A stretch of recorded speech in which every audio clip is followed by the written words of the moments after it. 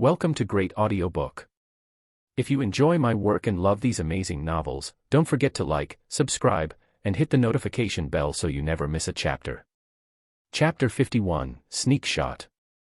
Before Reiner set sail, believing his physical condition should meet the standard, he had attempted to practice shave, one of the Rokushiki techniques. Isn't it just stepping on the ground dozens of times consecutively in an instant? With sufficient physical stats, even a noob should be able to do it. And then he failed. It felt pretty crappy. But then he had Luffy try it. Sure enough. He failed too.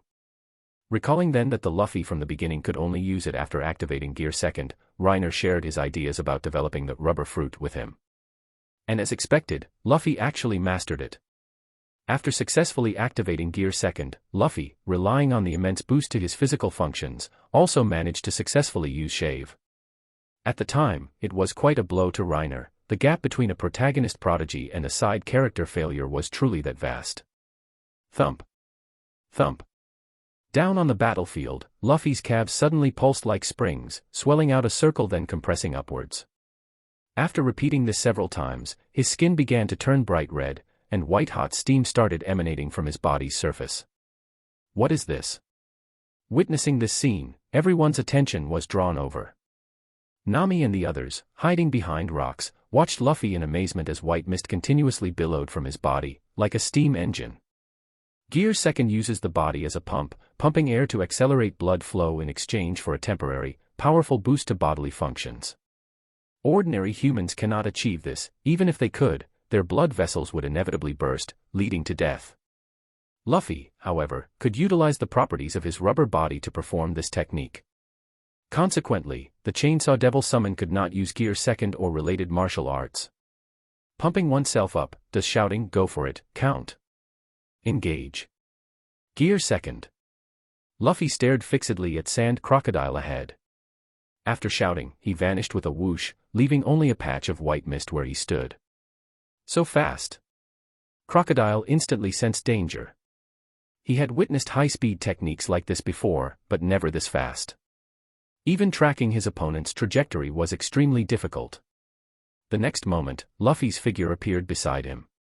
One hand clenched into a fist, the other palm open as if aiming. A loud roar startled Crocodile. Gum Gum Jet Pistol. Faster even than his movement speed, a fist moving too quickly to be clearly seen instantly appeared before Crocodile's face, smashing down hard, sinking deeply into flesh and skin. Bang. Caught completely off guard, Sand Crocodile was sent flying by the punch, his scalp scraping across the sandy ground as he flew backward, plowing a deep trench. Gum Gum Jet Stamp. Before he could even get up, Luffy appeared on the opposite side, steam jetting from his body, raising his leg for a powerful axe kick that slammed down viciously. Boom. The kick landed squarely on the prone crocodile's abdomen, causing his body to arch up, feet kicking into the air. He wretchedly spat out a mouthful of blood, his pupils contracting slightly, showing the whites of his eyes. Gum Gum Jet Bazooka. Just as Luffy's heavy palms were about to smash down, Crocodile ruthlessly endured the pain, flipped over into a crouch, slammed one hand onto the ground, and manipulated the sand to raise a crescent-shaped sand blade. Desert Cutlass. Luffy was astonished by Sand Crocodile's durability. The two attacks landed on him simultaneously. Crocodile was once again sent flying backward, crashing heavily against the poneglyph stone tablet with a bang. Sliding down, he knelt on the ground, staring at Luffy in shock. Couldn't turn into sand. When his opponent first rushed him, he had subconsciously tried to avoid the blow by turning elemental, yet he was still hit. It's water. How did they know? Feeling the slight dampness on his body, Crocodile glared fiercely at Nico Robin in the distance, an answer seemingly forming in his mind. Did this woman plan all of this today from the start? Being caught off guard for a moment doesn't mean I'll be defeated just like this. There was no time for further thought, because the blue ogre and red ogre, whose waists he had slashed earlier, had somehow already recovered from their injuries and were charging towards him. Luffy, are you okay? Reiner rushed to Luffy's side. At this moment, Luffy looked completely shriveled up. That crescent cutlass technique just now, it could actually absorb the moisture from an enemy's body. Reiner unfastened the small water barrel at his waist, opened it, propped Luffy up, and poured the water fiercely into his mouth. Gulp, gulp. In no time, Luffy inflated like a balloon being pumped with air, his shriveled body swelling back up. Back to life. Thanks, Reiner. Luffy performed a kip-up, leaped to his feet, wiped the corner of his mouth with his hand, and said gravely. This guy is really tough. Couldn't even take him down with Gear Second. Current Luffy didn't know hockey. Even with the attack power boost from his rubber properties contraction, activating Gear Second only brought his individual combat power roughly level with the blue and red ogres. Reiner estimated this was about equivalent to a relatively strong HQ Vice Admiral. Not a GARP-level Vice Admiral, of course. Clearly, Crocodile's current performance slightly exceeded that level. And this was without Crocodile showing any signs of hockey himself. Still, Gear Second Luffy combined with the blue and red ogres should be able to fight him. Having recovered, Luffy didn't deactivate Gear Second. He took another small barrel of water and doused himself again. Then, with a whoosh, he vanished on the spot, rejoining the battle. Reiner looked ahead. With the blue and red ogres unleashing their full power, plus Luffy in his Gear Second state, the three were now able to completely suppress Crocodile. Ground death. At this point, Sand Crocodile utilized his terrain advantage, continuously swinging his sand-transformed arms.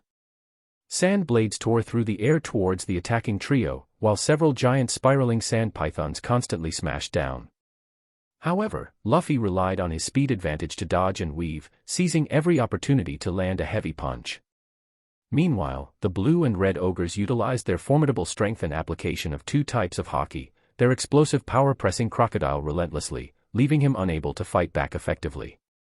Have to admit, Old Sand's fruit development is quite decent, Reiner mused, observing the fight below. Red Ogre brought down a slash imbued with armament hockey.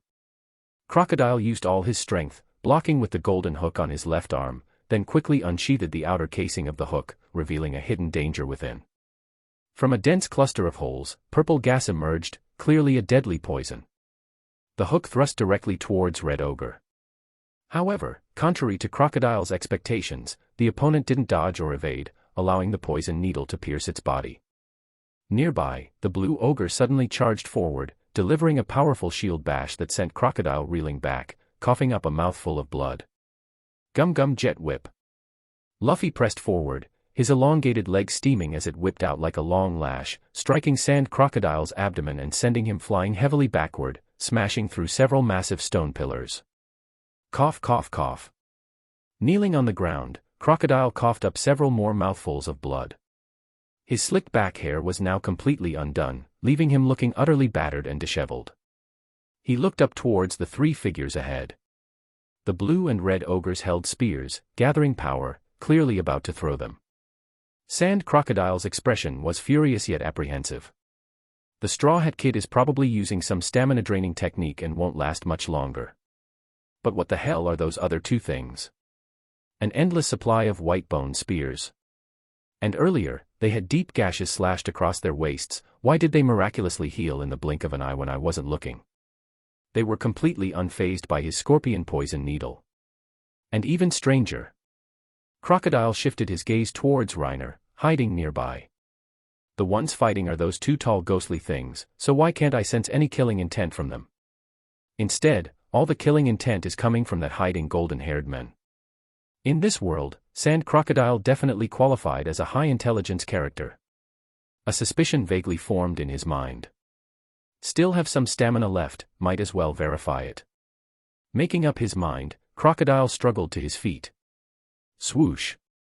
Swoosh.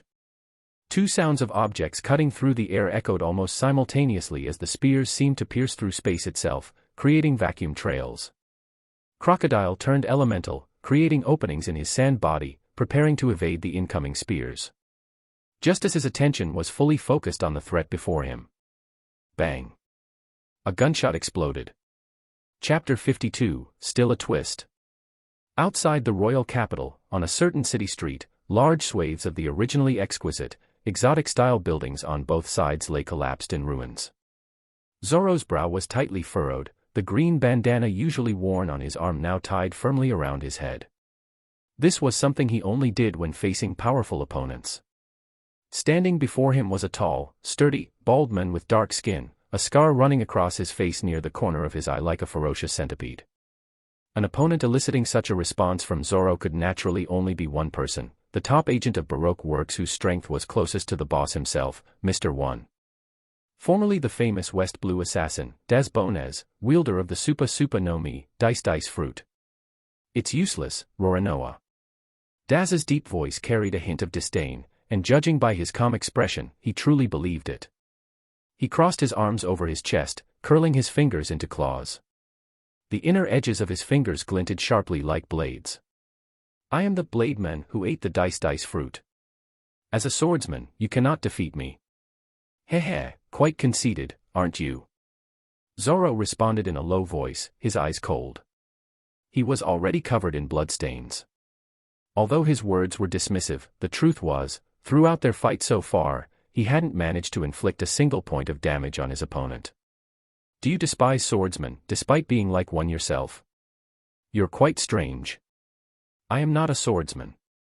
Do not address me with that title. Daz remained expressionless, like a cold-blooded killer straight out of a movie.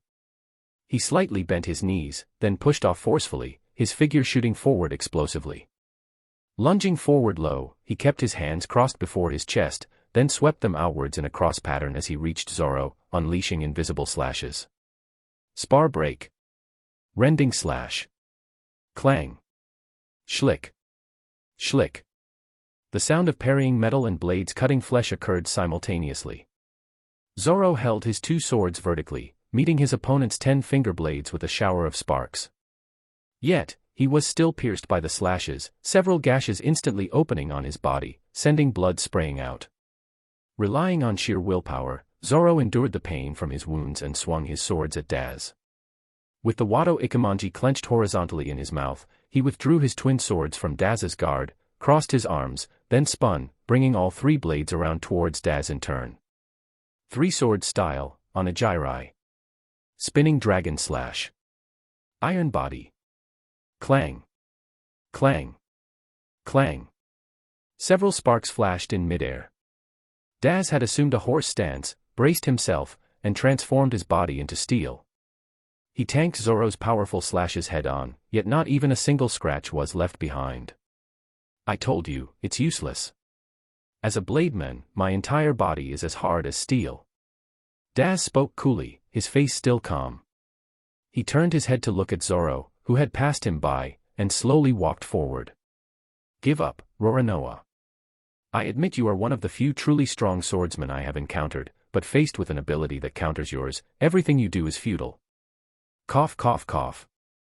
Zoro clutched his chest, coughing up blood. Even now, his eyes remained firm with determination. He couldn't help but recall his fight with Hawkeye's, his own 2 swords shattering. As hard as steel, huh? Steel can be cut too. Zoro straightened up, standing tall. He wanted to stand before that man again. He wanted his name to echo to the heavens. He wanted to stand beside Luffy and watch him become the king of the pirates. How could he possibly fall here? Even if it's steel, I will cut it down for you. An invisible aura emanated from Zoro, his 3 swords gleaming with an alarming cold light. Impressive spirit. It is true that legends speak of swordsmen who can even cut steel. But, at least, I have never seen one. And neither have you, Roranoa. Daz transformed his fingers into blades and charged towards Zoro, crossing his hands before his chest and bringing them down and forward in a sharp X-shaped slash. However, at that moment, Zoro sheathed his 2 swords, stepped forward with his right foot into a slightly bent bow stance, placed one hand on his remaining sword's hilt, and the other on its scabbard. Sparkling daisy. With Daz's roar, the next moment, countless slashes appeared where Zoro stood. The entire building behind Zoro was instantly diced into numerous small, diamond-shaped pieces. Yet Daz felt no joy of victory, only utter disbelief. His opponent had vanished from that spot. By the time he realized it, a low, cold voice slowly drifted from behind him. Everything has its breath. To lose that breath is death. Find the breath of all things, sever the breath of all things, and you can cut down anything. Shink. Accompanied by the long, sharp sound of a sword being sheathed, Daz's chest instantly split open, revealing a deep, gaping wound. His body of steel had actually been cut. One sword style, III. Sure Sansen. Lion's Song. Zing. The long sword slid fully into its sheath. Blood sprayed into the air. How can there really be a swordsman who can cut steel? Daz spoke, his face filled with disbelief. He pitched forward, managing only to twist his head with difficulty to look back at the swordsman behind him, before collapsing heavily onto the ground. Zoro ignored him. Dragging his exhausted, blood-soaked body, he walked straight towards the royal palace. Meanwhile, in the royal tomb beneath the funerary hall, two spears tore through the air towards Crocodile.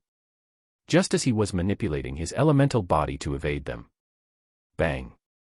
A sudden gunshot rang out from an unnoticed dark corner. The dispersing elemental sand rapidly contracted back together. Before Crocodile could react, a feeling of powerlessness spread through his entire body. Crocodile looked bewildered. His body faltered for an instant, and he was immediately pierced through by the spears. The immense force carried him backward through the air. Rumble. Sand Crocodile's body flew backward explosively, smashing through several more stone pillars before being finally pinned against a thick one. Blood dripped onto the pillar, flowing down along the ancient carved mural patterns, instantly staining the mysterious artwork red. Witnessing this scene, everyone was utterly shocked, their gazes snapping towards the source of the gunshot. There, hiding behind a rock, stood a blond man in a blue shirt. Only the wisp of blue smoke still drifting from the muzzle of the gun in his hand proved to everyone. He did it. Stable. This time it's stable. Reiner's face lit up with unconcealed joy. Seeing Crocodile hit by the sea stone bullet and then impaled by the blue and red ogre's armament-infused spears, Reiner couldn't help but run out from behind the rock. His marksmanship wasn't great, and although the distance wasn't far, to be safe, Reiner had waited until his opponent turned elemental and expanded his body before acting. Even though he didn't know exactly where the bullet would hit, Reiner fired decisively. He wasn't aiming for a one-shot kill. Given Sand Crocodile's overall strength, a large part came from his fruit usage. As long as the sea stone could suppress his abilities, the three fighting him head-on would have a chance to end the battle instantly. Nice shot, Reiner. We won. Nami, Chopper, and the others hiding behind another giant rock cheered joyfully, unable to resist running out, jumping and dancing in celebration. Nami and Vivi hugged each other tightly, four soft mounds pressing together, causing ripples in Reiner's heart. Cough cough cough. Crocodile, pinned to the crimson pillar, couldn't stop coughing up blood, looking utterly pathetic with his hair disheveled. He looked down at the spears piercing his abdomen and shoulder, and the sea stone bullet embedded in his right arm. His expression became incredibly desolate. Scheming behind the scenes, planning all of this, took 3 whole years. Inciting the people of Alabasta, manipulating them into fighting each other. Secretly gathering information, finding Nico Robin. 3 whole years. I spent 3 whole years for the ancient weapon Pluton. And in the end, have I fallen so low that even trash like this can bully me? Hee hee hee hee hee. Crocodile started to chuckle sinisterly. He tilted his head back, looking down his nose at Reiner below through his peripheral vision. His ferocious face, framed by scattered strands of hair, looked utterly crazed. Ahahahaha. Is he crazy? Nami looked baffled, staring at the endlessly laughing Sand Crocodile. Reiner, however, couldn't sit still anymore. He stared at Crocodile in shock. Fuck. The crooked villain smile. Is there going to be a reversal? Finish him. Reiner roared. His stamina began draining like water from a punctured bucket, decreasing frantically. The blue and red ogres casually tossed aside their round shields. Standing left and right, they brought their greatswords together, beginning to gather power, their bodies steadily radiating a terrifying and startling aura. Chapter 53, The End. Ripples spread across the sandy ground as the blue and red ogres at the center stared intently at Crocodile before them, their empty eye sockets fixed. Reiner prepared to seize the opportunity, charging up a powerful ultimate attack to end the battle directly. Despite Crocodile having a sea stone bullet embedded in him, Reiner couldn't help but worry, a bad feeling arose spontaneously. What if? Crocodile's smile was already twisted like that, he couldn't afford not to be cautious. The next moment, something completely unexpected happened. Ah! A piercing roar echoed. Crocodile, pinned to the stone pillar, hardened his eyes. He directly raised his left hand, plunged the poison-coated hook into his right wrist, and tore downwards forcefully as blood gushed out. Purple poison visibly began to spread. Yet, he showed no hesitation, gritting his teeth, veins bulging. He actually tore off his own hand. Nami and Vivi's eyes widened as they covered their mouths. The gruesome scene of flesh tearing like lotus root threads was utterly shocking. The very instant the wrist embedded with the sea stone bullet separated, Crocodile transformed into flowing sand, slipped free from the impaling spears, and dove straight down. Straw Hat Kid. Nico Robin. I don't want anything anymore. Crocodile's face was incomparably ferocious as he flew explosively close to the ground, sweeping up several sand blades that formed in his wake, roaring hoarsely. All of you die. Just die. The blue and red ogres were still charging their attack. Luffy stared intently at Sand Crocodile, bent his knees into a crouch, white steam erupting from his body as he suddenly pushed off the ground with immense force. Bang! The ground instantly fractured like a spider web. The next moment, Luffy suddenly appeared at Sand Crocodile's left side, a jet pistol already aimed to strike down. However, Crocodile, as if sensing it, had preemptively swung a sand blade towards his left just before Luffy appeared. Shockingly, the blade was coated in a flowing, dark sheen of black. Luffy's face showed fear. How could he suddenly keep up with his speed, especially after being so heavily injured? Caught off guard, Luffy gritted his teeth. Utilizing his powerful core strength, he pushed his agility to the absolute limit at that moment, forcefully twisting his body in midair. Gum Gum Jet Pistol. Dodging the incoming sand blade, the now upside-down Luffy continued his attack, his fist smashing heavily into Crocodile's chest. However, Crocodile made no attempt to dodge, letting the heavy punch land. A clump of sand dispersed from the impact point, while Crocodile himself continued flying straight forward. Damn it! The water dried up. Luffy's expression turned grave. Seeing his attack ineffective, he immediately realized the intense heat of Gear Second had evaporated the water he doused himself with earlier. He even busted out Haki. This is way too idealistic. Reiner couldn't help but yell. Willpower making you stronger. What kind of bullshit is that? Do you have D in your name too? Trouble. Hakoku isn't charged yet. Seeing Crocodile flying straight past the blue and red ogres directly towards him, Reiner frowned. However, another unexpected scene unfolded. Crocodile casually swung two sand blades towards the blue and red ogres, then bypassed them entirely, flying straight towards Reiner. He's coming for me. Reiner panicked, fumbling for his pistol and the white bone chain sword. He raised his arm towards the incoming Crocodile and fired twice. Bang! Bang! Crocodile, seeing him raise his hand, was wary. Having just been hit by the opponent's sea stone bullet, how could he possibly fall for it again? His elemental sand body flowed and opened up, letting the sea stone bullets pass straight through without contact. Desert Spada. A reddish-yellow sand blade shot out, heading straight for Reiner. The white bone chain sword spiraled, contracting into a large round shield, the ferocious skull positioned at its center. Screech. This was an undead weapon forged from parts comparable to Arlong's steel-hard body.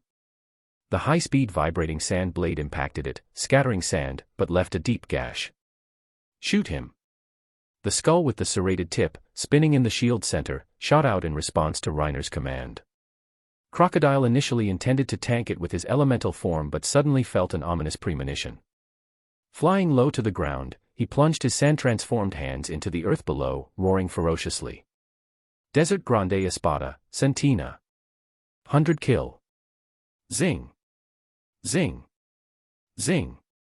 Numerous giant double-edged swords erupted from the ground, instantly filling the space between him and Reiner, all without exception coated in glossy, pitch-black armament Haki. Clang.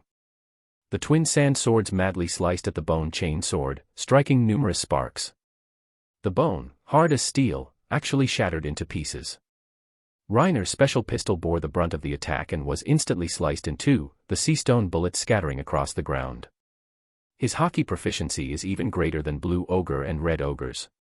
Desert Girasol. Crocodile roared again immediately after. The ground beneath Reiner instantly turned to sand, collapsing into a circular giant pit. Quicksand rapidly began pulling him down. Reiner completely ignored being half sunk in the quicksand, whipping the bone chain sword out like a whip. Crack! The air cracked as the chain sword lashed fiercely against Crocodile's body. The countless barbs sliced at him but failed to cause any damage, merely dislodging a cloud of sand. Useless. Die. Crocodile's face twisted with savagery. His left arm elongated into sand, the hook filled with deadly poison flying towards Reiner. Just then, the skull head of the chain sword behind Crocodile abruptly turned back, stabbing towards his back. However, Crocodile's reawakened observation hockey was entirely focused on Reiner. All his moves were read in Crocodile's mind. Several small sand pythons shot out directly from the sandy ground, forcefully biting onto the ferocious skull and the serrated sword tip, then continuously coiled around, tightly binding the white bone chain sword. Reiner. Luffy exploded forward at his top speed, rushing back. Everyone held their breath, staring intently. The poisonous hook stabbed towards Reiner's body. At the last possible second, Crocodile's expression suddenly turned to one of astonishment. The golden-haired man before him, whose face had been filled with panic, suddenly showed a smirk, looking coldly back at him. He's smiling. That sinister expression instantly shocked Crocodile. A chill shot up his spine to the top of his head. Crocodile whipped his head around, only to see two void rifts inexplicably open right behind him. The blue and red ogres he had thrown off earlier were now emerging halfway from the rifts, hands raised holding spears coated in bright black hockey. They were already right upon him. When? Crocodile's pupils instantly contracted. Regrettably, my undead cannot be simply bypassed, Reiner smirked internally. The instant Sand Crocodile got close, he had directly interrupted the blue and red ogre's Hakoku charge. After recalling them, he resummoned them right behind Crocodile, a direct zero-frame startup. Boom. The armament-coated spears plunged into the opponent's body without resistance, viciously nailing him to the ground. Ah! Crocodile roared hoarsely. His eyes bloodshot, nearly splitting with rage, he raised his remaining arm, instantly squeezing out the last dregs of his stamina. From the sandy ground, a ferocious giant crocodile erupted, opening its bloody maw wide and lunging down towards Reiner to bite him. Trying to take someone down with him? Reiner thought dismissively. Just as he prepared to transform and tank the hit. Bang! Another gunshot rang out. A sea stone bullet embedded itself directly into Crocodile's body, burying his last shred of hope. There was another ambush. Crocodile's face filled with despair. Another wave of powerlessness washed over his entire body. The crocodile made of sand, driven by his ability, directly disintegrated. He laboriously turned his head towards the source of the gunshot. Hiding in the far distance was a long-nosed man with an afro. His hands trembled as he held a pistol, his face clearly showing panic, but the wisp of blue smoke still drifting from the muzzle proved he was the one who fired. Another small fry from nowhere. A surge of rage instantly flooded Crocodile's mind, battering against his last shred of sanity. His face filled with unwillingness. Already exhausted, under the dual assault of intense physical pain and overwhelming anger, his eyes rolled back, and he fainted dead away. Awesome, Usopp. Reiner thought, pleasantly surprised. Hitting from that far? You're truly godly. Looking at Usopp in the distance, it seemed even he hadn't quite recovered from the shock yet. Reiner pulled himself out of the quicksand, then looked down again at Crocodile on the ground. He had completely lost consciousness.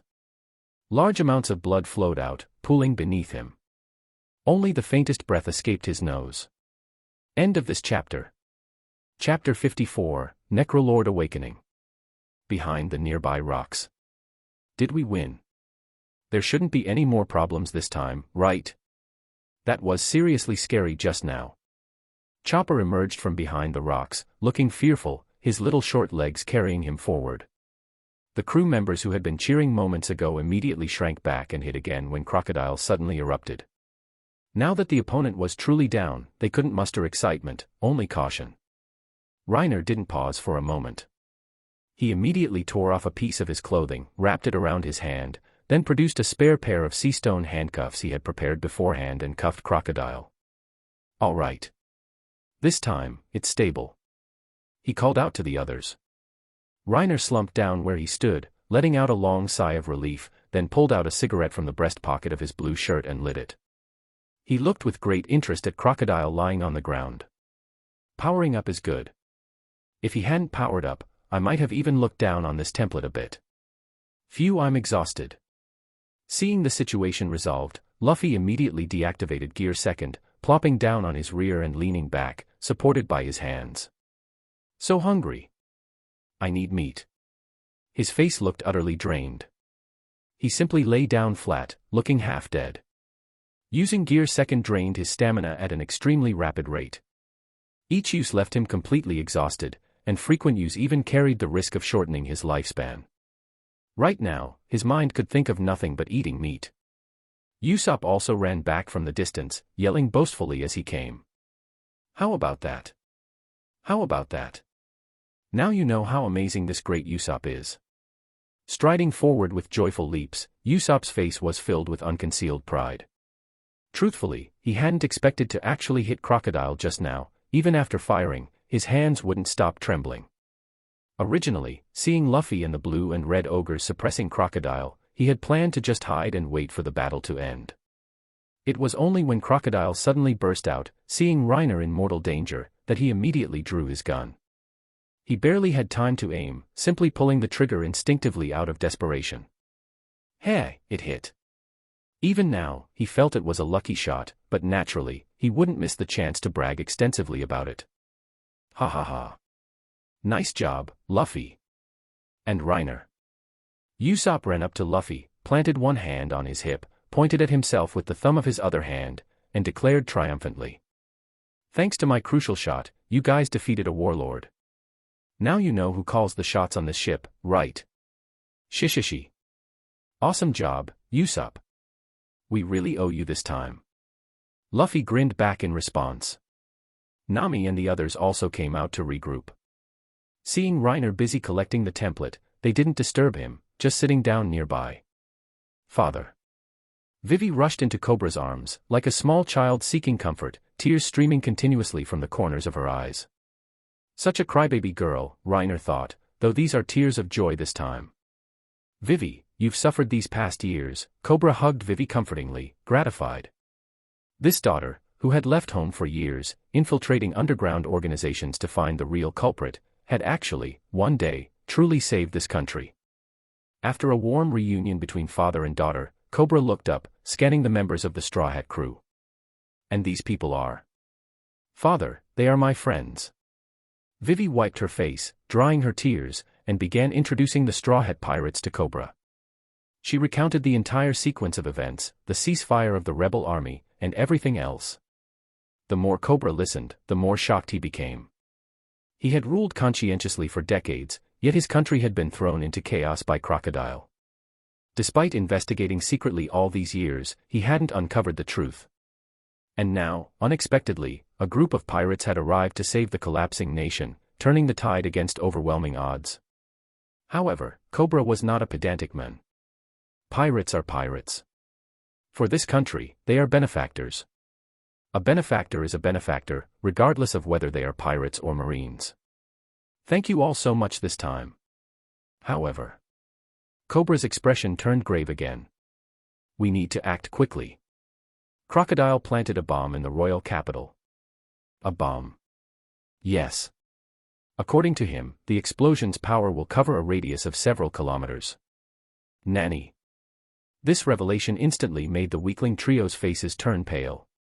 What are we waiting for? Let's run quickly. No need to rush yet. The bomb is set to detonate tomorrow afternoon. Pell. Originally, Crocodile had planned for Mr. Two to impersonate the king tomorrow morning, incite war with the rebel army, and then detonate the bomb during the ensuing battle to end everything. Unexpectedly, the Straw Hat pirates had landed in Alabasta only 2 days ago, the rebels had ceased hostilities, and Crocodile himself had been defeated. Your Majesty, your orders. Pell knelt on one knee, despite his exhaustion. He had been taken down by one of Crocodile's attacks early in the fight and had essentially been lying there uselessly until now. We will stay here and wait to interrogate Crocodile for the bomb's location. Although Cobra looked battered, he still possessed the dignity of a monarch. Just in case, you and Shaka assemble the troops and prepare to evacuate the civilians. If. No need. A sexy female voice suddenly interrupted. Nico Robin walked forward, clutching her shoulder, and stated calmly. The bomb is hidden in the clock tower in the central plaza of the royal capital. Nico Robin. Miss All Sunday. Still an enemy. Luffy, get up. Everyone reacted differently upon seeing Nico Robin. Luffy, still lying half dead on the ground, stared at her for a moment, then said. Relax. She doesn't have any ill intent. Seriously. Luffy, can you really tell? Nami couldn't help asking. Although skeptical, sometimes Luffy did possess an inexplicable intuition. Trust me. I'm a good judge of character. Shishishi. Nico Robin, conversely, looked somewhat surprised at the laughing Luffy. A strange smile curved her lips, and she turned directly to leave. Consider it repayment for saving my life. Nico Robin. Why didn't you tell Crocodile? Cobra couldn't help shouting after the departing Nico Robin. As the royal family that had guarded the poneglyph for generations, Cobra knew roughly what kind of information it contained, even if he couldn't read it. The poneglyph here did indeed record the location of an ancient weapon. Why had she told Crocodile it didn't? That has nothing to do with you. Robin didn't turn back, simply waving her hand dismissively. I'm not interested in that sort of thing either. You can rest assured. Her words left the others baffled, but they didn't dwell on it too much. Cobra immediately sent Pell flying back to lead the army in search of the bomb. Fate truly works in strange ways, Cobra couldn't help but sigh. To think his country was brought to ruin by one pirate, only to be saved by another group of pirates. Fuck. Just then, a loud shout erupted from the distance. The voice, filled with shock and pleasant surprise, sounded like it came from Reiner's location. Wasn't he dealing with the undead? Curiosity piqued, the group looked towards where Reiner was. However, the sight that met their eyes left them all stunned. Your head, it's emitting fire. What happened, Reiner? What are those flame clouds? How did I awaken? Reiner himself looked bewildered. Looking at the azure flame clouds swirling around his body, and the devil fruit information suddenly emerging in his mind, he was certain, his devil fruit had awakened. End of this chapter. Chapter 55, Future Holds Promise. Looking at the swirling azure flame clouds around him, and the devil fruit information surfacing in his mind, he was certain, his devil fruit had awakened. But precisely because he was certain this was a fruit awakening, he felt baffled. Luffy, at least, needed to fight an emperor. It took Kaido beating him with a club several times to bring out Nika. And I just awakened like this. So carelessly. Reiner thought back to the jailer beasts of Impel Down. In terms of strength, they weren't even worthy of polishing the boots of Blue Ogre and Red Ogre. But they were indeed awakened Zoan users. Looking at it that way, perhaps immense strength isn't the sole trigger for awakening. Reiner figured that must be it. Different fruits likely had different development methods. His fruit's name practically spelled out its development path. It was simply about continuously collecting templates and creating undead. After obtaining the Blue Ogre and Red Ogre templates in Little Garden, he had faintly sensed his devil fruit stirring restlessly. Likely, he was just one step away back then. Upon arriving in Alabasta, he first obtained Ace's template, and now Crocodile's. This thin layer of window paper was thus naturally poked through. But, with a thought, Reiner reverted to his normal form. His devil fruit awakening had significantly strengthened his own physical constitution. His pure physical stats probably surpassed Luffy's now. But that was about it. He wasn't skilled at fighting. More importantly, his abilities seemed to have gained a subtle enhancement. The undead's talent. Reiner looked puzzled, examining the dancing azure flame in his hand, then sensing the information in his mind. Is it something like sand element affinity? Reiner sensed the vague information coming from the azure flame in his hand. Thinking about it that way, what about Ace's?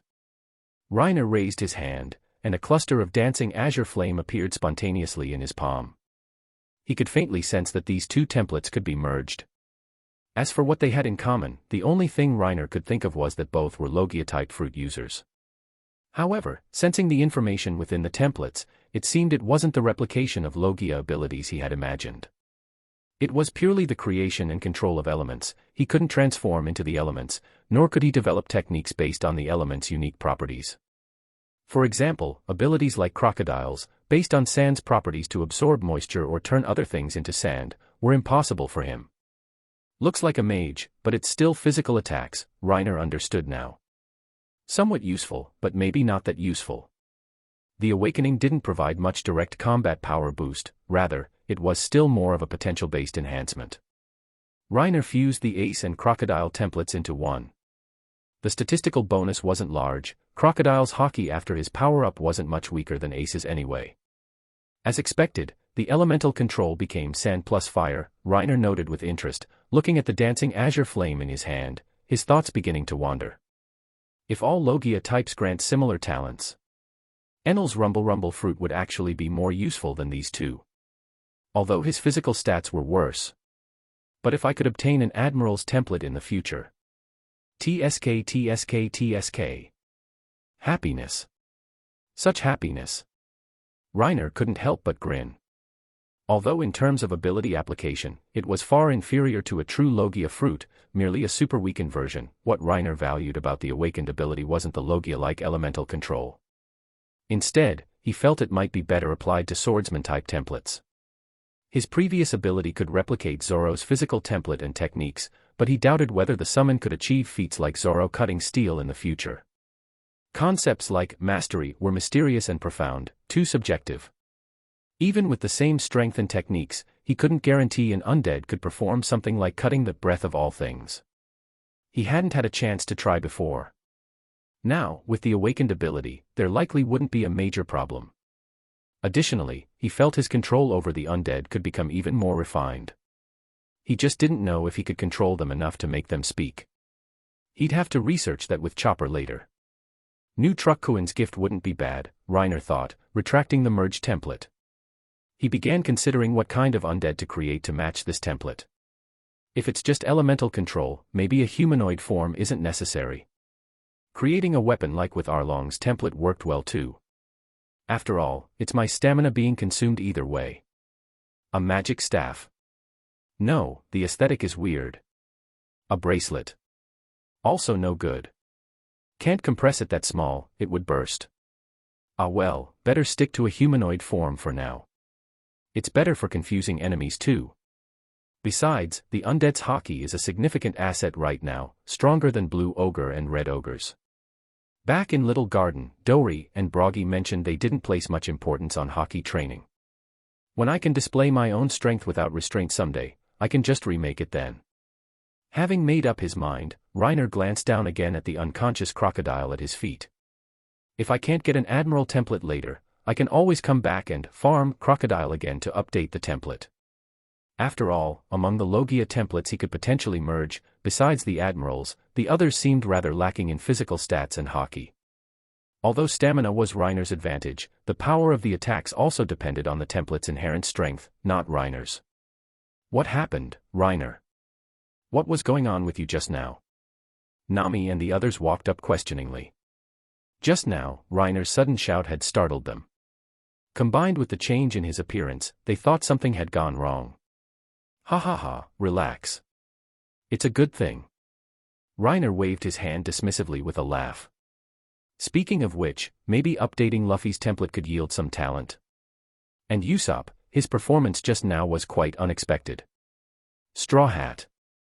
Just then, an furious roar echoed from the hole in the tomb's ceiling. Reiner found the voice somewhat familiar.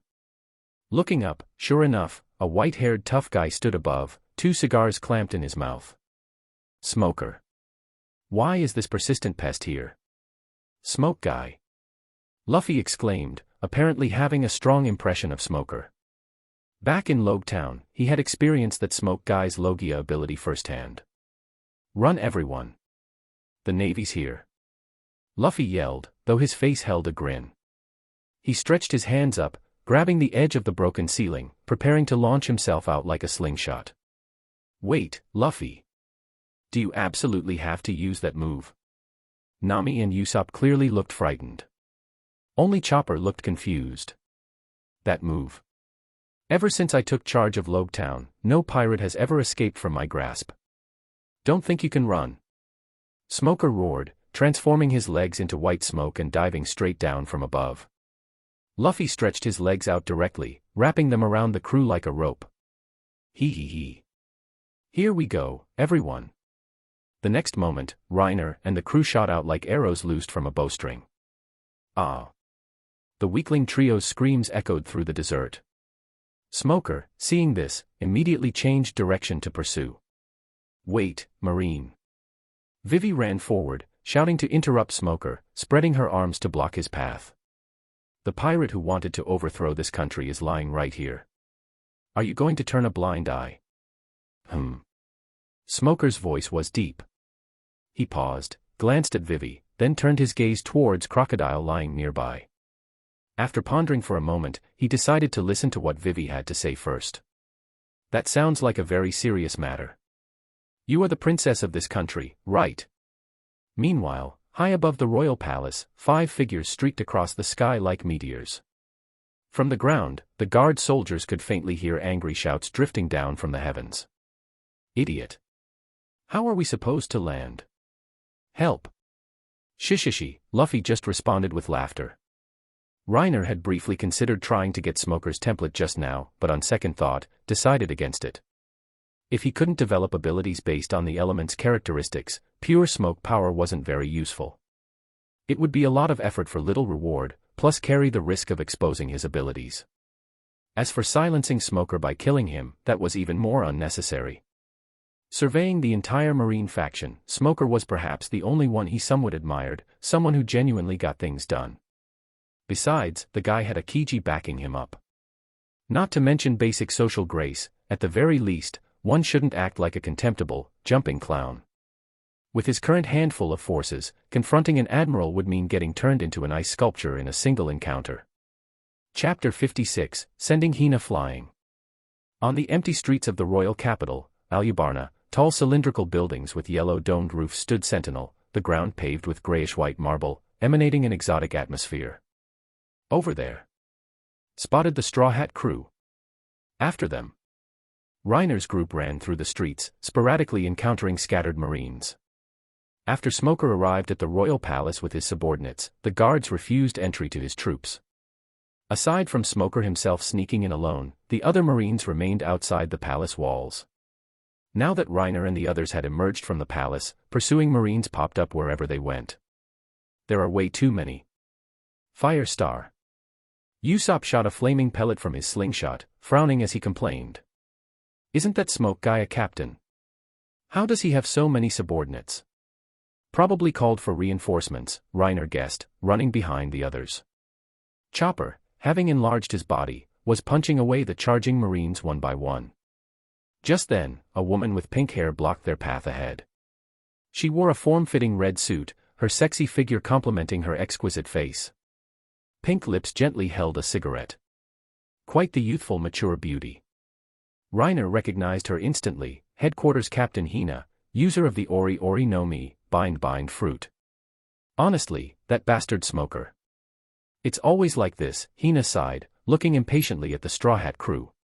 She happened to be on a mission in nearby waters when a call came from Akiji summoning her over. Upon inquiry, she learned it was, yet again, to clean up that idiot Smoker's mess.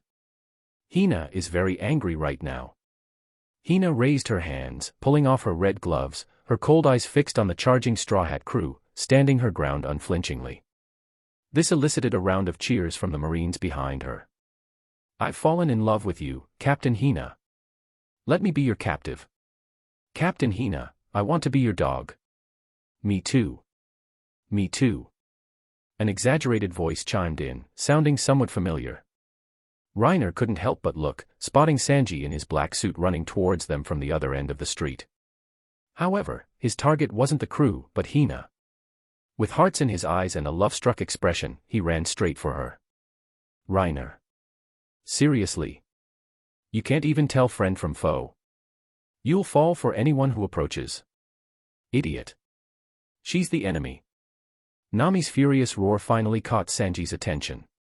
He paused, stunned for a moment, turned his head, and his gaze, previously under the spell of his curly brow, seemed to reacquire its target.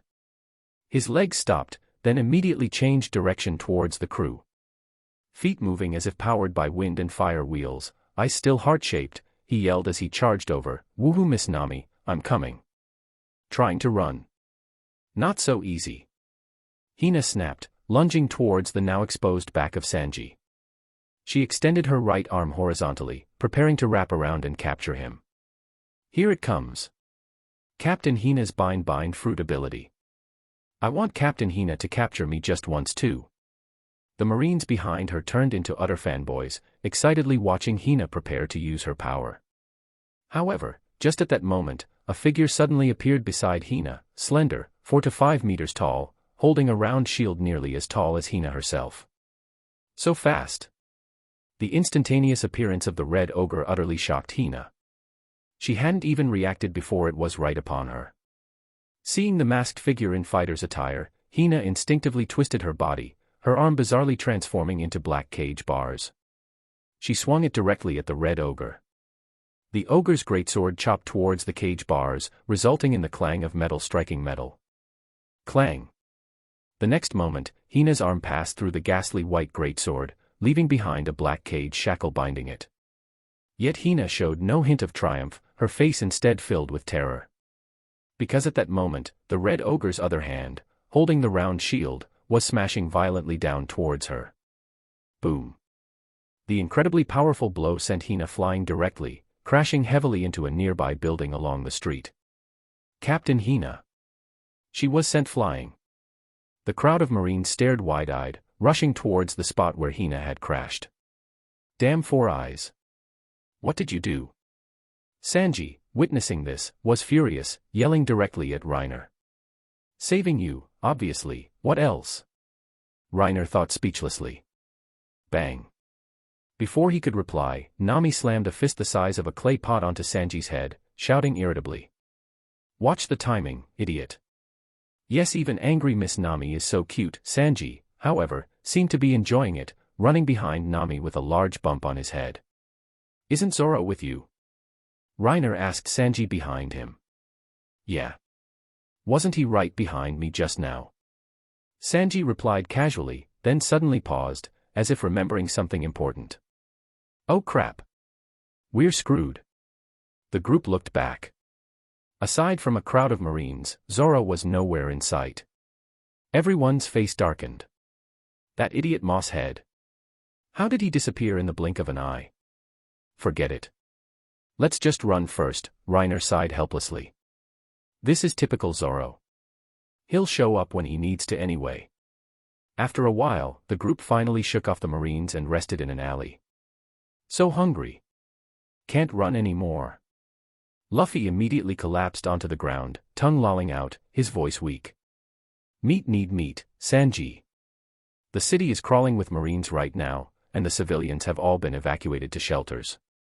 No restaurants are open, Sanji said, looking troubled. They had rushed all the way from Katoria to the royal capital, then experienced fighting, everyone was completely exhausted. So, back to the merry now. Eh? So soon. We haven't even said goodbye to Vivi. It's all the persistent pest smoker's fault, Reiner grumbled, sitting down directly and leaning his head back against the wall. The group sighed collectively. The blazing sun beat down mercilessly on Alabasta. The scorching weather turned the country into something akin to a baking oven. They had also used up all their water during the fighting, leaving the parched group feeling even more irritable. Everyone, just then, a figure descended from the sky, its giant wings flapping as it landed gently. Pell's massive bird body gradually shrank until he reverted to human form. Wearing his white robe, he walked forward, looking slightly embarrassed. My sincere apologies, esteemed benefactors. I've come to invite you all to the royal palace as guests. The kitchen is already preparing food to host you. After ensuring the bomb was dealt with, Pell had immediately taken flight, spotting them from the air after searching for quite a while. All right. Hearing the word food, Luffy excitedly performed a kip-up. Meat. I want meat. Let's go quickly, everyone. Is Vivi there too? Nami asked excitedly.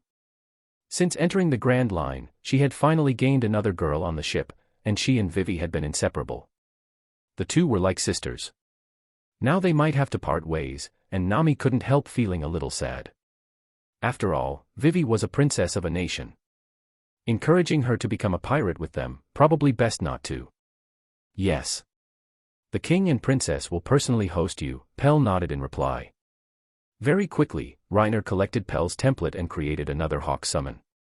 Pell had eaten his devil fruit long ago and was extremely proficient in his flying skills. Strange and unusual species, or Zoan users with special abilities, were Reiner's favorite types to collect. This gives me 2 aerial mounts now. More spacious seating, Reiner thought, patting the hawk summon before jumping onto its back. Let's go.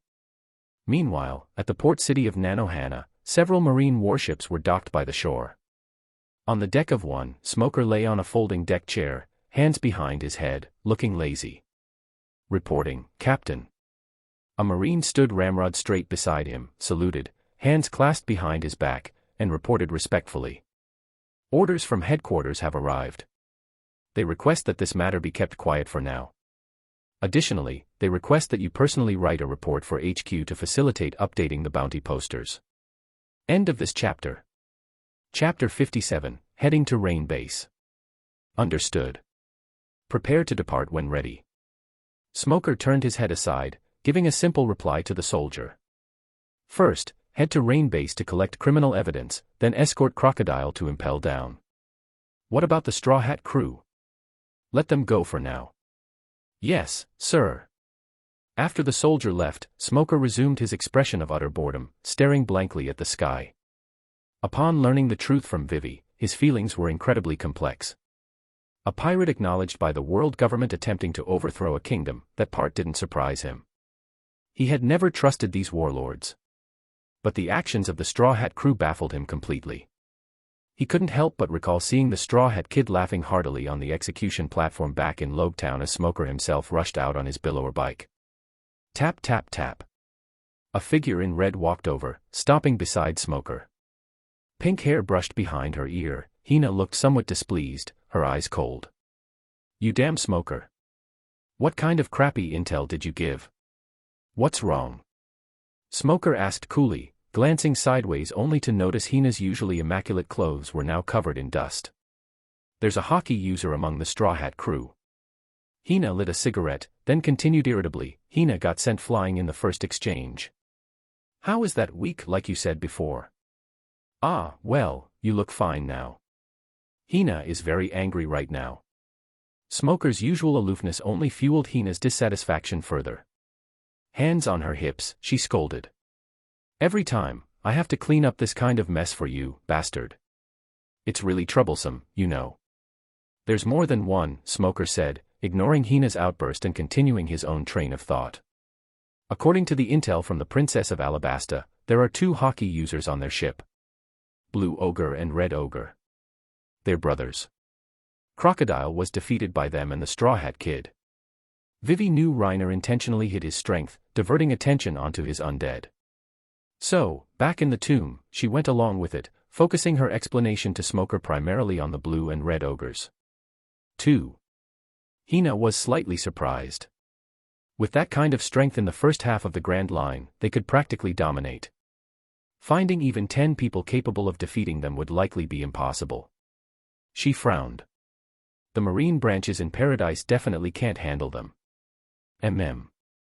We'll see what headquarters says. Smoker pulled a cigar from the band on his arm, bit down on it, and lit up. After pulling off something this big, they'll probably send someone to handle it. Not necessarily. Headquarters is focused on other matters recently, Hina countered. You haven't been stationed at HQ for several years.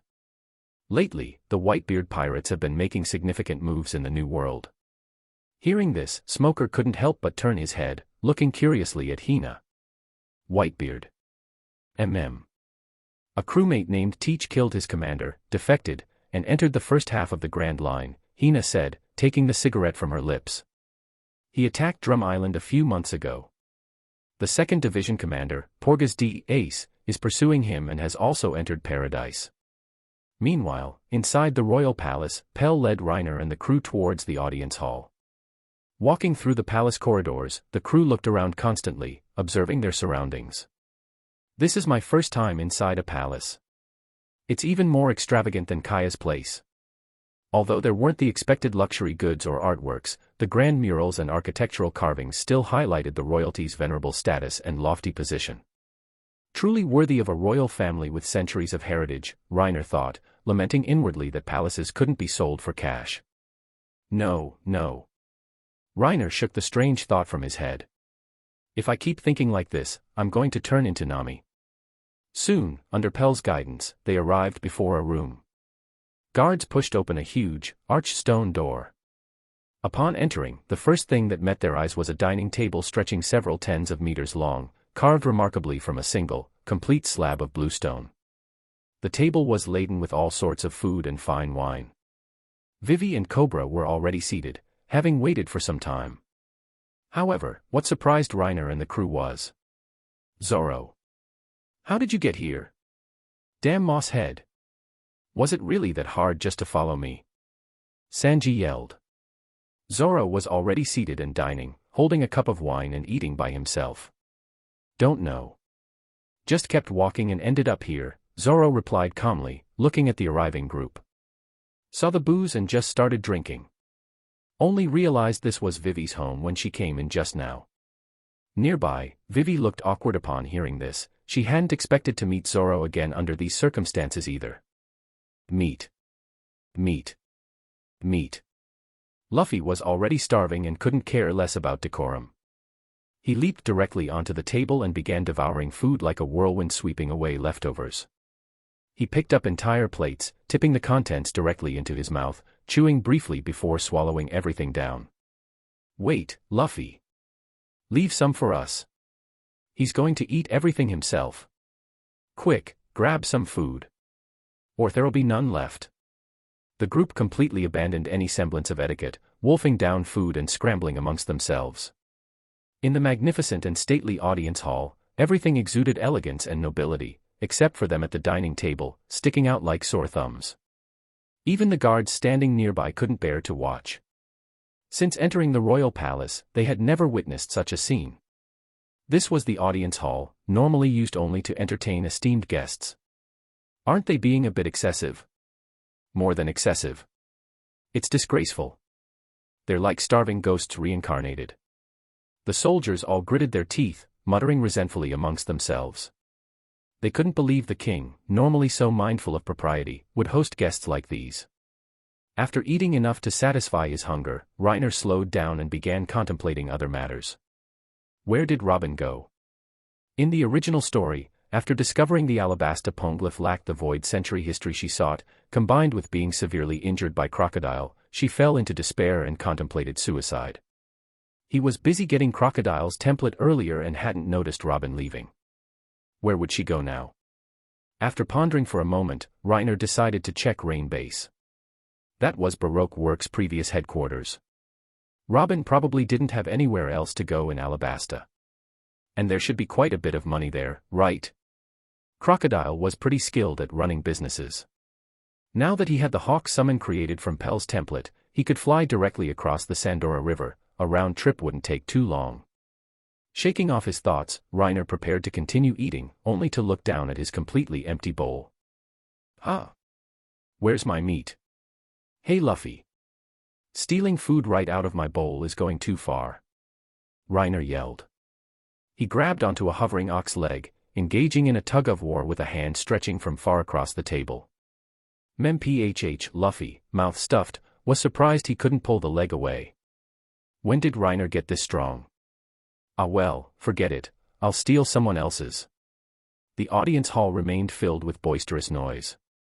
After eating their fill, Luffy and Usopp stood on the table and began performing antics. Their performance elicited roars of laughter, even drawing chuckles from the initially disdainful guards. Eventually, even Chopper was pulled into their shenanigans, looking completely corrupted. Nami watched helplessly, wondering if the cute Chopper was gone forever. After the banquet ended, the sky had completely darkened. On a terrace extending from the side of the royal palace, Reiner summoned the hawk created from Pel's template and jumped onto its back, flying straight west towards Rain Base. End of this chapter. Chapter 58, Mysterious Kingdom of Sand. In the vast, boundless desert, a bright moon hung high in the pitch-black sky, scattering a silvery luminescence. A brown falcon soared, its wings spread wide, cutting through the night sky at extreme speed. Reiner sat cross-legged atop the falcon, his golden hair whipped wildly by the wind, his blue shirt flapping noisily. He was heading towards Rain Base, located in the city known as Alabastus Dream, the only city untouched by drought and war. Crocodile's casino, Rain Dinners, was one of this city's most distinctive features. Reached the Sandora River already. Reiner gazed ahead at the river surface stretching endlessly before him. Moonlight scattered upon the water, creating sparkling ripples, the reflected moon shimmering gently. The Sandora River flowed into the sea. Starting west of the port city Nanohana, it snaked its way through half of Sandy Island, dividing the entire kingdom of Alabasta in two. Many cities were built along its banks, digging canals to draw water into the cities. However, years ago, Crocodile had secretly sent Baroque Works agents to destroy all the major canals. The Dream City Rain Base and the royal capital Alubarna faced each other across the river. But almost no one traveled between the two cities by crossing the upper reaches of the Sandora River. This was because the river reached a maximum width of 50 kilometers here, and it teemed with various giant, ferocious beasts. Reiner had been shocked when Vivi described it. It would take several islands the size of Little Garden placed side by side to barely fill this river. Reiner gazed into the deep darkness ahead and directed the falcon to fly straight across the river. Not long after entering the airspace above the river, a dark shadow gradually surfaced in the water below. Splay awash. The river surface abruptly broke open, and a worm-shaped sea beast, over 10 meters in diameter, drilled out of the water, soaring straight up. Its bloody maw opened wide, revealing circles of spirally arranged sharp teeth, aiming to swallow both Reiner and the falcon whole. However, as it straightened its body fully upright, it saw two rifts inexplicably appear in the sky above it. From within, grim, deathly pale spears emerged, emanating a majestic aura. Swoosh! Swoosh! The next instant, like two thunderbolts tearing through space, they arrived in a flash, piercing into the sea beast's mouth with sickening sounds, then bursting out the other side trailing flesh and blood. The immense inertia carried by this tremendous force sent the ascending sea beast reeling backward violently, crashing heavily onto the river surface and throwing up massive splashes. Reiner merely glanced down briefly, but still directed the giant falcon upwards, significantly increasing their flight altitude. This river, something is very wrong. Reiner frowned slightly. Ever since entering the river's domain, he had faintly sensed an ominous aura. He had initially dismissed it as his imagination and hadn't paid it much mind, but now.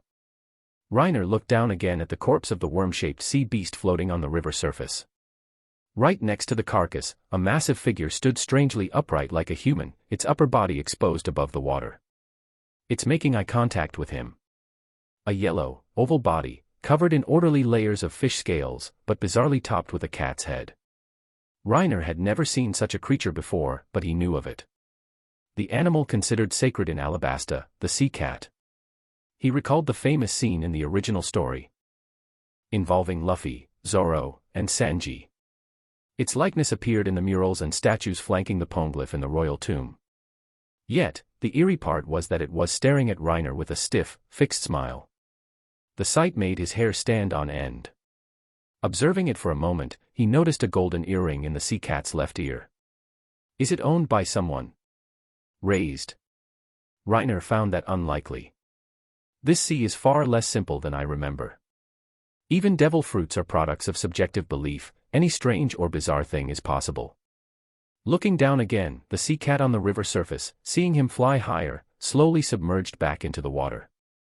The dark shadow gradually shrank and sank towards the riverbed. Thinking back now, a 50-kilometer-wide river really is ridiculously excessive. He had originally thought the Grand Line was just full of wonders, but now it seemed. Recalling the sea cat's anthropomorphic, sinister smile, Reiner still felt a lingering fear. The Kingdom of Sand, with its millennia of history and heritage, seemed far more mysterious than he had imagined. Is this an aura of death? Seems like there's something terrifying hidden at the bottom of this river. Might be worth coming back for another look someday, if I get the chance. After a while longer, Reiner had completely crossed the Sandora River. He had to admit, the Falcon Summon's flight speed was truly impressive. Crossing the full 50-kilometer width of the Sandora River took less than 15 minutes. Flying for another half hour or so across the desert, Reiner finally saw the brightly lit city in the distance. This city that never slept stood out somewhat incongruously against the barren land. Rain Base truly deserved its title as Alabasta's City of Dreams. The city shines generously bright all night, like youth unafraid of the passage of years. Reiner flew directly over the bustling streets, heading straight for the Rain Dinner's casino. Arriving above the casino, he recalled the hawk summon and leaped down from the sky, landing in an empty, deserted area. Why is it so desolate? The entrance to the casino was a scene of utter chaos, various broken debris scattered everywhere. Despite the surrounding area still being lively, this distinctive casino, usually bustling with gamblers coming and going, was completely deserted. Reiner looked at the empty casino with a strange expression. Although Crocodile had been defeated, his identity as the boss of Baroque Works wasn't widely known. Logically, the casino should have continued operating. Even if the mastermind vanished, it shouldn't collapse in a single afternoon, right? He took out a cigarette from the pocket of his blue shirt, lit one, and held it in his mouth. Puzzled, Reiner stepped inside. The interior was even more chaotic. Various gambling tables were smashed to pieces, and numerous bloodstains marked the floor and walls. The faint smell of blood hung in the air, indicating a battle had taken place recently. Just then, a sneaky-looking brown-haired man emerged from the back of the casino hall, carrying 2 suitcases, moving furtively. The moment he poked his head out, his eyes met Reiner's directly. Seeing this, Reiner instantly understood. Damn it, smoker. Reiner cursed under his breath through gritted teeth. Clearly, the Marines had already raided this place. Biting down hard on his cigarette butt, he walked straight towards the brown-haired man. Who are you? Don't come any closer. The man dropped one suitcase, pulling a pistol from his coat and aiming it tremblingly at Reiner. He was originally the manager of this casino. Earlier that evening, just as customer traffic was beginning to peak, a large wave of Marines had stormed in. They arrested people on sight, smashed everything they saw, practically acting like thugs. What kind of self-respecting Marine commander leads soldiers like that? Even invoking the name of his boss, a warlord of the sea, had been useless. Seeing the situation turn bad, he had immediately rushed backstage, grabbed some cash, and hidden in a secret room. He hadn't dared come out even when things quieted down outside. Only now had he crept out from the secret room, preparing to flee, only to run into someone still here, just his luck. The gunman's hands trembled visibly, he clearly hadn't recovered from the shocking encounter that evening. Watching the golden-haired man approach slowly with an expressionless face, the manager grew increasingly panicked, his finger tightening on the trigger. Don't come any closer. Bang. A gunshot rang out. A spray of blood erupted from the brown-haired man's shoulder, splattering onto the ground. Ah! The manager wailed, clutching his shoulder as he collapsed to the floor. Reiner holstered the pistol at his waist. It was a flintlock pistol he used to use. Although his aim was poor, it was still very effective for sneak-attacking people at close to medium range. Despite his devil fruit awakening making his physical constitution completely surpass Luffy's, he still preferred the Usopp-style fighting method. Chapter 59, First Glimpse of the Sovereign's Shadow. AI 200 million. I thought I was going to get rich. Reiner crouched down, opened the suitcase, and did a simple count, then turned to the man clutching his shoulder and asked. Are there any secret rooms or the like around here? Yes. Yes, the men cried out in panic. There's a basement. But I don't have the key. Usually, only the boss goes in there alone. Take me there, Reiner said coolly, picking up the suitcase and standing up. After a while, under the man's slow guidance, Reiner arrived at the entrance to a basement. A tall, heavy stone door was tightly shut. Sir, this is it. But it's locked, and I have no way to open it. The man turned, his face filled with terror, seemingly afraid of being silenced now that his task was done. He looked ready to kneel directly. I understand. You can go now, Reiner simply waved his hand dismissively, sending the brown-haired man away. He then summoned the blue ogre. Using observation hockey to scan, he confirmed there was indeed a presence inside.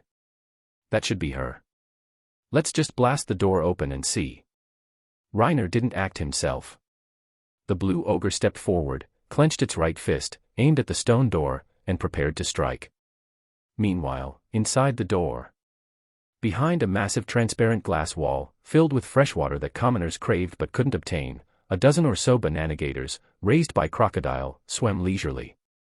Nico Robin sat before the giant tank, staring blankly at the banana-gators inside, lost in thought. She didn't know what she should do next. For so many years, she had chased after the poneglyphs, wanting to unearth the truth of history hidden within the void century. But she was tired now. Since childhood, she had constantly navigated between various dark forces. Betrayal, being betrayed, endless schemes and deceptions, adrift all this time. Alabasta had truly been her last hope. She had spent 3 years hiding within Baroque works, helping Crocodile plot everything. In the end, it all came to nothing. Nico Robin leaned her head back against the chair, closing her eyes with a desolate expression. What now? Continue wandering among the major powers like before? Or simply give up here and now, end it all? As she thought this, the image of the boy in the straw hat from the underground tomb earlier couldn't help but surface in her mind. With just one look, he could smile foolishly and say he trusted her, even over something trivial. In all her life, she had never met anyone like that. No. There was one other. Another massive figure emerged in Nico Robin's mind. The same silly smile, yet so real, so sincere, without a trace of falsehood. Thinking of this, the corners of her lips couldn't help but curl upwards slightly. Suddenly. Rumble. An enormous sound came from the doorway. Robin sat bolt upright, startled, and turned to look. The heavy stone door had been effortlessly smashed open, creating a gaping hole and kicking up a cloud of dust. 2 figures slowly emerged from the thick smoke. Robin recognized the newcomers and couldn't help but look stunned, murmuring to herself, "Are they here for revenge?" Although she and his group had both fought against Crocodile in the tomb, it didn't automatically make them allies. She was formerly part of Baroque works, that fact wouldn't change. Robin naturally assumed they had come seeking retribution. She looked up at the tall figure called Blue Ogre, her brow furrowing slightly. That thing's strength. Impossible to win. Robin's gaze unconsciously shifted to the other person. Neatly styled golden hair, wearing glasses, a smile on his face, an appearance that seemed completely harmless. But she remembered clearly how this person had sneakily shot Crocodile, and the white bone chain sword hanging at his waist. With her meticulous mind, Robin instantly began recalling the battle from earlier, constantly thinking about how to counter them. That blue ogre creature seems to have some kind of spatial movement ability. If I guard against that, and take down the blonde man first. Robin had already formed a plan, but she didn't act immediately. After all, they had saved her earlier that day. And they weren't showing any hostility now. It was just that her past experiences forced her to think ahead and prepare countermeasures. What are you doing here? Crocodile has already been captured, and the treasure here was confiscated by the Navy. Robin spoke coolly, her tone perhaps a touch icy. Reiner leisurely lit a cigarette, controlled his facial expression to show as much goodwill as possible, wanting to try and invite Robin to join. Although success depended on Robin's own willingness, and ultimately Big Boss Luffy would have the final say, that didn't stop him from playing HR for a moment. I came for you. However, this seemingly harmless demeanor appeared entirely different in Robin's eyes. What treacherous scheme is this insidious guy plotting now? Plus, the words he just said. So he is after me. Robin's eyes turned cold. She immediately crossed her arms, assuming the stance to activate her ability. Strike first. Cease fleur. 6 flower bloom. Huh? Reiner was completely baffled. What are you doing? I haven't done anything. 6 arms crossed the distance instantly, sprouting out of thin air from his body. They hooked or grabbed Reiner's limbs and neck, tightly locking his joints. Clutch. Anchor flower. With Robin's low cry, the arms on Reiner immediately tried to twist forcefully. But Reiner's entire body didn't move a single inch. This scene left Robin utterly shocked. Feeling the unshakable, mountain-like strength resisting the hands grown by her ability, despair filled Robin's eyes. Reiner, of course, knew Robin's ability. The moment Robin assumed her activation stance, he had instantly tensed his entire body. With his current physique surpassing Luffy's and comparable to the blue and red ogres, how could Robin possibly move him even slightly? Reiner even casually lifted his arm, easily breaking free from the joint lock Robin had applied. Sorry I suck, but I'm a stats monster. Pushing his glasses up, Reiner mimicked Luffy's grin and said playfully, Nico Robin, I like you. Come be our nakama. No, I refuse, Robin replied coolly, her tone flat. Damn it. Knew it wouldn't work. And such a straightforward rejection too. Reiner's face darkened slightly. Why? My charisma stat is higher than Naruto's, why doesn't talk no jutsu work? Ahem. Anyway, you don't really have anywhere else to go, right? Reiner dropped the playful expression, returning to his usual calm, gentle demeanor. If you want to continue searching for the poneglyphs, wouldn't it be better to have a reliable organization to depend on? No matter what, trick her onto the ship first. Once she joins the Straw Hats, there's no fear of not keeping her. How did you know I'm searching for the poneglyphs? Robin asked, surprised, her expression growing even warier. Anyone who knew she could read the poneglyphs either wanted to capture her or use her. Is that how we can actually talk? Reiner slapped his palm, then looked up at Robin, walking towards her as he spoke. Your bounty poster isn't exactly rare, and the O'Hara incident shocked the world. The world government didn't skimp on propaganda to make an example of you, even if they distorted some facts. In conclusion, Reiner reached the bluestone long table and sat down in the head seat at one end. You've met our captain. He's a pretty good guy, right? At least we're much more reliable than Sand Crocodile. And besides, we are strong. Reiner smiled faintly, raised his hand, and summoned the Red Ogre, along with all his other powerful undead. Robin's pupils instantly dilated. She stared in shock at Reiner, now seated at the head of the long table. Blue Ogre, Red Ogre, the Knife Saw duo. Standing around him were all the powerful fighters from the Straw Hat crew she recognized from intelligence reports. Yet now, they stood like loyal knights, guarding and surrounding him protectively. Beneath Reiner's golden hair, his face held a calm smile. Through his glasses lenses, one could glimpse calm, profound eyes. His hands rested lightly on the armrests on either side, fingers interlaced before him, like a sovereign seated upon a void throne. Undead, praise the Necrolord. End of this chapter. Chapter 60, Incarnate as HR. I didn't expect you to be hiding so deep. Nico Robin's expression was complex. Faced with Reiner's formidable lineup, her will to fight evaporated. This man is truly insidious. She now fully understood the scene from earlier. It wasn't that the blue and red ogres possessed spatial movement abilities, rather, all these powerful fighters were products of this blonde man's power. Although she didn't know the specifics of his ability, the seas were full of strange devil fruits, likely it was a type that allowed creation and control of subordinates. Robin relaxed her hands, letting them fall, then lifted the back of her coat and sat down on a chair, looking warily at Reiner. What is your objective? After I join you, what do you plan to use me for? The ancient weapons. Click. We don't need anything, Reiner said, recalling his undead. He lit his cigarette with a lighter, then tucked the lighter back into the breast pocket of his blue shirt. You just continue searching for your poneglyphs. Uranus, Pluton, Poseidon, we have no interest in any of them. Reiner continued coolly, among the poneglyphs, there are 4 road poneglyphs. Bringing them together points the way to the final island, Laugh Tale. Our captain wants to become the king of the pirates, and you want to pursue the truth of history. It just happens we can travel together. Reiner's voice was very calm. He slowly stood up, walked over to Robin, and casually sat on the edge of the table beside her. Where did you learn this information? Nico Robin's pupils dilated, utterly shocked. In all her years chasing the poneglyphs, she had never even heard of these road poneglyphs. And the names of the ancient weapons, Pluton, Uranus, Poseidon, ordinary people couldn't possibly have access to this kind of information, the world government guarded it tightly. Reiner just smiled faintly. How else? Anime's perspective, of course.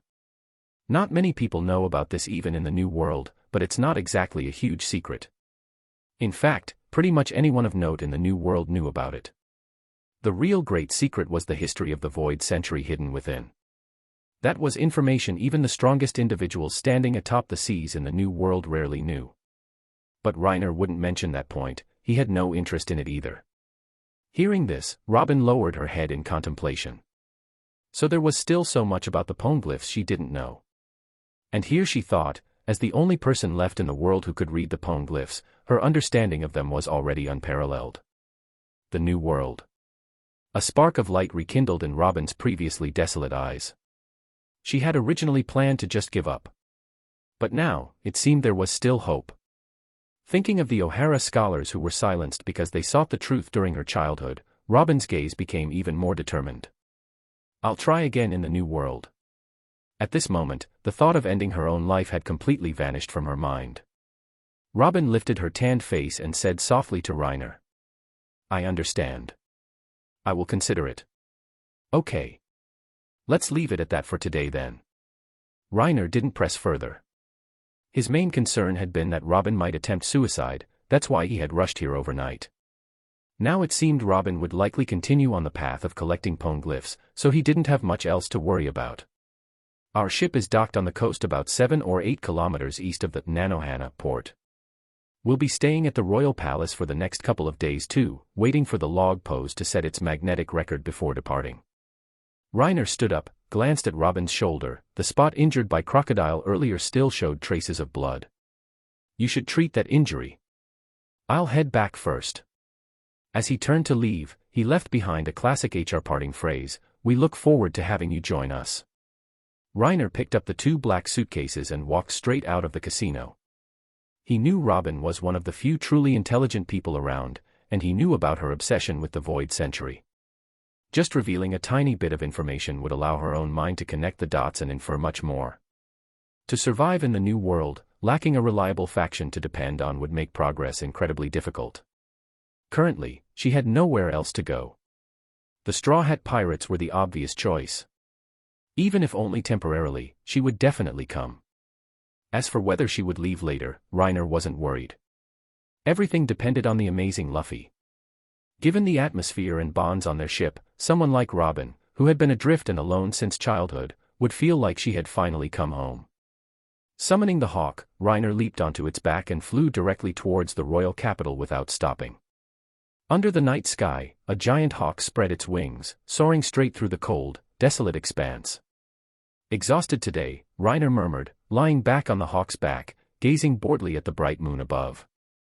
Akiji, he's another troublesome one. Reiner couldn't help but think of the men secretly watching over Robin. He still had some impression of the admiral who displayed overwhelming strength upon his introduction. If Robin could settle down peacefully, it would be fine. Akiji would probably just turn a blind eye.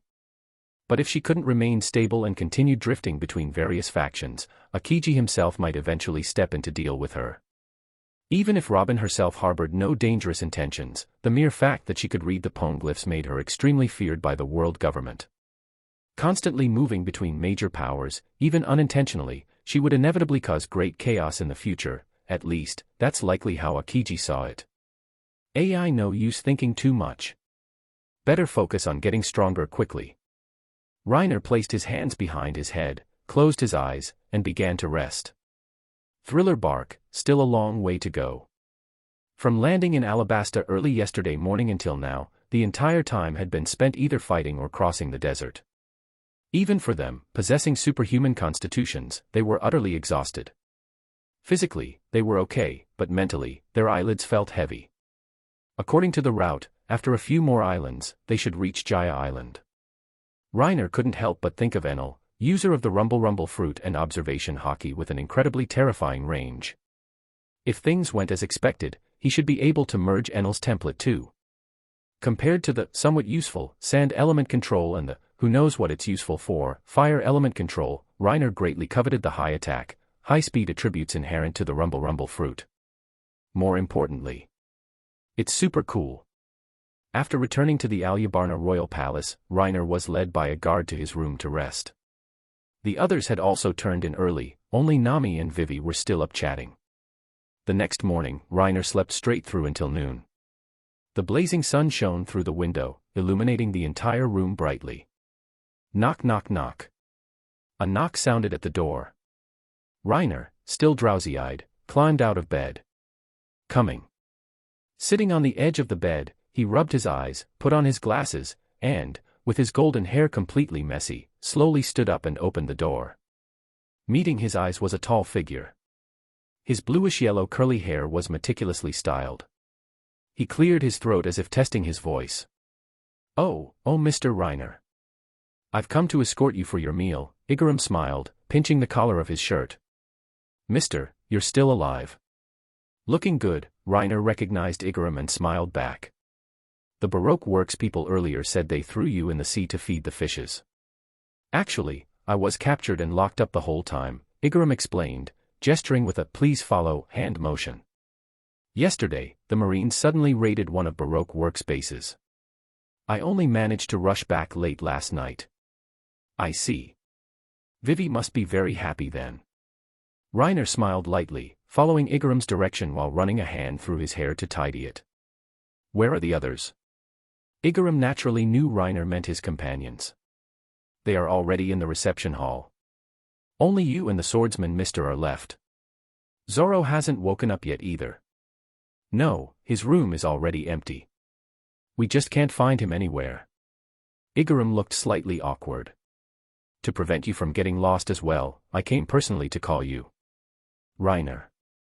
Following Igaram to the reception hall, Luffy was already eating heartily. Seeing Reiner arrive, he called out indistinctly, Reiner, you're here. Where's Zoro? He's definitely lost, for sure, Reiner stated calmly, walking straight over and sitting down between Nami and Chopper. You really know how to sleep like a pig, Nami said irritably, handing him a portion of meat. By the way, where did you go last night? Went to Rain Base. Crocodile's casino, Reiner replied, taking the food and biting into it directly. Right, haven't brushed my teeth yet. Ah well, smoke first. Casino. Nami paused, then instantly realized he must have gone looking for money. She stood up, hands on her hips. Bastard. You actually went secretly without telling me. Immediately after scolding him, her expression instantly changed to one of fawning flattery.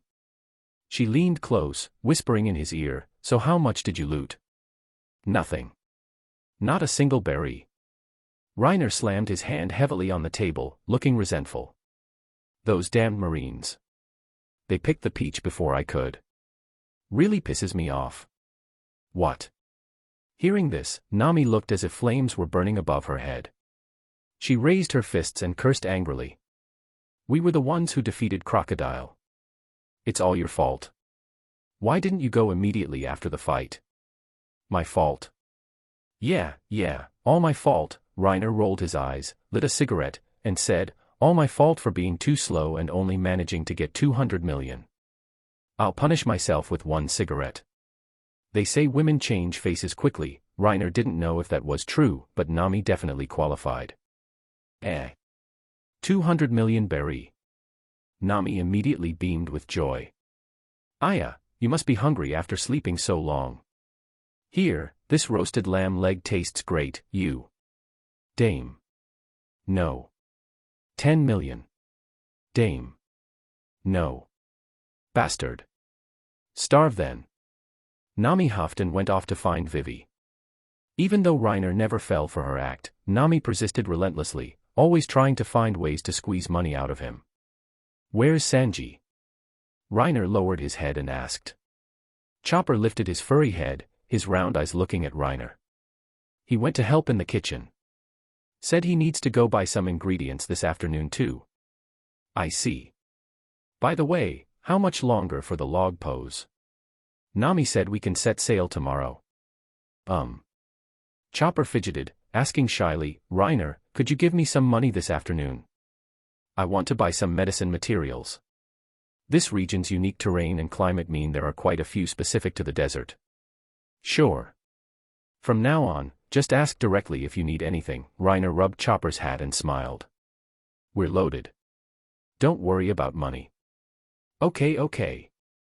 Thanks, Reiner. After a while, the group finished eating and rested for a bit. Around 4 or 5 in the afternoon, they prepared to explore the royal capital. Previously, due to the imminent war in Alabasta and considering Vivi's mood, the group had been constantly rushing ever since leaving Whiskey Peak. Now they could finally relax properly. Nami and Vivi stuck together as usual, preparing to hit the shopping streets. Luffy and Usopp got some pocket money from Reiner, planning to eat, drink, play, and experience the local Alabastan culture. Reiner, Sanji, and Chopper headed to the market to purchase supplies. Feels like I forgot someone. Ah well. Still haven't found him. Forget it for now. The trio strolled leisurely down the bustling streets. The civilians, who had been in refuge yesterday due to the war, had now all started coming out.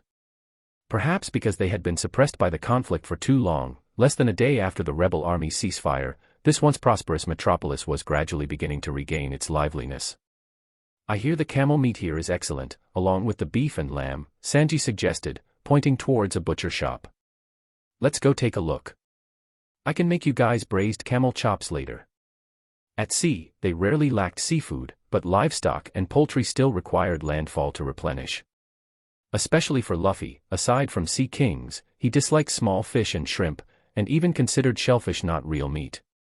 Braised camel chops, huh? Sounds good. Let's go. The group headed towards the butcher shop. While Sanji was picking out meat, Reiner noticed Chopper staring intently at a cotton candy vendor's stall nearby and took him over. Boss, make me 1 cotton candy, please. Pink, Reiner requested, stopping before the small stall and pointing behind the owner. All right. Coming right up. Reiner, how did you know I wanted pink? Chopper asked curiously, looking up from Reiner's shoulder. Because it looks like a cherry tree, Reiner replied casually, taking the cotton candy from the vendor and handing it to Chopper. Thanks, Chopper blinked, took the cotton candy, and licked it. Very sweet. Chopper had only been on the ship for about a week. Everyone treated him with great care and affection, but he hadn't really gotten to know the others well yet. Chopper looked curiously at Reiner, licked his cotton candy again, and smiled contentedly. Reiner, you're actually a very considerate person. Gentle, like Doctorine. Am I? Actually, everyone on the ship is very gentle, especially Sanji. But. Reiner took out his wallet, handed the vendor a 100 berry coin, and asked with interest, Chopper, who on the ship do you think is most like Dr. Hiralik? Hearing this, Chopper rolled his eyes thoughtfully, carefully recalling everyone on the ship for a moment, then answered directly, Luffy. Figured it would be the idiot captain. Ha ha ha. Reiner laughed lightly, then led Chopper away. The temperature difference in Alabasta is huge, so the fruit grown here is very sweet. Let's go buy some fruit wine. Damn it. Wasn't I just in the royal palace? How did I end up here? Meanwhile, on another street, a green-haired man covered in bandages, 3 swords at his waist, emerged irritably from an alley. Don't go, Mr. Swordsman. From the alley behind Zoro, a scantily clad woman with an enchanting figure chased after him, shouting. All our dancers here are 18 and beautiful as flowers. Please, just come inside and take a look. She actually followed me out here. Hearing the voice, Zoro's face instantly turned green. He gritted his teeth and bolted. Damn it. How do Four Eyes and Curly Brows deal with these people? End of this chapter. Chapter 61, Goodbye, Friend A. Night fell. The bright moon generously scattered its light, illuminating the barren land just as it always did. Most rooms in the royal palace were dark, save one that still shone with bright light. Inside, however, the atmosphere was anything but lively. A group of people huddled together, watching the final round of a card duel between the 3 in the center. Royal Flush Bomb. Last play, pair aces. Hee hee, I win. Vivi beamed, gently placing down her pair aces, then eagerly held out her hand for her winnings. What the heck, Zoro? You let the landlord win. Luffy reluctantly handed over his money, yelling discontentedly, how come I always lose when I'm the landlord? Who do you think you were teamed up with that made you lose, idiot? Zoro yelled back in retort, pulling out his coin purse and giving Vivi a few coins. This drew a round of laughter from the others. Nami continued mocking Luffy, "You only play cards relying on luck. Isn't it normal for you to lose? What are you talking about? I've won plenty of times too, okay? Hee hee hee, thanks a lot." Vivi chuckled happily as she collected her winnings and tidied up the cards. With slender fingers, she tucked her sky-blue long hair behind her fair ear, then smoothed the hem of her skirt, stood up, and smiled. "Let's call it a night here. Everyone sets sail tomorrow, so let's all rest early tonight." As her words fell, the previously noisy room suddenly became quiet. One by one, heads began to lower, and no one spoke. Everyone wore different expressions, yet all held a trace of sadness, lost in their own thoughts. Gradually, the atmosphere became somewhat awkward. After a period of silence, Zoro, seemingly unable to bear the atmosphere any longer, stood up and walked towards the door. "I'm thirsty. Going to find some booze." After his quiet voice faded, the room returned to silence, leaving only the receding sound of Zoro's footsteps. "What's wrong, everyone?" Vivi finally spoke first, looking somewhat troubled herself. "You're usually not like this. We're setting sail tomorrow, shouldn't we all be a little happier?" Still, no one responded. It seemed everyone was waiting for someone else to break the silence first. Even Sanji, contrary to his usual behavior, just stood quietly by the window, smoking and gazing absently at the moon. "Please, don't be like this anymore, or else I'll..." Vivi pressed her lips together, her voice growing weaker.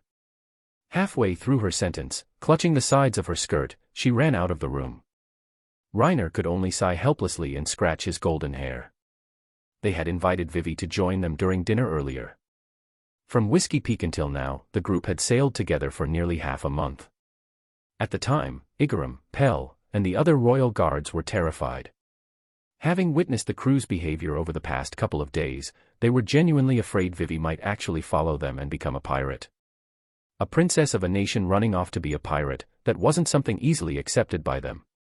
Cobra, on the other hand, hadn't said anything, not wanting to influence Vivi's decision. He had simply left. But in the end, Vivi had still refused.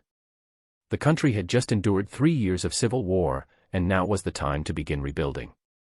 As one of the nation's spiritual pillars, she felt she should stay and shoulder this responsibility. Even though she really wanted to, desperately longed to continue adventuring with them. She still refused. Although Reiner often teased Vivi for being a crybaby, she was, at heart, a very strong girl with a deep sense of responsibility. The crew understood her decision, but facing the actual moment of separation, they couldn't help but feel sad and disappointed. "Is Vivi coming to see us off tomorrow?" Chopper asked, eyes already brimming with tears, tugging at Luffy's hand. "Don't know," Luffy replied calmly. Unlike when recruiting others, he hadn't pestered Vivi relentlessly. For Vivi, she had her reasons to stay, leading her people to rebuild Alabasta. That was Vivi's adventure. Tears aren't suitable for farewells. Reiner was the first to stand up, heading towards his own room. "Even if she's not on the ship, she's still our nakama. How can we set sail feeling like this? It would trouble our nakama." Reiner's right. "We need to cheer up." Nami stood up and chased after Vivi. "I'm going to say a proper goodbye to Vivi." The remaining few in the room also walked out the door, following Nami. Inside a simply decorated room, besides a desk and a bed, there was only a bookshelf leaning against the wall. Aside from the neatly arranged books on the shelf, the room didn't contain many other objects, but it was spacious and even had a private balcony. Vivi sat on the balcony wearing a sleeveless white dress, hugging her knees, her face buried tightly in her arms. Her cascade of sky-blue long hair rested casually on her fair neck. The silvery white moonlight shone on the young woman, making her seem somewhat lonely and desolate. It was hard to imagine this princess, adored by her people, having such a somber side. Knock knock knock. "Vivi, it's us." Hearing the knock and the familiar voices, Vivi lifted her head, quickly wiping her face with her arm. She rubbed her teary eyes, forced a stiff smile, and quickly walked over to open the door, afraid they might leave if she was a step too late. Creak. Opening the door, Vivi saw Luffy and the others, all crowded together in the hallway outside, grinning cheekily. "Everyone." Vivi covered her mouth. Even though they hadn't done anything, even though she told herself to hold back, seeing them come to comfort her, she couldn't contain it anymore and burst into tears. Nami stepped forward and hugged Vivi, unable to hold back her own tears. Then came Chopper, Luffy, Usopp, Sanji. Watching the group crowded in the room, wailing, even Reiner felt his nose tingle, scratching his head. This bunch. We clearly agreed to cheer up and say a proper goodbye, but the moment they get here, before anyone even speaks, they all start crying like babies. After a while, the group sat scattered on the floor, chatting intermittently, the room lit only by the dim yellow glow of a lamp. They talked about the giant misters and dinosaurs of Little Garden, about the hiking bear and the mountain climbing race on the winter island, about the scorching hot days and freezing cold nights in the desert. They talked about the next island, supposedly a famous holiday garden, and about how to rebuild Alabasta in the future. They talked like this all night, until the oil lamp gradually ran dry and the sky began to faintly brighten with dawn. Anyway, good luck, Vivi. You'll definitely become an excellent princess. Princess Vivi, please allow me to offer a final farewell kiss. Duong. Take good care of yourself, don't get sick, Vivi. Let's go shopping together next time we meet. Good luck, little delinquent. I will. Vivi clasped her hands over her heart, nodding firmly. You all have smooth sailing too. Luffy, I believe you will definitely become the king of the pirates. Shishishi. Of course. Speaking of which, where did Zoro go? That idiot, he definitely must have gotten lost in the palace again. Damn Moss Head. Didn't even come to say goodbye to Vivi. Outside the door, Zoro's face was dark, veins bulging on his forehead. He sat cross-legged against the wall, several empty booze bottles beside him. Yes, he got lost and couldn't find his way back, that's true. But wasn't it just by coincidence that he ended up right here? These bastards. Sooner or later, I'll cut them all down. After bidding farewell to Vivi, the group packed their things and left the royal palace. Shouldering backpacks large and small, they mounted the undead summoned by Reiner and traversed the desert, heading straight from Alubarna to Nanohana. These undead were created using the template of the palace's super spot-build duck squad, known as the fastest animals in Alabasta. Plus, after his awakening, Reiner's stamina had increased significantly, even carrying people and supplies wasn't a major issue. Unfortunately, there were too many supplies, the undead hawk lacked just that tiny bit of strength, otherwise, it could have just flown them all there. Vivi didn't come to see them off again in the morning. There was a ceremony at the palace that day where she needed to appear and give a speech. Farewells needn't be overly sentimental. As the years turn, a reunion can be anticipated. They hadn't encountered Bon Clay on their way to Alabasta, so they didn't draw the X marks on their arms. But an indelible mark had already been left in their hearts, and that was enough. Perhaps not meeting Bon Curie was a good thing too, Reiner thought. Impel Down shouldn't be his final destination. That true Okama, possessing both manly romance and womanly tenderness, deserves a better ending. The group arrived in Nanohana around noon. After a simple lunch in town, they set off. Reaching the port and following the coastline west for 7 or 8 kilometers, they finally neared the Going Merry. Summoning the Blue Ogre, Reiner scanned the area with observation hockey and discovered someone was already waiting on board. Reiner didn't point it out, deciding to let it be a surprise for the others later. He had only left 20 undead guarding the ship when they departed earlier, the rest had been taken to the desert to help transport the dance powder. Now he could finally recall them. How did the Mary get so dirty? Usopp exclaimed upon reaching the deck, looking at the sand and dust covering everything. Must be the climate here. The wind and sand are pretty strong, Reiner replied, jumping aboard. He looked around and couldn't help frowning either. He summoned the recalled undead again and had them give the entire ship, inside and out, a thorough cleaning. Reiner stepped onto the deck, feeling the familiar texture beneath his feet. Haven't been back for a few days. Really missed it. Back to the miserable logistics life. What? You say the misery doesn't fall on him? Oh, never mind then. The undead carried the large and small bags of supplies onto the ship. Reiner inventoried and categorized everything, then had the undead organize and stow it all away. Meanwhile, at the Alabasta Royal Palace, Vivi and Cobra were walking through a long corridor, having just finished the ceremony. Your performance just now was truly excellent, Vivi, Cobra said, walking slightly ahead with a kind smile. Vivi walked one step behind Cobra, followed by the two vice-commanders of the Royal Guard, Pell and Shaka. I'm still far behind, father, Vivi replied modestly, though feeling somewhat proud inwardly. Seeing your growth, I don't know whether to be happy or heartbroken. You must have suffered greatly these past years. Not at all. I learned many things with the Straw Hat crew, Vivi replied, a small dimple appearing as she smiled slightly. Back in her room, Vivi removed her hair tie, letting her long hair drape over her shoulders. She went to the mirror, tilting her head left and right, examining herself. Karu, does my hair really look better down? Quack. Huh? What's this? Vivi noticed something sticking out from the corner of the bag hanging around Karu's neck. She pinched it with 2 fingers and pulled it out. Unfolding it, she saw it was a photograph. It was the picture of her, ponytail high, wearing the mosquito coil pattern bodysuit, standing on Karu, twisting her waist and making flourishing hand gestures. Buffed. That bastard Reiner.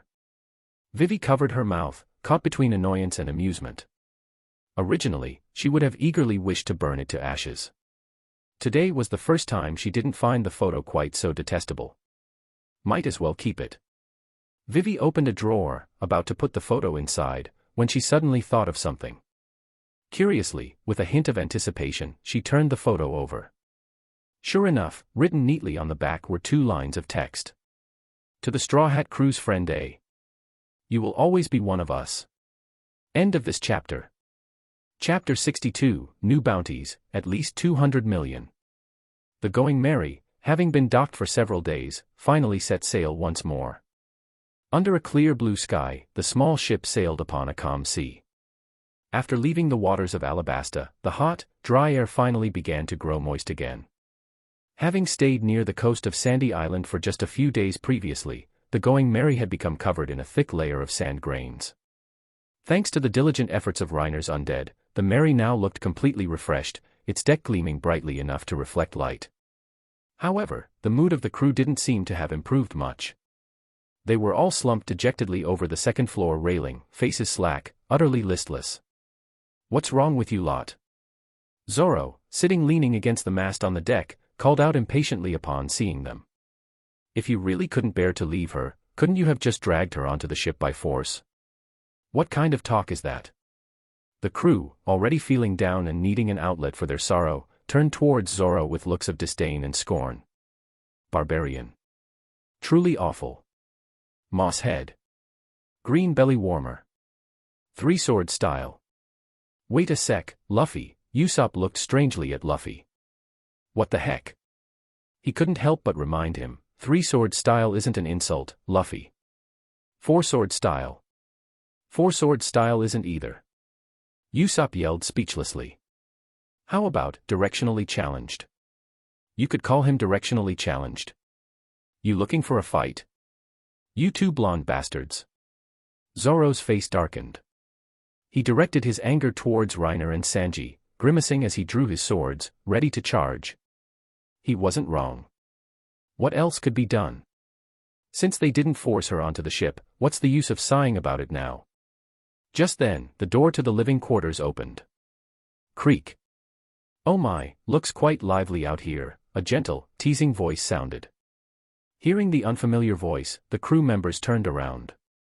A woman with a sexy figure, black hair falling straight to her shoulders, wearing a long-sleeved white shirt, walked out gracefully. Robin squinted slightly, a gentle smile on her tanned face. Baroque works. We're doomed. The warlord's revenge. Reiner, go get her. The cowardly trio yelled in panic. They had seen Robin in the tomb and knew she was part of the Baroque organization, subconsciously assuming she was here for revenge. Nami immediately ducked behind Reiner, pushing him forward. Half pushed, half reluctant, Reiner ended up in front of Robin, scratching his head awkwardly. Who are you? Zoro, upon hearing the trio's shouts, instinctively placed his hand on his sword hilt, though he noted the newcomer didn't seem hostile. Doesn't matter who she is, such a beautiful lady. Sanji's heart-shaped eyes were already slowly taking over his brain. Hello. My name is Nico Robin. Robin smiled slightly, then slowly turned her gaze to Luffy. I have nowhere else to go right now. May I please stay on this ship, Mr. Captain? Hearing this, Luffy looked into Robin's eyes. After making eye contact for less than 2 seconds, he replied without hesitation. I see. Can't be helped then. Okay, you can. Nanny. Wonderful, Miss Robin. Even Zoro's face darkened. Too casual. Didn't they just say she's from Baroque Works? At least ask a few questions first. Hey, woman. Zoro took his sword, keeping it sheathed, but pointed it levelly at Robin, yelling warily, you were working for that warlord before, right? What's your real purpose here? We're not as easily fooled as Luffy. Yeah. The cowardly trio huddled nervously in a corner, nodding vigorously in agreement with Zoro. Robin merely smiled faintly at this, leaning her hands on the second-floor railing and looking down at Zoro. I have no particular purpose. I am an archaeologist who can read the ancient script. My goal is to find the poneglyphs and uncover the truth of the Void Century. Robin then looked towards Luffy, chuckling softly. Mr. Captain wants to become the king of the pirates, doesn't he? I can still offer some assistance. Offer some assistance. Without Robin, even if they had all 4 road poneglyphs right in front of them, they wouldn't know where Laugh Tale was. Then they'd just have to rely on Zoro to lead the way. Maybe they'd get there eventually by wandering around. Reiner thought internally. Poneglyph. 100 years. Luffy tilted his head, completely clueless about what Robin was talking about. You don't know. Robin was also stunned, looking blankly towards Reiner, her expression seeming to ask, he is the captain, right? Ahem, Reiner looked away shiftily, feeling slightly embarrassed. Whatever. Shishishi. Luffy grinned widely. Anyway, sounds impressive. I agree, you can stay. Hey, Luffy. The weakling trio still seemed ready to protest. But the next moment, Robin casually took out a small pouch, saying with an air of nonchalance. Oh dear, it seems I still had a little something on me. Not much use to me, though. She untied the drawstring on the pouch, revealing sparkling red, yellow, and blue gemstones inside. I love you, big sis. You absolutely have to stay. Seeing this, Nami immediately ran over to Robin's side, face full of fawning flattery, eyes shining brighter than the gems themselves, staring intently at the pouch in Robin's hand. Once the ship's tyrant was bought over, the others were powerless to resist. Luffy, Chopper, and Usopp were quickly charmed by Robin using her devil fruit powers, rolling on the floor laughing hysterically. As for Sanji, needless to say. Watching the entire crew fall instantly, Zoro's face darkened completely. He muttered to Reiner in a low voice.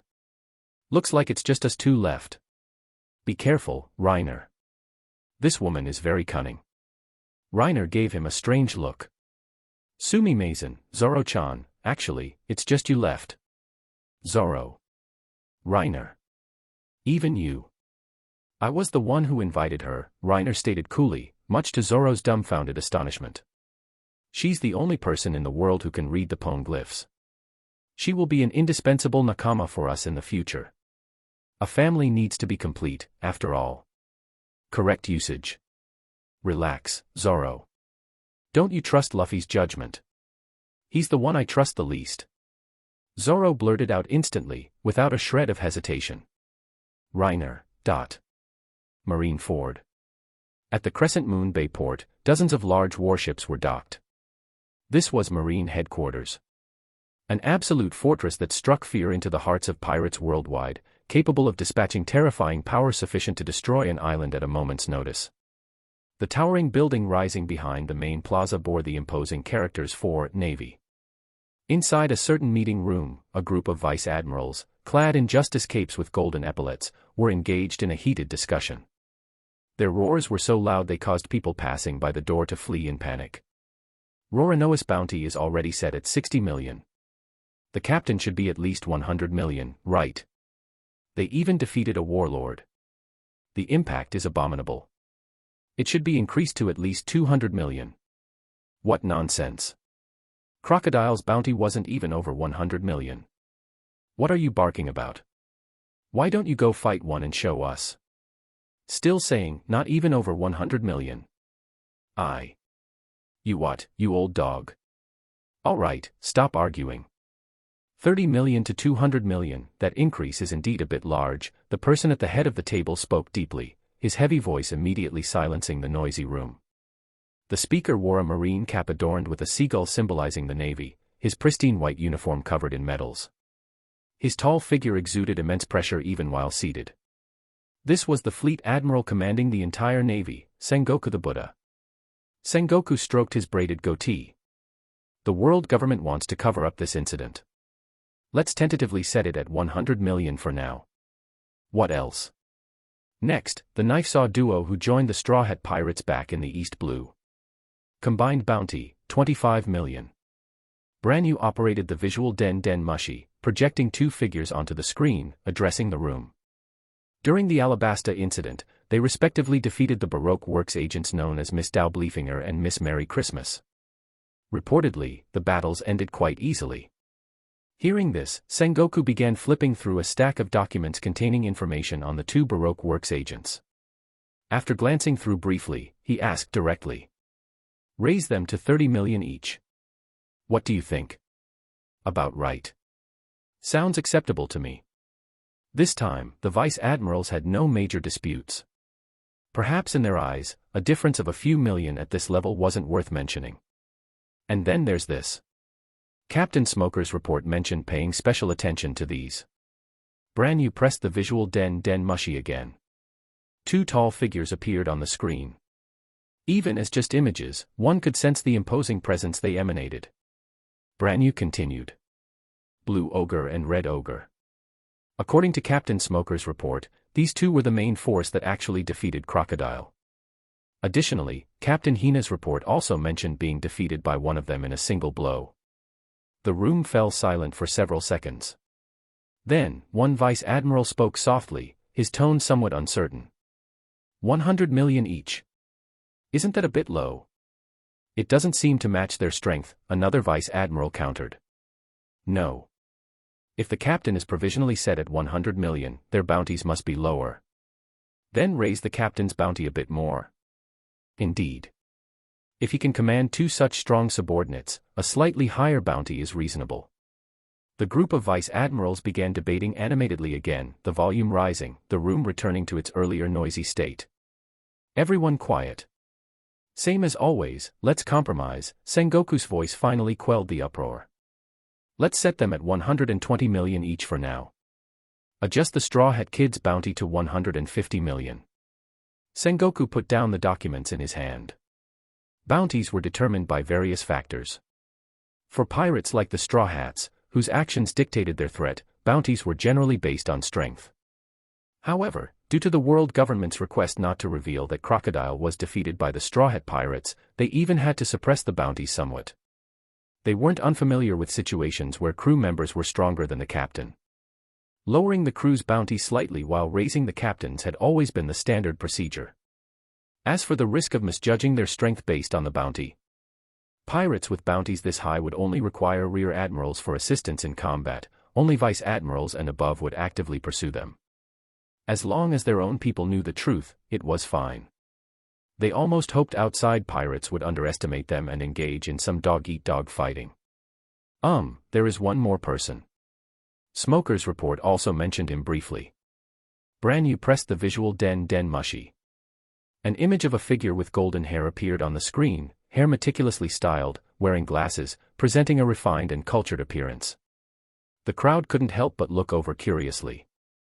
Although Smoker was only a captain, his reputation within headquarters was considerable. End of this chapter. Chapter 63, Undead Mage. Does he have any combat achievements? Sengoku asked puzzledly. As Branyu displayed the photo, Sengoku had picked up the relevant file and browsed through it, but found nothing particularly noteworthy. Branyu, holding Smoker's submitted report as well as another one, read aloud. Captain Smoker's report states that he was once sneak attacked by the subject using a sea stone bullet. That's it. Sengoku's expression was odd. It wasn't about the sneak attack with a sea stone bullet, but rather why the report contained only that single sentence. And no, that's all. Branyu quickly explained, "You know Captain Smoker's reports are always vague. However, I specifically checked the archives and discovered he previously shot and killed Captain Morgan at the 153rd branch. Also via sneak attack. Killed a captain. Why haven't I seen this report?" Sengoku asked casually. Branyu explained, "Someone covered it up. It wasn't uncommon for a branch captain to die in the line of duty, but even so, headquarters would typically review the report. However, the report submitted by the branch regarding this particular incident was extremely vague. Instead, it was filled with dense descriptions of Morgan's tyrannical rule and exploitation. From this, it was clear Morgan's conduct in the region was universally condemned. As the report moved up the chain of command, layer by layer, it was intercepted by a certain officer in charge of East Blue affairs before reaching Sengoku's desk. To avoid being implicated by association, the officer directly sealed it away in the archive vault. Branyu only discovered it because he specifically went through the archives while preparing materials for this meeting after seeing Smoker's report.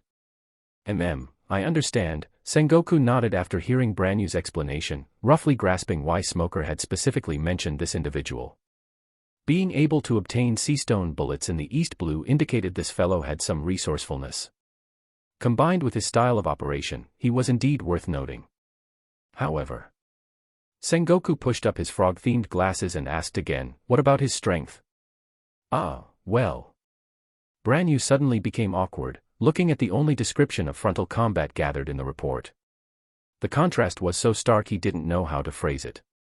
All eyes in the room fell upon him, expressions serious, quietly waiting for him to speak. Branyu lowered his head and read the report out word for word. During an encounter outside the Alabasta Royal Palace. Hid behind the captain. Fired over 10 shots. Injured 2 soldiers. All the vice admirals were stunned. What the hell? Hid? Over 10 shots. Injured 2. Which word in that description is noteworthy? Silence. The room fell inexplicably quiet for several seconds, then suddenly erupted with laughter. Ha ha ha ha. Several vice admirals present couldn't hold back their laughter. What's gotten into Smoker? Ha ha ha. The former White Hunter actually paying attention to a character like this. They had initially thought it might be someone significant, but hearing the report, wasn't he just a clown? Just someone relying on despicable, underhanded sneak attacks. Might work against weaklings, but could he possibly sneak attack them, users of observation hockey? However, a portion of the more experienced vice admirals, though surprised, still regarded the golden-haired man seriously. Having seen much, they naturally knew anything could happen in battle, it was still necessary to maintain some vigilance. But that was the extent of it.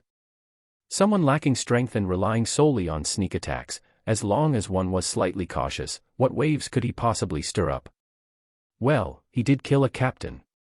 How about setting it at 8 million? It said Morgan, right? Someone like that dies, so what? Why pursue it? We're discussing pirates right now, not Morgan. But it was just a sneak attack, right? Is that really worth 8 million? Exactly.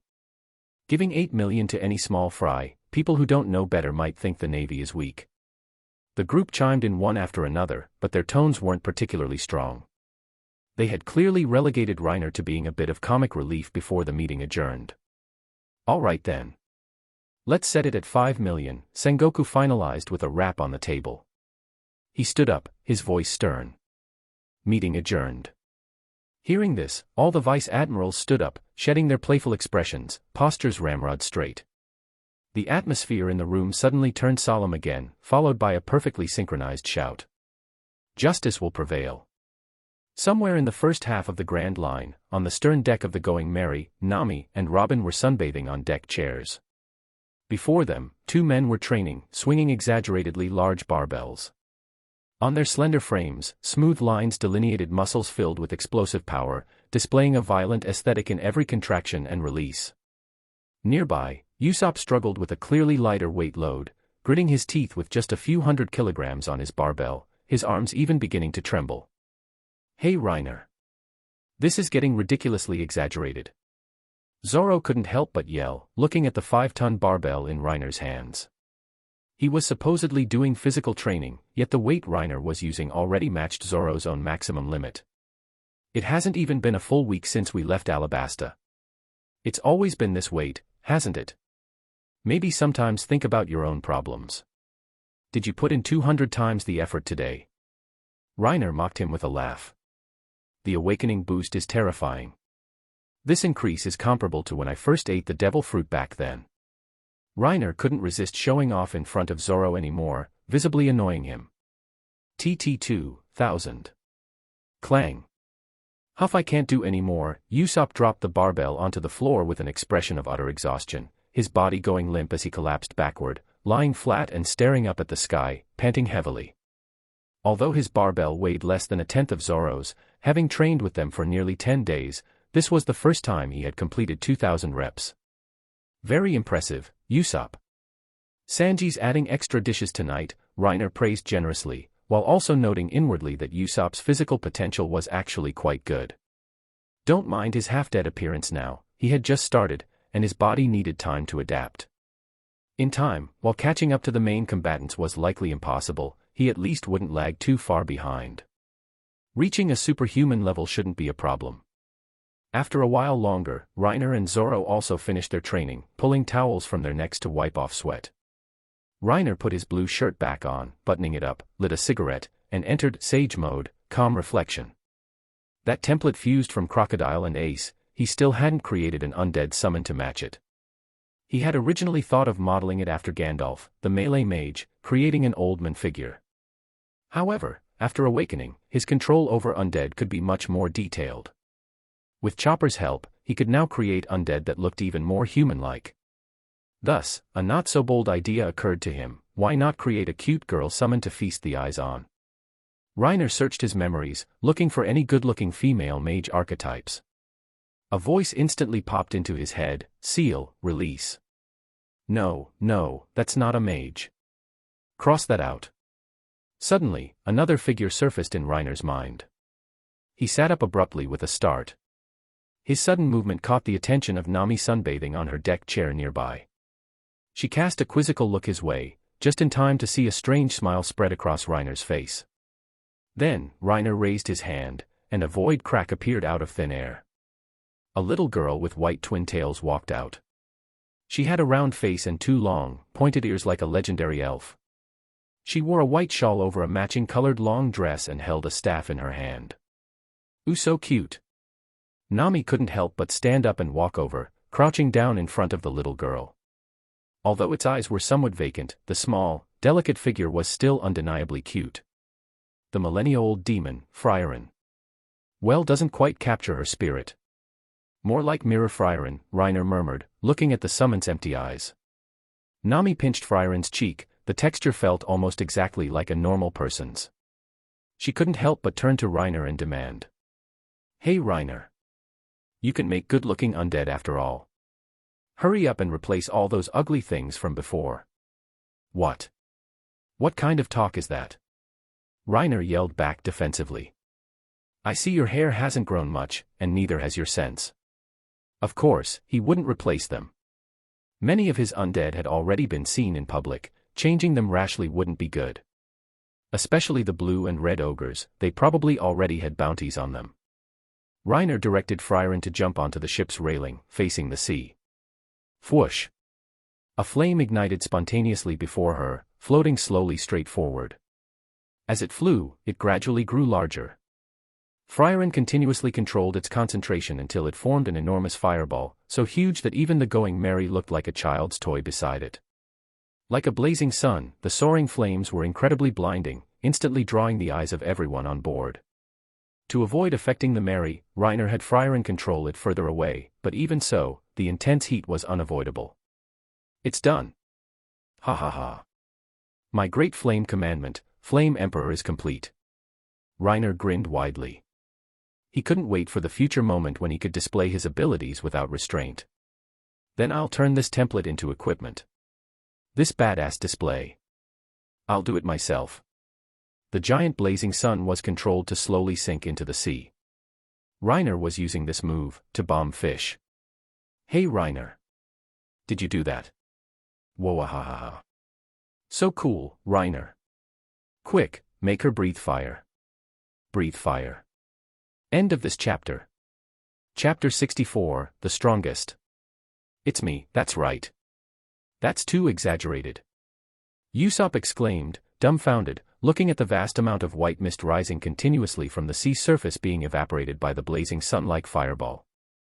Reiner just waved his hand dismissively at the astonished onlookers. Low-key, low-key. The next moment, another swirl of loose sand appeared before Frieren, gradually covering the staff and beginning to vibrate at high speed. Wait a minute. Isn't that Crocodile's technique? Nami's eyes widened, staring intently at the small figure standing on the Mary's rail. Following the downward swing of the summon's raised staff, the humming sand grains whipped out like a long lash, striking the sea surface and kicking up a huge splash. Then, like a mud ox entering the sea, it vanished without a trace, the sand dispersing beyond control. Reiner's face darkened. The moisture absorption and sandification properties weren't inherited, but the weakness to water certainly wasn't left behind. Your undead can actually do things like that. The crew looked astonished, staring at Frieren on the ship's rail and questioning Reiner. Reiner's own physical constitution was already so formidable, making him undisputedly the strongest person on the ship right now, even if his actual fighting style still amounted to random flailing. But, as everyone knew, Reiner's real combat power relied on the undead he commanded. Currently, in terms of raw strength, the blue and red ogres were still the strongest on board. And now, he had added an undead capable of unleashing such powerful techniques. This caused Zoro, who always pursued strength, to feel his defenses crumble slightly. He couldn't help but recall meeting Reiner for the first time at the 153rd branch base. Back then, he was confident he wouldn't even need 3 swords to beat Reiner. Now, he probably couldn't handle him at all without 9 swords. Seeing the crew's reaction, Reiner felt immensely satisfied. Although he had technically been the strongest on the ship since obtaining the blue and red ogres in Little Garden, he hadn't really showcased the true power of the strange red ogre before. But now, Reiner stood beside Frieren, leaning back against the railing in his blue shirt, and explained to the others. My devil fruit has awakened. It allows the undead to manifest corresponding special abilities latent within their templates.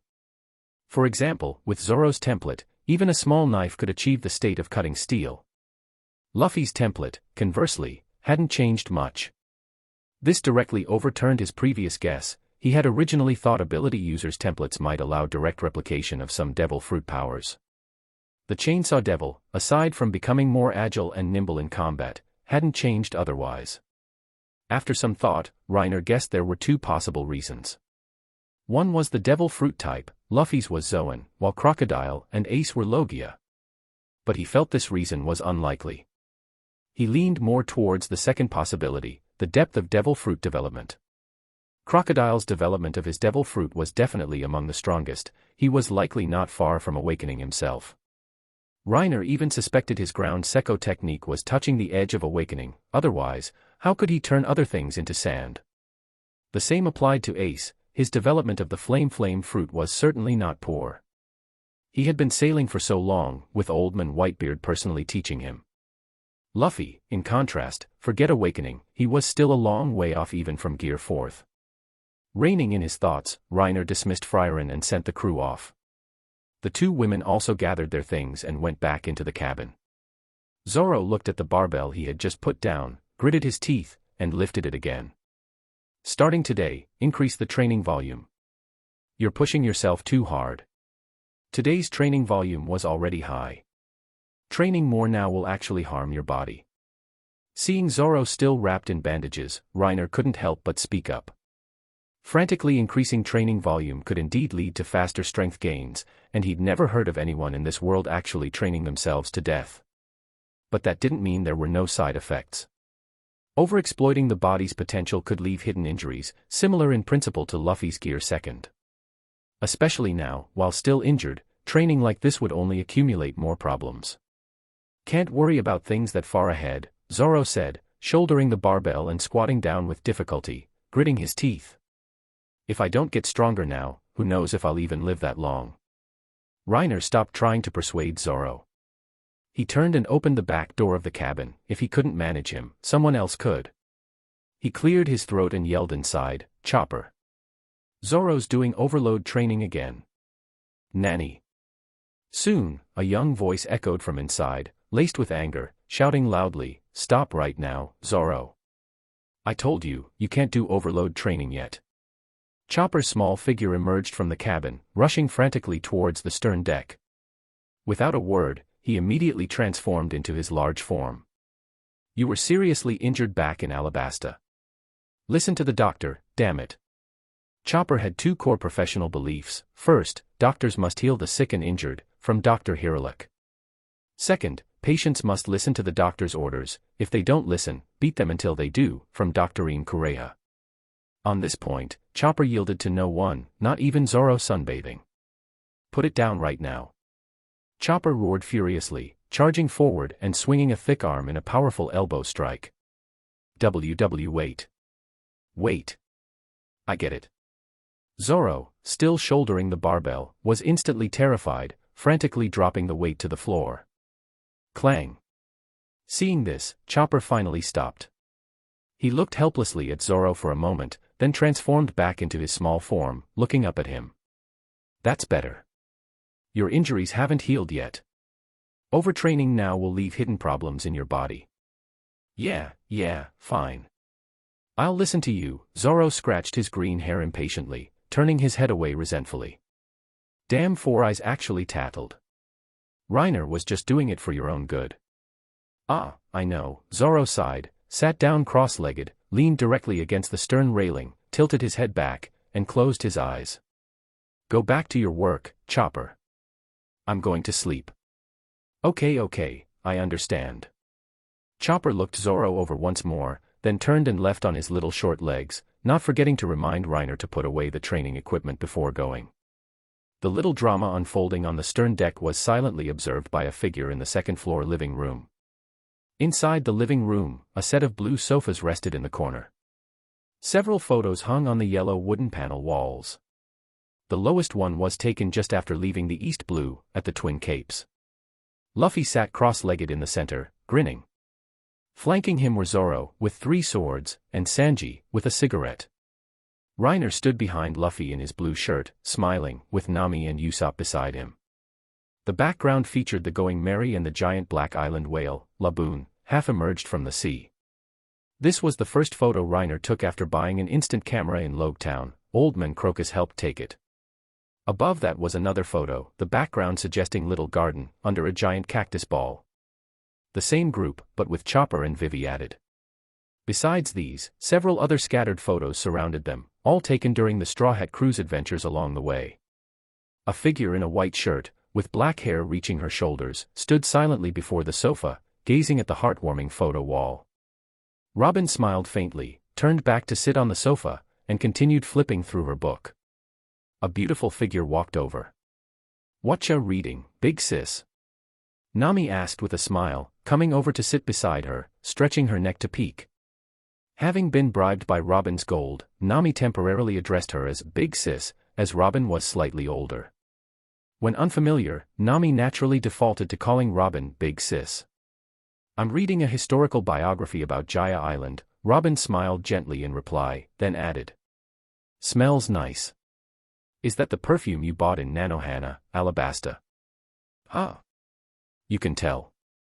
Nami subconsciously lowered her head, lifting her arm to sniff near her nose.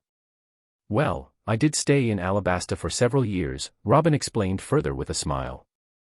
"Nanohana is a city renowned for its perfume. You have excellent taste." "No, haha. Reiner bought it," Nami laughed awkwardly. "Oh, the logistics fellow. That's not surprising at all." Closing her book, Robin placed it on the small round table beside her, her gaze shifting towards the photos on the wall. "Could you tell me about everyone on the ship, Miss Navigator?" Nami followed Robin's gaze, looking at the photos, understood, and couldn't help but smile. Just then, an exaggerated voice drifted from the nearby kitchen. "Miss Nami, Miss Robin, lunch is ready. Please feel the passion within my cooking. Let's go. We can talk while we eat." Nami looked at Robin, stood up, and headed towards the dining area.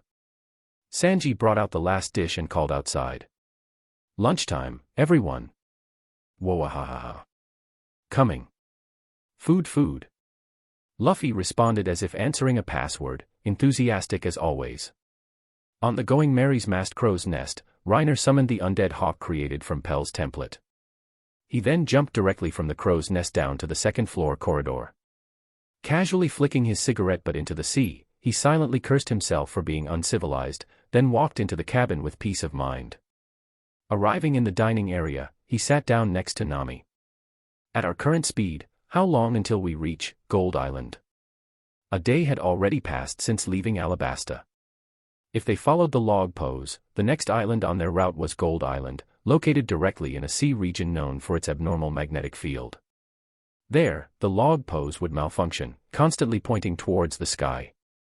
They would have to land on the nearby Jaya Island and wait for the log pose to reset its magnetic field before pointing to the next island.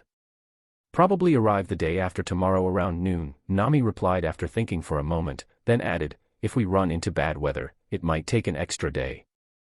You know how unstable the Grand Line weather is. True, Reiner nodded in agreement. In the Grand Line, the weather only stabilized near islands, reflecting the climate of the specific island. In the open sea, not strongly influenced by any island's magnetic field, the weather and currents varied wildly due to interference from different islands' magnetic fields. Ever since encountering the year-long log pose reset issue in Little Garden, Reiner had made it a habit to gather information about the next island whenever they landed, making some preparations in advance. However, usually only he and Nami knew the collected information, Nami because she was the navigator responsible for their route. As for the others, Reiner never revealed anything, especially not to Luffy. Reiner enjoyed adventure, but he was the type whose anticipation wasn't diminished even by knowing information beforehand, instead, it only grew stronger. Luffy was different. He loved completely new, unknown adventures, the thrill of taking things one step at a time. Reiner wouldn't be the one to spoil that fun. He was the ship's logistics personnel, ensuring logistical support was his job. Whoa! This is delicious, Sanji! Luffy exclaimed, his mouth stuffed with a large piece of meat steak, cheeks bulging, another piece already in his hand. Of course. This is camel meat I carefully selected back in Alabasta. Where's the booze? Did you buy booze, smelly cook? Shut up, mosshead. If you want a drink, why don't you go buy it yourself? Relax, I bought some, Reiner pointed towards the floor below. It's in the first-floor storage room. Those few wooden barrels in the left corner. Alabasta was most famous for its fruit wines, including grape wine, followed by tequila. Reiner knew Zoro preferred hard liquor, so he bought some along the way. Speaking of which, Zoro, where on earth did you run off to that day we were buying supplies? Reiner couldn't help but ask curiously. Zoro's face instantly turned green, recalling how he got lost that day, ended up outside the royal palace, and was chased halfway across town by a dancer. Ahem. None of your business. He deflected, then practically fled down the deck towards the first-floor storage room to get booze. 3 days later, aboard the Going Merry, the weather clear after the rain. Reiner gazed ahead into the distance. A bustling port indicated the prosperity of the place. Everyone. Island sighted. He shouted down. Several figures immediately rushed up from the cabin below deck, responding to Reiner with familiar loud shouts. Coming. Coming. End of this chapter. Chapter 65, Don Quixote. Luffy, leading the way, excitedly ran towards the ship's bow. Pressing his straw hat down, he leaped lightly onto his sheep's head throne and gazed ahead. Woohoo, looks really lively. This is one of the resort paradises of the first half of the Grand Line. Robin emerged from the second-floor cabin, smiling. It's also one of the most prosperous nations. Correct. There was a nation on this island, the Hollied Kingdom, though it couldn't compare to a superpower like Alabasta. The entire country only had a permanent population of just over 100,000, but its transient population was exceptionally large. Gold Island was one of the rare autumn islands in the Grand Line, enjoying cool weather year-round. The Western Peninsula boasted several quite famous specialty attractions. The eastern side was plains terrain, abundant in agricultural products. Frequent maritime trade brought significant economic development here. Their current location was the port on the west side of the island. As the Going Merry gradually approached, the scene at the harbor became clearer. Dozens of ships of varying sizes were docked in rows. Numerous sailors were busily transporting cargo up and down the docks. Towels draped around their necks, white shirts soaked with sweat, even the cool weather couldn't wipe away the evidence of their hard work. "Robin, are you familiar with this place?" Reiner asked, jumping down from the crow's nest and lighting a cigarette. I've been here a few times before. It's not far, after all." Vacation. Vacation. Luffy couldn't help but get excited upon hearing this. Although not as thrilling as adventuring, vacation implied good food. Usopp, though also looking forward to it, still voiced concern. "We are pirates, after all. We still shouldn't draw too much attention, right?" "It's fine. I've already checked," Reiner chuckled lightly. "This is one of the rare countries that allows pirates to enter the city." Seriously? Most pirates engaged in killing and arson, but they didn't only kill and set fires. Pirates also needed to eat, drink, and be merry. Furthermore, pirates had extremely strong spending power, so there were still countries willing to accept them. Because the country is prosperous and strong, its military power isn't weak either, and it's rumored to have a powerful protector overseeing it. So they have the strength to accept pirates entering the city to spend money. Of course, you can't cause trouble here, or you'll still be hunted down by the army. It's worth noting that for pirate ships, the docking fee is 10 million berry per day. 10 million. Nami instantly jumped up, yelling through gritted teeth, "Isn't that just robbery? No wonder they accept pirates. It's clearly a rip-off." Usopp chimed in resentfully, "Exactly. Can't we just dock somewhere else?" "No good.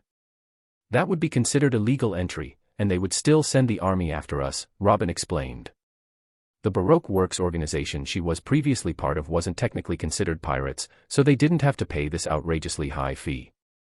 Robin paused, then added, "Many pirates also choose to lower their Jolly Roger beforehand, disguise themselves, wait for their log pose to set, and then leave." "Are you kidding me? If we lower the pirate flag, can we still call ourselves pirates?" Luffy immediately yelled discontentedly upon hearing this. Lowering the pirate flag was something he would absolutely never agree to. The log pose needed just over a day to set here. If they didn't want to waste 10 million berry, besides disguising themselves as non-pirates, there was another method. Don't dock at all. Just drift nearby, wait a day, and the log pose would set. But this meant no resupply. Traveling directly from Alabasta all the way to Jaya would require staying at sea for half a month. Most food supplies wouldn't last that long. So choosing this method meant enduring hardship for a while. Clearly, Reiner wasn't about to endure that hardship. And he had money. "Let's go. We'll stay one night and leave tomorrow. It's a rare resort destination, everyone should relax a bit." Reiner waved his hand grandly, directly ordering his undead to pilot the Going Merry into the harbor. Meanwhile, in the harbor's lookout tower, a guard spotted the approaching Going Merry and immediately lowered his telescope. "Go check the bounty posters. See which pirate crew this is." "Yes, sir." After instructing his companion, the guard hurried down the tower stairs. "Captain." The guard ran into a spacious room on the ground floor of the tower, reporting to the tall figure before him. "There's a pirate ship preparing to dock." "Oh. Which crew?" "Don't know yet, sir. They're checking now. New faces." Hearing this, the tall man became interested. A corner of his mouth lifted in a smirk, and he immediately stood up. "Take a squad and follow me." The man had long brown hair draped over his shoulders, a face full of coarse features, wore gray standard-issue armor, and had a greatsword strapped to his waist. Leading a squad of soldiers, he arrived at the port, just in time to see a fast caravel with a sheep figurehead. The Straw Hat Pirates. The tall man paused momentarily upon seeing the Jolly Roger on the ship, then immediately shifted his gaze towards the group surrounded by his men. Scanning them, sure enough, he spotted a blond man wearing glasses. The guard captain suppressed his inner surprise and pushed through the soldiers to step forward. "You are pirates, correct?" "Ah, that's right." Luffy replied decisively. "Ha ha ha. Welcome, welcome." The men grinned widely. According to the laws of our Hollied Kingdom, any pirate ship docking here will be charged a fee of 13 million berry per day. Please follow me to pay the fee and complete the procedures. You'll be able to enter the city shortly after. Hey, wait a minute. Nami immediately rushed forward angrily. Isn't it 10 million berry? Why the extra 3 million? However, the guard captain simply laughed dismissively at Nami's question. 10 million is just the docking fee itself. Don't we also have to assign soldiers to guard your ship?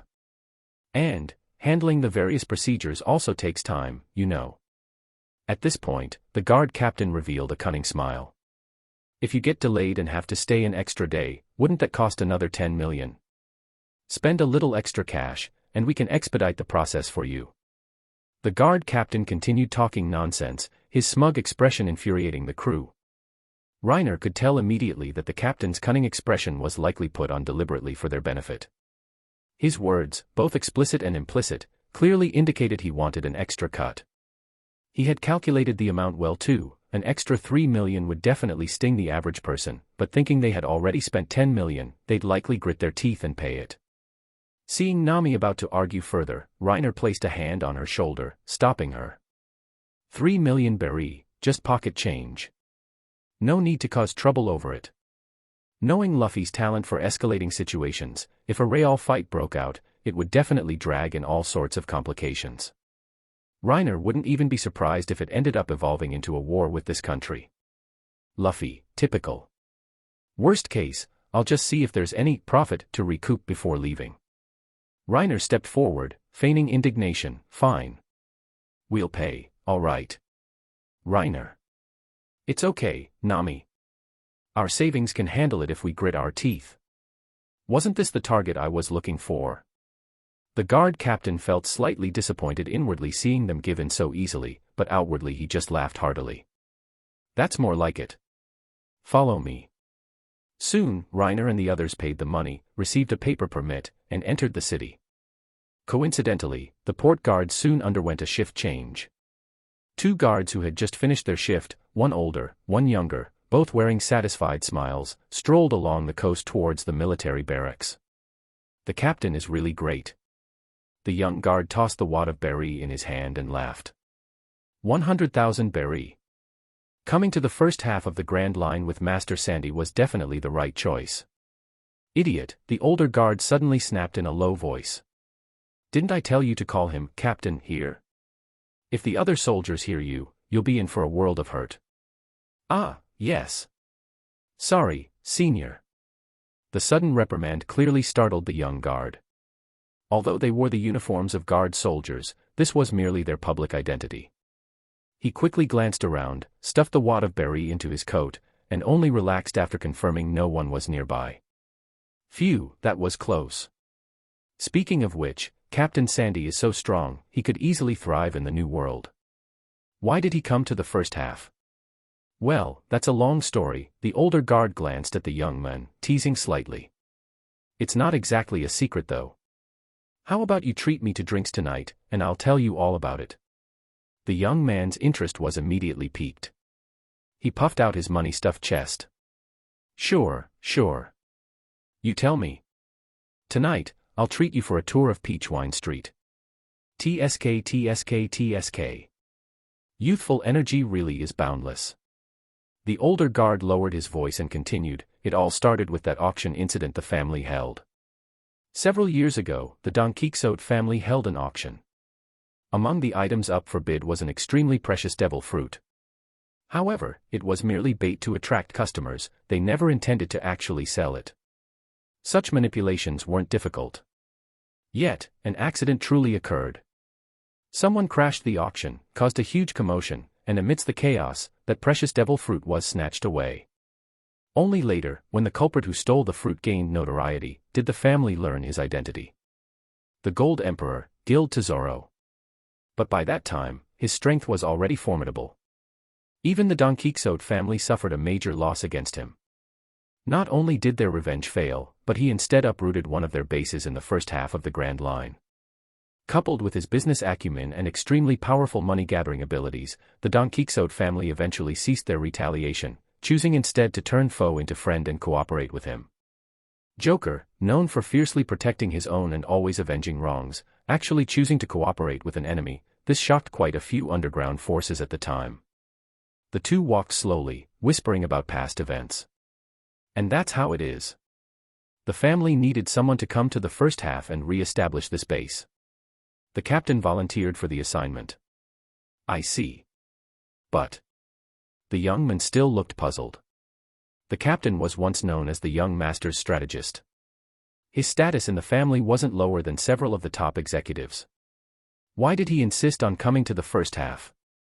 Giving up glory and wealth, and having to disguise himself as a guard soldier here every day. I've only been here a few months, and I already find it unbearable. That. I don't know, the old guard waved his hand dismissively, then muttered quietly.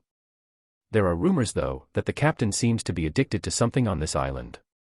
Ah, seriously? Don't know. That's just what I heard. Meanwhile, inside a brightly lit, luxurious room on the ground floor of the port lookout tower. Tap. Tap. Tap. An index finger rhythmically tapped on the desktop. Behind an exquisitely crafted office desk, a tall man leaned back in his chair. One arm stretched out resting on the desk, the other hand holding a photograph, comparing it with documents laid out on the table. Brown hair draped over his shoulders. The man frowned, his expression strange, murmuring to himself through the cigarette dangling from his lips. He's the prime suspect, but it doesn't look like him at all. Sandy studied the photo, a blond man with glasses, wearing a blue shirt. He glanced again at the documents on the table, which displayed a photo of a burnt-out, collapsed building. If Reiner were present, he would recognize the location in the picture. It was the small Joker outpost in the East Blue, Logue Town, that he had raided and cleaned out. Could it not have been them? Maybe it was the captured Buggy the Clown's crew. End of this chapter. Chapter 66, A Certain Departed Friend. Sandy leaned back against his chair, propping his feet up on the desk, continuously pondering the various factions listed in the documents that were present in Logue Town at the time. He was one of the family's 7 chief managers for the first half of the Grand Line, responsible for affairs along the sea route beginning from Cactus Island. Furthermore, he was the head among these 7, for most matters in the first half of the Grand Line. He could make decisions directly before reporting upwards. About a month ago, a small outpost in the East Blue had been raided. They were naturally aware of this incident. The family's style had always been to avenge every wrong, no matter how small. They would certainly send people for retribution, but they hadn't paid it too much attention initially. After all, it was only the East Blue, the weakest of the seas. However, what they hadn't expected was that the subordinates sent couldn't even figure out who the perpetrators were. This caught Sandy's attention. He was confident his intellect far surpassed most people's. Even among the executives within the family, he believed only Virgo could possibly compare. He dispatched a large number of additional personnel, investigating indirectly from the sidelines. Eventually, they discovered that a batch of munitions had flowed into the black market around that time. Tracing it back, they confirmed the weapons were indeed of their manufacture. After making inquiries in Logue Town's black market for a while, they learned it was a blond man who had sold them. Without a photograph, relying solely on verbal descriptions left things somewhat vague. He then obtained intelligence from the local marine base regarding the various factions passing through Logue Town during that period, ultimately narrowing down the suspects to a few individuals with similar physical characteristics.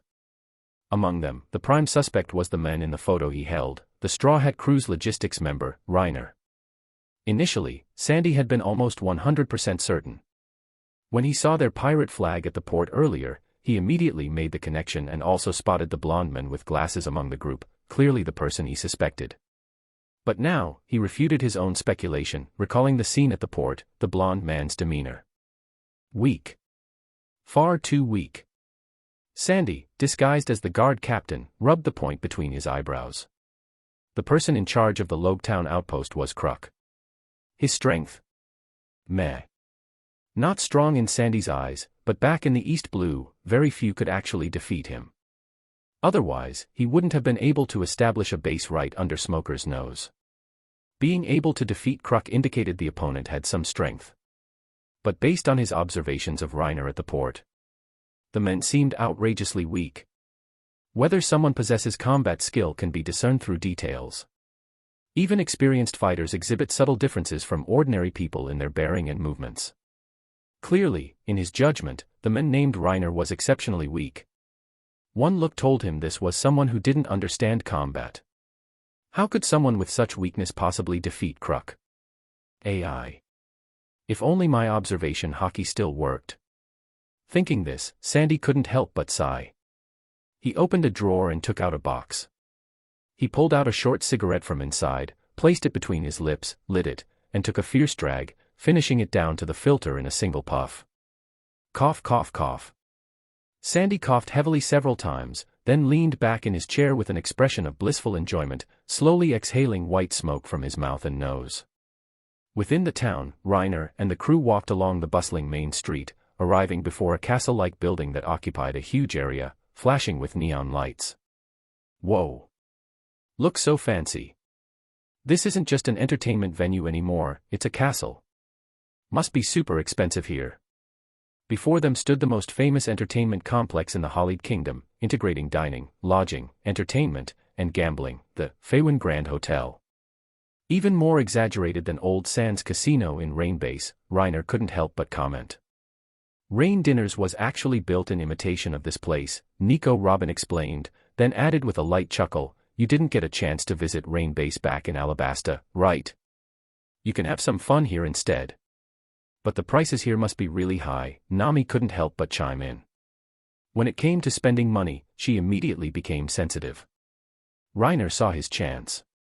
Isn't this the perfect opportunity to show off? He patted Nami's shoulder, then patted the suitcase he carried. Everyone relax. We've got plenty of money. Let's go inside and get some rooms first. I'll give everyone pocket money later. Hearing this, Luffy, Usopp, and Chopper immediately got excited, grabbing Reiner and tossing him into the air. Hooray for Reiner! Hooray! Hooray! Honestly, Nami sighed helplessly. But seeing everyone else so excited, she didn't want to be a spoilsport. Oh well. We have plenty of funds anyway. Relaxing once in a while is good too. Thinking this, the corners of Nami's lips curved upwards. She linked arms with Robin beside her. Hee hee, let's go clothes shopping later, Robin. Nami was usually quite frugal herself. She would go try on clothes at high-end stores. And then buy nothing. It was all about getting the thrill. Then she'd turn around and hunt for bargains in cheaper clothing stores. But things were different now. Reiner had tons of money, plus with his charity cards games, he gave out perks to everyone from time to time. Nami too would occasionally pick out some nice clothes, like the sable fur coat she and Vivi bought back on Drum Island. She had barely worn it a few times, treasuring it like a sacred object in her wardrobe. Okay. There are quite a few shopping streets here too. Robin agreed with a smile, glancing at Reiner being continuously tossed into the air. Mr. Logistics is quite generous. TCH. That guy just wastes money. Nami pouted discontentedly. Soon, the group walked into the Feiwen Grand Hotel, past 2 rows of welcoming ladies at the entrance, and straight towards the main front desk. After booking several rooms, Reiner headed upstairs. According to the hotel staff, the 2nd floor housed the casino, the 3rd floor was the restaurant, and the floors above held various other entertainment facilities. Their rooms, however, were on the 8th floor. A staff member led them directly to a small door in a side corner. He pressed something on the wall, and the door immediately slid open to both sides, revealing a small space inside. Luffy thought it was some kind of secret mechanism and yelled excitedly. The staff member gave them a strange look, inwardly sneering with contempt. Another group of country bumpkins who haven't even seen an elevator. He had seen far too many people like this. This world is truly strange, Reiner thought. Some places have technology advanced enough to shoot lasers, while others are backward like primitive societies. Reiner saw the staff member's expression clearly but didn't care. Quite peculiar. Doing a job serving others, yet looking down on those being served. Nami, standing nearby, was about to explode with anger. They had spent so much money, hadn't even done anything yet upon entering, and already had to endure scornful looks. So what if it's a crappy elevator? What's the big deal? Though she admitted she had never actually seen one before. The atmosphere in the elevator was awkward. Shortly after, the staff member led the group upstairs and showed them to their rooms. Wait a moment. Just as the staff member was about to leave, Reiner called out to him. He took out his wallet, pinched a single coin between two fingers, face value a whole 20 berry. He gently placed it into the breast pocket of the staff member's uniform, patted his shoulder gently, and smiled warmly. A tip for you. Say thank you. You, me, this. The staff member instantly turned beet red. 20 berry. Who are you insulting? However, he dared to be angry but dared not speak out. Gritting his teeth, he forced out a few words with extreme reluctance. Thank you, sir. This scene made the others stifle their laughter, covering their mouths. They had been quite displeased by his earlier disdain. Luffy, being thick-nerved, never cared about such things, but that didn't mean the others felt the same way. You're welcome. Reiner's expression remained gentle until the staff member departed, his face bright red. Ptahaha. You're too wicked, Reiner. Usopp couldn't help but burst out laughing. What kind of talk is that? Reiner rolled his eyes. It's okay not to flaunt wealth. But having money and still being looked down upon. That's unacceptable. Makes the money uncomfortable in my pocket. Inside the room, Reiner opened the suitcase and took out several stacks of berry. 2 million berry pocket money each for tonight. If it's not enough, come get more. Wait, Reiner. That's too much for them. Nami quickly slapped Luffy's outstretched hand away, planting her hands on her hips irritably. Including these ridiculously expensive rooms, that's 20 million berry gone in one night. You have a point. Hearing this, Reiner put down one stack of berry. Nami doesn't want any. That saves 2 million. The next second, Reiner paid the price for his provocation. Duong. Reiner, are you okay? Serves him right. Who told you to get carried away? Reiner shed 2 lines of regretful tears, lying face down on the floor with a large bump on his head. Watashi got a little cocky after showing off. In the end, Reiner still gave everyone 2 million berry. For them, at this stage, it was already a huge sum. Reiner, however, remained unconcerned. They hadn't seen real wealth yet. Reiner hadn't either. He had originally planned to fleece Old Sand for a huge amount back then. A casino run by Crocodile definitely held a lot of cash. Even if most of his other ventures were hard to liquidate, the casino absolutely wouldn't lack cash. But damn smoker. Thinking back still made Reiner's teeth itch with frustration. The dream of getting rich overnight vanished just like that. After distributing the pocket money, the group split up.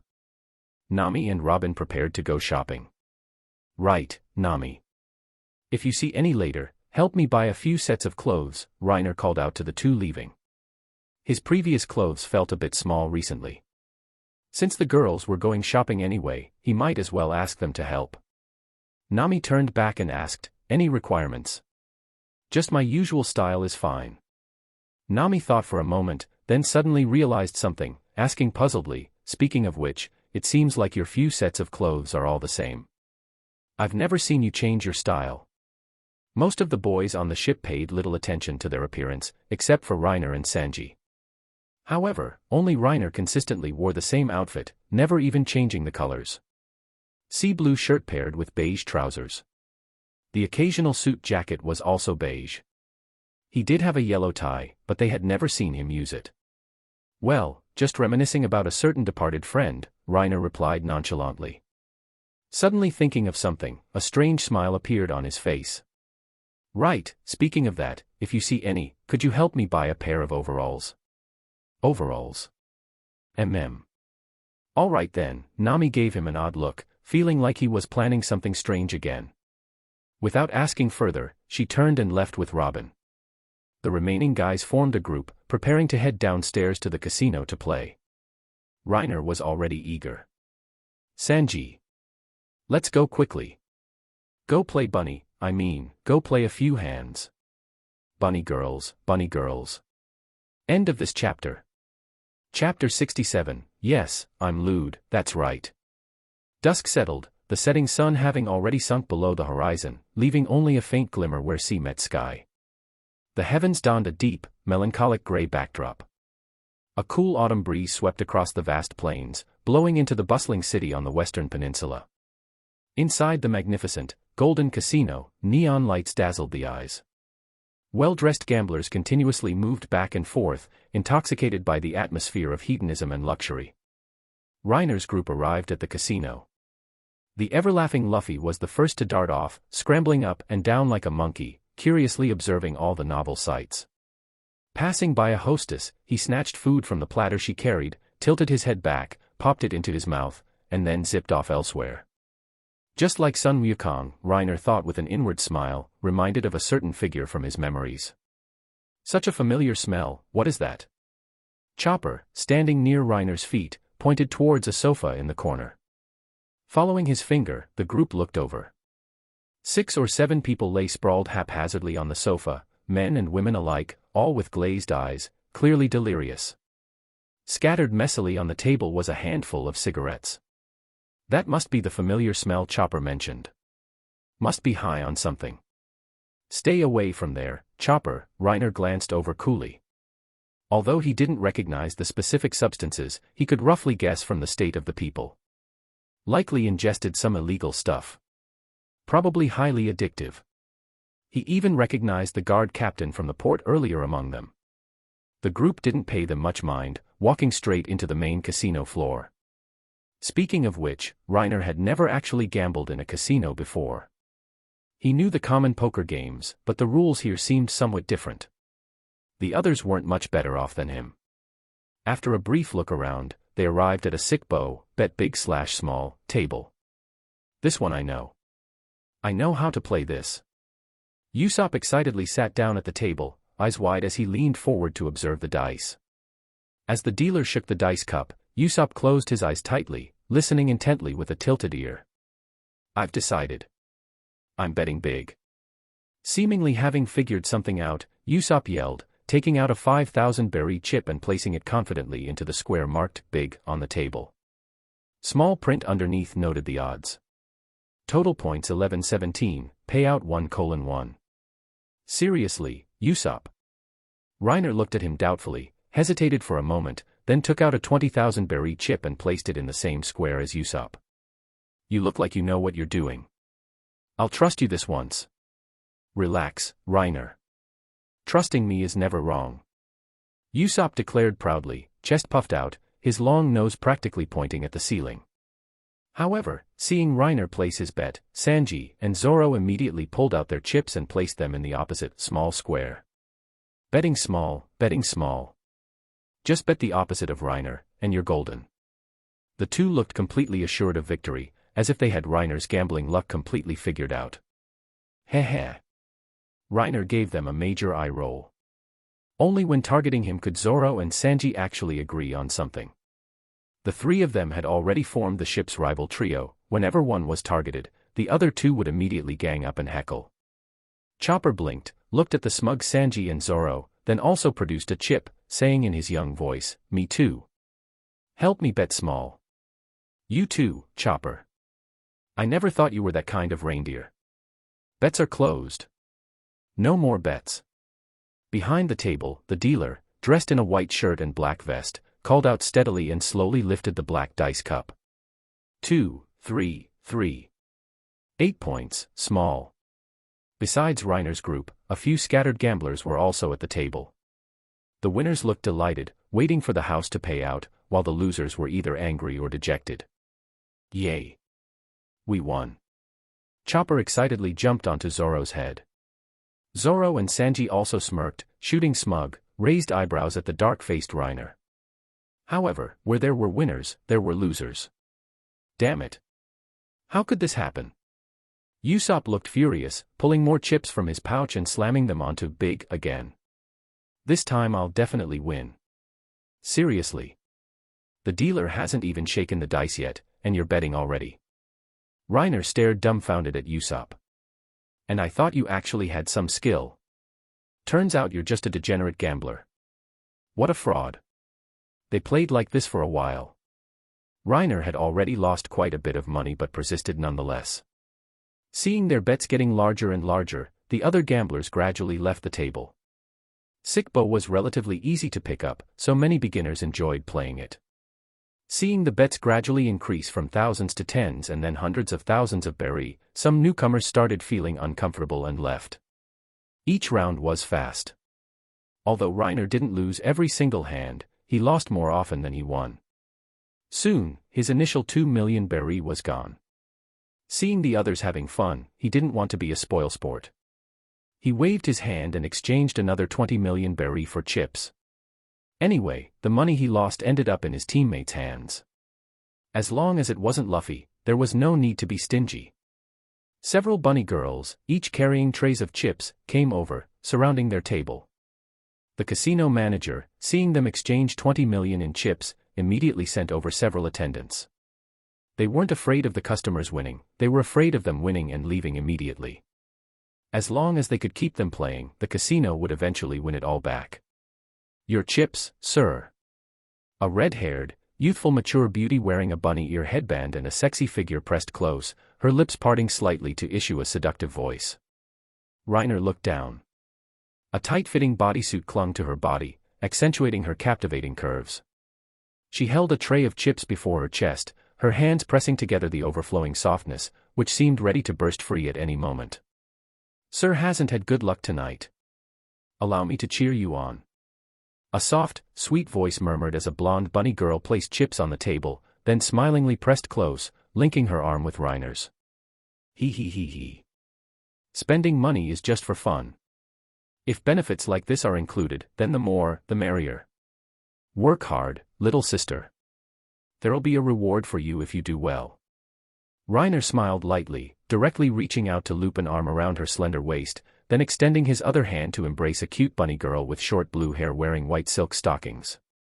You two help me place the bets. Stop it, I'm afraid you won't be able to handle us, the blue-haired bunny girl said coyly, placing her hand on Reiner's chest. Better to die stuffed than starved. 100,000 berry. Bet big. I can't withstand temptation. I'm lewd. Self-reflection complete.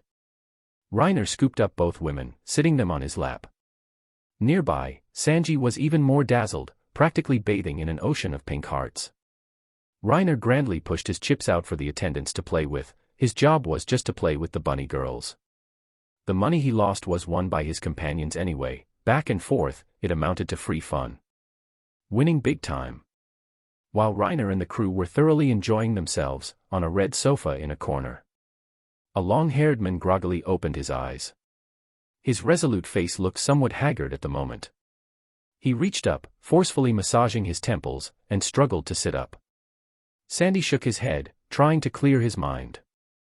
After sitting quietly for a long while, some color finally returned to his face, his eyes gradually brightening. Few overdid it a bit tonight.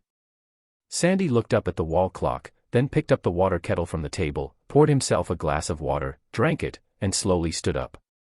He casually picked up the greatsword leaning against the sofa, strapped it to his waist, patted it, then removed his armor, revealing a sturdy physique clad in a white short-sleeved shirt. After tidying himself up briefly, he glanced down at the other people passed out on the same sofa, ignored them completely, and prepared to turn and leave. Just as he turned, his gaze inadvertently swept across the distance and landed on a blonde man seated at a sickbo table, embracing a woman on each side. Him again. Sandy muttered under his breath.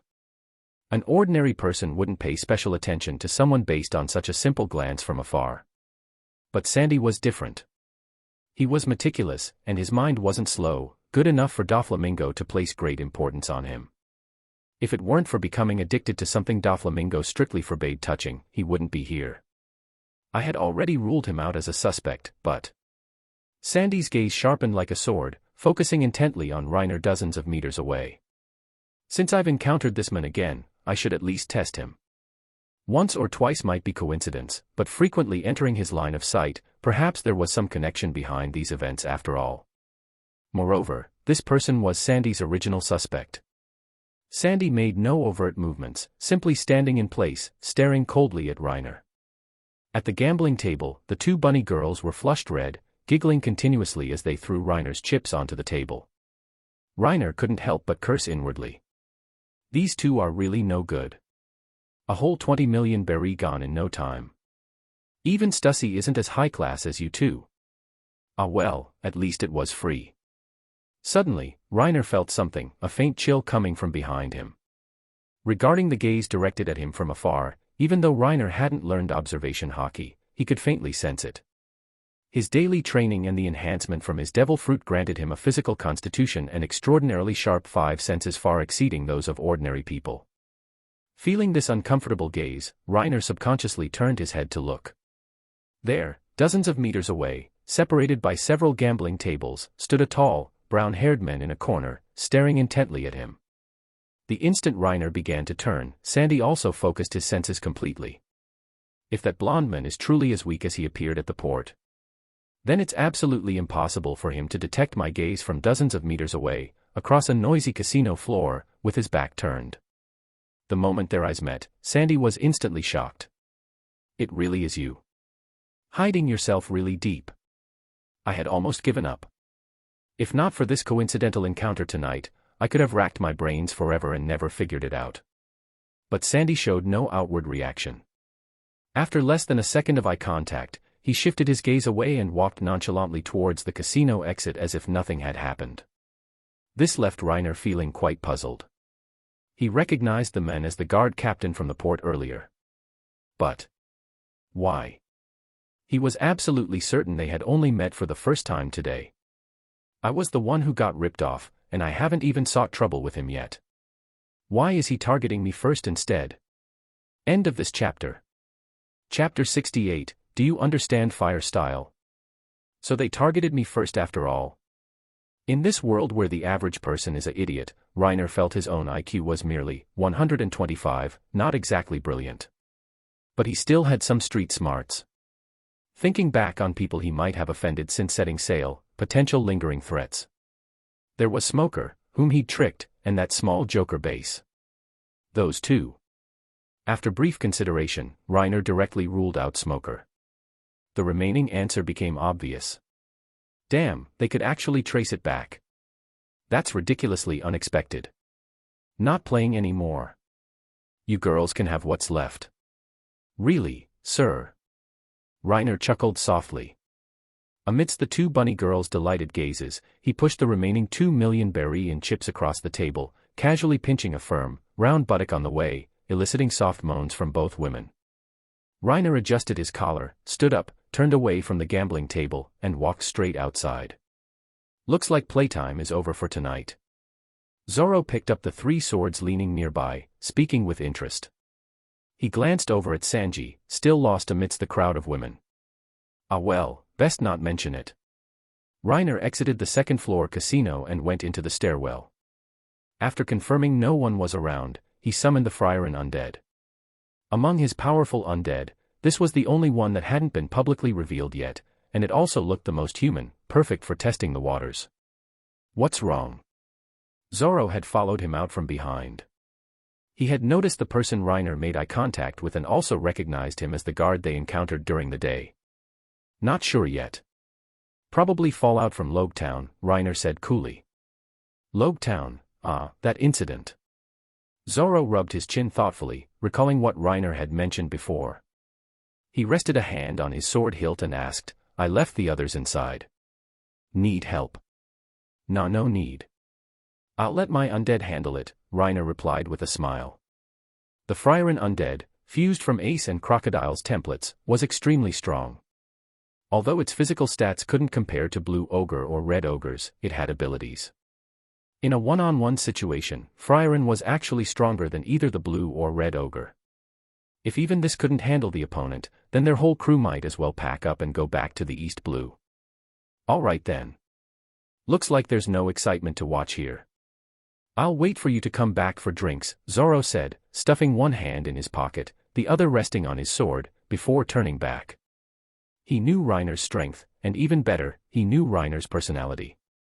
If Reiner said it was no problem, then there absolutely wouldn't be any accidents.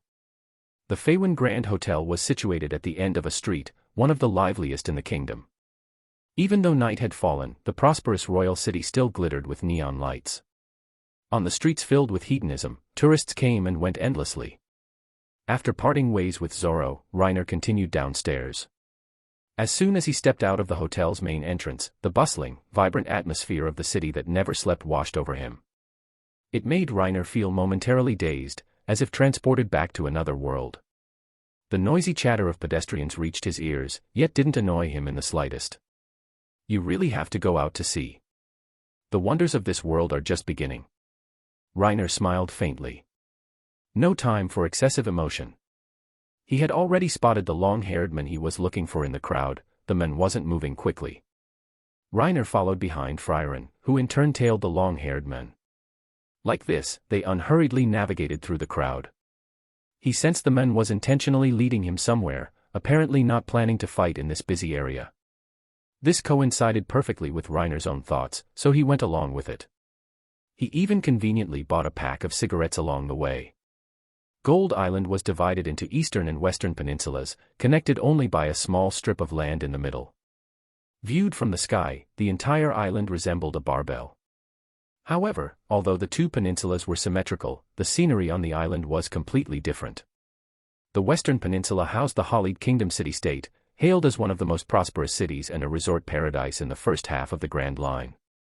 The eastern peninsula, though also belonging to the Hollied Kingdom, was mostly vast farmland as far as the eye could see. The inhabitants were mostly commoners from the lower classes.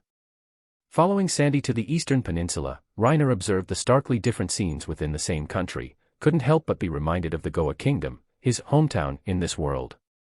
A nation lauded as the most beautiful in the East Blue, yet rotten to the core with decadent, pathological class ideology, from the Royal Palace, High Town, down to the Edge Town, and even the Grey Terminal. People were stratified layer by layer, even right and wrong could be twisted by class. In such a shitty place, Sabo, born into the noble class, managing not to be assimilated by the rotten ideology was truly commendable. However, this country was much better. It didn't have Goa Kingdom's pathological situation. The eastern side served as a concentrated agricultural area simply because the terrain and climate were more suitable. For convenience to work the nearby fields, the farmers spontaneously moved out of the city-state to live here, resulting in small wooden houses scattered every few hundred meters across the endless fields. At least, that was the information Reiner had gathered. Sandy walked all the way to the eastern peninsula but didn't venture deep into the fields. Instead, he stopped and turned, his gaze falling upon a nearby patch of reed marsh. Come out. Following me all this way must have been tiring for you. Sandy stood ramrod straight in his white shirt and pants, one hand on his hip, the other resting on his great sword. He looked up at the bright moon, an expression of enjoyment on his face. This is one of the kingdom's scenic spots. At sunset, the evening glow spills across the endless fields, and the cool autumn wind sweeps through, creating waves of golden wheat. I quite like it here. It feels like the wind here can always blow into my heart, bringing a rare moment of clarity. Which is why I've buried quite a few enemies' bones here. Sandy paused, lowered his head, his eyes turning sharp. And tonight, you will be one of them. Rustle, rustle. A soft rustling sound echoed as a small, delicate figure slowly walked out from the reed marsh. Long, grayish-white hair tied in twin tails, short bangs parted in an inverted V on her forehead framed a round face. Her vacant, emotionless eyes sent an unconscious chill down one's spine. A little girl. Where's the blonde man? Sandy was clearly puzzled by the figure that appeared. Then, thinking back on the blonde man's various actions, understanding dawned in his heart. He stated coolly. No need to hide. Your identity is already exposed. You were the one responsible for the Logetown incident, weren't you? Since you could follow me here, you must know my identity as well. Ah, right here. Russell. The golden-haired figure pushed aside the reeds and walked out. Since his identity was exposed, there was no need to hide anymore. Dealing with the opponent here was the key. Quite the insidious man. But, not a coward, I'll give you that, Sandy commented expressionlessly, simultaneously drawing the greatsword from his waist. Zing! Heh, of course Reiner wasn't a coward. If he were, he wouldn't have gone out to sea, let alone gone to mess with Crocodile. Knowing Luffy would fight Old Sand, he had prepared Crocodile's coffin step by step. Even when Crocodile charged right at him, he didn't retreat a single step. Insidious and cowardly were never the same thing. Speaking of which, how did you suspect me? I don't mean back at the casino, Reiner asked, walking over to stand beside Frieren. A cluster of flame ignited spontaneously, lighting the cigarette in his mouth. He understood now, the casino incident was the opponent deliberately testing him. The key was why. The opponent wouldn't just test random people, he must have already suspected Reiner to do so. The munitions. Just 2 words were enough. That worked. Reiner scratched his golden hair. So that's where they started.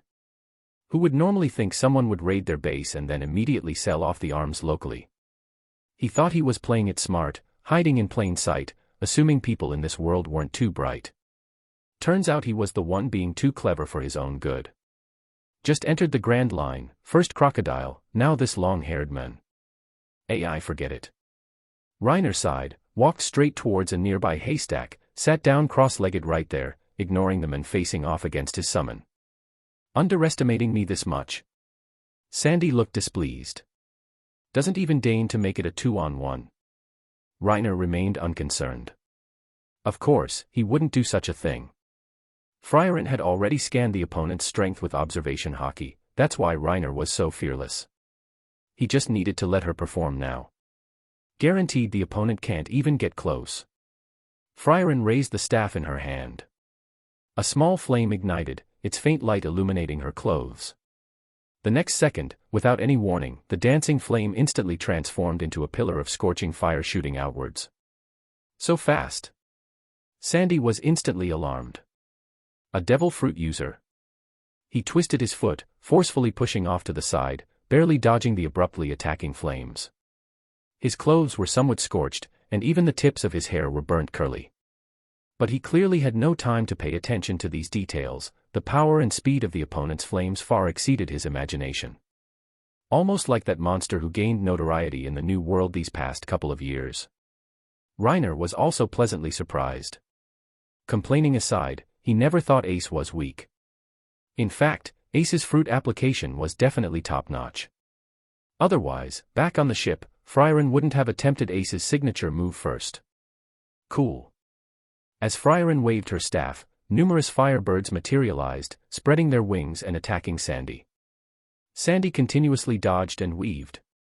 However, the firebirds seemed to possess life, relentlessly pursuing him. Even when he swung his sword and cut them apart, they quickly reformed and continued charging at him. Sandy's expression looked as if he had eaten a fly.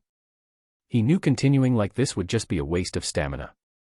More importantly, as time passed, the number of firebirds on the field kept increasing.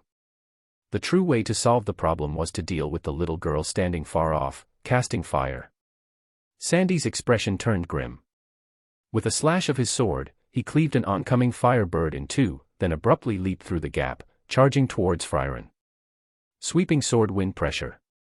Sandy wielded his great sword as if it were weightless, unleashing a powerful charged slash towards the distance. The several firebirds blocking his path were completely dispersed.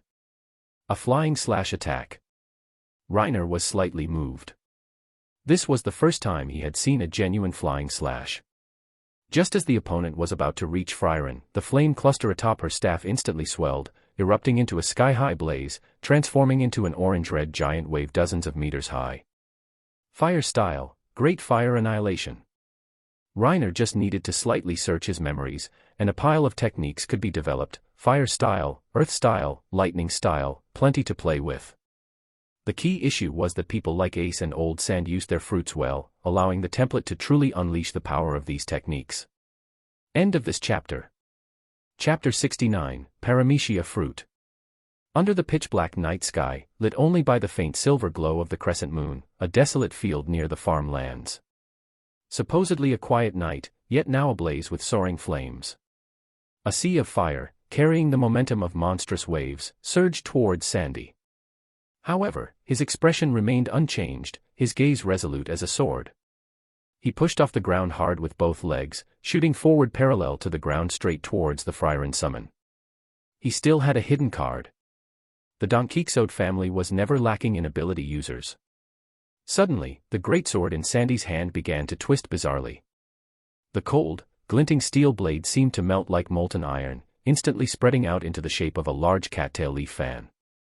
Holding the fan behind him, Sandy's arms bulged, veins popping out, as he swung it forcefully towards the sea of fire. Wind pressure chaos blades. The next moment, a fierce wind erupted, filled with countless chaotic slashes.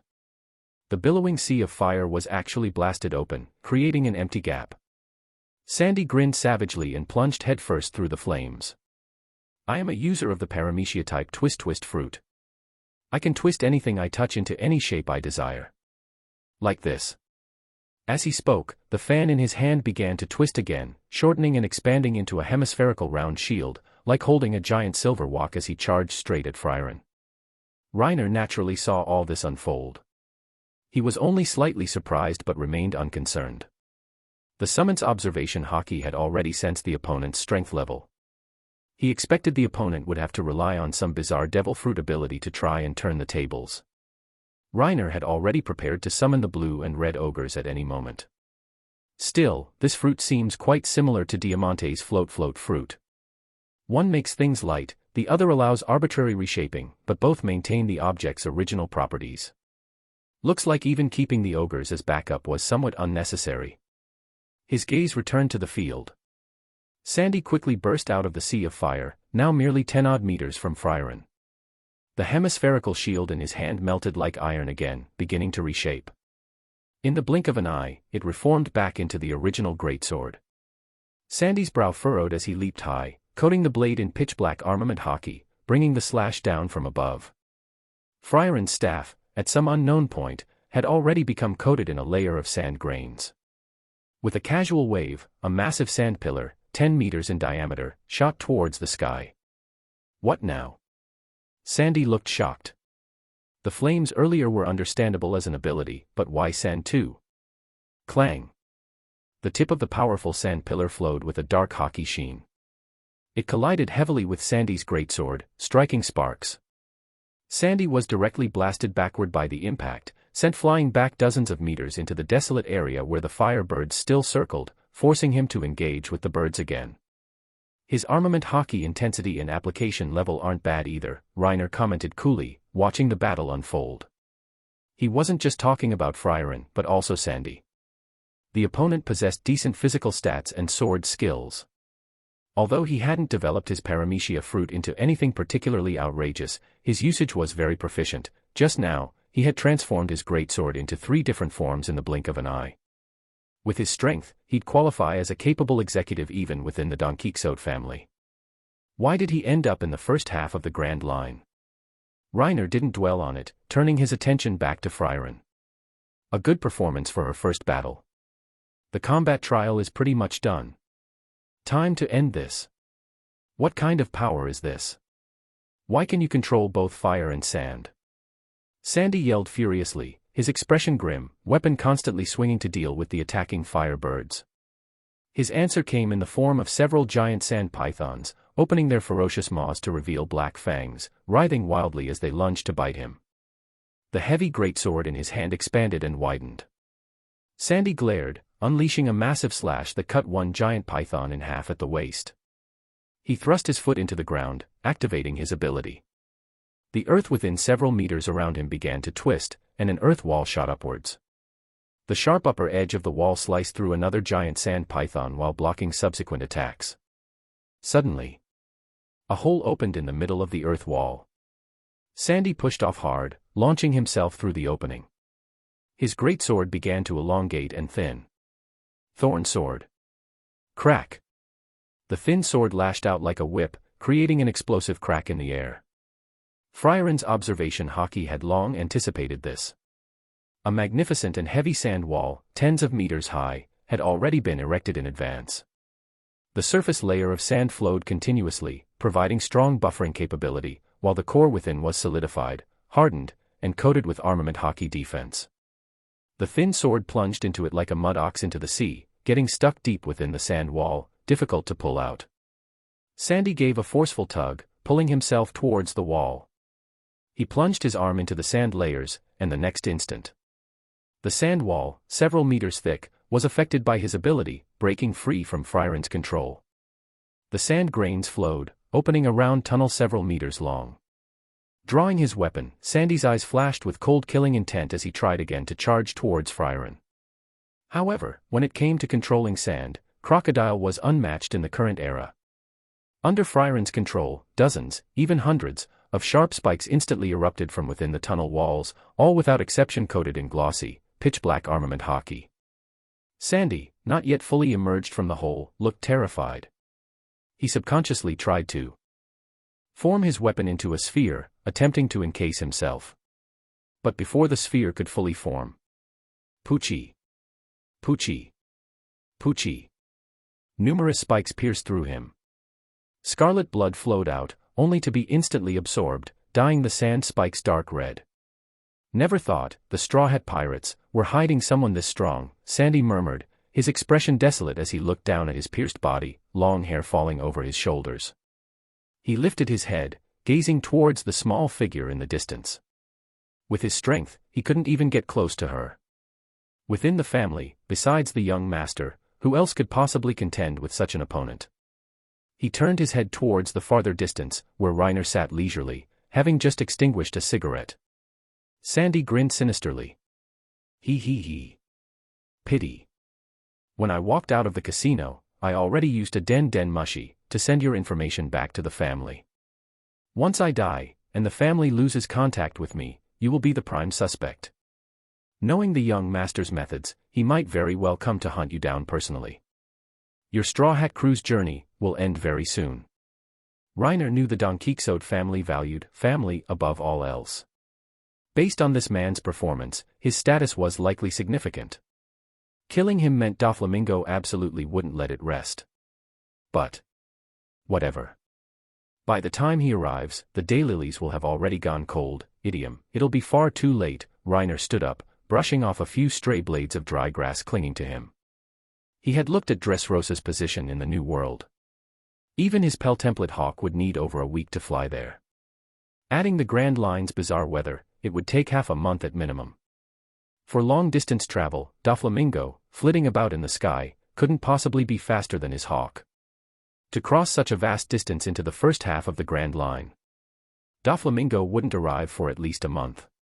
By the time he comes, Reiner would surely have collected Enel's template already. Reigo plus Hikoku, just feed Doflamingo a big one. If I really can't win, I'll just run. With his current forces, stalling Doflamingo shouldn't be impossible. Besides, Doflamingo coming here for real. The summit war wasn't far off, the 7 warlords would all be summoned to headquarters beforehand to await orders. All in all, his plan was solid. Probably. Truly a person full of suspicious points. How did you end up in the first half? Reiner walked forward curiously. Someone with both strength and brains like this. Doflamingo wouldn't fail to utilize him, surely. He. That's none of your business. Sandy was already on the verge of death, speaking weakly, eyes unfocused. He with difficulty raised his hand, took a short cigarette from his pocket, put it in his mouth, didn't light it, and just chewed it raw. So he's an addict. Needed one last fix before dying. Reiner understood now, he had seen this stuff back at the casino. Ah well, none of my business anyway. Seeing the man's state, asking him wouldn't yield answers. After dealing with this person whose name he never even learned, Reiner collected the template and turned to leave. He looked complexly at the pack of cigarettes in his own pocket, took it out, threw it on the ground, and ground it forcefully with his shoe. Starting today, quit smoking. After handling the scene with a burst of fire, Reiner and Friren returned to the town. On the street near the Feywind Grand Hotel, he conveniently bought another pack of cigarettes. Quit attempt failed. It was already late night when he returned to the hotel, but the casino was still lively. Reiner didn't go in, instead heading up one floor to the restaurant. Not many people were there, as it was late. The scattered diners were mostly people who had played downstairs for a long time and came up for something to fill their stomachs. Zoro and the others had left the casino shortly before and were eating a late-night snack here. Reiner, handled it. Well, barely managed. I guess, Reiner said with a light chuckle, scratching his head and casually finding an empty seat. Reiner, look. I won lots of money tonight. Chopper turned around, showing off his bulging blue backpack happily. Dare to show off to me? Isn't that all won from me? Reiner rubbed Chopper's hat and laughed. Very nice. Since you're so rich now, don't ask me for pocket money anymore. Eh? Wait. Chopper frantically took off his backpack, his round eyes darting around hesitantly, then said softly, how about I give you some? Just kidding. Put your money away, Reiner couldn't help but smile.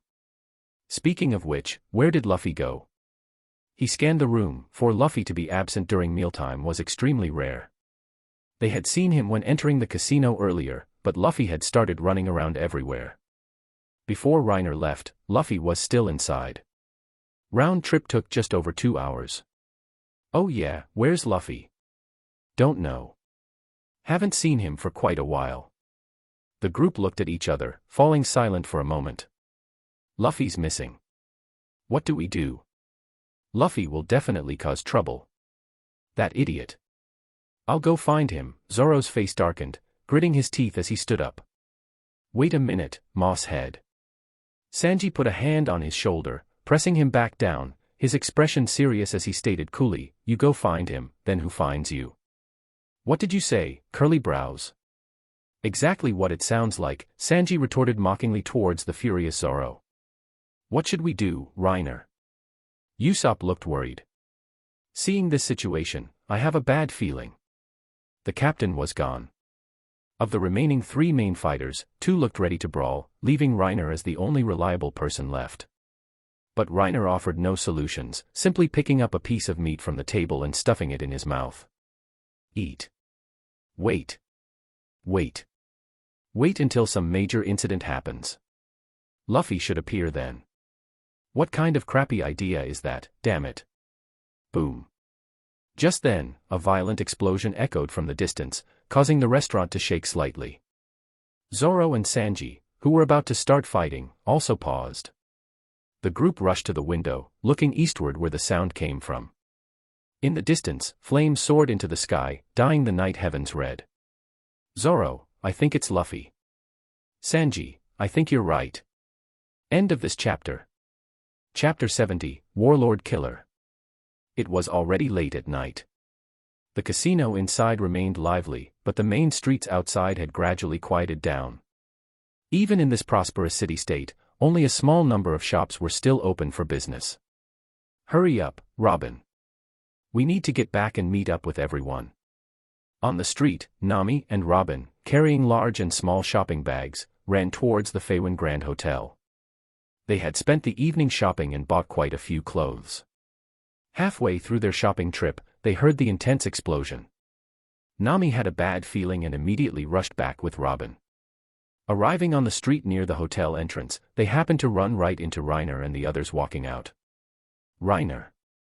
Great. You guys are okay. Nami rushed forward, clutching her chest and panting as she scanned the group. Where's Luffy? Don't know, replied 5 voices in unison, simultaneously turning their heads towards the distant firelight. Nami followed their gaze, and as if sensing something, planted her hands on her hips and roared furiously at them. Idiots. What are you good for? So many of you couldn't even keep an eye on Luffy. The group quickly averted their gazes. Now was not the time to ask for a beating. Wait, Nami. Let's go check first, just in case. It was Robin who stopped Nami. Maybe it wasn't Mr. Captain. Currently, besides Nami, Robin still addressed the others by their titles. Her comforting words managed to quell some of Nami's anger. Finally, they decided to split up. One group would go check the scene of the incident first, while the other would head to the port to retrieve the Going Merry, just in case. It's easier for me to pilot the ship with my undead. I'll go to the port. The Going Merry is in your hands, Reiner. Okay. See you at the agreed spot. Reiner summoned the undead hawk, jumped on, and Nami, laden with shopping bags, climbed on too. The hawk pushed off the ground, flapped its wings a few times, soared into the air, and carried the 2 towards the port. Looking out from the sky, they could vaguely see rows upon rows of soldiers on the ground continuously rushing towards the location of the fire. Nothing bad will happen, right, Reiner? Nami couldn't help but worry, watching the scene below. During the flight, Reiner had already summoned Frieren, constantly radiating observation haki to search for Luffy's presence. However, he found nothing. Nami's bad feeling intensified. Relax. Luffy is strong. Trust him, Reiner could only offer verbal comfort at this point. Arriving at the port, Reiner showed the permit he received earlier from the guards. Once back on board, he immediately summoned the fishman undead, who began operating the Going Merry methodically under Nami's command. Sailing out of the harbor, they followed the coastline towards the eastern peninsula. According to the map, there was a cliff there, suitable for concealing the ship, the rendezvous point they had agreed on earlier. Honestly. On the second-floor deck, Nami huffed irritably. You knew perfectly well Luffy would cause trouble, and you still didn't keep an eye on him. If Luffy could be kept an eye on, he wouldn't be Luffy. I'd sooner believe in world peace, Reiner teased. It better not be trouble he caused. Otherwise. Nami threatened, shaking her fist. Seeing this, Reiner silently and wordlessly retreated. After some time, they finally arrived at the base of the cliff. Reiner had the undead retract the sails and drop anchor. Looking up at the cliff, it wasn't exceptionally high, but more than sufficient to hide the Going Merry. Let's go. Reiner put an arm around Nami, lifted her up, and with a light leap, landed on top of the cliff. What greeted their eyes were vast fields of green crops.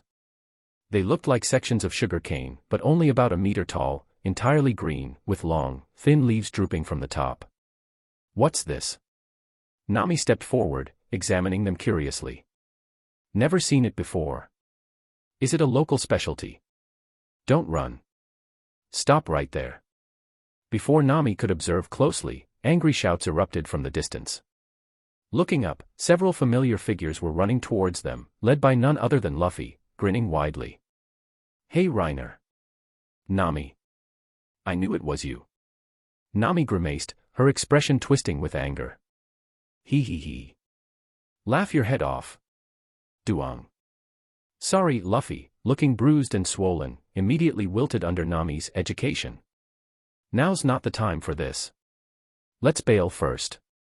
Seeing the large troop of soldiers behind them, Reiner and the others jumped back onto the ship. Summoning the undead to raise the anchor, they unfurled the sails and slowly steered away.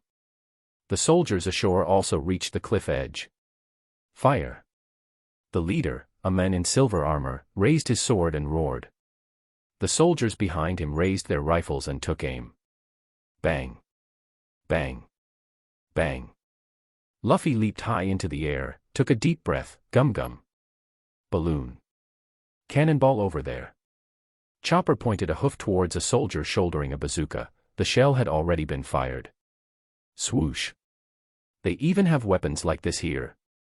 Reiner muttered inwardly, though considering the Don Quixote family's base was here, it wasn't entirely unexpected.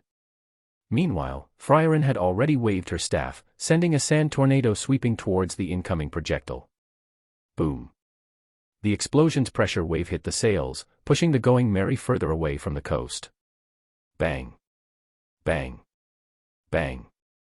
Several more cannonballs flew towards them. Zoro leaped up, drawing his swords. 36-pound phoenix. Green slashes, like circling birds of prey, precisely cut each cannonball in two without missing a single one. Whoa. Flying slashes. Since when, Zoro? Reiner asked, pleasantly surprised. Well, just figured it out. Still not proficient, Zoro replied, looking slightly smug. With the four main combatants working together, they quickly defended the Going Merry, moving it out of the range of the enemy's guns and cannons. Hey Luffy. What on earth did you do? Nami looked dissatisfied, grabbing Luffy's ear and pulling continuously. Forget the ruined vacation. Now the log pose hasn't even set. Honestly. Every time I take my eyes off you for a second, you cause trouble, idiot. Can't you just quiet down for once, damn it? So, what exactly happened? Reiner was also puzzled. Looking at the current situation, it was obvious the initial explosion was linked to Luffy. However, Luffy just put his hands on his hips, grinning brazenly and cheerfully explaining. I ate a meal and forgot to pay. Everyone else, huh? Did you eat a Fujianese person?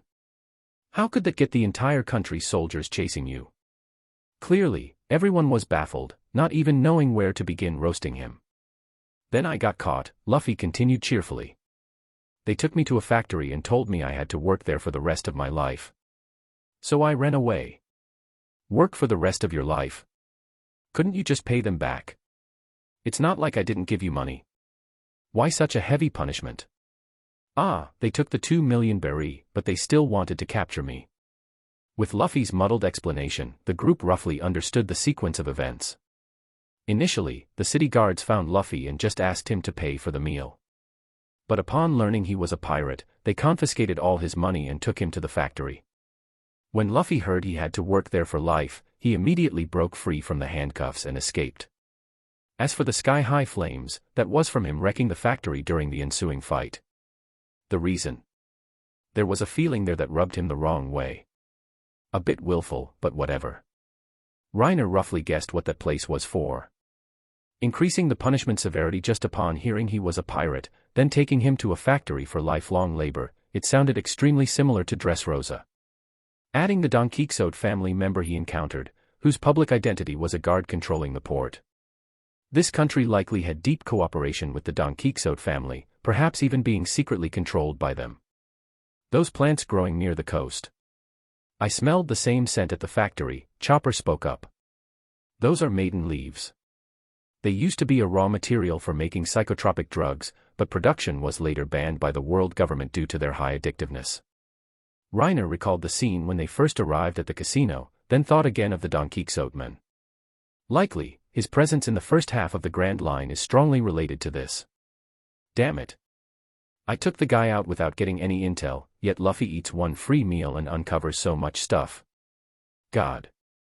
He could probably compete with the elementary school kid next door who brings death wherever he goes. Note, reference to Detective Conan. Speaking of which, I remember this island has an underground force entrenched here, Robin suddenly interjected. The Don Quixote family. I heard Crocodile mention them before. The mastermind is a warlord from the New World. The Holleyed Kingdom's military strength is formidable primarily because of them. The factory Luffy destroyed was likely their drug manufacturing plant, secretly exporting products from this country to the rest of the world. Everyone understood what kind of drug Robin was referring to. Hearing this, the weakling trio instantly turned pale with fright. A warlord. Why is it another warlord? Luffy, you idiot. Nami yelled, raising her fist. We just finished fighting Crocodile, and now you immediately provoke another warlord. Do you have some kind of vendetta against the warlords? Hee hee hee. Grin your head off. Warlord killer, terrifying indeed. Speaking of which, Arlong also had some connection to the warlords, Reiner said, looking down at the white bone chain sword at his waist, then added. There's a fishman among the warlords. Jinbei, Knight of the Sea. A very strong fellow. Nanny. Wait, let me count, Usopp trembled, counting on his fingers. 1, 2, 4. 4. We've only just set sail and already encountered 4 warlords. Nanny. Chopper was so scared his eyeballs nearly popped out. He had witnessed the entire battle against Sand Crocodile in the tomb from the sidelines. If all the warlords are enemies of that caliber, we're doomed. Thinking this, Chopper collapsed onto the deck utterly devoid of hope. Reindeer life is over, wah wah. 4. Robin looked puzzled. She and Chopper had only joined in the Grand Line and didn't know about the incidents involving Hawkeyes and Arlong. Hawkeyes is fine, he won't actively seek trouble with them. It's more like Zoro has a date with him. As for Jinbei, Reiner glanced again at the white bone chain sword at his waist. If people mistakenly think he skinned Arlong alive, that might not be good either. Let's not talk about this first. What about the log pose now? Sanji interjected, breaking the cowardly trio's panic. End of this chapter. Chapter 71, the pointer pointing to the sky. Now, being pursued by this country, forget going ashore, even drifting nearby wasn't an option anymore. If they got too close, the enemy would surely attack upon seeing them. If they stayed too far away, the log pose wouldn't set. Hearing this, Reiner directly summoned the undead hawk, extending his hand towards Nami. "Give me the pose. I'll sneak in for a bit and meet up with you tomorrow. Besides, I don't have a bounty yet, so it'll be easier to hide after getting inside."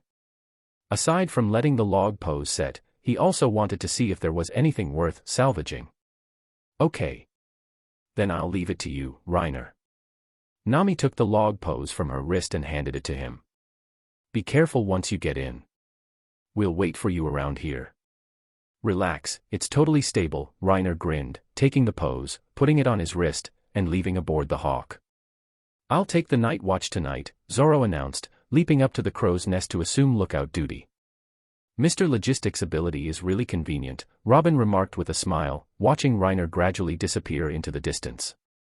"Truly reliable." "Of course. If even Reiner isn't reliable." Nami glanced at Luffy and sighed dejectedly. My body is so tired. I don't want to talk about it anymore. Honestly, 4 people on this ship are monstrously strong, yet only one has a working brain. Although the others are reliable in critical moments, in many cases, those so-called critical moments are caused by themselves. The more Nami thought about it, the angrier she got. Her cheeks slowly puffed out. After randomly punching Luffy on the head, she walked into the cabin and slammed the door shut heavily. Bang. Leaving Luffy outside the door with a large bump on his head, looking utterly wronged. "What did I do now?" Robin chuckled softly and also followed into the living quarters. At dawn, the sky gradually brightened. The sun hadn't yet emerged, but the edge of the sea horizon faintly glowed fishbelly white. The crew, having stayed up all night, were now slightly drowsy. The log pose still needed most of the day to set fully. Reiner wouldn't be back until the afternoon. Lifting the deck hatch near the mast, Chopper yawned, preparing to go down to the dormitory cabin for a nap. Soon, aside from Zoro keeping watch in the crow's nest, the others also went into the cabins to sleep. By the time the sun hung high in the sky, Gold Island streets were already bustling with pedestrians coming and going. Inside a relatively simply decorated high-end seafood restaurant. "Boss, 2 servings of seafood ramen." "Hold the noodles." "Ah. Sir, you." Thump. Yes sir. "Right away. I'll get right on it." The boss fawningly picked up the several berry bills slapped onto the table and headed straight for the kitchen, yelling as he went, 2 bowls of seafood ramen broth. Loaded up with seafood. Reiner sat on the sofa, took an ashtray from the nearby table, and placed it in front of him. Beside him sat a small girl with twin tails. "Still got a little while. Let's wait until the log pose is set before heading out," Reiner said. He had just come from the casino. It would be a shame not to stay in the high-end room he booked. He planned to check the port again later. After all, he had only seen the men with the greatsword in those 2 locations. The royal palace was out of the question. He guessed the opponent's base was likely near the port. If there were any important supplies, the man himself would surely be overseeing them. As for the casino, Reiner leaned back, sinking into the soft sofa, entering lazy mode, slowly waiting for his food. Soon, after eating his fill, the log pose had also finished setting, slowly pointing towards the next island. "Sky Island." "Enel," Reiner murmured. He stood up, taking the Friar summon with him, and headed towards the port. The sun hung high, blazing down intensely. Aboard the Going Merry, Sanji lifted the deck hatch and headed towards the second-floor living area, preparing to start cooking. The others followed him out one after another. Suddenly, a black dot in the distant sky grew larger, drawing the crew's attention. "I'm back, everyone. We can get ready to set sail." A shout came from afar, growing closer. Reiner recalled the hawk summon, leaped down from the sky, took off the log pose from his wrist, and handed it over. Luffy immediately jumped onto the sheep figurehead at the bow, grinning and shouting, "Ha ha ha. Let's set sail, everyone." "Nice job, Reiner," Nami praised, accepting the pose and putting it on her wrist. She pointed at the backpack behind Reiner, smiling slyly. "What goodies did you salvage this time?" "Dame. No. Time flowed by. Several days later. New World. Headquarters of the World Economy newspaper. Big news. This is huge news. A large bird, dressed smartly like a human, shouted upon seeing the bounty posters just issued by the world government. Someone. Quick, come here. Immediately change the layout for the latest newspaper edition. President. Did some major event happen? A nearby employee asked excitedly upon seeing his reaction. The man called President was named Morgans, a Zoan user of the bird fruit, model, albatross, who couldn't fly. But he was one of the emperors of the underworld, president of the World Economy newspaper, primarily engaged in gathering and publishing various news. The intelligence resources he commanded were comparable even to the world governments, and he often collaborated with them. Just a few days ago, he had published the news of the warlord Crocodile being arrested by the White Hunter, Smoker. Today, he received the latest bounty posters issued by the world government. The Straw Hat Pirates. Just entered the first half of the Grand Line and already showing the stance of supernovas. Morgans yelled excitedly, spreading the several bounty posters just mailed by the world government onto the table. Hey, this is... Seriously. How could bounty posters issued by the world government be fake? They just entered the Grand Line. And their ship already produced 3 ruthless characters with bounties over 100 million. Several employees gathered around, looking at the posters spread on the table, unable to help but marvel. Looks like the news agency's sales figures are going to surge this month, President. Ahahaha. In reality, the Straw Hat Crew's bounty posters had been ready several days prior. However, the events in Alabasta couldn't be completely hidden. To cover up the warlord scandal, the world government could only twist the narrative into Smoker making the arrest. They then deliberately delayed releasing the Straw Hat Crew's bounties until now, staggering it from the news about Crocodile. New World. On some unnamed island, a figure with a red hedgehog-like hairstyle ran frantically towards a base. Boss. Boss. It's terrible. Don't panic so much, Rockstar. You can't become an executive acting like that. Ha ha ha, Lucky Roo loudly mocked the newcomer, tearing off a bite of meat from the chunk in his hand. Rockstar looked around at the executive sitting in a circle drinking, their intimidating auras making him tremble. He held out the bounty posters in his hand and yelled. That Straw Hat Kid. His bounty poster has been updated again. Oh. It's Luffy. Quickly. Let's see. What about Usopp? Did he get a bounty? The previously tense atmosphere immediately broke. Lucky Roo took the several posters and placed them on the table. All eyes focused on the photos. 150 million. He's really made something of himself, ha ha ha.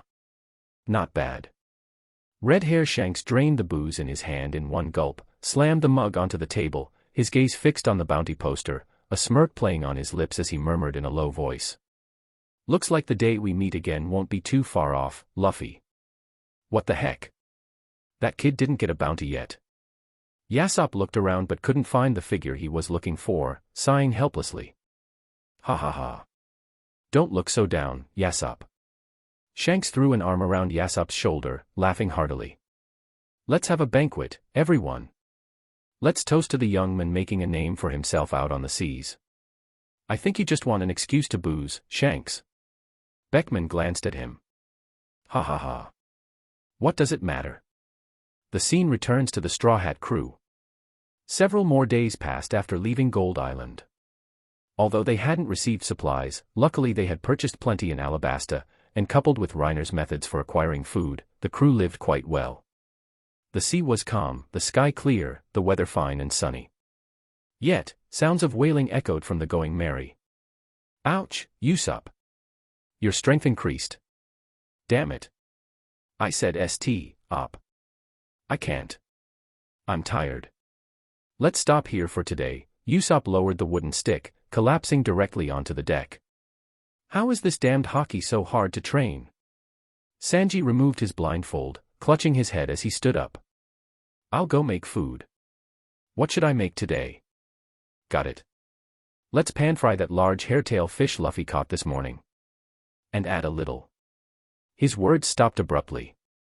The previously bright sky instantly dimmed, becoming lightless as a shadow enveloped the Going Merry and a large surrounding area of the sea. Everyone couldn't help but look up. And just that one look up. SHSH, ship. Usopp's face turned ashen. His mouth gaped open, but he stammered, unable to form a complete sentence. Even Reiner's brow furrowed tightly. A ship is falling from the sky. Covering the sky and blotting out the sun. A huge, dilapidated sailing ship. Plummeting straight down from the heavens, surrounded by countless floating wreckage. It's okay. It won't hit us. Splay awash. The ship crashed into the sea surface, throwing up giant waves that surged towards the Going Merry. A violent rocking and loud noise startled those inside the cabin, who quickly ran out onto the deck. What's going on? What is that? Looking at the massive sailing ship, half floating on the sea surface, slowly sinking, Nami couldn't help but think back to Drum Island. Did you guys sink someone else again? No. Not us. It fell from the sky. The sky. You're talking nonsense. Hey, stupid woman. We're not kidding. Zoro couldn't help but shout. The crew hadn't yet recovered from the shock of the previous scene. Hearing this, Nami remembered what Reiner had said before. She subconsciously glanced at the log pose on her wrist, then suddenly cried out in panic. How could this be? The pointer is pointing towards the sky. Hey Reiner. What exactly did you mean before about a sky island? I don't really understand the principles either.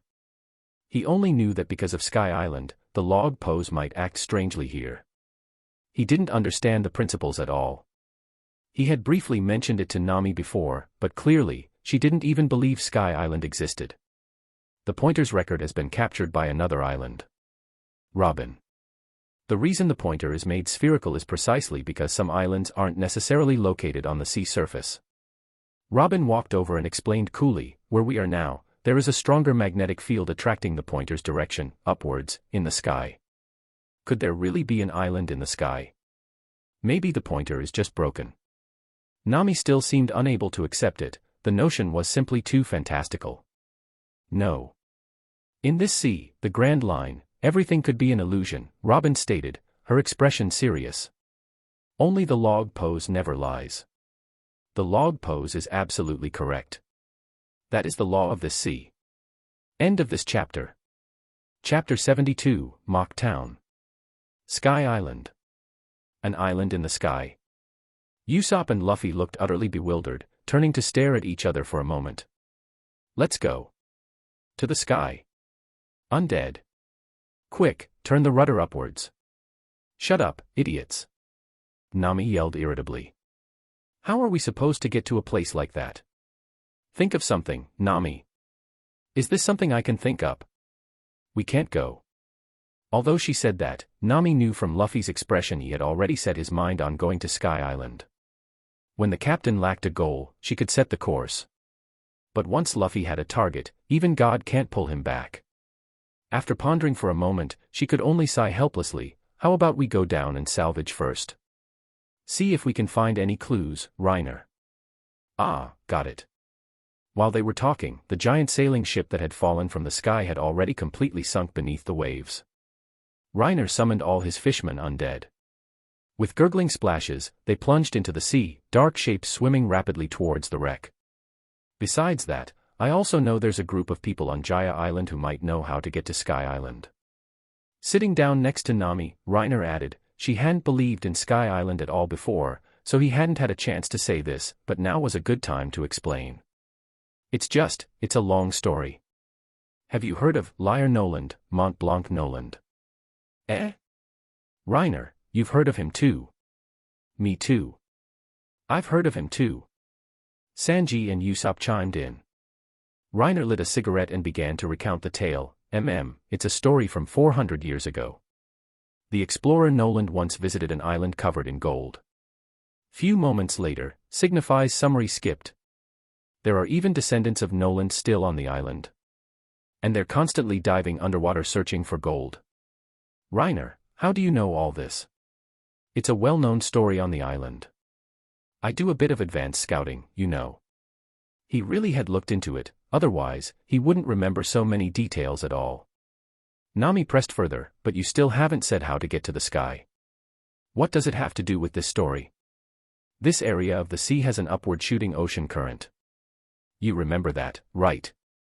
I remember you mentioning it last time. But I still can't figure out. Nami suddenly realized something, her expression turning terrified as she yelled. Don't tell me you plan to use that to go up. Impossible. Just kill me now. So we can go to Sky Island now, right? Luffy yelled excitedly, clearly only hearing the words "go up" and unable to contain himself any longer.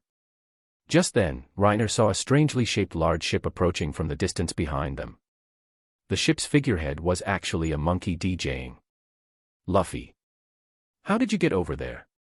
Reiner pointed at the ship's figurehead and yelled. Ptahaha. It really is Luffy. Look quickly. Chopper, perched on Usopp's head, excitedly pointed towards the other ship with his hoof. Let me see. Let me see. Luffy, far from being annoyed by the joke, looked thrilled, jumping onto the ship's railing and squatting there to peer into the distance. This posture made him look even more like a monkey, causing everyone else to burst out laughing. At that moment, on the deck of the monkey figurehead pirate ship, a robust man covered in brown fur stood at the bow. The Sarima Alliance captain, Masira of the Masira Pirates, bounty 23 million berry, known as Masira the Salvager. Hands on his hips, he yelled back towards his deck. Brothers. The wreck's location is right there. Prepare to dive. Sir. Yes, sir. Captain. Dive suits ready. Rope secured.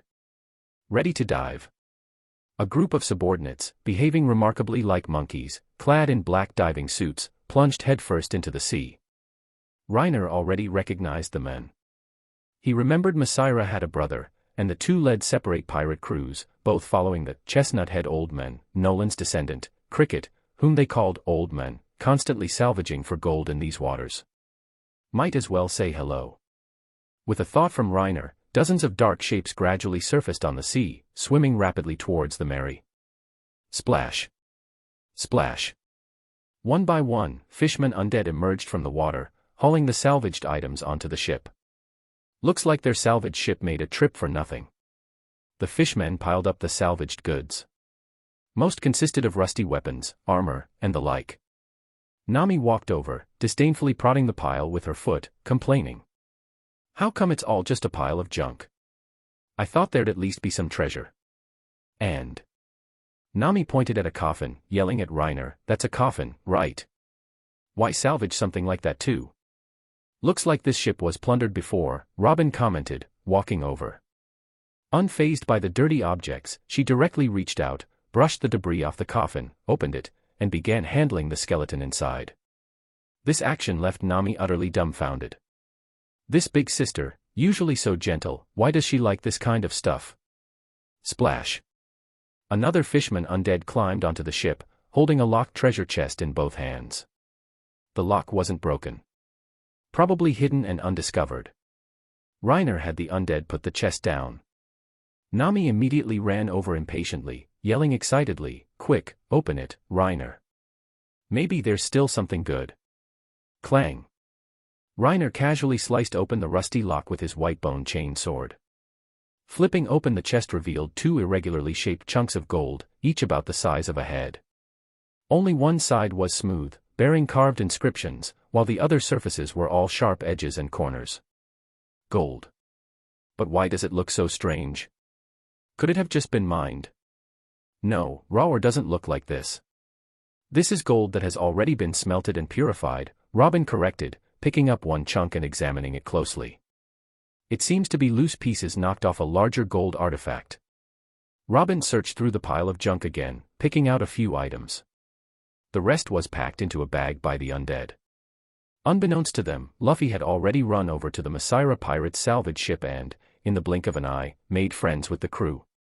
After packing the miscellaneous items, Reiner, while Nami wasn't looking, slipped the 2 gold chunks he'd just found into the bag as well. Might as well gift it all to them. After all, they still needed to ask for their help. Besides, Skypiea has tons of this stuff anyway, Reiner thought secretly. Aboard the salvage ship, the salvage king Masira, using some unknown method involving an extremely long tube, managed to refill the completely sunken ship with air, relying solely on his powerful lung capacity. Filled with air, the sunken ship slowly began to rise due to buoyancy. However, after sending his subordinates down to explore, they found nothing but a pile of skeletons. AI looks like another fruitless trip this time. Masira sighed in disappointment. He looked up and yelled to his crew, "Secure the wreck. Tow it back for the old man to see." "Sir! Sir! Captain!" His subordinates equipped ropes and dove back into the sea. Masira then turned back to Luffy, letting out a strange cry. "Ashishi. Looks like a wasted trip. We're heading back now. Wanna come with us?" "Nah. We're still going to the sky." "Shishishi. Wait a minute." The Going Merry, carrying Reiner and the others, sailed up alongside the salvage ship. Several fishermen undead worked together to toss the large bag onto the other ship's deck. Reiner leaped onto their salvage ship and said to Masira, "A gift for you. You're heading to Jaya Island, right? Mind if we tag along?" "This is..." Opening the bag, Masira was stunned. Stuff salvaged from the wreck. There's even gold. The Surima Alliance's main salvage target was gold, but finds were extremely rare. Most of the time, they only recovered junk. If not for their decent strength allowing them to occasionally rob unlucky pirates, they would even struggle to feed their own crew. "Ah, that's right. It's a gift for you. We happen to need your help with something too." "Ashishi. Thank you so much. The old man will definitely be happy to see this gold." Masira extended his thick hands, gripping Reiner's tightly, shouting excitedly. "Humph, my great Earth social skills, it's like a dimensional reduction strike in this world. Good brother. Whatever help you need, just ask. We were heading back anyway. Just follow behind us. Please allow us to properly host you all." Masira called over several subordinates. "Men. Prepare to return. Bring our friends home." "Wait, Reiner. I want to go to Sky Island." "Sky Island? I know. Don't be impatient. They can help us get up there." "Really? Ha ha ha. Then let's go quickly." Luffy jumped back onto the Going Merry's figurehead, raised his hands, laughed, and shouted, "Depart." Curry Island. Sanji looked speechless. "It's Jaya Island, idiot captain." Led by Masira's salvage ship, the group set off towards Jaya Island.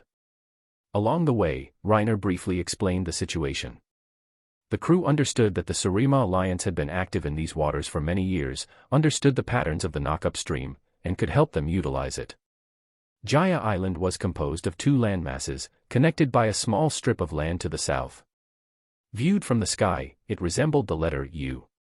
The island featured primitive jungle terrain similar to Little Garden. The Surima Alliance's base was on the west coast, a remote area rarely visited by humans, bearing almost no traces of human civilization besides them. The east coast, however, housed a famous town, Mock Town. A paradise for outlaws, gathering hoodlums, pirates, and various other lawless individuals. Unlike Hollied Kingdom, which accepted pirates under certain conditions, Mock Town was a lawless zone outside the jurisdiction of the world government. It was filled with criminals and crime. Bloody violence was a daily occurrence. "Sounds like an interesting town," Zoro remarked, inexplicably intrigued. Luffy chimed in, "Smells like adventure." "I've decided. Let's go play in town first before going to the monkey's house." "Heh, play. You won't be laughing when you two get beaten black and blue," Reiner thought speechlessly. Hyena Bellamy. Luffy disdained fighting him, but Reiner was different. He held grudges. As the saying goes, 30 years in paradise, 30 years in the new world.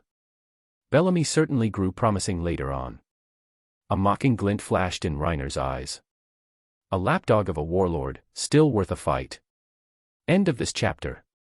Chapter 73, Black Crew. Hand over the money.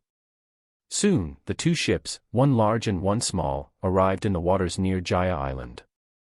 Reiner leaped up to the crow's nest and could already vaguely make out Mock Town. He briefly explained the situation to Masira, who gave him a map of Jaya Island marked with an X, the location of their base on the east coast. Well then, goodbye for now. We'll head home first and wait for you.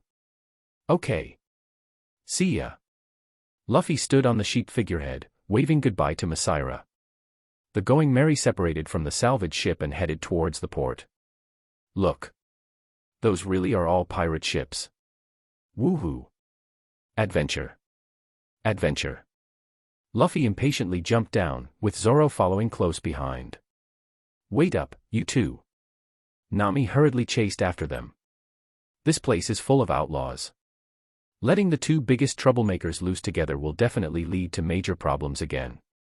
The three set off first. Aboard the Merry, Reiner also prepared to go into town and check out this so-called lawless place. Oh no. I've contracted the disease where I die if I set foot on the island. I can only stay behind and guard the ship. Usopp clutched his chest dramatically, collapsing onto the deck with a pained expression. Rain. Reiner, quick. Summon Blue Ogre and Red Ogre. You have to protect the Going Merry properly. Usopp, what's wrong? Doctor. Doctor, quick. Chopper yelled frantically, running around in circles before suddenly pausing. Ah. I'm the doctor. Guarding the ship is fine. Guarding you is quite unnecessary, Reiner said speechlessly, summoning the Katana Devil, Chainsaw Devil, and some Fishman undead. After the battle in Alabasta, several crew members had grown considerably stronger, especially Zoro, which in turn significantly boosted the Katana Devil's power. Leaving them to guard the ship, probably no one on this island could get close. Then let's go purchase some things. Yeah, we didn't get any supplies on the last island. Here. Click. Amidst swirling smoke, Reiner and Sanji jumped off the ship, summoned Frieren, and headed together deeper into Mock Town. Two blonde men in suits, escorting a little girl with twin tails walking between them, it presented quite a heartwarming picture, yet seemed incredibly bizarre in the context of Mock Town. Every time I see her, she's just so cute. Hey. Snap out of it, Sanji. That's an undead. What are you saying, bastard? I'm not that much of a pervert. Speaking of which, Reiner, let's give her a name. Sanji looked down at the small figure with white twin tails walking between them. How about Snow Biscuit? Dame. No. Or Snow Lotus. Got it.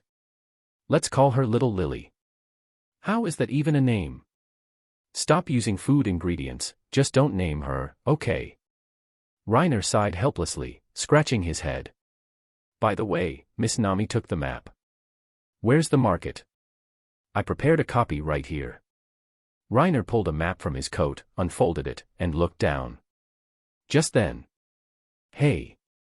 Stop. A hoarse, deep voice sounded from behind as 7 or 8 men surrounded them. The leader had long red hair and wore only a matching red leather jacket on his upper body, his torso covered in various tattoos. The red-haired tattooed man smirked menacingly as he walked up. You two handsome fellows look unfamiliar. Must be new here, right? Where are you headed? For a small fee, I can show you the way. Ah, found it. Reiner, without looking up, pointed at a spot on the map. Market's right here. Let's go. Thanks, buddy, but we know the way, Sanji casually replied to the red-haired man, turning with Reiner to walk off in another direction. B-boss, looks like they're ignoring you, one of the pirates stepped forward, looking up to remind the tattooed man frozen in place. No shit. I know that. The red-haired man's face flushed with shame and anger. Gritting his teeth, he yelled after the two departing blonde figures, "Hey, stop. What I meant was, pay the toll fee. You two bastards, stop right there." Click-clack. Seeing the two showed no sign of stopping, the red-haired man directly pulled out a flintlock pistol and aimed it at them. Hearing the sound, the two finally stopped, turning to glance back at the red-haired tattooed man. Sanji spoke coolly. Hey. That's not a toy. Don't point things like that at me. Hey. Scared now, are we? The red-haired man grinned menacingly. So what if I pointed at you? I'm with the Bellamy Pirates. Why don't you try making a move? Bang. A gunshot exploded. A spray of blood erupted from the red-haired man's chest. He looked down, face filled with confusion, then fell backward onto the ground. Smoke drifted from the muzzle of the gun in Reiner's hand. He lowered his arm. Tried it. What now? Boss. Bastard. Avenge the boss. The remaining pirates drew their guns. But just as they raised their hands, a black figure suddenly appeared before them. Before they could react, all they saw was a black leather shoe filling their vision. Thump. Thump. Thump. Sanji, hands casually tucked in his pockets, dispatched the opponents with swift kicks in a few turns, sending them flying into a nearby wall where they slid down like soft mud, piled in a row. Told you not to point things like that at me.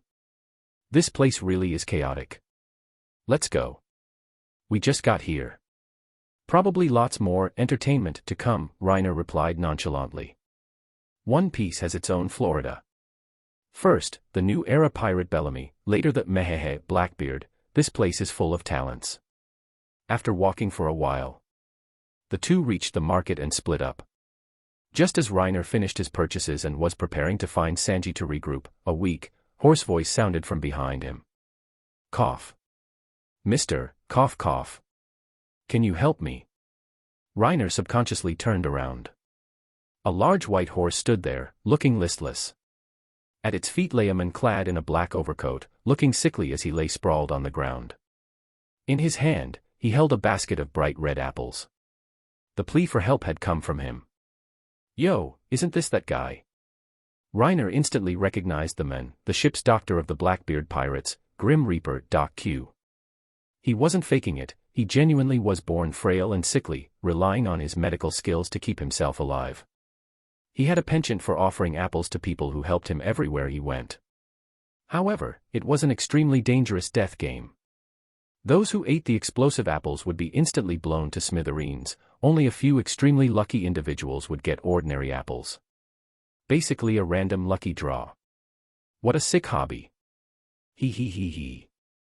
Coincidentally, so am I. Reiner hid the sinister smile on his face and walked forward. Are you all right, mister? Let me help you. A warm voice reached Doc Q's ears, feeling like a refreshing spring breeze.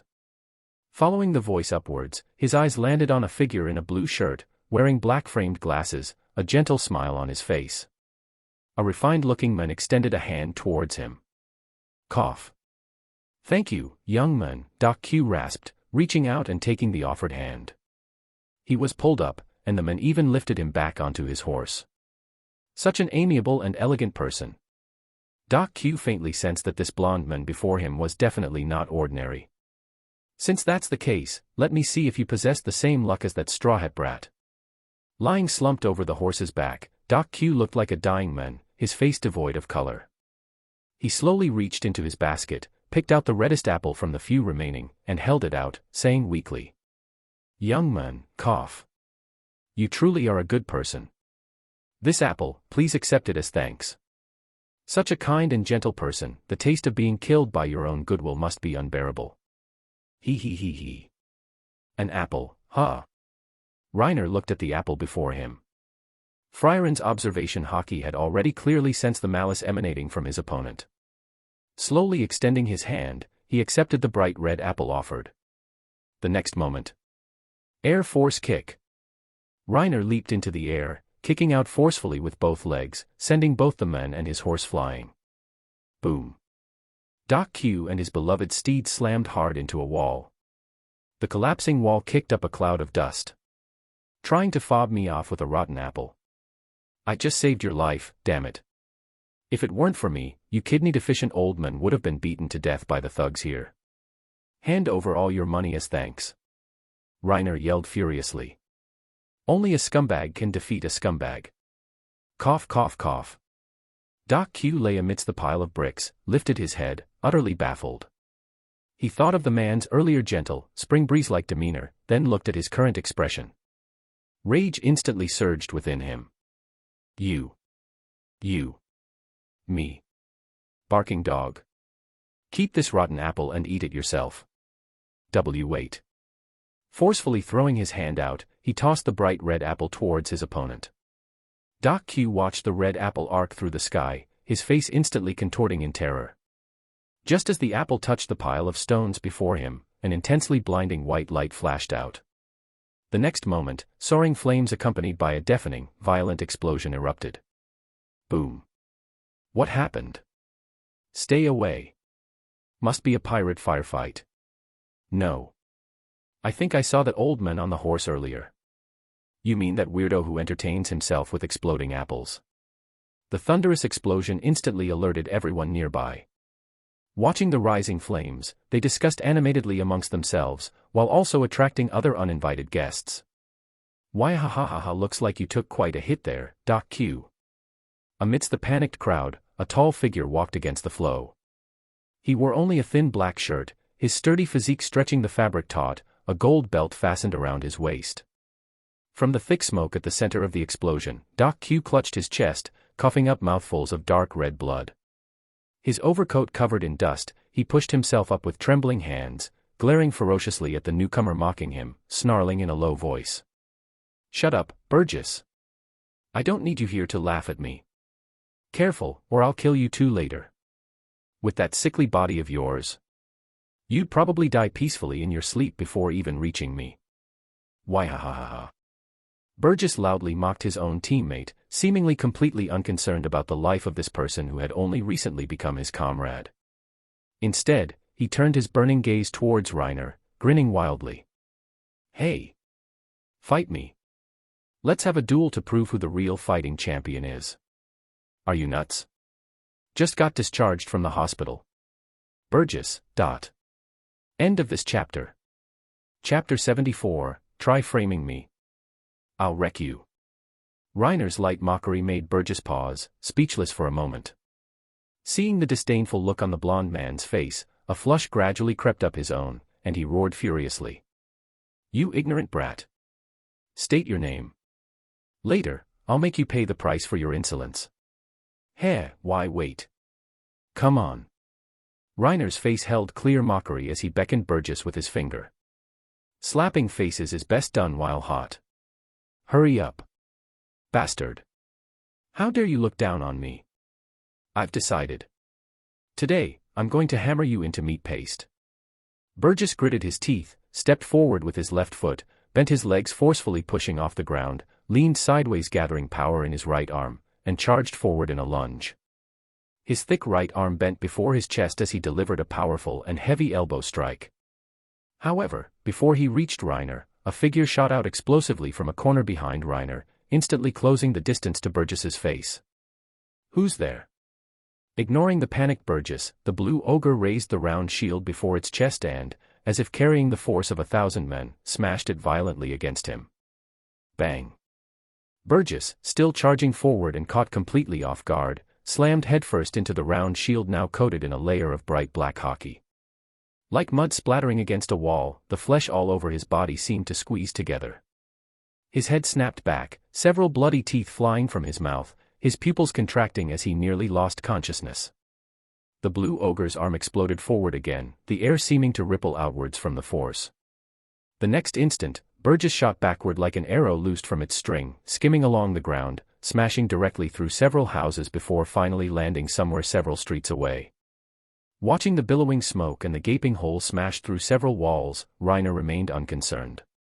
The current Burgess didn't even have the strange device on his right arm, all he had was brute force and somewhat passable fighting skills. Compared to the overwhelming physical talent of the blue and red ogres, honed by a century of continuous battle, he was far too lacking. Later on, he eats the strong fruit and lifts half a mountain, but Diamond Jozu would probably say, "You need a devil fruit for that. Isn't having hands enough? Die." Just then, Doc Q, face twisted ferociously, yelled at him as several powerful explosive apples flew towards Reiner from the side. Another figure appeared abruptly. The red ogre intercepted the bombs, drew the greatsword from its waist, and with a powerful swing, the immense wind pressure actually blew the bombs straight back towards Doc Q and his surroundings. Wait. The panic-stricken Doc Q had no time to escape before the explosive apples on the ground emitted a blinding light. Boom. Boom. Boom. "Is that all you got? You crawl too?" Reiner scoffed, directing the red ogre to charge straight forward. He wouldn't underestimate these people, each one of them was extremely insidious. Even Doc Q, who looked like he had consumption, had only coughed up some blood after taking Reiner's kick earlier. In this world, coughing up a bit of blood hardly counted as a serious injury. "Look here." A loud roar sounded. Burgess, who had been sent flying earlier, charged back, wiping the blood from the corner of his mouth, and yelled towards Doc Q in the smoke cloud. "Hey! Sicko! You still alive?"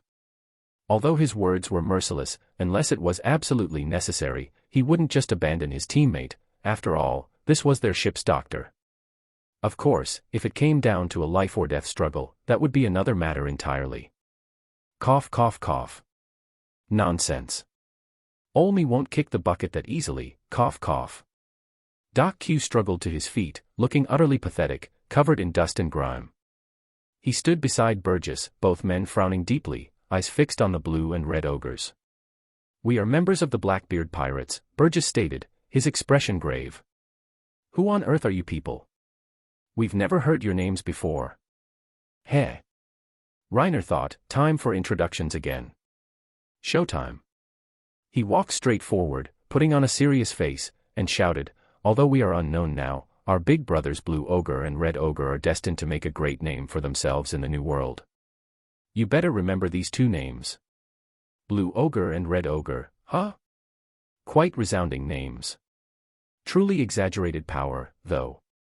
Took one hit and felt like all my bones were about to break," Burgess grinned savagely. Just then, Doc Q took down the long, staff-like object carried on his back, undid the bindings, and began unwrapping layer after layer of tightly wound cloth, saying in his hoarse voice. "Hee hee. Not dead, means fate decreed I shouldn't die today, cough cough. Everything is already decided by fate. Hope your bullshit reasoning about fate is true. Why ha ha ha ha." Burgess laughed wildly and charged forward again. "Still haven't learned," Reiner sneered coldly. "Performance over, time to continue hammering them." The blue and red ogres rushed out from behind him, flanking Reiner, the wind from their passage whipping his golden hair wildly. Meanwhile, far away, atop a clock tower in the town, a man wearing a black crescent moon-shaped hat and appropriately dressed sat cross-legged on the roof. He held the sniper rifle, Sengoku, resting on his shoulder, peering through the scoped monocle over his right eye, observing the distant battle. "Didn't expect someone this ridiculously strong here," Van Augur raised Sengoku, lining up the two sights, his expression grim. "Although those two are trouble-making idiots, letting them die here would make explaining things to the captain very difficult." Bang. Bang. Bang. He pulled the trigger consecutively. The tip of the extremely long rifle barrel emitted no muzzle flash, only several bullets flying silently towards Reiner and the others at incredible speed. The blue ogre's greatsword slashed down resolutely, leaving a ghastly wound across Burgess's chest, faintly revealing the bloody innards. The red ogre lifted its leg in a violent whip kick. Although Burgess managed to cross his arms to block in time, the impact still produced the sickening crack of bone. Wah! Intense pain distorted Burgess's face as he howled in agony. Just at that moment. Ding! Ding! Ding! 3 sparks suddenly flared in the air. One even appeared right behind Reiner. The blue and red ogres respectively used their sword and shield to block the sudden bullets. Behind Reiner, a barrier condensed from sand grains had appeared out of nowhere, coated in pitch-black armament hockey. Following the trajectory of the bullets, Reiner looked towards their source. With his eyesight, he could clearly see, extremely far away on the clock tower, a man sitting cross-legged on the roof, aiming a rifle at them. Supersonic Van Augur, sniper of the Blackbeard Pirates. Reiner remembered from the original story that this man had accurately shot seagulls off an island invisible even through Usopp's telescope. 2 years later, he one-shot Biscuit soldiers. But eventually, got beaten senseless by Beepo's Sulong form, using bare strength. TCH, forget it. In the moment Reiner turned his head, Doc Q's sickly horse had already carried him and Burgess off, fleeing frantically. Even if they survived, they'd be half-crippled. Reiner didn't order the blue and red ogres to pursue. Instead, he grasped the sinister, pale white spear and aimed it towards the distant clock tower. A family needs to be complete, Reiner grinned towards the distance. On the clock tower, Van Augur saw the smiling blonde man, and instantly his hairs stood on end, a chill shooting up his spine. Damn it. Before he could even escape, 2 spears arrived as if crossing space in the blink of an eye. Rumble. Accompanied by a deafening roar, the entire clock tower collapsed on the spot. All right, wrap it up. Let's go find Sanji. Reiner clapped his hands, picked up the purchased items, and left the messy battleground with Frieren. The Blackbeard pirates weren't strong enough to worry about right now. Besides Teach himself having some strength, the others were still green. Actually, Reiner and his crew were much the same. Among their current top 4 combatants, only the Blue Ogre, Red Ogre, and Frieren Summons were truly formidable. The others, including Reiner himself, were really just rookies newly arrived in the Grand Line. Yes, I'm still too weak. Can't get arrogant. As the saying goes, the road ahead is long and winding. Hey Reiner. Over here. He hadn't walked far before hearing Sanji's call and headed straight over. You okay? Been looking for you for ages, Sanji said, carrying large and small bags of ingredients, with a black bear slung over his shoulder. Whoa. Got one of these too? I'm fine. Heard a huge commotion earlier and came over, Sanji added, gesturing towards the bear on his shoulder. Heard it ran out from the forest on the east coast. Took 3 pirates from town dying to hunt it down. Perfect timing to head to the apeman's place. We can cook it there. Quite thoughtful. Let's head back. Reiner took out the map, checked it, then turned with Sanji towards the direction of the Going Merry. Passing by one street, they happened upon a crowd gathered, whispering amongst themselves. Hey, what happened here? Such a mess. This is Executioner Rocio's territory, right? Looks like it got hit by cannons. It was Bellamy. Hyena Bellamy did it. What? Rocio has a bounty of 42 million berry. To end up in such a sorry state. Listening to the passers-by murmuring, Reiner and Sanji, drawn by curiosity, approached the crowd. Mister, excuse me. Whoa. You scared me. Reiner placed a hand on the shoulder of a young man in a yellow t-shirt, clearly startling him. However, Reiner simply took out several berry bills from his wallet, tucked them into the young man's breast pocket, and asked softly. That Hyena Bellamy you mentioned, do you know where their base is? Huh? Why are you asking? The young man paused, stunned, then seemed to realize something, nodding knowingly. I get it. You want to join them, right? But they're a notoriously vicious pirate crew. And you look so refined. The young man hesitated, feeling slightly bad talking down to someone who just gave him money, then added. Their base is over by the coast. They booked out the most famous tropical hotel in Mock Town. Actually, I think they just headed back towards the hotel from here. The young man pointed in a specific direction. Thanks, buddy. Reiner turned and left with Sanji. The young man looked down at the money in his pocket, then towards their retreating backs, unable to help shouting. Hey! It's best not to go. Don't blame me if something happens. Relax. We're not going. Thanks, buddy. Without turning back, the two, along with the small twin-tailed girl, walked further away, heading straight for the Going Merry. Until they passed another street and heard a bold, rugged shout. The new age they talk about is shit. Zehahaha. A man's dream will never end. End of this chapter. Chapter 75, Time for me to show off. Reiner turned his head, looking towards the direction the voice originated from. Besides 3 familiar figures, a tall man sat cross-legged opposite them. He had a head of fluffy black curly hair, a rugged appearance with abundant body hair, and laughed heartily, revealing a mouth missing several large teeth. His somewhat sleazy face nonetheless possessed a rather heroic temperament.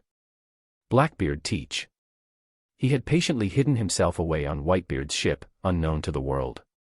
He had even thought that if he never encountered the dark fruit he dreamed of, he would simply spend the rest of his life aboard Whitebeard's ship. However, the gears of fate ultimately allowed this man to encounter that devil fruit. Let's go. Luffy watched Blackbeard push himself up from the ground, his expression blank. Without saying another word, he adjusted his straw hat and turned to leave on his own. Blackbeard also silently turned and departed. Reiner watched Teach leave coolly, unmoved.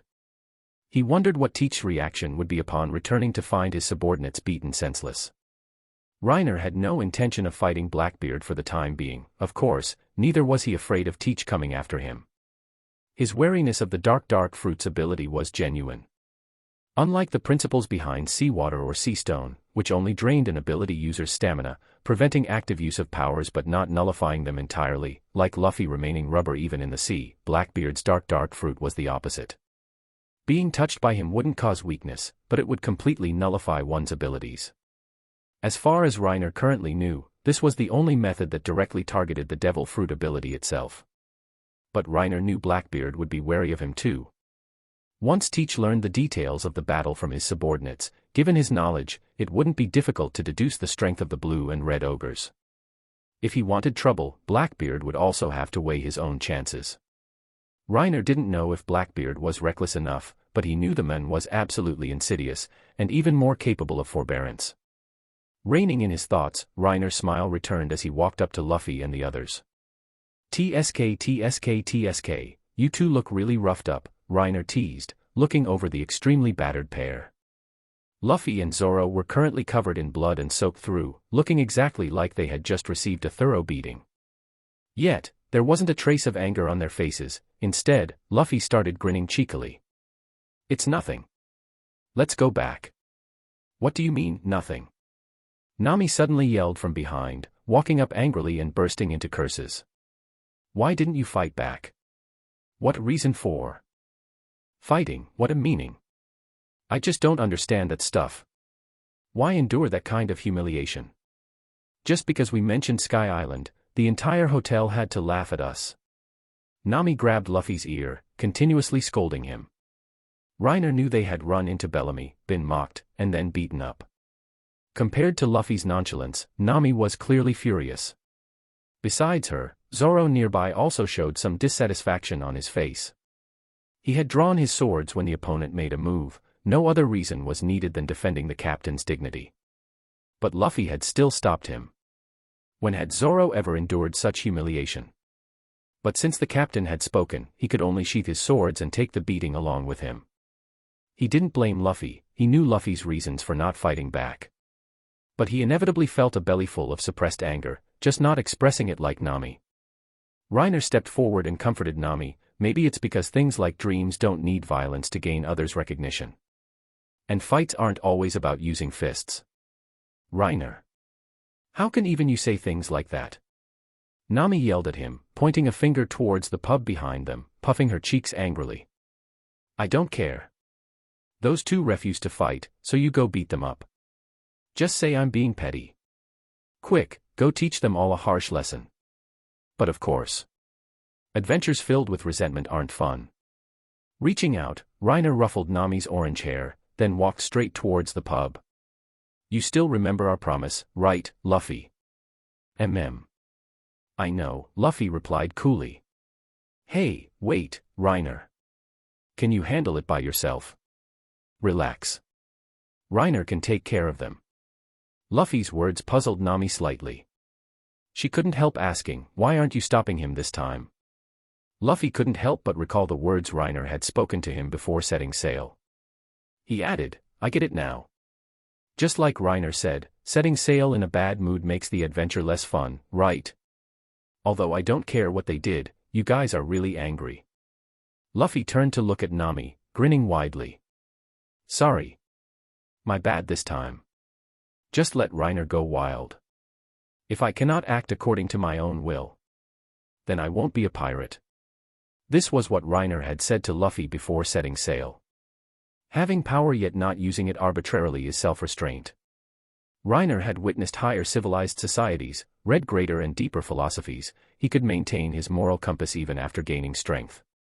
But having strength yet still having to endure insults? Unacceptable. Great ideals are one thing, but he wasn't great. Reiner walked alone towards the direction Nami pointed. The pub they had just left wasn't far, right at the end of this street. As he walked, he couldn't help thinking of the rumor that if the bandit King Higuma had possessed enough sake bottles back then, even Red Hair might not have walked out of that bar. Why does Luffy keep learning these things from him? Reiner facepalmed inwardly. Compared to the Luffy who would emerge after 2 years of hardship, the current Luffy still seemed somewhat immature. Although possessing the ability to directly perceive others' inner emotions, growth in character could still only be achieved through continuous experience, tempered slowly through success and failure. This applied equally to Luffy and everyone else. Inside the pub at the end of the street, the arrival of the Bellamy pirates had turned the establishment into their private party. A crowd of pirates laughed raucously and drank heartily, still talking about the incident from moments ago. 30 million. Ha ha ha. That skinny monkey is actually worth 30 million. Hilarious. The world government must be blind. Forget Bellamy, even Sarquis could handle trash like that easily. At that moment, on a sofa, Sarquis leaned back, holding a cup in one hand, the other arm around a female pirate. Hearing his subordinate's compliments, Sarquis couldn't help but smirk. Bang. Nowadays, there are still idiots like this, eliminated by the era. Truly hilarious. Sarquis loudly addressed the figure whose back was turned at the bar counter. The ship of the new age. There's no place left for them. Right, Bellamy. Ha ha ha. At the bar counter, Bellamy, with short blonde hair, wearing a black vest, and a sea blue cape draped over his shoulders, smirked contemptuously. He tilted his head back, drained his drink in one gulp, and slammed the glass heavily onto the counter. TCH. Gutless wonders daring to talk loftily about dreams. I was afraid I used too much force just now and killed them. Ha ha ha. Ha ha ha ha. Another round of boisterous laughter filled the pub. Just then. Boom. A deafening sound erupted as the pub's 2 wooden doors were violently blasted open. Everyone instinctively turned to look. An intensely bright white light shone from the entrance, making it impossible to see clearly. 3 figures slowly walked in. Tap. Tap. Tap. Footsteps echoed crisply on the wooden floorboards, reaching the ears of everyone in the now quiet pub. The pirates stared blankly at the 3 newcomers, stunned by the sudden turn of events. Then, reacting, they started yelling at the 3 figures. Hey! Who are you people? This place has been booked out by us, the Bellamy pirates. However, the 3 figures ignored them completely, continuing to walk slowly towards the bar counter. Are your ears deaf? Sarquis scoffed from the sofa, reaching for the cookery knife leaning nearby. Looks like a few more fearless idiots. Reiner walked straight up to the bar counter without stopping and sat down right beside Bellamy. The blue and red ogres sat flanking them on either side. He took out several berry bills from his wallet, slapped them onto the counter, looked up at the bartender behind the bar, and said, "Get me your signature booze. Just 1 cup. This." "Sir, perhaps you gentlemen should drink elsewhere," the owner suggested, seemingly out of goodwill, even using his eyes to signal him to leave quickly. "No need. We came here specifically. Just serve the drinks, boss. This, AI. The owner sighed, turned around, took out a bottle of liquor and a cup. He knew good words couldn't persuade a damned ghost. He had done his best by speaking up in front of Bellamy. Bellamy didn't speak, merely glancing sideways at the blonde man beside him. He turned back, picked up his glass from the counter, a strange smile playing on his lips as he bantered. "Is today some kind of special occasion? How come there are so many fearless guys popping up? From Rocio to that straw hat kid, and now another one. That's 3 times already. It's quite tiring, you know." "Who said it wasn't?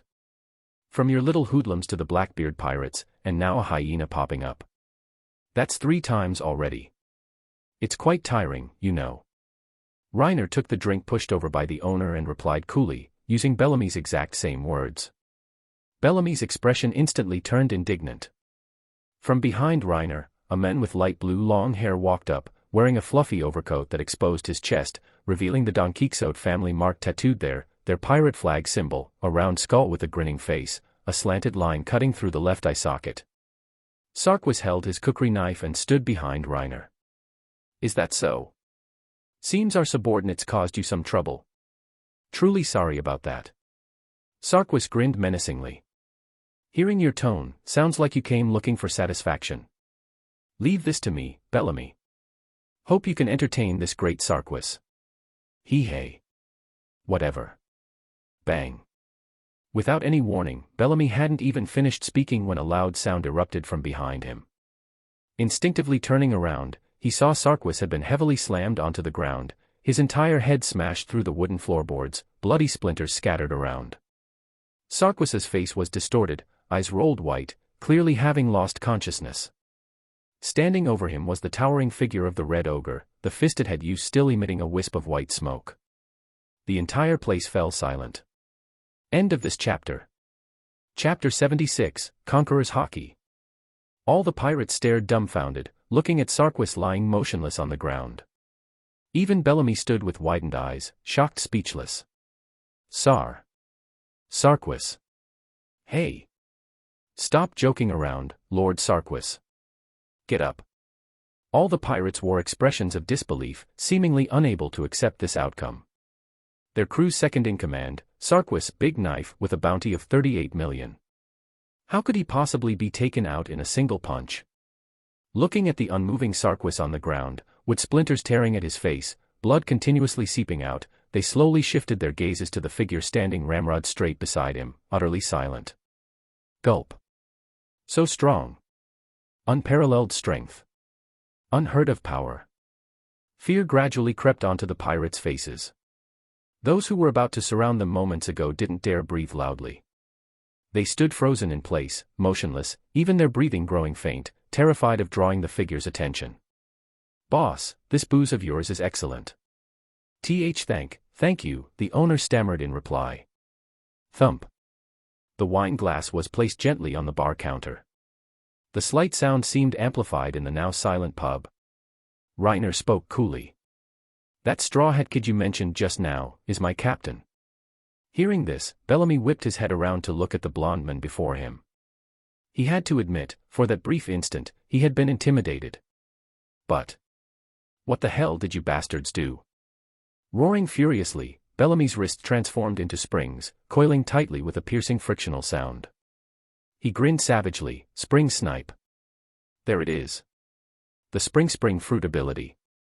Any part of his body can turn into a spring, compressing and storing kinetic energy. That's a punch that can smash through houses. Bellamy braced one hand on the bar counter, launching himself forward forcefully, his right fist aimed at Reiner who had provoked him. Slap. A hand reached out, caught his arm, and held it fast. The explosive force of Bellamy's launch was completely clamped down, rendering him unable to advance a single step. When Bellamy looked back at the blue ogre in shock. Such speed, no, this terrifying strength. He had used his ability in that punch, yet the opponent caught it casually, making it look so easy. Listen properly when someone is talking. Don't be so impatient, Ant. Reiner picked up the wine bottle himself, poured some into his glass, and continued speaking coolly. The new age is indeed arriving. This surging sea will begin to boil.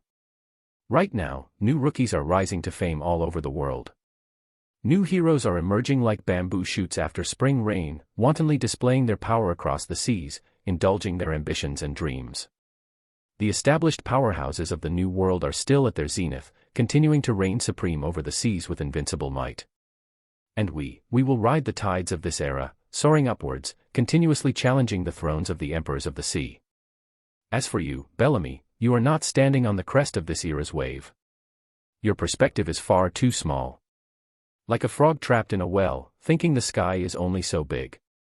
Talking nonsense everywhere about strength, about the new age, yet ultimately huddled away here in a tiny town like Mock Town in the first half of the Grand Line. Reiner drained his wine in one gulp, turned his head to look at Bellamy, and said flatly, the one being eliminated by this era, is you. What nonsense. Bellamy roared, his face twisting ferociously. Stop spouting crap here. You know nothing about power. You've never witnessed true strength. The only one who can ascend to the summit of this sea in the future is Daffy. Bellamy's feet transformed into springs. Pushing off hard, he pulled his arm free, bounced off the wall, the springs coiling tightly with a piercing creak. The next instant, his entire body shot out like a cannonball towards Reiner. Bellamy's expression was grim as he glared furiously at Reiner. This man. This man actually said he'd been eliminated by the era. Veins bulged on his arms as he gathered all his strength into his fist, roaring savagely, "Go die." Spring Death Punch. Reiner stood up.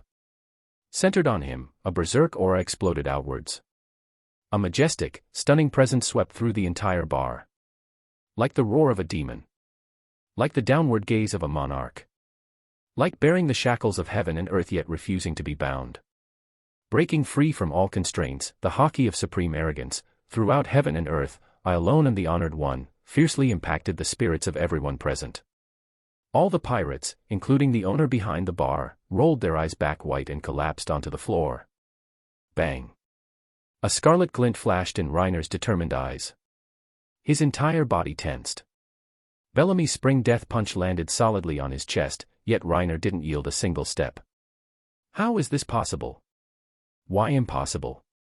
Your roar was loud enough, yet I see no resolve in your eyes. Having witnessed strength, have you extinguished your own ambition to press forward fearlessly? If you can't even trust yourself, how can you firmly believe Daffy is the one who will reach the summit? Reiner reached out, grasped his opponent's face firmly, and slammed it violently into the ground. The future king of the pirates will be Luffy, of course. Bang. The ground instantly cratered beneath the impact. Blood and broken teeth flew from Bellamy's mouth. The wooden floorboards shattered, cracks spreading outwards to engulf the entire pub. Cough, cough, cough. Bellamy, head broken and bleeding profusely, lay with half his face embedded in the floor. His eyes rolled back white as his body twitched intermittently, coughing up blood, nearly unconscious. How could this be? Bellamy's breath was extremely weak. Using the last vestiges of his strength, he rasped out intermittently. "Why, do you have conqueror's hockey? Could it be, you also want to be king? Answer me." "No. I have no interest." Ambitious people often possess spirit, but spirit is not the same as ambition, Reiner replied, turning with the blue and red ogres to leave. "What we want is to roam freely across this sea, to enjoy this world from different heights. Though the path is long and arduous, mountains and seas can be leveled.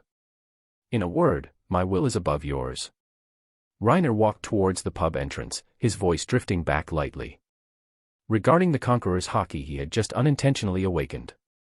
It was unexpected, yet within reason. Reiner wasn't concerned. According to Chinjo, plenty of people in the New World possess it, it's nothing rare. He couldn't even control it yet, let alone infuse attacks with it. He glanced back at the stunned Bellamy. An idea suddenly surfaced. Might as well try, just plant a seed casually. Doesn't matter if it sprouts or not. Bellamy. We will climb step by step to the highest point in the world. If one day, you can catch up, come follow me. Luffy has his little fanboy, Reiner wants one too. Covetous. Having subordinates who are all simple-minded undead, gets a little boring.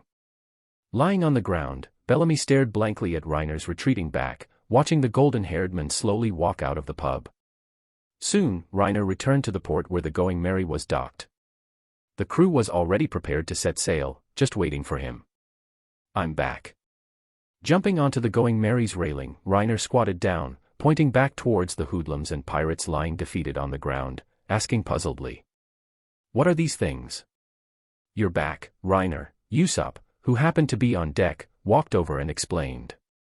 "While you guys were gone, those fellows tried to attack the Going Merry. The result, well." Usopp puffed out his chest proudly. Before the great Captain Usopp, naturally, they were dealt with easily in a few moves. Weren't they dealt with by Reiner's undead? "Usopp, you were clearly hiding," Chopper stated, walking up on his little short legs, looking up at Usopp with round eyes. "What nonsense. Just tell me, were they defeated right in front of me or not?" Reiner. By that logic, Roger was nothing special in front of Smoker. "Are you okay, Reiner?" Nami, hearing the voices outside, came out from the second-floor living room, asking worriedly. Although Luffy swore Reiner could handle it, her own strength was limited. Even though she knew the four on the ship were strong, she couldn't judge who was stronger or weaker, just that they were all stronger than her. "Easy peasy," Reiner made a pinching gesture. "Don't look down on the undead anymore. They're a strong batch. That opponent was a pirate with a bounty over 50 million, you know. Higher than Luffy's bounty. After entering the Grand Line, bounty is hardly a reliable standard for judging strength anymore. Reiner jumped forward, spreading his arms wide with a smile. Anyway, I properly vented your anger for you. Thanks, Nami replied with a smile, pinching his cheek. Something's wrong. Very wrong. Shouldn't this be the part where I get a hug? Reiner stood there, arms still spread awkwardly. What are you thinking? Nami rolled her eyes at him. Still not right. Way too not right. This should be the part where I get hit. Did I board the wrong ship? Nami, are you on your period? Duong. Bang. Go die, bastard. Nami roared, punching him right off the deck. That's the spirit. Sprawled on the deck, Reiner paid the price for his actions. Where are the others? Zoro's training at the back, Robin's reading inside, Sanji's prepping ingredients, said he can use them later, Luffy's stealing food. Stable. Everything's correct. Everyone's aboard then, let's set sail. Reiner summoned undead to lower the sails, raise the anchor, and begin steering. Right. Robin found something good, Nami said, walking into the cabin. You come take a look too. Okay. Jumping up to the second floor, Reiner followed Nami into the living quarters. Reiner, Good afternoon, Robin, seated on the sofa, greeted him with a smile as he entered. Good afternoon, Robin, Reiner replied, feeling slightly odd inside. First time Robin called him by name. Heard you found something good. This, Robin pushed a yellowed piece of paper across the table and smiled. Found it among the salvaged junk. Back when salvaging the ship that fell from the sky, Robin had picked out some items from the debris pile, Reiner had bundled the rest and given it to Masira. Walking over, Reiner picked up the paper and sat down on the sofa to look. It was a map of an island. What's this crooked writing? Reiner asked, looking at what seemed like distorted English script. He scratched his head and handed it back to Robin. Sky Pia, Sky Island. This is a map of Sky Island. Which means, that ship that fell from the sky really did visit Sky Island. Sky Island, truly exists. I know.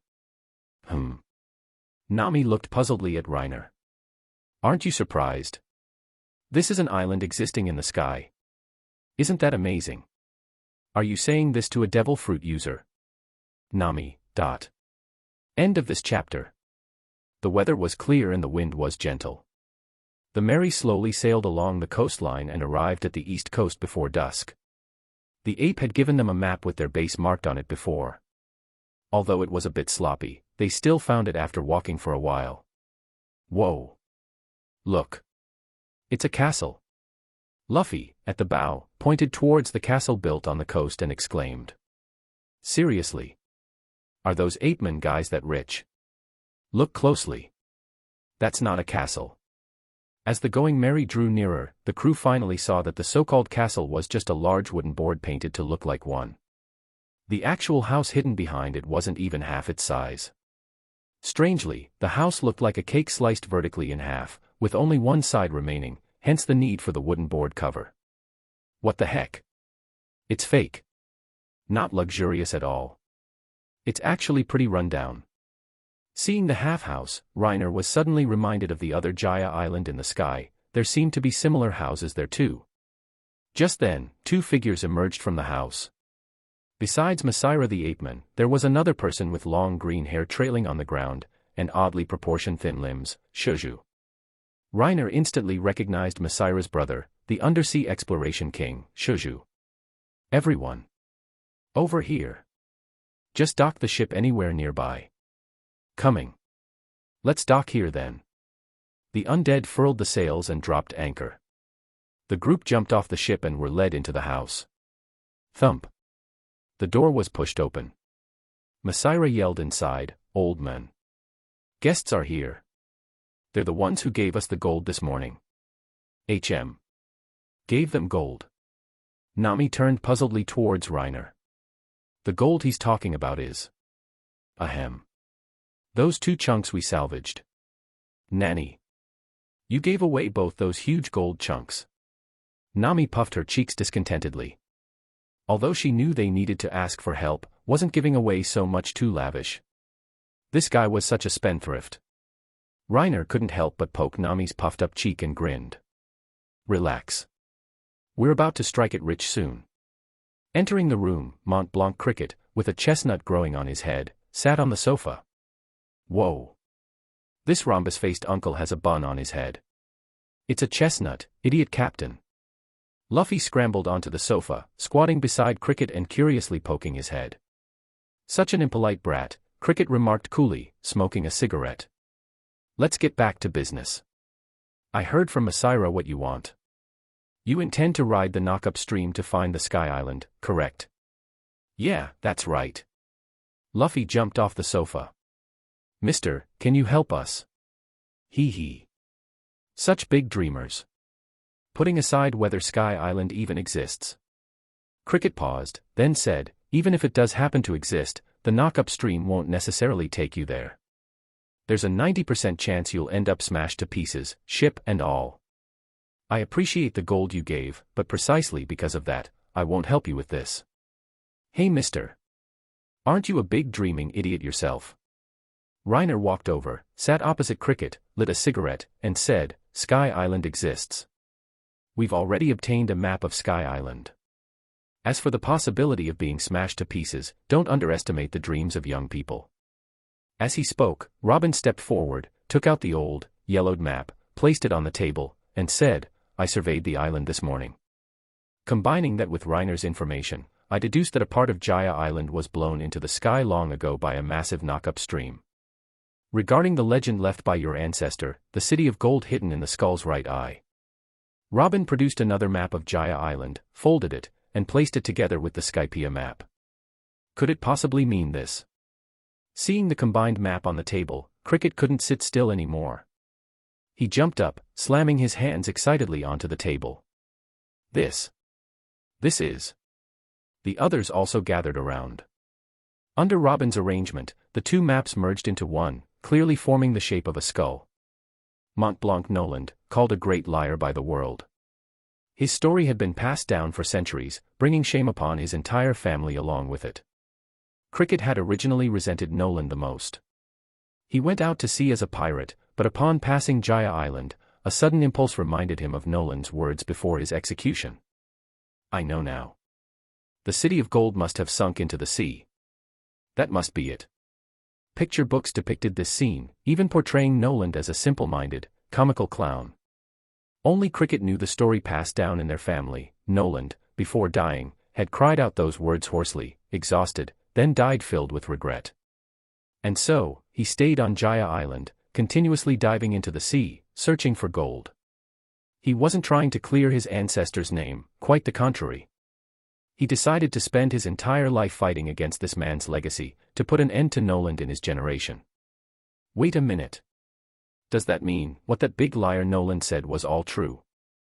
Sanji stared wide-eyed at the map. Liar Noland, he had heard that name countless times as a child. You know this legend too? I heard the story constantly growing up, Sanji replied coolly. Since childhood. Cricket glanced at Sanji. That's a story from the North Blue. Are you from the North Blue? Isn't Sanji from the East Blue? Faced with the crew's confusion, Sanji seemed to recall some unpleasant memories, saying dismissively, just some past stuff. I am from the North Blue, but I came to the East Blue when I was very young and grew up there. If all this is true. Cricket sat back down on the sofa, clutching his head and gritting his teeth.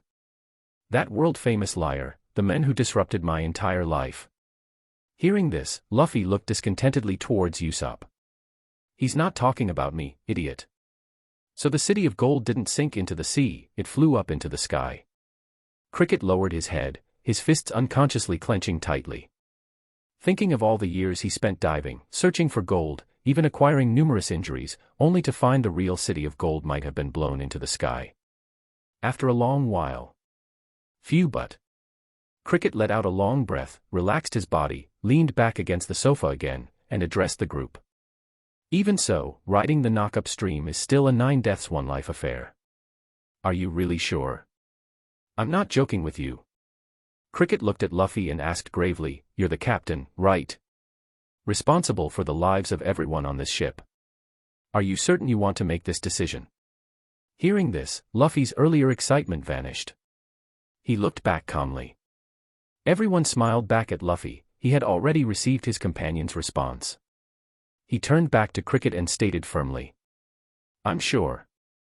Thought it was one idiot, turns out it's a whole group of idiots. Cricket smirked, then yelled loudly, Since that's the case, let's get to work. Have my two stupid sons help you modify your ship. Cricket stood up and looked towards Masira and Shouju. The ship is in your hands. I'll tell them about the knock-up stream. Got it, old man. Leave it to us. Hee hee hee. We're going to Sky Island. Luffy yelled excitedly. Sky Island, Sky Island. Gold, gold. Adventure begins. Reiner also couldn't help but feel excited. Wasn't this what being a pirate was all about? In terms of personality, he and Luffy could be said to be polar opposites, but in reality, they were both the same kind of people. Reiner had always known this was the reason Luffy had decisively invited him, not just his devil fruit ability, well, maybe couldn't say for sure. Cricket explained the details about the knock-up stream to them. Its frequency wasn't low, occurring 5 times a month. But they had no room for trial and error, failing once meant the ship and everyone on it sinking into the sea. Reiner had his undead hawks, so he could save everyone's lives. But the Going Merry would be lost. Therefore, this attempt allowed only success, no failure. They had to make thorough preparations. So, if we sail straight south from this island's cape, we should encounter the knock-up stream that's likely appearing tomorrow, right? Nami summarized. There's one more thing. Do you know where south is? Faced with Cricket's question, Nami simply pointed in a direction. Isn't it that way? Knowing here is useless. What about once you're out at sea? Nami suddenly realized something. The currents in the Grand Line were constantly changing. Once at sea, they would lose their direction, unable to distinguish north, south, east, or west. The log pose only pointed towards the next island, but their target was the current itself. There's a strange bird in the forest called a south bird, Cricket said, taking out a golden statue. Looks like this. Its beak always points south. You need to go into the forest and catch one before tomorrow. Forest adventure. Luffy raised his hands excitedly, turning to Reiner. Reiner. Dinosaurs, dinosaurs. Quick, I want dinosaurs. Ah, I know, impatient, Reiner walked to the door and casually summoned 3 dinosaurs. Back in Little Garden, besides the T-Rex he found himself, he had also collected the templates for the Triceratops hunted by Zoro and Sanji. Upon seeing the dinosaurs, Usopp and Chopper immediately jumped on excitedly. Actually, it's possible without the south bird, Reiner thought. The log pose takes 3 days to set for Jaya Island. Before that, the needle is relatively stable. Since we can determine direction on the island, if we note the angle difference between true south and the log pose, we can navigate roughly the same way later. But, ah well. They're idle anyway. They can't help modify the ship. Let them go play. Reiner extinguished his cigarette, jumped onto a dinosaur, and the group, carrying catching nets, headed into the forest. Until nightfall. Chopper, Luffy, and Usopp, covered in dirt, looked up, gritting their teeth at the south bird perched on a branch above. Damn it. It's actually mocking us. This bastard. Don't let me catch it later. I'm definitely gonna tear its beak off later. In contrast, the south bird looked completely relaxed, even showing an anthropomorphic expression, looking down disdainfully at the trio below. Hey, Luffy. A voice called from the distance. The 3 turned to look. Reiner was riding towards them on a dinosaur, holding a south bird in his hand. He smiled at them. I already caught one. Let's head back and prepare to depart. End of this chapter. Chapter 78, Brother, is that you? The next morning, on the east coast of Jaya Island, at the Surima Alliance base. Woohoo! The Merry looks so cool. Luffy excitedly jumped aboard the Going Merry. Thanks to the Surima Alliance working through the night, the Merry had undergone quite a few modifications. The most conspicuous additions were naturally the giant wings attached to the sides of the ship, and the chicken head on the bow. Reiner looked at the Going Merry. How to put it, hard to judge. Why did you specifically add this thing? It looks pretty useless, doesn't it? Reiner couldn't help but ask, pointing at the bow. That design strongly reminded him of a certain departed friend, Bentham/Mr. 2. He was genuinely afraid that when the Merry ship spirit eventually appeared, instead of repairing the ship, it would be standing on deck performing Okama Kenpo's Iron Mountain Lean. Oh great, now that damned BGM is playing in my head. Alright, you guys should hurry up and depart. Cricket stood on the shore, cigarette dangling from his lips, addressing the crew on the Merry. The knock-up stream appearing today is only a high probability, the exact time is impossible to predict. Don't miss it by chance. Got it, mister. Bye-bye. Luffy, perched on the chicken figurehead, waved goodbye to Cricket. Reiner summoned his undead, who began bustling about. The Going Merry gradually sailed away from the port. Masaira and Shuju, leading their respective pirate crews, escorted them for protection, continuing for over 10 kilometers. The sky, which had been clear just moments before, suddenly began to darken at an incredible speed. Not far away, dense black clouds stretched as far as the eye could see, looking like the arrival of the apocalypse. On the sea horizon ahead, nothing was visible except the dark clouds. A fierce wind howled head-on, whipping Reiner's golden hair wildly. The calm sea surface turned into surging waves, crashing against the Going Merry, sending spray high and soaking Reiner's blue shirt. Everyone! See that whirlpool? Masaira yelled across from his adjacent ship. That's the spot where the knock-up stream is about to erupt. We can only take you this far. Head in following the direction of the whirlpool, and remember not to get too close to the center. Okay. We understand. Thank you. Good luck with everything. Masaira and Shuju detached the tow ropes and began to turn back. The Going Merry headed straight towards the direction Masaira indicated. Everyone on board had different expressions, the trio, Luffy, Usopp, Chopper, excited and dancing around, the trio, Zoro, Sanji, Robin, calm and aloof, and the duo, Nami, Reiner, busy working. But without exception, all hearts pounded with excitement. Reiner. Furl the sails. Got it. Due to the distant whirlpool, the surrounding currents were all being pulled towards it. As time passed, the Merry drew closer and closer to the vortex. Gradually, the complete picture of the giant whirlpool unfolded before them. Its diameter was comparable to an entire island. They even saw a sea king, thousands of meters long, caught within it, struggling continuously yet completely powerless to resist. Are you kidding me? We're gonna die. The excitement trio was reduced by 2. Chopper and Usopp's faces turned ashen green with fear, clinging to the railing, bodies trembling uncontrollably. Entering the whirlpool, the Going Merry began to follow its current. Don't get too close to the center. Otherwise, the ship will be smashed to pieces by the erupting knock-up stream. Steer 40 degrees to port. I know. Already doing it. No good. The current's too fast. The undead can't turn the rudder. I'll do it. Reiner rushed into the living quarters, grabbing the helm tightly. His fingers nearly dug into the wood, veins bulging on his forearms as he strained. The rudder began to creak as if unable to bear the load. That's it, Reiner. Hold it steady. Nami yelled, her expression grave, clinging tightly to the railing just outside the door. The Going Merry shook violently. Inside the living quarters, even the secured furniture vibrated at high frequency, accompanied by the continuous sound of shattering bowls and plates. They rode the whirlpool's current like this for quite some time. The shaking suddenly began to lessen gradually. However, Nami showed no sign of relaxing. Instead, her brow furrowed even tighter as she yelled. Everyone grab onto something quick. The knock-up stream is coming. Just as her words faded, the Going Merry began to tilt, its bow lifting high into the air. The next moment.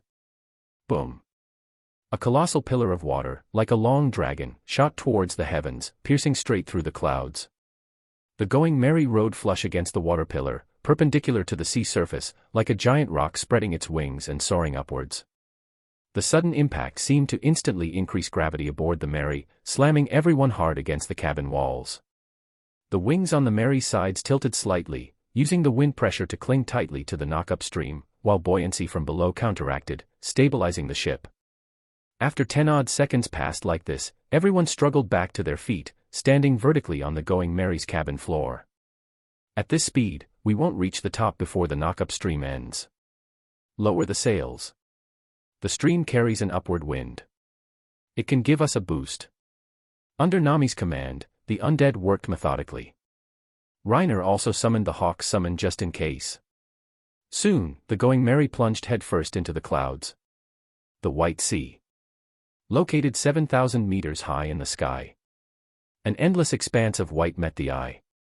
Unlike the severe cold of the winter island, this place evoked a refreshing and ethereal feeling. Wahahaha. On the boundless sea of clouds, a sailing ship burst out from the surface, kicking up white cloud waves. Excited shouts startled the skyfish living in the White Sea. After observing for a moment, they swam away from the area. Just a bunch of stupid monkeys. They appear every so often. Quick, look here. This cloud is so soft.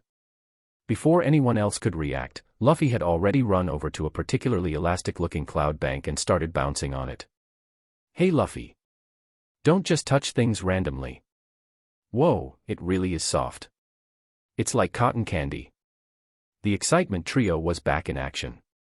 Nami collapsed onto the deck, face pale with lingering fear. Recalling the scene just moments ago, it had been extremely perilous, they had nearly been flung off by the current. She hadn't even had time to appreciate the surrounding scenery before seeing the trio using the cloud bank as a trampoline. She couldn't help but facepalm and sigh, such thick nerves. Do they even realize we were almost smashed to pieces just now? Isn't it fine now? You did great, Nami. Reiner smiled, extending a hand to help Nami up. Truly worthy of being the world's top navigator. Humph. As long as you know, Nami replied, unable to resist the praise. A smile touched her lips as she patted his shoulder. You did well too. You flatter me. All I did was snap the rudder, Reiner admitted. Nami, It couldn't be helped. The whirlpool's current was too fast back then, without extreme force, steering the rudder was impossible. The wooden rudder ultimately couldn't withstand the strain. So how do we steer now? Ahem. I'll have the undead row with paddles. The crew began observing their surroundings. Looking around, aside from white, there was only more white. Clouds that were usually only seen by looking up were now within arm's reach. Reaching out a hand to gently brush through one, white mist swirled around the arm. Not far away, long, snake-like skyfish leaped out from the sea of clouds. This is magical. Clouds like the sea that can support a ship. And creatures like sea kings. Nami sighed emotionally, taking in the wonderland-like scene before her, deeply awestruck, until a light voice sounded beside her. Say, you don't think we'll get eaten later, do you? Don't say such scary things, Robin. There seems to be something over there. Reiner looked into the distance, pointing in a certain direction. Looks like a gate. Let's head over there. Just then, a piercing sound tore through the air. Reiner reacted instantly, looking towards the source. A cannonball was hurtling towards the going Mary. Reiner leaped into the air, drawing his white bone chain sword and spinning it into a shield, managing to block the cannonball just before it hit the Mary. Boom. Using the force of the explosion, Reiner backflipped onto the ship. The sudden blast alerted everyone.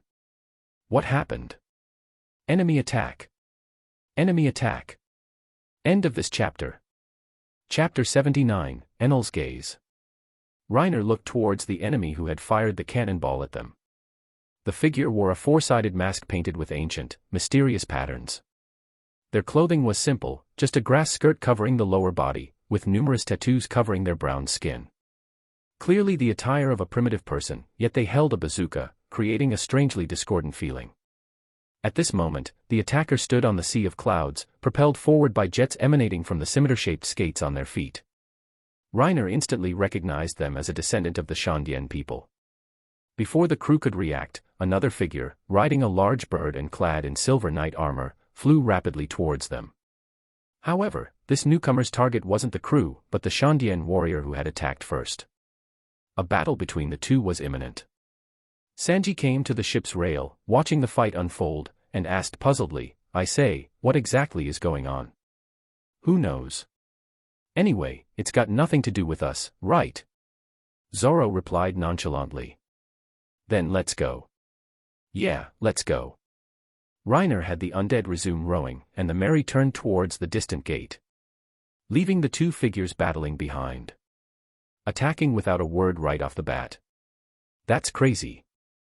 His Skypiea journey hadn't even properly begun. He had no desire to get entangled in their disputes for now. Besides, I'll have to fight Enel sooner or later anyway. How bizarre. Feels like this Sky Island isn't as simple as it seems. Sanji lit a cigarette, looked around, and added, "If the earlier guess was right, that part of Jaya Island was blown up into the sky, but I don't see any island around here at all." "You must be talking about Upper Yard." "It's further up," an aged voice drifted down from above. The night figure from earlier descended from the sky. Finished already." Reiner couldn't help but look back towards where the fight was. The figure who attacked them earlier had already departed. "He didn't wish to fight me, so he left," the newcomer stated coolly. As he spoke, the crew got a good look at him. A flowing white beard and a face full of wrinkles clearly indicated he had entered his twilight years. He wore worn-out armor and carried a long lance. Reiner remembered this person, Gonfall, the original god of Skypiea. After being defeated by Enel, he had been, doing what exactly? Whatever.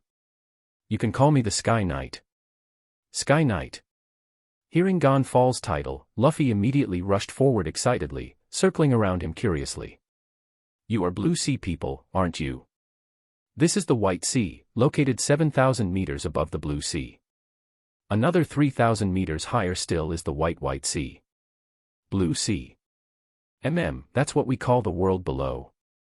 Through Gonfall's explanation, the crew learned a bit more about Skypiea. On the higher White Sea lay Angel Island. Angel Island was one of numerous sky islands. Along with the Holy Land, Upper Yard, he mentioned, it belonged to the Godland ruled by Enel. The person who attacked them earlier was part of a guerrilla force composed of Shandians. Gonfall called himself the Sky Knight, a mercenary wandering between the White Sea and White Sea. One whistle blow costs just 5 million Ixtal, and old me can come to your aid anytime, just like moments ago. Gonfall produced a whistle and showed it to the crew. Of course, that last one was free. 5 million is way too expensive. Nanny. 5 million Ixtal is already very cheap. Old me needs to eat too. Mister, we use berry. What's the conversion rate to your Ixtal? Reiner suddenly asked. He remembered Skypiea's currency having very low purchasing power. You don't know. Gonfall looked puzzled. Coming from the summit of High West, you should have passed several sky islands, no? Wait, how did you get up here? The knock upstream. Gonfall. Wait a minute. Are you saying there are other routes to get up here? Nami couldn't help but shout. There's a route leading up from the Blue Sea to the west below. It's certainly dangerous too, but far safer than that monster current. Hearing this, Nami turned and grabbed Reiner by the neck, shaking him furiously as she roared, "What kind of damned method did you teach us? There was a normal route we could have taken. How was I supposed to know? You saw the situation on Jaya Island. No one even believed Sky Island existed. Where was I supposed to get intel?" Reiner felt utterly wronged. He truly had no idea about this. Anyway, converting to your Blue Sea currency, one berry is roughly 10,000 Ixtal, Gonfall explained. Nami quickly calculated in her head. So 5 million Ixtal is 500 berry. A newspaper costs 100 berry. The crew exclaimed in unison, so cheap. How do you even support yourself? Just earning enough for one meal. Risking your life for that. Forget it. Anyway, thanks for the information. Reiner couldn't stand it anymore. He took out his wallet, pulled out several 1,000 berry notes, and gave them to Gonfall. Poor old man. Don't they have retirement benefits in Skypiea? Gonfal's old face flushed red, but he still allowed Reiner to stuff the money into his hand. He truly was poor enough that finding his next meal was becoming difficult. Ahem. Rarely see blue sea people as generous as you. Since that's the case, I can't just take your money for free. Gonfal handed over a whistle. Consider this money as prepayment for my services. Blow this whistle whenever you need help, and old men will descend from the heavens. Well, okay then. Reiner accepted the whistle, then disdainfully tossed it casually to Chopper. Hey! Young man! What's with that expression? Are you looking down on old man's strength? Don't say it so bluntly, damn it. Gonfal turned away angrily, patting the large bird beside him. Pierre. Let's go. Old me is furious. The large bird Gonfal called Pierre, entirely pink with black spots all over, let out a neigh towards the sky, then began to transform. Wait. This is a Pegasus. The crew couldn't help but gasp. Ah, this. Then they looked with utter disdain as the so-called Pegasus carried Gonfal away. So ugly. That's definitely not a Pegasus. I refuse to acknowledge it. Black lines formed over the crew's heads as they watched Gonfal gradually fly away until he disappeared. Soon, thanks to the efforts of the undead, the Going Merry finally arrived at the large gate they had seen earlier. Heaven's Gate. Sounds like it leads to paradise. Reiner observed the giant arched entrance. Inside, a pure white cloud road could clearly be seen, winding upwards. Managing the gate was a short old woman. After learning the huge sum required for entry, Reiner waved his hand grandly. Dare to charge me an entry fee? I'll pay. Reiner knew they could probably enter without paying, but they'd be treated as illegal immigrants, which was unnecessary trouble. He preferred not having enemies lurking in the shadows while they were exposed. After learning the Extalberry conversion rate, 10 billion Extal per person amounted to 800,000 berry for 8 people, small change. Having paid the fee, the old woman called over several express shrimp. They latched onto the Going Merry and began pulling it up the milky road. Such speed! Reiner couldn't help being surprised watching the express shrimp. However, this was a specialty of the White Sea. Although it looked similar, Reiner knew the Sea of Clouds was fundamentally different from the true sea below. Wonder if they'd still be this fast in the Blue Sea. Reiner collected the template of an express shrimp. The vertical distance between the White Sea and the White Sea was 3,000 meters, but the cloud road wound back and forth. Even with the express shrimp, it took some time to deliver them. Arriving at the White Sea, what greeted their eyes were uneven, layered island clouds of cotton white. Several giant green beanstalks were faintly visible, weaving between the island clouds, with countless buildings perched atop them. Aboard the Merry, watching this magnificent scene, everyone felt as if they had entered paradise, utterly captivated by the view before them.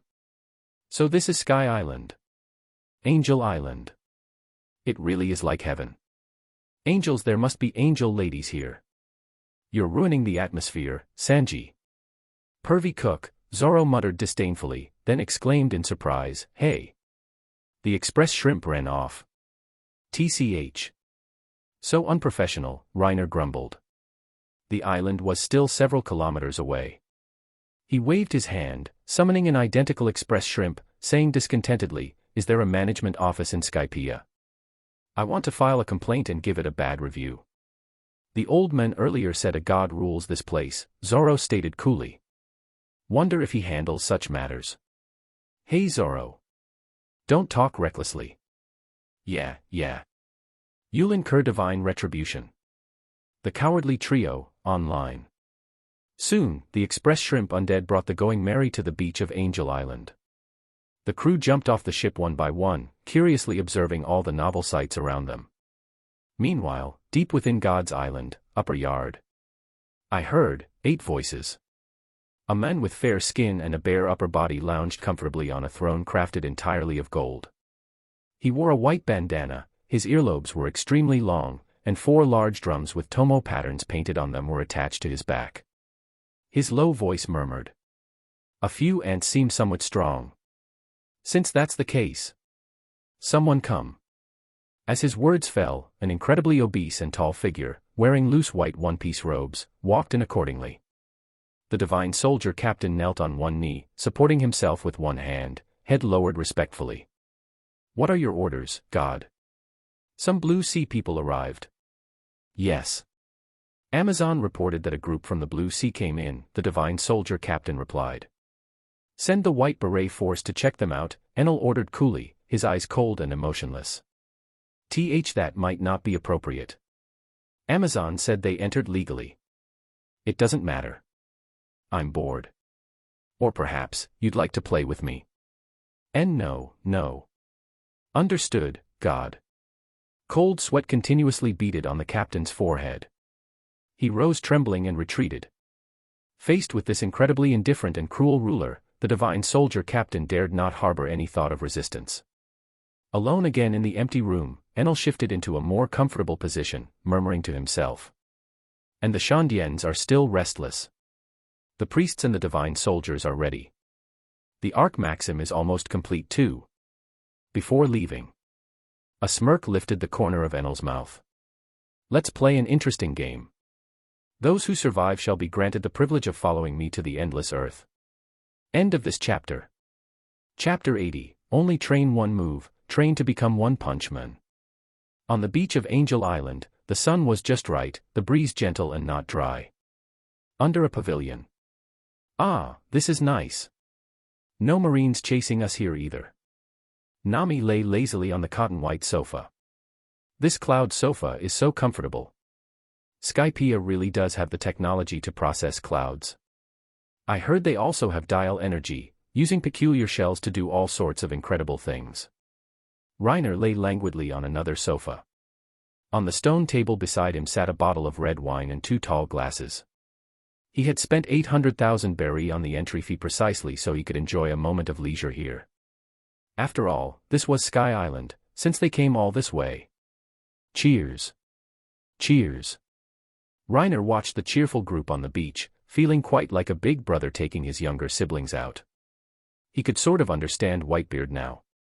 Despite titles like World's Strongest Man and Man Closest to the Throne, he spent all day just thinking about how to raise his sons. Although one turned out to be a rebellious son, how to put it? Even someone like Blackbeard could consider spending his entire life on Whitebeard's ship if he didn't find the dark fruit. One could imagine the atmosphere on their ship must have been quite good. He swirled the wine glass, took a sip, put the glass down, and began to rest his eyes, feeling the gentle sea breeze brush against his body, the soft cloud sofa beneath him. Reiner gradually felt drowsy. "Hey Reiner." "Nami." Luffy ran up, grinning cheekily and excitedly. "Let's go be guests at Koni's house." "Koni's?"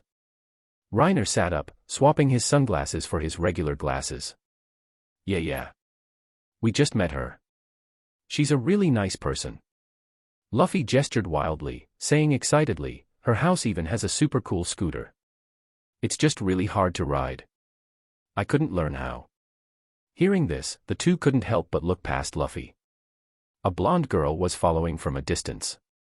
Koni's wore a pink short-sleeved dress, her features soft and sweet, her skin fair. Although her attire was very simple, it was still clear she was a natural beauty. "Hizo," Koni smiled, raising her hand and speaking softly. "Hizo." Faced with their confusion, Luffy explained with a grin, he.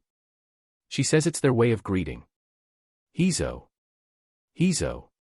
Is that so?" Nami waved towards Koni's. "Hizo. Earlier, my father's waver almost hit them. I'm truly sorry." Koni's walked up, clasping her hands before her chest and bowing her head towards them.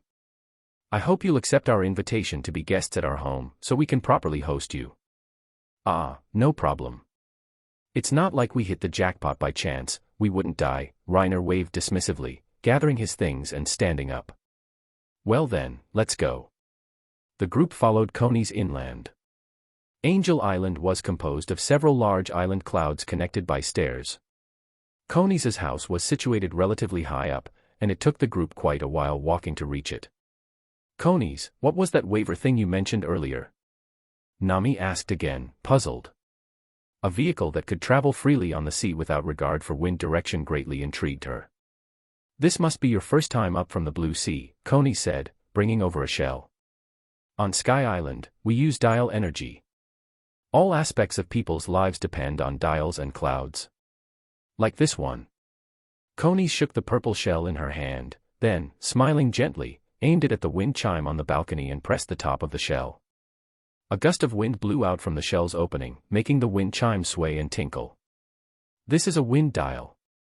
It can store wind energy, then release it when the top of the shell is pressed. The size of the dial determines how much energy it can store. Waivers use larger wind dials, but the principle is the same." Putting the wind dial down, Coney's continued softly. "Besides this, there are also heat dials, tone dials, and so on. Their functions, I believe you can guess just from their names." "That's amazing." Usopp couldn't help but marvel. "These dials must be unique to Sky Island, right? Would they still work if taken back to the Blue Sea?" "Most of them would," Coney's nodded, then added, "except for some cloud dials. Because the environment is different, most dials whose functions are related to clouds wouldn't work the same way back in the Blue Sea.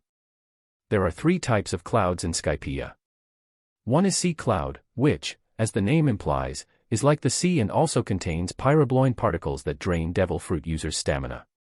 The second type is island cloud, which is a solid cloud with elasticity. When they first arrived on the White Sea, Luffy and the others were bouncing on it like a trampoline.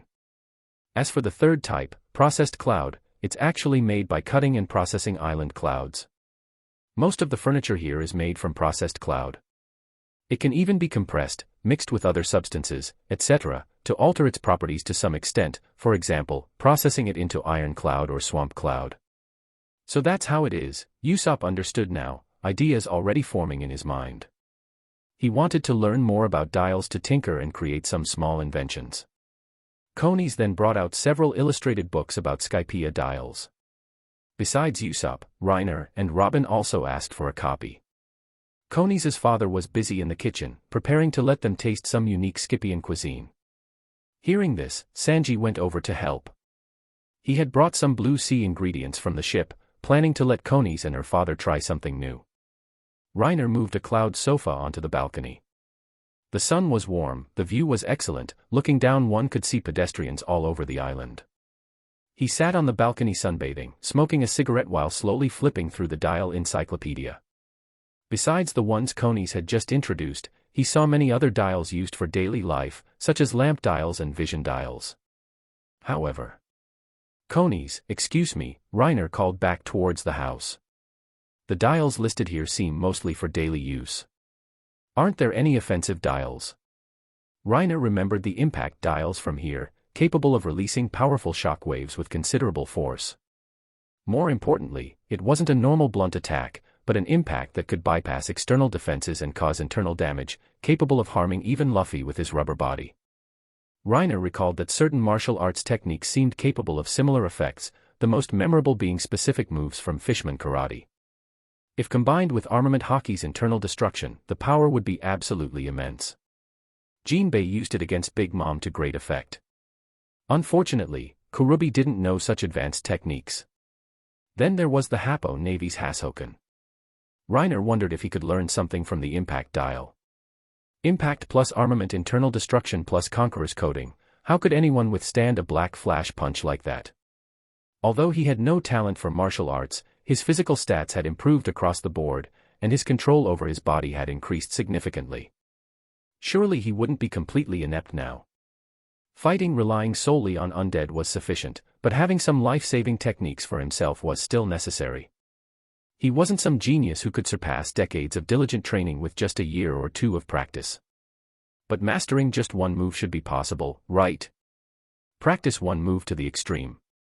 Reiner understood his own strengths and weaknesses very well. His plan for his own development was to rely on stats and become a one-punch man. Are you looking for dials with offensive capabilities? Coney's came out, hands clasped before her chest, looking somewhat troubled. There are some recorded in older versions of the encyclopedia, but civilians are forbidden from possessing those types of dials. They are all controlled by God's army under God Enel. You probably won't be able to buy any. Is that so? Reiner understood now. He slowly stood up and handed the encyclopedia back to Conies. Sorry to trouble you. Not at all. Since that's the case, I guess we'll have to give up. After all, we can't just go robbing people, Reiner smiled. Hearing this, Conies visibly relaxed. After all, the men had said he was a pirate. If he offended God, the consequences would be unthinkable. But this blonde man seems very gentle, he probably wouldn't lie. Likely the type of pirate focused more on adventure, wouldn't do anything too outrageous. Clearly, she was mistaken. Seeing Conies return to the room reassured, Reiner slowly retracted his professional fake smile. Just kidding. Of course, I'm going to rob them. Getting stuff for free is the best. Dinner's ready, everyone. Whoa-ha-ha-ha. Coming, X2. Reiner and Luffy responded in unison, though Reiner's tone was slightly sarcastic. Luffy glared at him, yelling. Why are you copying me, X2? Bastard, X2. Damn it, X2. Pthahaha. The onlookers couldn't help but burst out laughing. Stop it. You even look exactly the same. Reiner took off his glasses, put on a serious expression, made a gesture as if lighting a cigarette, and said deeply, as a knight, I would never allow a lady to shed tears. Hey, damn Four Eyes. Pthahaha anymore? Usopp egged him on. Reiner. Do Zoro next. The room was filled with lively noise. Amidst bursts of laughter, the group cheerfully enjoyed their lunch. Meanwhile, outside on a distant street. Crawling advance. Crawling advance. It's Captain McKinley. Hezo. A group of sturdy men wearing purple t-shirts and white berets crawled on the ground, advancing through the bustling street. Whenever they encountered someone greeting them, they would stop and shout back loudly.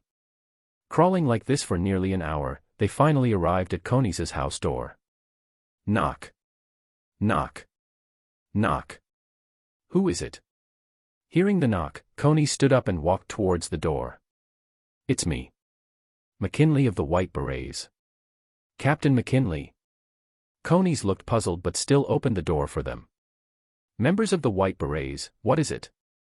The Divine Soldier Captain has ordered us to deliver a letter to the Blue Sea people, McKinley said, holding out a folded white piece of paper. End of this chapter. Chapter 81, God's Final Ordeal. A letter from the God's Army. Conies looked somewhat worried. The God's Army served directly under God, normally they stayed in God's land attending to him. Whenever they were dispatched, it never boded well. Many sky islands existed, and Blue Sea people visited from time to time. However, those who came to Godland rarely met a good end. Most Blue Sea people arriving in Godland would eventually offend God by searching for gold in his holy land and be killed. Angel Island was quite happy to host Blue Sea people, as they could trade for many supplies. Since anyone with malicious intent would be punished by God, they didn't worry too much. But between arrivals and departures, very few Blue Sea people who reached Godland managed to leave safely. Conies couldn't help but look back inside. The Straw Hat crew was cheerfully eating. They didn't seem like troublemakers, there shouldn't be any problems, right? They are guests inside. I'll take it to them. Okay. Thank you for your trouble. McKinley handed over the white paper, then raised his hand to his head, extending his index and little fingers. Salute. Naval. The White Berets behind him shouted in unison, making the same gesture. Then, following McKinley's lead, they dropped to the ground. Crawling retreat. Conies bid farewell to the White Beret unit, closed the door, walked back to the table, and knelt beside Reiner. This came from the White Beret unit. They said it's a letter from the God's Army. Reiner accepted the letter and placed it on the table. Everyone craned their necks, gathering around. God's Army. What's that? Zoro asked puzzledly. The God's Army is the army that serves Lord God Enel, Conies explained, a trace of worry on her face. There are 50 members in total, composed of 1 captain, 2 vice-captains, and the remaining divine soldiers.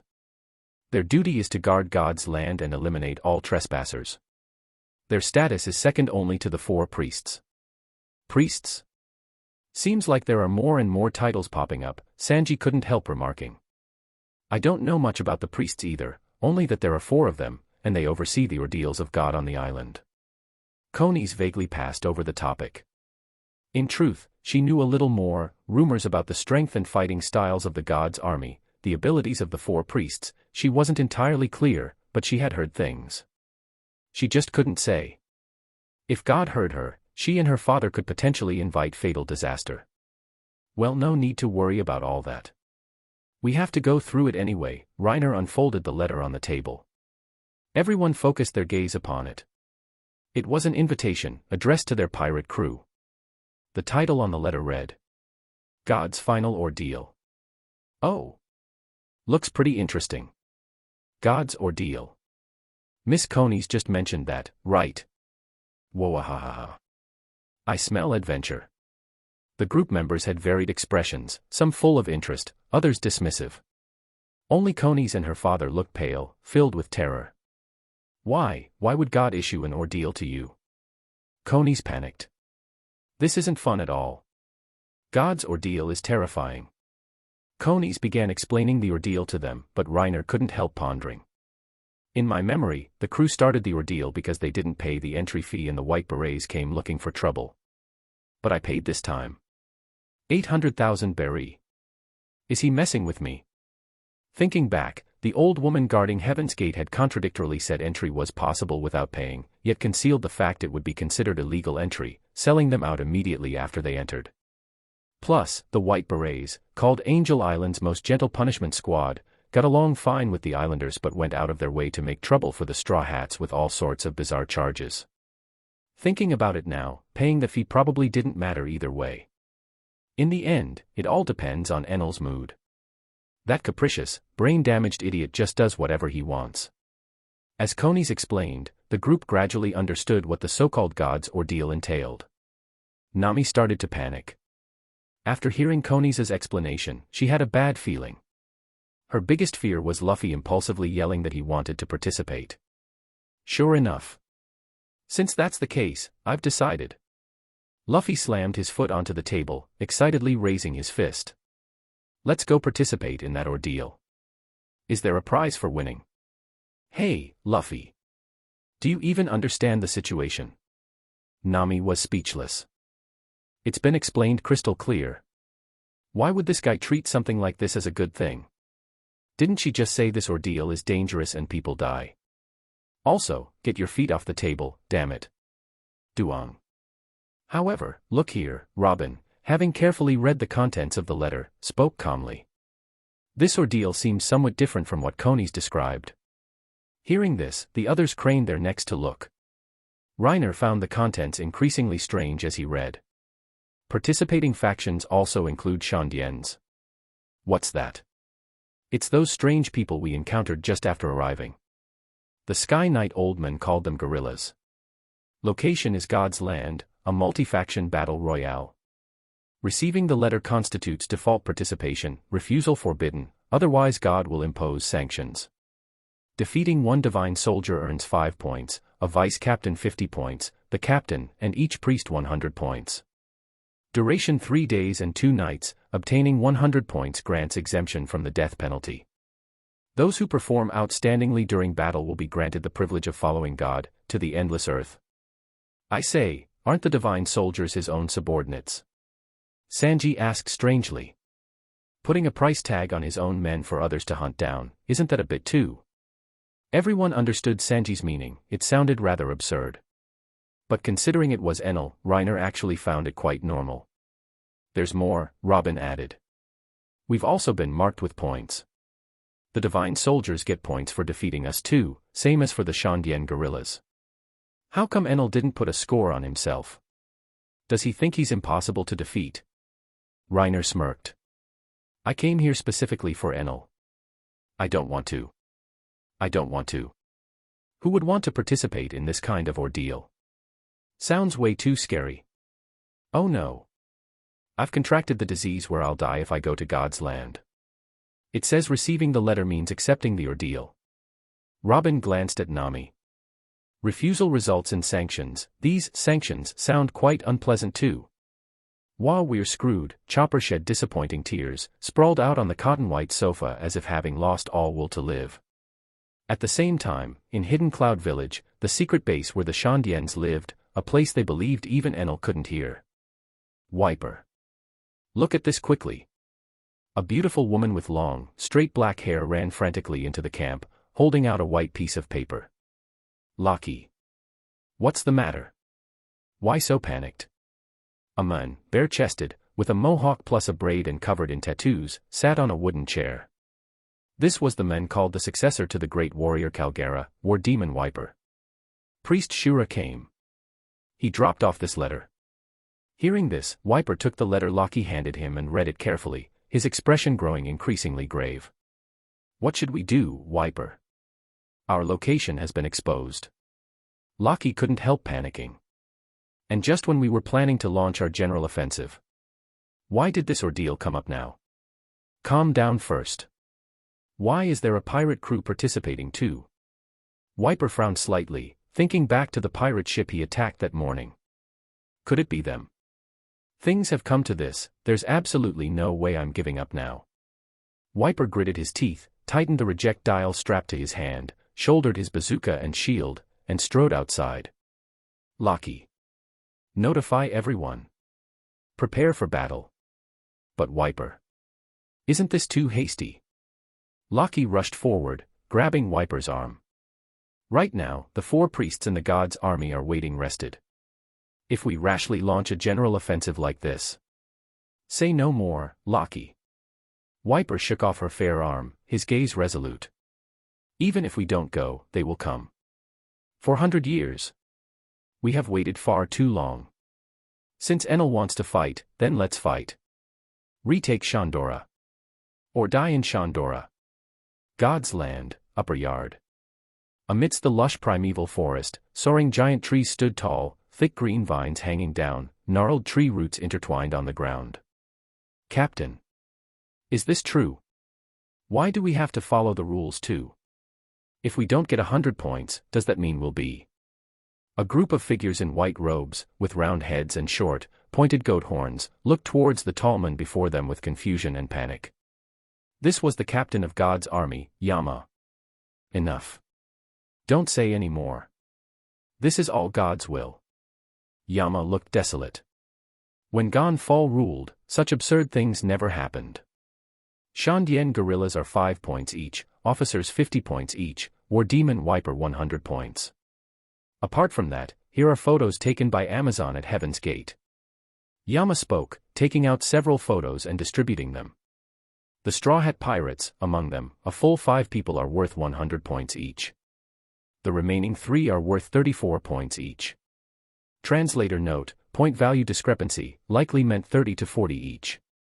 Do your best, each of you. The scene returns to Angel Island, on the beach. Goodbye, conies. And Uncle Pagaya. You all must be extremely careful, Coney said worriedly. These people had done nothing wrong since arriving here, yet were inexplicably drawn into this conflict. If only Gon Fall were still in charge. Conies couldn't help thinking of the previous god. He had dedicated his life to mediating the war between the Scipians and Shandians, and was so close to finally ending the 400-year struggle, but then. Some words could only remain hidden deep inside. Not just her, but actually everyone felt the same way. God Enel could hear everything on Angel Island, and could strike down divine punishment from anywhere. They lived constantly in fear, daring not to discuss anything related to God. They even provide transport service. Looks like they're eager to get rid of us, Reiner remarked, seeing a much larger express shrimp already waiting beside the Going Merry. Let's depart, everyone. The group boarded the ship, which then headed towards God's land under the guidance of the express shrimp. End of this chapter. Chapter 82, Evenly Matched. God's land, upper yard. The entire landmass, rushed/flung into the sky 400 years ago, had become the holy land in the hearts of all Scipians. Lush green forests, damp ground covered everywhere in moss, solid earth beneath foot, a gentle breeze carrying the fragrance of soil.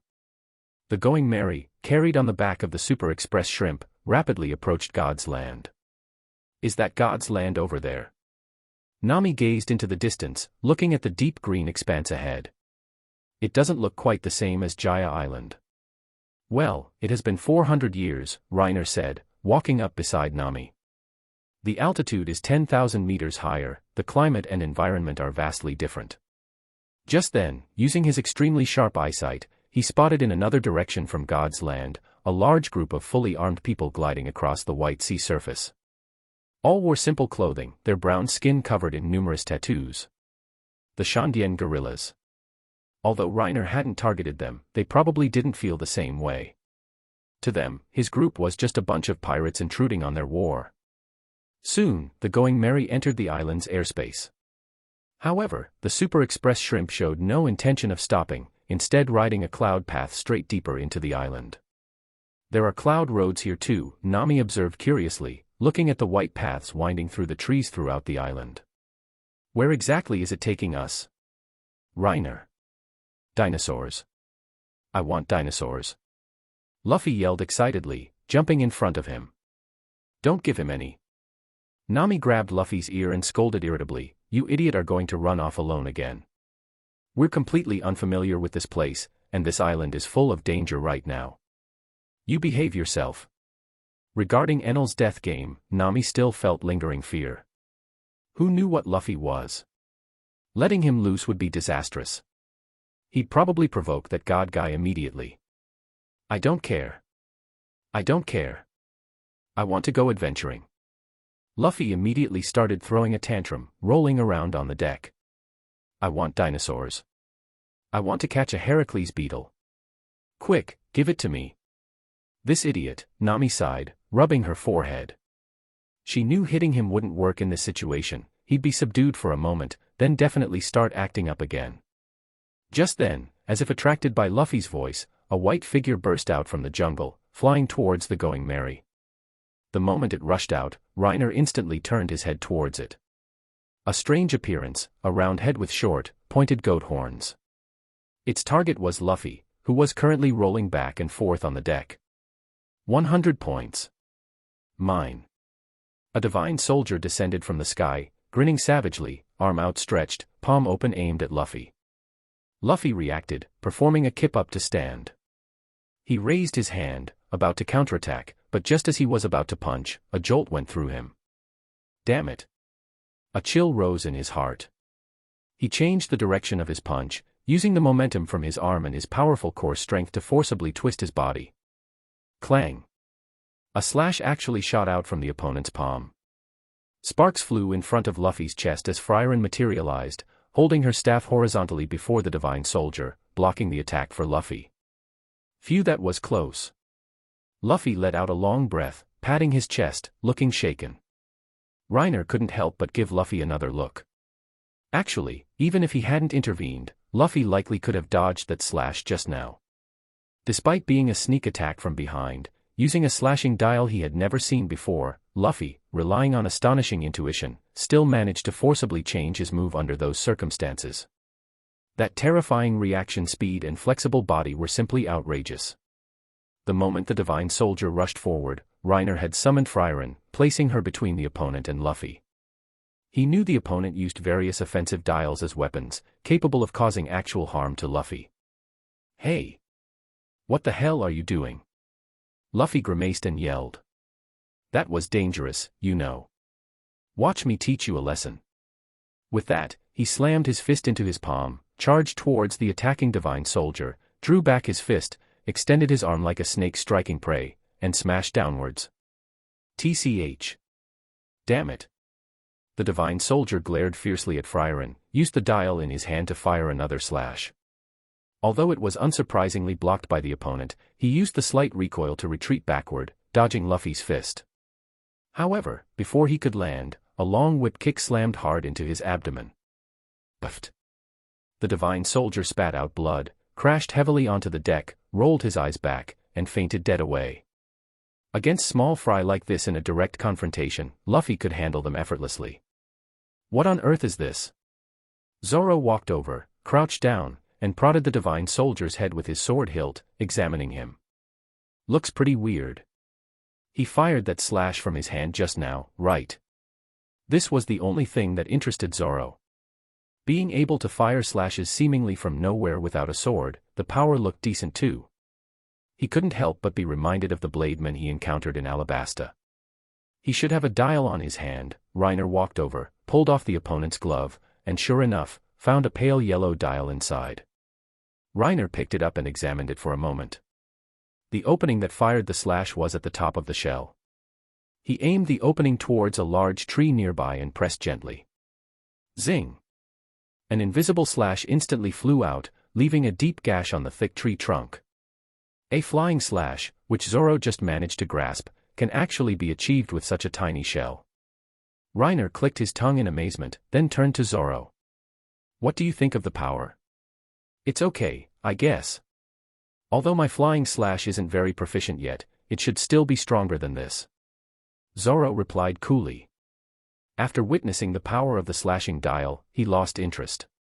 The sword in my hand is still more reliable. Thump. Suddenly, a violent jolt ran through the ship. The crew stumbled unpreparedly, taking a tumble on the deck. The Super Express shrimp abruptly stopped, placed the Going Merry onto some kind of altar structure, then departed on its own. AI. Skypiea service really is terrible, Reiner complained, using the mast to help Nami up. Looks like this is the base they arranged for us. Damn it. Nami rubbed her forehead, her face filled with indignation. This god guy is just crazy. Dragging us into this stupid game for no reason. We could have just run away. Why did we have to come here? Because I'm greedy for his body. You're disgusting. Nami looked at him with scorn.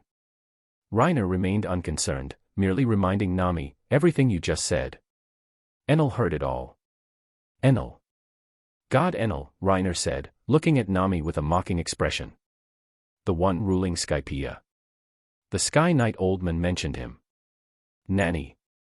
Why didn't you say so earlier? Nami looked terrified, hiding behind him, clutching his shirt tightly as she looked around nervously, muttering continuously. Oh, respected God. Those words just now were all jokes. If you must send down a curse, please curse this man instead. Reiner was speechless, giving her a major eye roll. God does not send down curses. A voice echoed from afar, getting closer. The crew looked up towards the sound. A familiar, yet disliked, Pegasus figure flew down from the sky. It's the Sky Knight. It's that old man. You don't have any points assigned to you. Looks like you're not worth much, old man, Reiner confirmed, looking at the letter sent by the divine soldiers. Ahem. Old me has already learned about this ordeal. You are likely already being targeted by the divine soldiers. Ignoring Reiner, the Sky Knight walked forward, the worn armor plates clanking as he moved. He stated calmly, since you generously paid old me's fee, I must fulfill my duty. I cannot allow you to be innocently dragged into this conflict. But we didn't blow the whistle, Reiner pointed out. Ahem. Besides, God Enel's actions are simply outrageous. Old me cannot stand by and watch the divine soldiers, who should be protecting Skypiea, engage in this senseless battle with the Shandians. In other words, you weren't invited to this ordeal, right? That's enough, you bastard. Gon Fall's face flushed red as he looked at Reiner. Can't you show a little respect for the elderly? Old me came here out of concern for you, at least. Got it, got it. We appreciate your good intentions, Reiner waved dismissively, then added with a smile, but I say, you're getting on in years. No need to push yourself like this, right? Yeah, old man. What if you get hurt? At your age, recovery is slow too, Chopper added with genuine concern. You. I. Gon Fall looked dejected, leaning against the large bird Pierre beside him. To think even a pet, AI. Bang. Bang. All right, you too. Stop teasing him. Why I didn't do anything. Chopper cried, covering his head. Why hit me too? Nami scary. Sorry, Chopper, Nami smiled awkwardly, picking Chopper up to comfort him. So you were still here? I got tired of waiting. An unfamiliar voice came from the sky. The group looked up. A man wearing goggles and pilot attire rode a giant vulture, circling above them. Sky Knight. I'm right here, idiot. Gonfall yelled at Luffy, then frowned deeply, looking up at the sky. He is the guardian of the ordeal of string, Sky Rider Shura. You blue sea people will suffer from lack of stamina due to the thin air up here. Leave this person to old me. Speaking of which, I did feel a bit strange when we first came up. Ah, but I'm fine now. Really? I didn't feel anything. Sanji, Zoro, and Reiner chimed in one after another, earning a collective facepalm from Gonfall. Your name certainly sounds impressive. Let me test if you are worthy of the name Shura, Reiner said, his gaze fixed intently on the sky. This is Sky Island, no need to hide here. Which undead should I use? An evenly matched fight seems more entertaining. Let's go with her then. A small figure with white twin tails walked forward, twirled the staff in her hand, and looked up towards Shura. You call this evenly matched? Zoro looked at him strangely. My momentum is like 1,000 waterfall, he is irresistible. No problem, right? End of this chapter. Chapter 83, Don't interrupt my showing off. Blue Sea people. What is the meaning of this? Seeing the opponent actually send a little girl out to face him, Shura couldn't help but feel enraged. Ignorant fools. Don't think I will show mercy just because you're a little girl. You don't need to force yourselves. Gonfall held his lance, jumped onto Pierre, frowned deeply, and stared intently at Shura. Old me may be advanced in years, but I am still worthy of the title Sky Knight. Since I accepted your payment, I naturally must fulfill the corresponding response. Hey, wait a minute. What is this? Before he could finish speaking, several thin snakes composed of sand grains rose from thin air, directly twining around Gonfall and Pierre, binding them tightly. No matter how hard Gonfall struggled, he couldn't break free. He gritted his teeth and growled, damn it. What on earth is this stuff? Don't be hasty, old man, Reiner stated coolly. Just leave it to her. Don't interrupt my showing off. Hearing this, Gonfall felt the sand snakes locking him tightly, then looked at the fine sand swirling around the staff in Friren's hand. He couldn't help but feel secretly alarmed. He knew about the power of devil fruits and had some guesses about the sand snakes, but how effectively a devil fruit could be used depended entirely on the user. He couldn't break free even using all his strength, which indirectly proved the opponent's power completely surpassed his own. And just from a little girl. Gonfall's gaze shifted again to Shura in the sky. Looks like they truly don't need old me's help. 100 points, huh? Truly incomprehensible. Shura grinned savagely, riding his vulture down in a dive. Mere blue sea people. What rank are you to have the same score as me? The vulture opened its beak, a cluster of sparks appearing. The next moment, flames surged out, a heat wave washing over them as a pillar of fire carrying terrifying high temperatures shot towards the crew on the Mary. Fire breath. Is it a devil fruit user? The others didn't intervene. Since Reiner had emphasized letting him handle it, they left it to him. Friren leaped into the air towards the fire pillar, plunging headfirst into the flames without hesitation. Ha ha ha. My beloved pet is named Pontue. Shura laughed sinisterly, looking down coldly from above. Its mouth is equipped with a flame dial. In just a few seconds, she'll be burned to ashes. Pay the price for your arrogance, fool. When it comes to playing with fire, you're still far too lacking, Reiner replied, unconcerned. Just then, the surging pillar of fire, like flowing water blocked by rocks, suddenly dispersed on either side of Friren, transforming into numerous small flames floating in midair. Shura seemed to sense something and yelled frantically, "Dodge quickly!" The next moment, all the flames transformed into flying swallows, shooting towards him like bullets. A dense flock of fire swallows battered the vulture's body. The diving vulture cried out in pain, its momentum halting. It let out a piercing shriek, flapping its large wings desperately to move sideways and escape the flock of fire swallows. Pontue, are you okay? Shura gritted his teeth, his expression grave as he fixed his gaze on Friren. Why was it hit? My mantra clearly sensed the attack. And, she can actually control fire. Shura rode his vulture, circling the Mary docked at the altar, staring intently at Friren, immense wariness in his eyes. Witnessing this, the way Gonfall looked at the group changed entirely. Could they possess mantra as well? I say, old man. Reiner walked towards Gonfall, dispelling the sand snakes binding them. You can use observation haki, right? You mean mantra, yes. Old me can indeed use it, Gonfall replied, looking up. Having lived so long and encountered many Blue Sea people, he knew mantra was called observation haki in the Blue Sea. Then couldn't you sense our strength? Reiner asked, puzzled. In his memory, observation haki could sense the strength of an enemy's presence. I could vaguely sense your auras, stronger than ordinary people, indeed, but not specifically. Gonfall explained, can only say old me's training is lacking. At least, if you're not in a combat state, that's the most old me can do. Meaning, depending on our state, the presence you sense changes accordingly. Reiner rubbed his chin thoughtfully. Yes, Gonfall confirmed, then added, of course, it also relates to the level of mantra training. The stronger the mantra, the more one can perceive. Roughly understand. Reiner had a definite idea now. He took out the letter from before and glanced at it. It listed the points for his crew.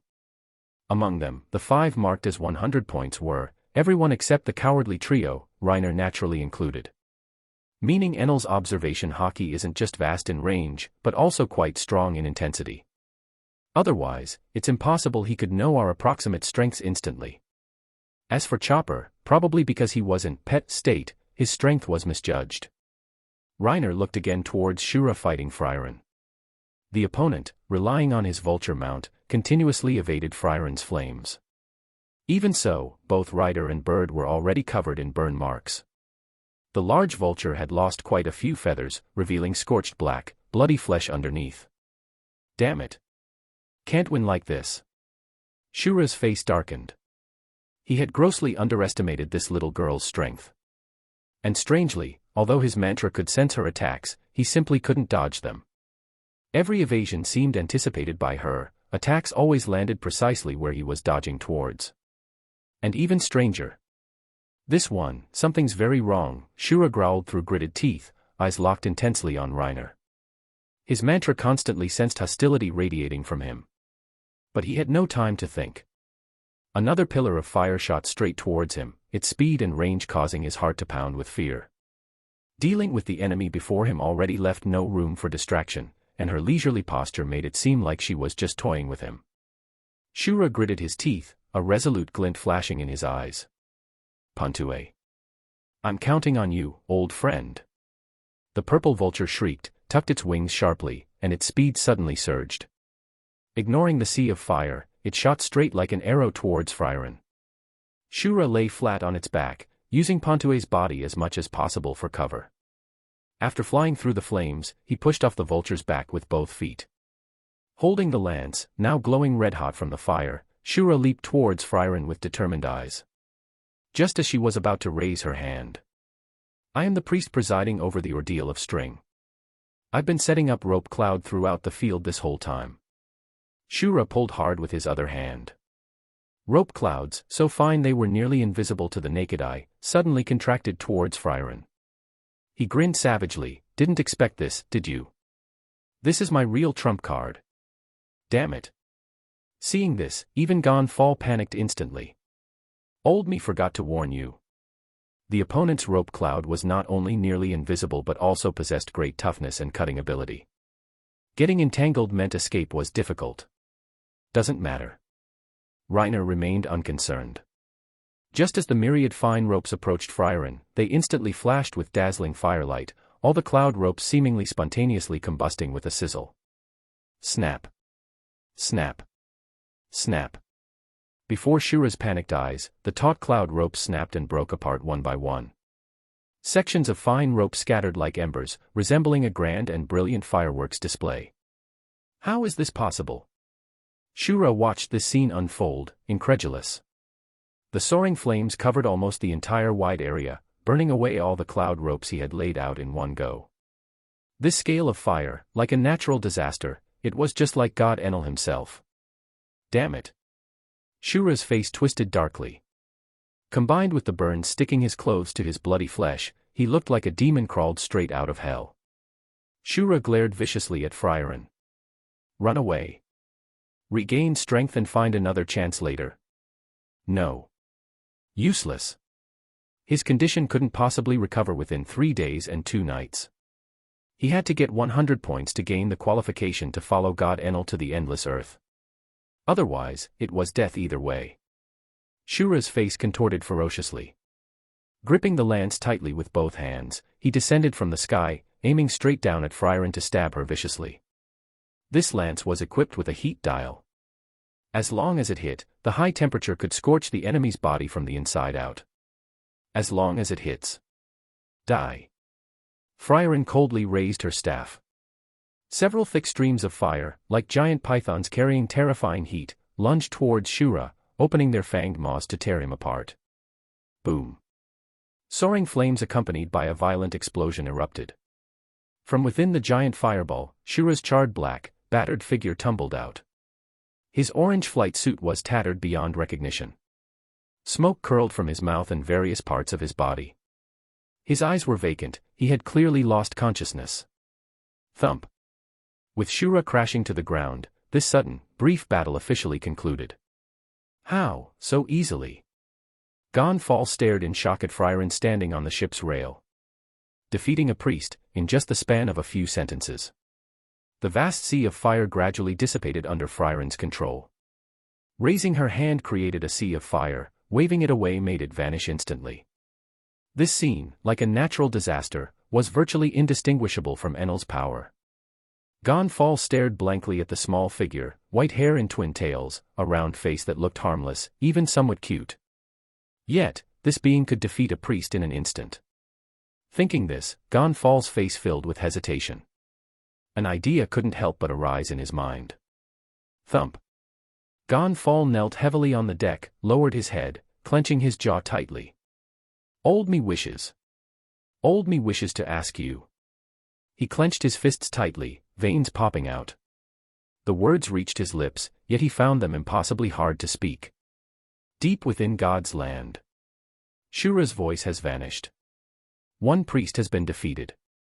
Enel leaned back on his golden throne, eyes lazy, voice cold and emotionless, completely unconcerned about his subordinate's defeat. How is that possible? It's only the first day. Hearing this, the divine soldier captain kneeling on the ground abruptly lifted his head, yelling in disbelief. Shura presided over the ordeal of String, the one with the lowest survival rate. Nothing is impossible. He simply lacked God's favor, Enel replied with a mocking expression. The first person to obtain 100 points has already appeared. How interesting. It's quite boring here too, might as well go play. End of this chapter. Chapter 84, Enel closing in. The Shandian guerrillas have only 83 remaining. The God's army is down to 34. After tonight, I wonder how many will be left.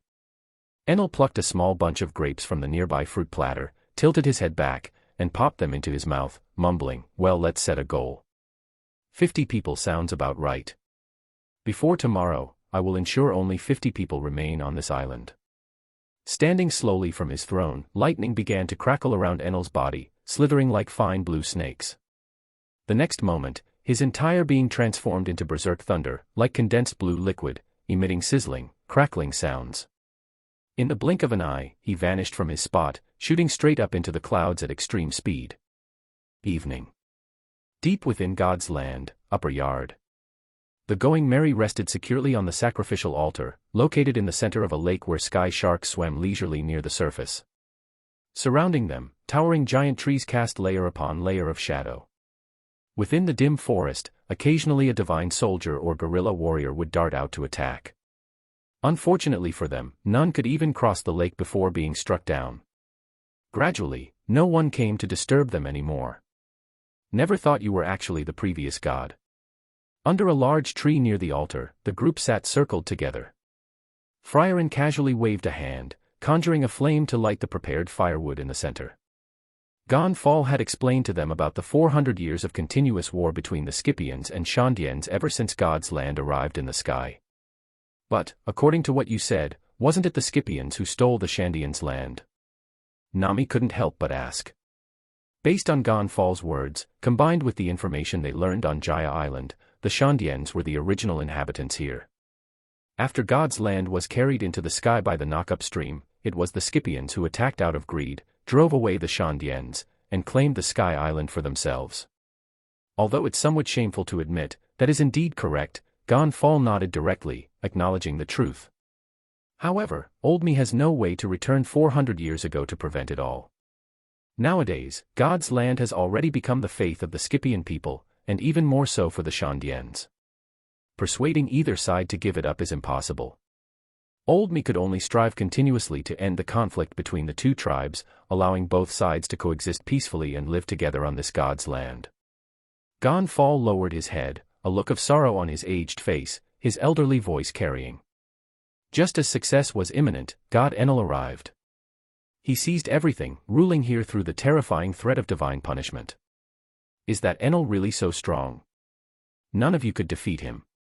Regarding Usopp's question, Gon Fall simply pointed towards Frieren. Just like how she casually creates a sea of fire, he's already beyond someone who can be defeated by numbers alone. Enel possesses the power to destroy islands. The once prosperous Sky Island Burka is now a dead city because of him. Hearing this, everyone couldn't help but look terrified. Such a thing was simply appalling. Reiner pondered. Massacring an island, if Enel tried that in the Blue Sea, 10 lives wouldn't be enough for him. Forget Akainu, even the slacker Kizaru wouldn't possibly let him go. Old Me knows it's presumptuous to drag you into this war, but relying on our own strength, it's truly. Gon Fall looked crestfallen. Enel was too strong. Without borrowing the strength of these Blue Sea people, this country truly saw no hope. What are you talking about? Aren't we already dragged into it? Zoro spoke nonchalantly. Luffy also punched the air and yelled indignantly, yeah. Besides, this god guy totally sucks. Hey Luffy. Didn't you hear what the old man said? Enel has the power to destroy islands. Yash. Then let's go beat him up tomorrow. Luffy declared, his expression firm, stomping his foot heavily on the ground. Is that how you interpret it? Usopp sighed, looking down at the pouch at his waist. Old man, you said priests, besides Shura, whom Reiner dealt with today, there are 3 others, right? They respectively preside over the ordeals of Iron, Swamp, and Ball, Gon Fall confirmed, taking out a map from his coat and pointing to a location. This is the entrance to the ordeals. Apart from Shura, the other priests should be guarding their respective trial grounds. Leave them all to me this time, Zoro stated coolly, his hand resting on his sword hilt. Hey! Who allowed you to pick all 3, Mosshead? Sanji lit a cigarette, looking discontentedly at Zoro. First come, first served. Let's compete and see who gets 300 points first. Interesting. Let's give it a try then. Zoro smirked, turning to Reiner with interest. What about you? Want in? Smells like a plot. What are the stakes? Loser washes hair while doing a handstand. Zoro and Sanji shouted in unison. Reiner, waiting for me, were you? I refuse. Reiner scoffed, decisively rejecting the offer. So vengeful. Trying to trick me. Impossible. Absolutely impossible. I want to try. Can you let me join? A stammering voice spoke up. The crew looked strangely towards Usopp. Usopp! Did you take the wrong medicine? Chopper yelled frantically, I know. It must be the Sky Island food. It's poisonous. Usopp, hold on, don't die. Usopp, It's not that, Chopper. I'm fine. Usopp held down the frantic Chopper, looked down at his waist pouch, and said. It's just that, training with Reiner and the others all this time. I want to test my own growth. Plus, the slash dial I got today. Usopp stood up, head held high, chest puffed out, one foot planted on a tree root. That's right. Starting today, the great Captain Usopp is graduating from the weakling trio. Not bad. Finally looking a bit like a man. What kind of talk is that? Usopp yelled indignantly. However, defeating a priest won't be that easy, Reiner reminded Usopp. The priest's overall strength was mediocre, but their mantra was quite troublesome for most of the crew. Zoro and Sanji naturally wouldn't have problems, but Usopp defeating a priest right now was still a bit of a stretch. Reiner took out a pink shell covered in small holes and tossed it to Usopp. I stored this impact dial full. Its power can blow a hole through that big tree behind you. Keep it as a backup. Ah, okay. Thanks, Reiner. Usopp fumbled to catch the impact dial, then looked back at the massive tree trunk that would require 2 or 3 people to encircle. This recoil could probably break my arm, Usopp couldn't help but swallow nervously. Reiner had harvested several impact dials from the enemies that attacked them earlier. Gon Fall had explained them and demonstrated their usage. Impact dials could store kinetic energy and release it as a shockwave. There was a limit to the maximum power they could unleash at once, they couldn't release all stored energy instantly. There was also a limit to how much kinetic energy they could store, Red Ogre had shattered one earlier. Meanwhile, deep within the forest. Wait, God. A divine soldier in a white robe looked up frantically at Enel perched on a tree branch. One of his comrades lay on the ground, charred black all over. Aren't we on the same side? Why? Because you did not receive God's favor. Enel spoke coolly, his voice cold. He raised his hand, and a blue lightning snake shot out from his fingertip, instantly piercing through the divine soldier on the ground. And, 82 left. End of this chapter. Chapter 85, Deicide begins. Blue lightning flashed through the dark forest, illuminating Enel's cold face. The divine soldier, charred black, collapsed to the ground, face filled with incomprehension and unwillingness. Enel didn't spare the divine soldier another glance. Closing his eyes, he listened to the sounds of the entire island, then, in a moment, transformed back into lightning, darting through the shadowy forest. Early the next morning, at the altar in God's land, upper yard.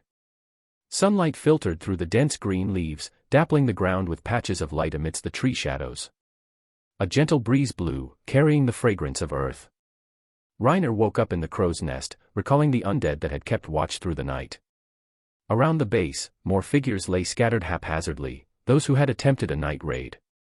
He lit a cigarette, sitting on the crow's nest railing, one hand propping up his face, enjoying the warm morning sun on his skin. Creak. Morning, Reiner. Nami, ah. Good morning. Nami emerged from the first-floor cabin, which was used for storage. The entrance to the girls' dormitory was further down inside. Nami walked up the nearby stairs to the entrance of the second-floor living area and smiled. Nice weather today, huh? Would you like some tea? Brew me a cup of dried tangerine peel tea, thanks, Reiner replied, then turned back to bask in the sun. Despite being in a battlefield, the group was as leisurely as if on vacation. With strength, one can be fearless anywhere. Without strength, one is timid even hiding at home. Soon, the others gradually emerged. Sanji began making breakfast. Luffy, upon waking, immediately started climbing around nearby, searching for various insects to catch. After breakfast, Gon Fall arrived at the Going Merry, riding Pierre. The group also prepared to leave this spot. Then I, Zoro, and Sanji will go to the entrance of the ordeals to challenge the priests, Usopp declared, armed to the teeth from armor to cannons. His legs trembled slightly as he added to Reiner, ahem, Reiner, could you lend me Blue Ogre and Red Ogre again? Not that I'm scared, just in case, you know, ahem, you understand. You're overthinking it. And I have some good news for you, Usopp. Reiner took a sip of his tangerine peel tea and said, when the ordeal starts, it's every man for himself. Zoro and Sanji won't be able to help you. Nanny. Usopp's face instantly turned ashen. Oh no. I've contracted a strange disease. As long as I. Alright, stop it. You're embarrassing me. Zoro and Sanji directly grabbed Usopp's arms and lifted him away. All that confident boasting last night, don't chicken out now, Usopp.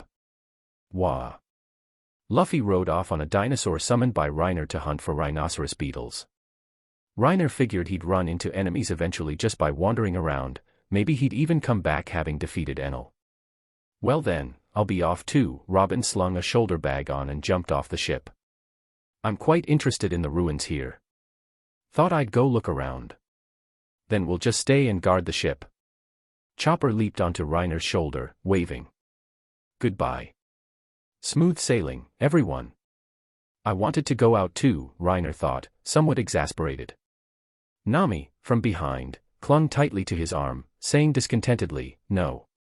If you go too, what about the going merry? AI, alright then. Reiner scratched his head, conceding. This primeval forest isn't that much fun anyway, and Enel will show up sooner or later. Besides. Reiner looked back at the going merry. The chicken wings on its sides had been removed due to breakage, including the snakeskin chicken head. From the east blue all the way here, the merry was now covered in scars from head to stern, rust-spotted iron nails, broken wooden planks everywhere. Every time they docked, Reiner specifically left undead to guard the ship. Although they all cherished the merry greatly, wear and tear during voyages was unavoidable. Fortunately, though the keel and overall structure had some damage, they were still intact. Reiner sighed, watching the others leave one by one until only he, Nami, and Chopper remained on the ship. Reiner, what do we do next? Chopper looked up at him with his round eyes. Don't move. Don't do anything. Just stand here like this. Just stand here like this. Reiner stated coolly. Nami's arm was tightly linked with his, nestled between two soft mounds. He felt the warmth from her arm and said, no need to do anything. Just staying like this is good. Nami looked puzzled for a moment, then suddenly realized something, a flush of anger rising on her face. Bang. Bastard. A dark cloud formed over Nami's head as she raised a smoking fist. Are you okay, Reiner? Chopper poked at Reiner, who was lying face down on the deck, smoke curling from the top of his head. Still alive. Reiner pushed himself up, rubbed his head, and leaned back against the deck railing, staring boredly at the sky. Nami also came over, looking puzzled. The number of attackers seems much lower today, doesn't it? Compared to yesterday when one or two would pop up every so often, no one has come at all today. Their numbers have probably thinned. After fighting for a day, casualties are inevitable. True. I wonder if the others will be in danger. Nami couldn't help but worry, looking somewhat dejected. If only Chopper and I were stronger, then we wouldn't have to hold you back every time, and you could go help Luffy and the others. You've got that very wrong. Chopper is much stronger than you, Reiner teased. Bastard. Complimenting me won't make me happy, you jerk, Chopper blushed, his expression one of pleased sunderness. Besides, Reiner chuckled softly, ruffling her orange hair, strength isn't the only thing that makes someone a nakama. Everyone has things they're good at. As long as everyone does their part, that's enough. Without you, we would have sunk, ship and all, long ago, let alone ridden the knock upstream to Sky Island. You've already done a lot, Nami. Just as everyone trusts you, you need to trust everyone too. It doesn't matter if you're not strong in a fight. I'll protect you all. Thank you, Reiner, Nami smiled again. After we defeat that god guy, we'll all return to the Grand Line together, and the Mary and I will lead everyone onward. Just as Nami finished speaking, Frieren suddenly rushed forward, standing protectively before them. Defeat me. Sounds interesting. A mocking voice drifted from the sky, approaching from afar, laced with derision and amusement. Who's there? Nami cried out in alarm, just as she looked up. Crackle. Crackle. Several arcs of lightning flashed from the ship's railing opposite them. The next moment, several bolts of blue lightning descended from the sky, converging into one spot. After the blinding light subsided, a shirtless man sat with crossed legs on the Going Mary's railing. His loose, billowy pants, extremely long earlobes, and the 4 large drums attached to his back instantly told Reiner the identity of the newcomer. Honestly, those 4 drums painted with the 3 Tomo symbol are too cool, it's hard not to recognize them. Thinking this, Reiner couldn't help but glance at Frieren. Who are you? Nami frowned deeply, her gaze fixed intently on Enel. Who am I? Enel looked down his nose at them coldly. Naturally. God. His gaze shifted to Reiner, assessing him with interest, then spoke coolly, the one who got 100 points. You defeated Shura, didn't you? Not me. Her, Reiner replied innocently, pointing towards Frieren. Enel looked doubtfully at Frieren, who was facing off against him. After a moment, he shifted his gaze back to Reiner and laughed. Yee ha ha ha ha. You're quite interesting. If I hadn't heard your voice during the fight with Shura yesterday, I might have actually been fooled by you.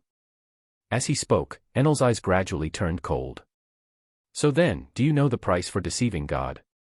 So it's true, against enemies with sufficiently trained observation hockey, the connection between me and my undead is hard to hide. Reiner couldn't help but think back to the battle in Alabasta, where Crocodile eventually charged straight for him in the end. Ah well, it doesn't really matter. What he truly wanted to conceal was never his ability to summon undead, but the method of their creation. That terrifying snowballing potential was the real secret. Summoning undead was just an extra layer of insurance on top of that. God. He's Enel. Upon hearing his identity, Nami instantly looked terrified, ducking behind Reiner and clutching his arm tightly. Wait. He said all that stuff. It has nothing to do with me. It doesn't matter, Enel looked coldly at Reiner. In light of your outstanding qualities, I'll give you one chance. Beg for mercy and apologize to this god, and I won't kill you. I'll even grant you the opportunity to follow this god. Just apologize and you won't kill me. Reiner's expression was strange. He stated decisively, I'm sorry.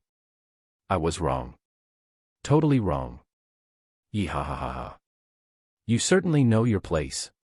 Despite having decent strength, you're quite an interesting man. Enel threw his head back and laughed, seemingly pleased with the man's performance.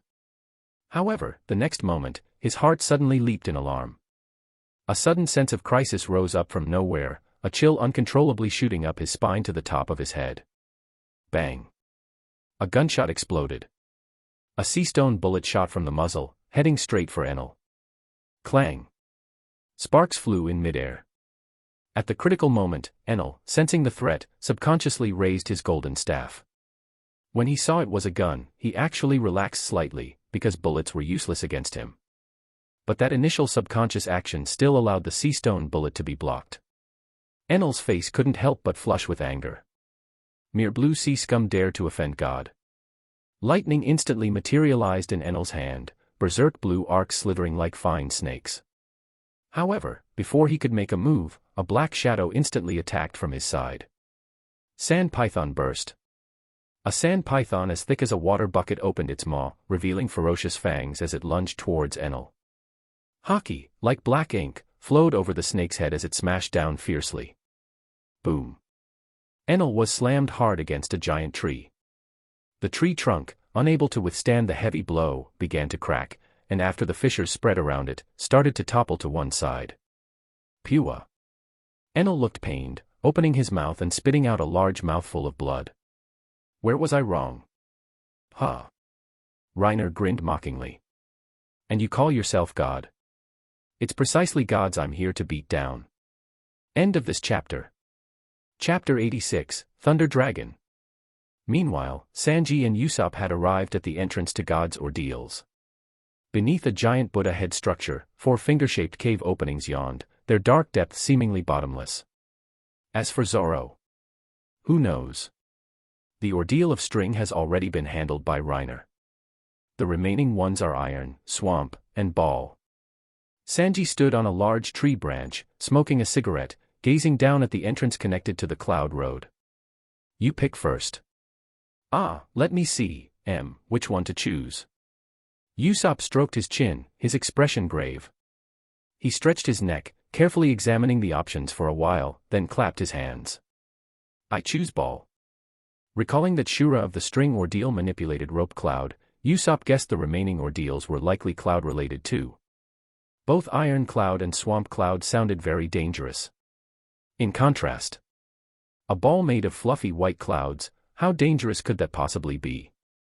Usopp speculated internally, stating firmly, it must be this way. I'll choose the ordeal of Ball.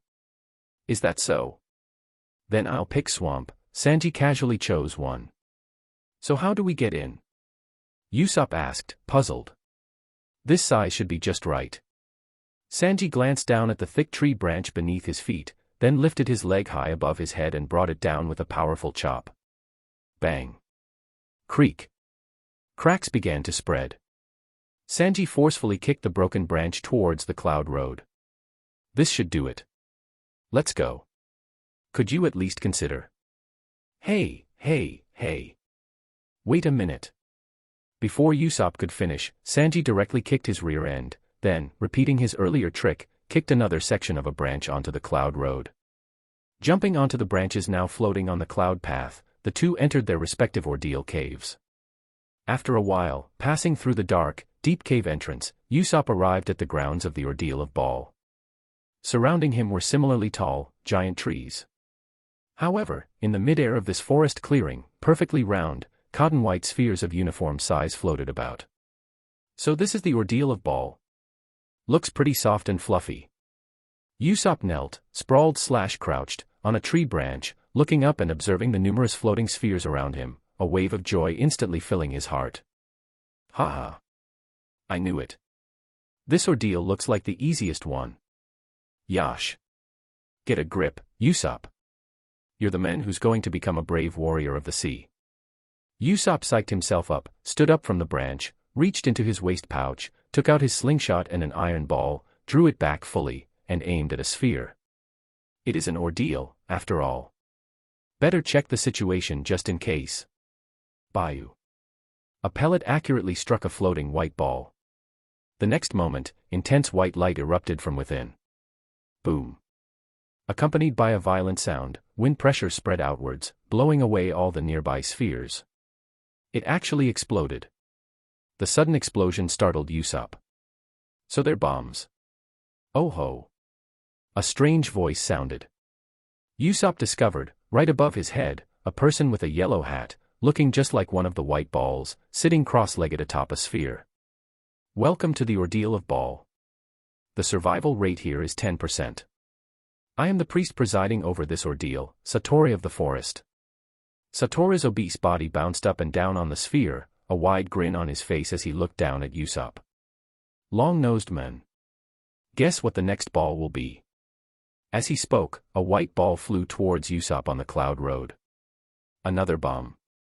Usopp quickly raised his slingshot, drew it back fully, eyes fixed on the incoming white ball. Just need to detonate it before it gets close. Special steel ball. Duong. Duong. Duong. The struck white ball suddenly sprouted 3 small bird heads, which opened their beaks and shrieked at Usopp. What the heck is this? Usopp yelled speechlessly, then turned his slingshot towards the priest calling himself Satori of the forest, saying gravely. These things are useless against me. This great one is a sniper who hits 100 out of 100 shots. Oh ho, is that so? Is that so, indeed? Satori grinned, leaping down from his sphere. This isn't fun anymore. Guess I'll have to execute you myself. Usopp's brow furrowed in concentration.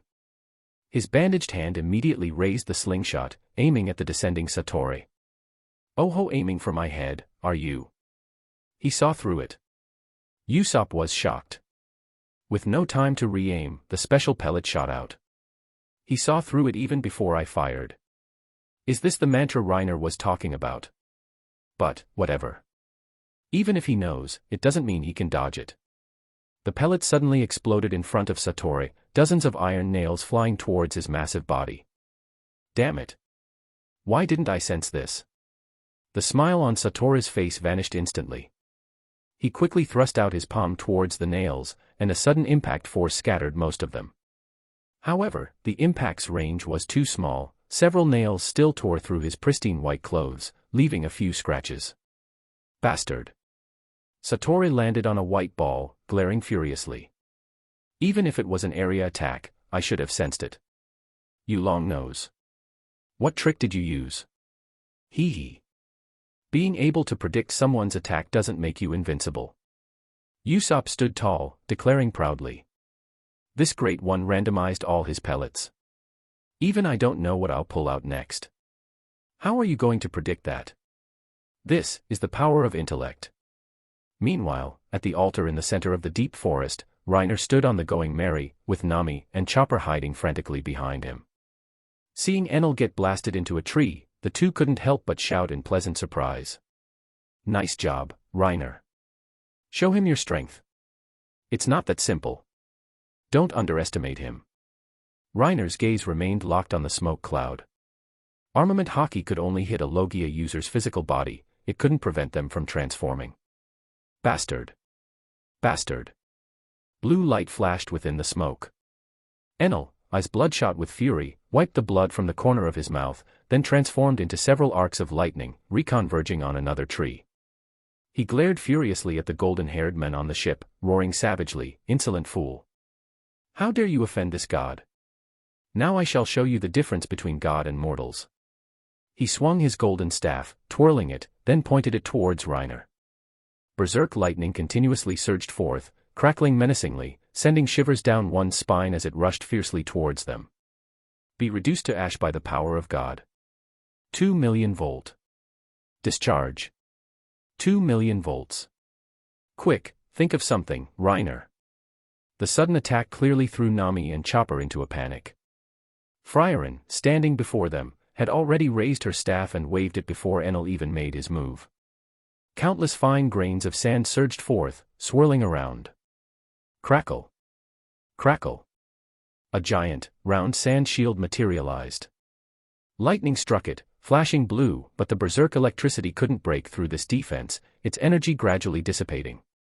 The thick sand shield wasn't pierced, only bearing a large scorched black area on its surface.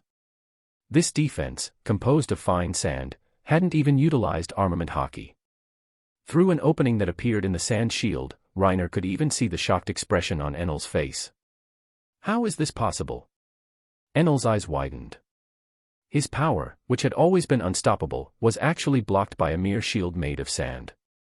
"Nothing is impossible," Reiner said coolly, hands in his pockets, a slight smirk on his lips. Regrettably, sand doesn't conduct electricity. Although it wasn't a perfect counter like Luffy's rubber ability, blocking lightning of this level at least wasn't difficult. How could he possibly underestimate Enel? The Rumble fruit possessed extremely strong attack power and speed, not preparing a billion tricks wouldn't do. I see. No wonder you're so fearless. Enel glared fiercely at Frieren below. This one is tricky. Her mantra intensity is on par with mine. Otherwise, it's impossible she could have prepared a defense at the exact same moment I launched my attack. Originally, I thought I might gain a decent subordinate. Looks like I must eliminate you here today, Enel said, looking down condescendingly at Reiner from his high perch. As his words fell, Enel struck the large drum on his shoulder. Lightning surged forth, transforming into a giant blue bird that spread its wings and flew towards them at extreme speed. 30 million volt Hino. Reiner sent a mental command. Frieren waved her staff, and several sand pillars as thick as water buckets erupted, sand pythons writhing wildly as they lunged towards the lightning bird, opening their maws to reveal fangs. Several crimson sand pythons bit onto the lightning bird, tearing at it ferociously as if fighting over food. The blue lightning bird shrieked continuously, struggling. Arcs of berserk electricity leaped across the sand pythons with crackling sounds. Soon, unable to withstand the savage assault, it gradually dissipated into arcs of lightning that vanished into the air. The charred black sand pillars crumbled, then, under Frieren's control, continued to gather, forming new sand pythons that lunged towards Enel. TCH. Enel gritted his teeth, leaping up to dodge the sand python's surprise attack. He continuously struck the two large drums above his head. Lightning poured out from them, coalescing into a dragon. The dragon's head was lifelike, complete with whiskers and horns, radiating a terrifying aura. Just looking at it made one's heart pound with unease. Its long body coiled around Enel. With a swing of his golden staff, Enel grinned savagely, roaring at the pythons attacking from below. 60 million volt Jalungal. Blinding lightning flashed as the ferocious long dragon danced and dove downwards, its massive form smashing hard against several sand pythons. A battle between dragon and pythons erupted in the arena, coiling around each other, interweaving and tearing savagely. Several crimson pythons ganged up on the massive blue thunder dragon. The berserk lightning, condensed like liquid, carried extremely terrifying high temperatures, continuously scorching them. One by one, the crimson sand pythons were electrocuted black and began to disintegrate, vanishing along with the thunder dragon whose energy was also depleted. Yee ha ha ha. Interesting mortal. I hope you can entertain me to the fullest. Enel laughed wildly, continuously beating the Tomo pattern drums on his back. Thunder birds, thunder beasts, and thunder dragons formed one after another in rapid succession. Trying to compete with me in stamina. You're still far too lacking, Enel. Reiner, hands in his pockets, grinned lightly. I quite like this untamed look of yours. Please maintain it, Enel. At one end of Friarin's staff, countless grains of sand surged forth, continuously coalescing into pythons, their massive bodies radiating unstoppable momentum. Simultaneously, she raised her hand and waved. A sky-filling sea of fire ignited from thin air, billowing and spreading, covering the heavens and obscuring the sun. Billows of scorching heat washed over them. The entire space around the altar filled with blue lightning, a red sea of fire, and crimson sand. Dragons, snakes, tigers, and lions confronted each other, all exuding terrifying auras. End of this chapter. Chapter 87, 100 Snakes Annihilation. Nami and Chopper stared dumbfounded, their mouths agape for a long time, watching the breathtaking scene unfold before them. Can humans really do something like this? Possessing such power, he's already a truly deserving god, isn't he? Reiner, has he become this strong already? Nami stared blankly at the figure before her. His golden hair danced wildly, his blue shirt back deeply shaking her heart, bringing an unprecedented sense of security, as if with him present, there was nowhere in this world they couldn't go. Feel the power of a god. Enel's face twisted ferociously. As the golden staff in his hand pointed towards Reiner. Innumerable lightning beasts, carrying astonishing momentum, pounced fiercely towards Reiner. Sand pythons intercepted them, while numerous giant flame beasts charged towards Enel. Dragons and snakes entangled, lions and tigers battled, the entire altar instantly became the most brutal battlefield in God's land. Boom. Boom. Boom. Countless large trees were snapped by the impact of sand pythons, their trunks charred black by lightning or engulfed in blazing flames. As the fierce battle continued, large swathes of the surrounding forest were leveled, a scene of utter devastation. To avoid involving the going merry, Reiner slowly shifted the battlefield into the sky, standing on the back of the hawk summon with Friarin. Let's slowly wear him down first, Reiner thought, not yet ordering the blue and red ogres to attack. He wasn't afraid of losing, he was afraid that if his advantage was too great, Enel would just cut and run. For now, Friarin was sufficient, boil the frog slowly. His opponent could use the electric field in the air to greatly expand his observation hockey range, but in terms of intensity, Ace's template couldn't possibly lose to Enel's. Whether in strength, stamina, hockey application, or ability usage, Enel couldn't gain any advantage. His opponent's only advantage was speed, which was also Reiner's only concern. If Enel decided to flee using his speed, Reiner wouldn't be able to chase him at all. Reiner stared intently at the battlefield. Numerous lightning beasts and sand pythons slammed violently into each other. The berserk energy caused fierce explosions, powerful wind pressure diffusing outwards. Time to up the intensity for him, Reiner decided. Again, dozens, even hundreds, of fire snakes soared into the air. The rolling heat wave made Reiner's face flush red. The fire snakes, imbued with armament hockey, charged towards Enel with unstoppable momentum. Lightning condensed like liquid. Enel, his expression grave, transformed into thunder, moving through the air at extreme speed. The fire snakes followed closely behind, relentlessly pursuing under Friarin's control. Countless red snakes coiled fiercely, continuously chasing a streak of blue light fast as lightning. Although Enel was faster, the massive number of fire snakes gradually formed an encirclement. By the time he realized it, there was already no escape, and he could only watch in panic as innumerable golden-red large snakes closed in to kill him. Damn it. Knowing he couldn't dodge in time, Enel could only continuously unleash lightning beasts. However, every time he tore an opening, a red snake would lunge forward to fill the gap. 100 snakes entwined, forming an annihilation formation. Dozens, even hundreds, of fire snakes continuously coiled into a cage, their ferocious maws gaping wide, revealing flame-red fangs as they pounced on Enel. Rumble. A deafening explosion resounded throughout the entire island.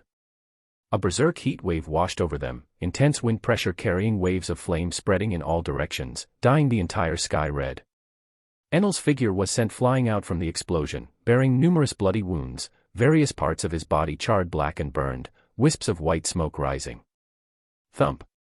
Enel fell into the forest, his body crashing heavily against a tree trunk. He opened his mouth, spitting out a large mouthful of blood, then lifted his head to look at the sky. Enel gritted his teeth, frowned, his eyes filled with apprehension. Why? I clearly turned elemental, yet I was still injured by his attacks. Every single one of his attacks carried a palpable threat. Since obtaining this heaven-destroying, earth-shattering power, this was the first time he had ever been injured. Enel looked up at the golden-haired man in the sky, who was looking down at him coldly. His face gradually twisted into a ferocious snarl, rage instantly surging to his heart. Mere ant. How dare you look down upon this god? Enel gripped his golden staff tightly with his right hand, propping up his body embedded in the tree trunk. He raised his left arm, which transformed into lightning, arcs of electricity dancing wildly as if uncontrolled, then flowed forward, concentrating at his fingertips. Intense white light flashed repeatedly, illuminating the forest brightly. Even Reiner, high above, couldn't help but feel alarmed. Enel's strength was certainly not lacking. Except for Luffy, who was immune to lightning, anyone else who faced him would be one-shot. Although in his heart, Reiner felt it was the rumble fruit that was strong, not Enel himself. His opponent's martial arts skills were on par with his own, mediocre, and his physical constitution was far weaker. But Enel had indeed utilized the rumble fruit to develop many powerful techniques. Reiner wouldn't be arrogant enough to underestimate him. Frieren, sensing the extremely threatening lightning gathering in her opponent's hand, surged vast amounts of sand, beginning to construct defenses. 7 sand shields, like round mirrors, formed, encircling them. 100 million volt. Vari. Lightning beam. Enel roared furiously. The lightning in his hand condensed to its extreme, the white light becoming incredibly blinding, difficult to look at directly. The next instant, the explosive energy broke free from its restraints, shooting out at extreme speed. 7-fold mirror shield instantly arranged itself in layers. Haki, like black ink, rendered and coated the shields, their dark light flowing as if indestructible. The lightning beam, condensed as thin as an arm yet carrying terrifying high temperatures, instantly pierced through the pitch-black sand mirrors. 1. 3.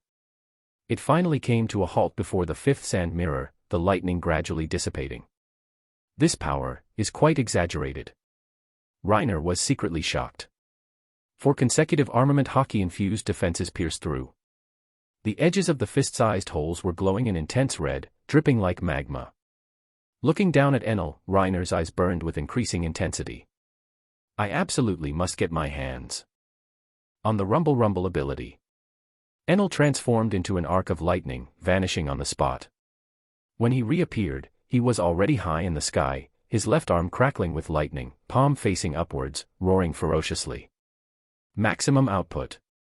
200 million volt. Elthor. God's judgment. Lightning shot forth from his hand, soaring into the heavens. The next moment, a pillar of lightning tens of meters in diameter descended from the sky. Beneath the dazzling lightning pillar, the entire sky seemed dim and lightless. What is that? Sanji, far away, stared at the heaven-to-earth lightning pillar and couldn't help exclaiming. This is the power of a god.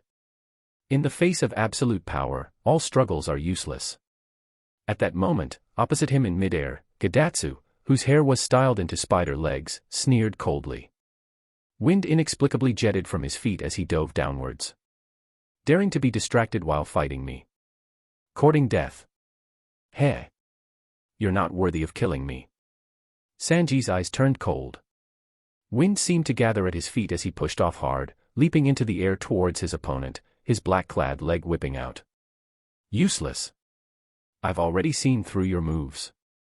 Gidatsu used the jet dials on his elbows to propel himself, twisting his body in midair to evade the whip kick, while simultaneously thrusting out a hand, spraying swamp cloud. Whether it's useful or not isn't for you to decide, Spiderhead. Sanji didn't dodge, letting the swamp cloud spray onto his face.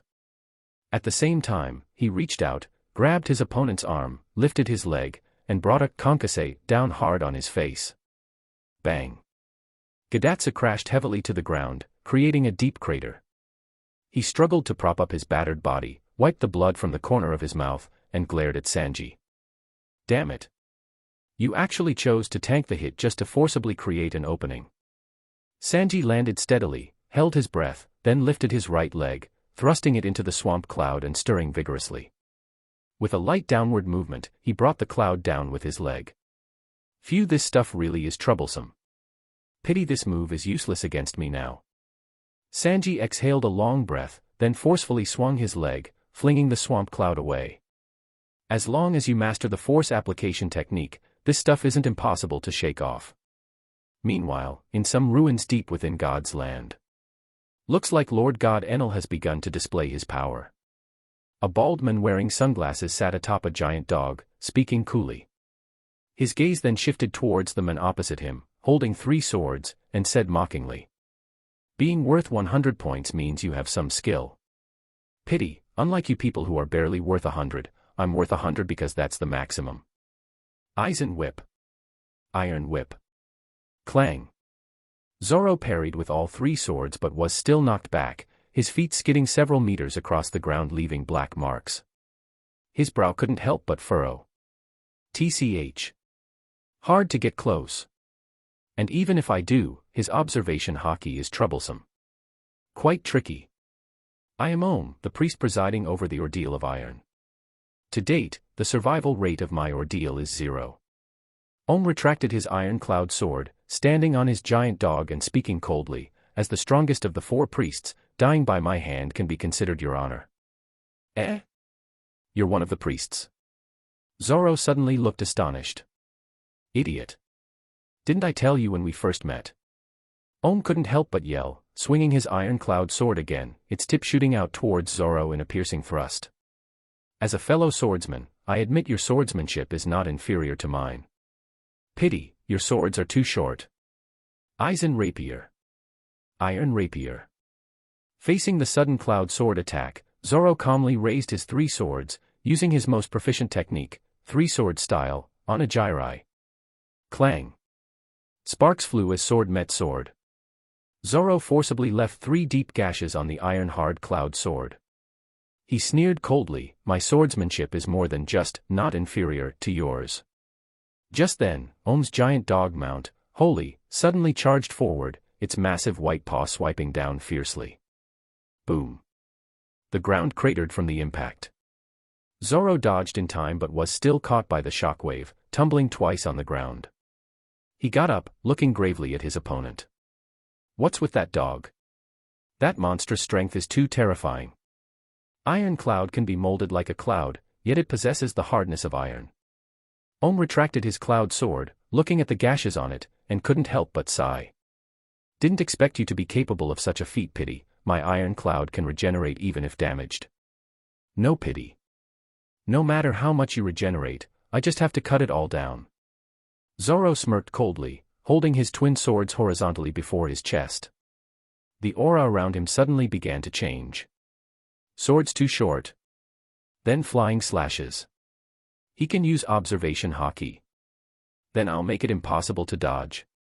Hee hee. You seem very confident. Om's cloud sword danced like a snake. Gripping it with both hands, he swung it with all his might. Pity. Bragging won't win you this fight. Eisen whip. 1 world, 36 desires.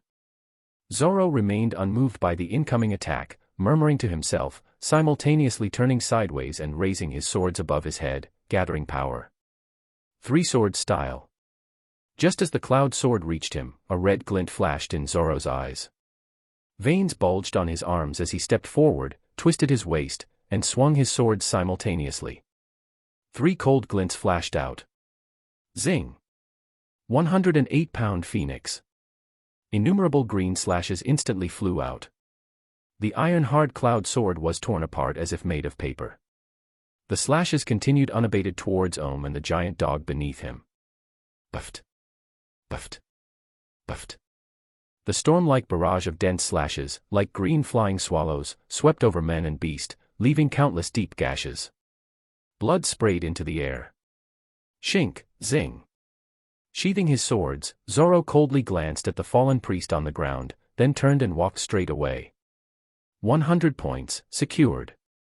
End of this chapter. Chapter 88, War Demon Wiper. The commotion from Reiner and Enel's battle was not small, naturally attracting the attention of people nearby, including the Shandians whose primary target was Enel. War Demon Wiper watched the distant sky, where berserk lightning and flames continuously intertwined. He then turned his head to look at the figure in the yellow straw hat blocking his path, roaring angrily. Stop joking around. To still speak of a ceasefire at this point. How can 400 years of hatred be pacified? Today, everyone who stands in my way is an enemy. Is that so?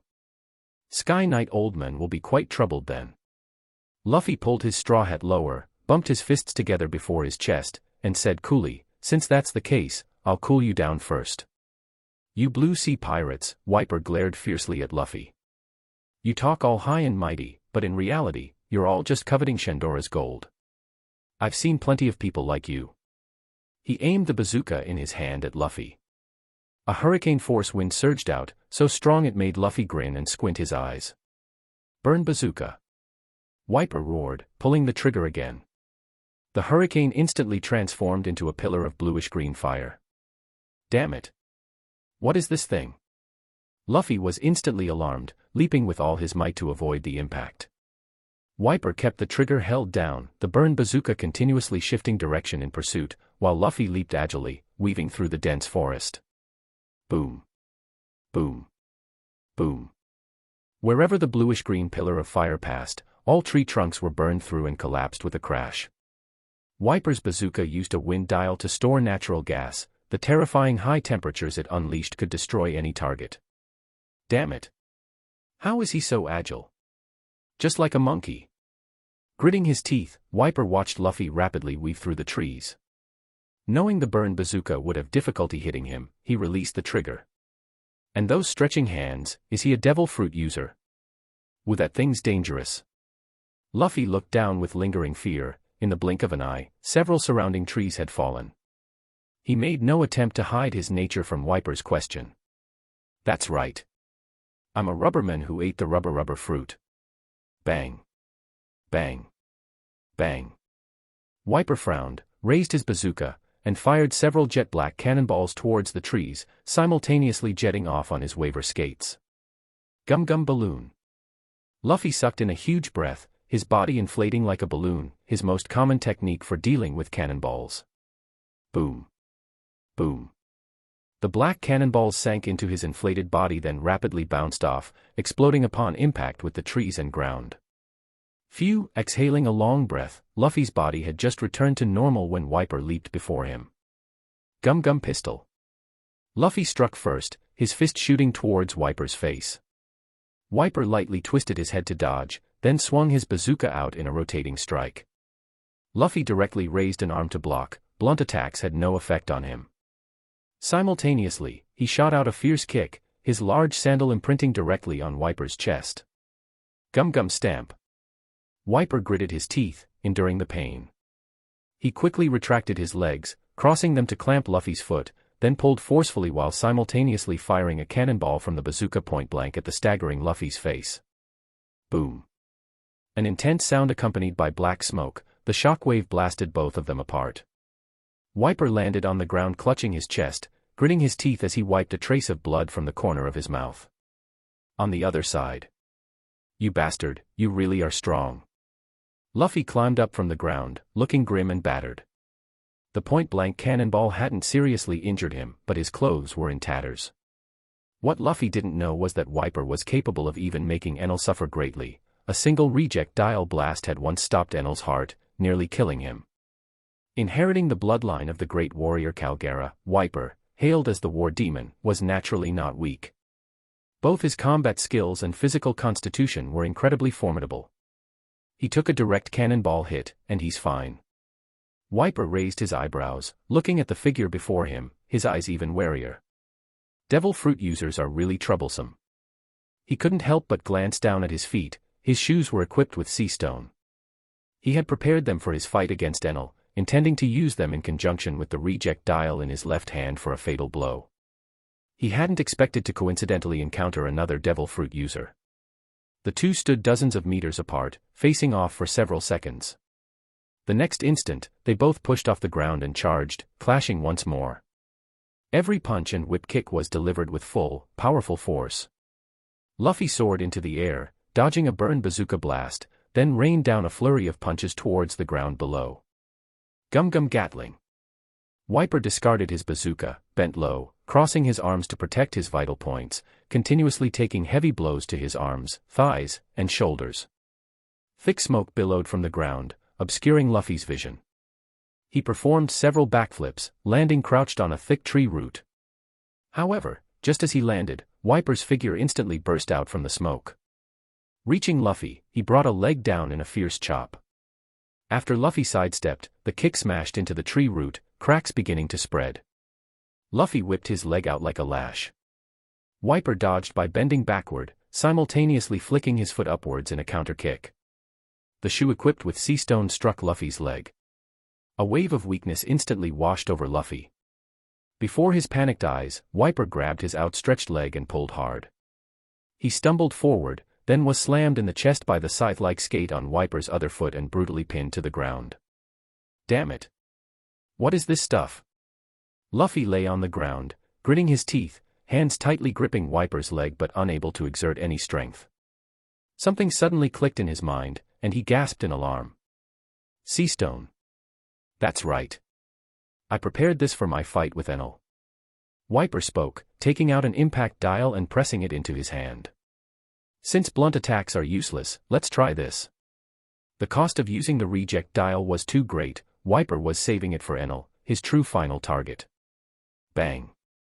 Without any hesitation, Wiper aimed directly at Luffy's head and pressed the impact dial.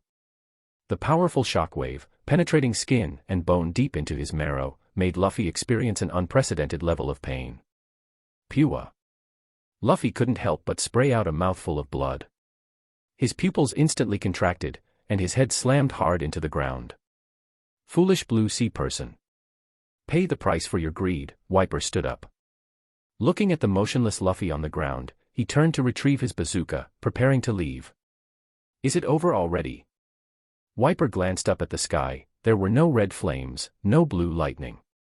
The fierce battle from earlier showed no traces now. He couldn't help but murmur puzzledly, who won? Who was Enel fighting? He was fighting me. Who's there? The sudden voice startled War Demon Wiper. He whipped his head around towards where the voice originated. A blond man in a blue shirt stood on a tree branch. His figure looked somewhat battered, as if he had been struck by lightning. A giant hawk stood beside him. Get up, Luffy. Things are a bit troublesome now. Reiner glanced at the figure on the ground. Luffy was probably dazed from being hit by an impact dial for the first time. An attack of that level wasn't much to him. In the original story, he took a dozen impact dial hits from that fat priest and was perfectly fine afterward. Luffy pushed himself up, holding his head, shaking it slightly, clearly still a bit dazed. What was that technique? That really hurt. An impact dial. Didn't Gonfall tell you about them yesterday? Reiner said helplessly. Serves you right for not listening properly. He. Luffy grinned unconcernedly, then asked, right, why are you here? Where are the others? Nami and Chopper are still at the altar. Blue Ogre and Red Ogre are with them. As for me. Reiner jumped down from the branch to Luffy's side, scratching his head. Was just fighting Enel. Accidentally took a hit, then he seized the chance to run. Was chasing him, and happened to see you on the way. End of this chapter. Chapter 89, Final Battlefield, Arc initiated. He knew Enel was likely heading off to activate the Arc Maxim. Seeing Luffy just provided a convenient detour.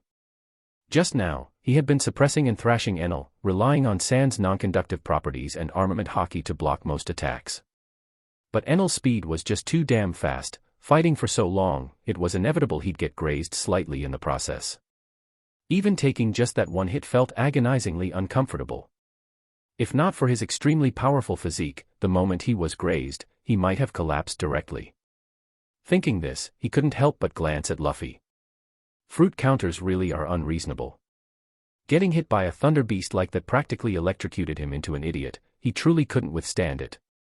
If it had been Zoro, he'd probably be lying flat for a day. Yet, 200 million volts hit Luffy, and he acted like nothing happened. "You two bastards." Just then, a loud shout came from nearby. Wiper glared furiously and yelled, "Chatting away by yourselves.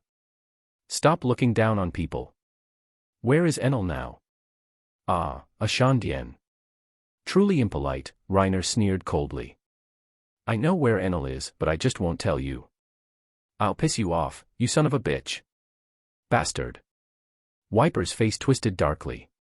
Gritting his teeth, he charged forward. "Go die.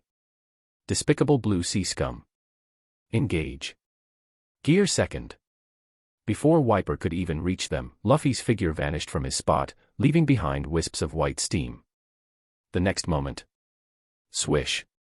Luffy instantly appeared at his side, skin flushed red, white steam pouring off his body. So fast. Wiper was instantly alarmed. Before he could react, a sandal, trailing white steam, slammed hard into his face. Gum jet stamp. Bang. Wiper's pupils contracted, the flesh on his face squeezed together as broken teeth flew out with blood. His entire body was instantly sent flying backward, plowing a trench across the ground. Pushing himself up with his hands, spitting out mouthfuls of blood, Wiper struggled to raise his head, gritting his teeth as he stared at Luffy. The sudden burst of speed and power made him seem like a completely different person from moments ago. "Enough. I don't want to fight you," Luffy said, deactivating Gear second. After meeting Wiper, he had learned about the history of the Shandians, about the promise between Liar Noland and their ancestors.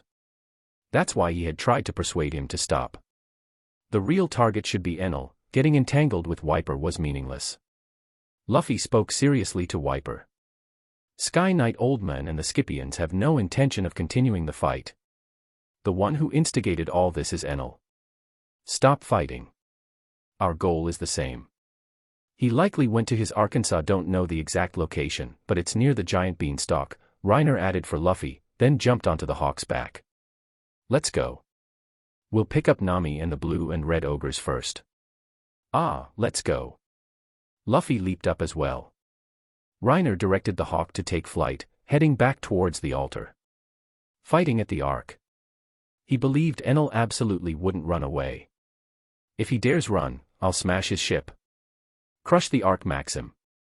To hell with his moon dream." After the two left, Wiper remained where he was, leaning on his bazooka.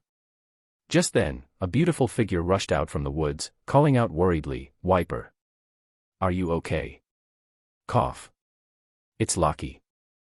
"I'm fine." Wiper looked towards the newcomer, shouldered his bazooka, raised his head, and gazed towards the giant beanstalk reaching straight into the heavens in the distance. "Notify the others. Withdraw from here." "What about you, Wiper? Where are you going?" Locky asked worriedly, watching Wiper head deeper into the forest. "I'm going to settle things with Enel." A resolute glint flashed in Wiper's eyes as he charged towards the giant beanstalk without looking back. Meanwhile, at the giant beanstalk in God's land, the massive green stalk soared towards the sky, its top disappearing from view. Beneath the giant beanstalk, in a wide open space, the Ark Maxim rested. A Buddha head cast entirely from gold stood prominently on its deck, directly below which sat a golden throne. Crackle. Crackle. Arcs of blue lightning flashed, and Enel's figure materialized onto the golden throne. His expression was pained as he leaned on his golden staff with one hand. Pua. He spat out a large mouthful of blood, staining the pure gold seat, gripping the armrest tightly with his other hand. "Damn it! Damn it! Damn it!" Enel roared furiously, his face contorted, the sound echoing in the dim space. Suddenly, his body went limp, and he collapsed directly onto the throne. After quite some time, he finally calmed down somewhat, a cold, sinister chuckle escaping him. Yee-ha-ha-ha. A red glint flashed in Enel's eyes as he laughed maniacally. "Damned blue sea people. Perish together with this country. The Ark Maxim, 6 years in the making, will carry me to the endless earth." And you ants don't even deserve the qualification to survive. Yee-ha-ha-ha. Placing his hands on the golden spheres flanking the throne, lightning, like blue liquid, condensed in Enel's palms. Maximum output. 200 million volt discharge. Berserk lightning was guided through two special conductors, vast amounts of electrical current flowing into the Arc Maxim's energy storage device. 3 giant propellers on each side of the Arc began to spin. The massive Arc Maxim actually started to slowly float into the air. Enel continued discharging electricity into the conductors. Giant glass tanks filled with a special liquid began to boil and steam. Dark clouds continuously rose from the Arc's huge chimneys. Looking up at his masterpiece, Enel's eyes grew even colder. This is this god's final gift to you all. Yee-ha-ha-ha. Rumble. The Arc's activation caused considerable tremors throughout God's land. The dark clouds continuously spreading across the sky drew the attention of everyone on the entire island. In the ruins layer amidst the giant beanstalk. What is that thing? A ship. The lost Zoro looked down at the continuously ascending Arc, utterly shocked. Flying in the sky. Looks like something bad is about to happen, Sanji remarked, stepping out from behind a moss-covered broken wall. Curly brows. What are you doing here? Shouldn't I be asking you that? Directionally challenged. A dark cloud appeared over Sanji's head as he couldn't help but curse. How did you get lost? And why did you arrive here before me? TCH. So slow, Zoro scoffed, then asked, where's Usopp? Didn't see him. But he should be fine. Sanji lit a cigarette coolly. Before I entered the ordeal, I noticed the knife saw duo and a few other undead following behind him. He probably won't get into trouble. So you both came, another voice spoke up. Robin walked up before the two with a smile. The City of Gold. I found it. Oh, as expected of Miss Robin, Sanji fawned, rushing over. High above the forest, a giant hawk flew straight towards the Arc. An airship. It's an airship. Luffy yelled excitedly, pointing at the Arc. Chopper looked curiously at the darkening sky. Those dark clouds up there, is it going to rain? No, Nami stated decisively after closing her eyes and sensing the air for a moment. The wind's humidity isn't right. Those are purely thunderclouds. You can tell even that. Reiner couldn't help glancing at Nami. He knew it was Enel's doing, but for Nami to discern it just by sensing the air's condition. This body, so sensitive. TSK. Reiner couldn't help letting his imagination run wild. I say, are you thinking weird things again? A dark cloud appeared over Nami's head as she raised a fist, gritting her teeth. No. I wasn't. Reiner denied vehemently, speaking in all seriousness, I'm definitely not the kind of person you think I am. Heh. Ahem.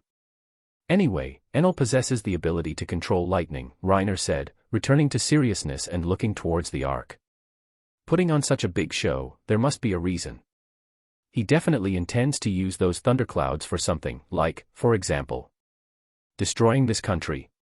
Nami finished his sentence, gasping, then Konis and the others. They'd be correct. But don't worry, Reiner replied simply. The thunderclouds. I should be able to handle them. End of this chapter. Chapter 90, Gear 2nd. Skypiea Rampage. Handle it. But, such a massive thundercloud. Nami looked at him, unable to comprehend how such a vast thundercloud could possibly be dealt with. Just blast it away with Hakoku, Reiner chuckled lightly. Might as well let Enel serve as practice for Luffy. Frieren could suppress Enel, but Reiner himself had a chance of being sneak attacked. It couldn't be helped, his physical constitution was already very strong, but he was facing the rumble fruit. Although both sides had observation haki, Enel's speed was indeed faster. His undead couldn't guarantee blocking every attack in time, and unlike Luffy, he wasn't immune to lightning. Taking a 200 million volt hit would surely kill him instantly. It wasn't a question of strength, without armament haki, who could possibly withstand 200 million volts. This made Reiner even more eager to master the two types of haki, he absolutely had to train them before the Summit War. Regarding fruit matchups, Luffy was indeed Enel's natural counter, though Mantra was still tricky for Luffy. After a while, the group finally arrived near the ark, above an island cloud entangled with the giant beanstalk. Hey! Zoro. Sanji. Robin. Luffy, standing on the hawk's back, waved and shouted loudly. The figures below also looked up.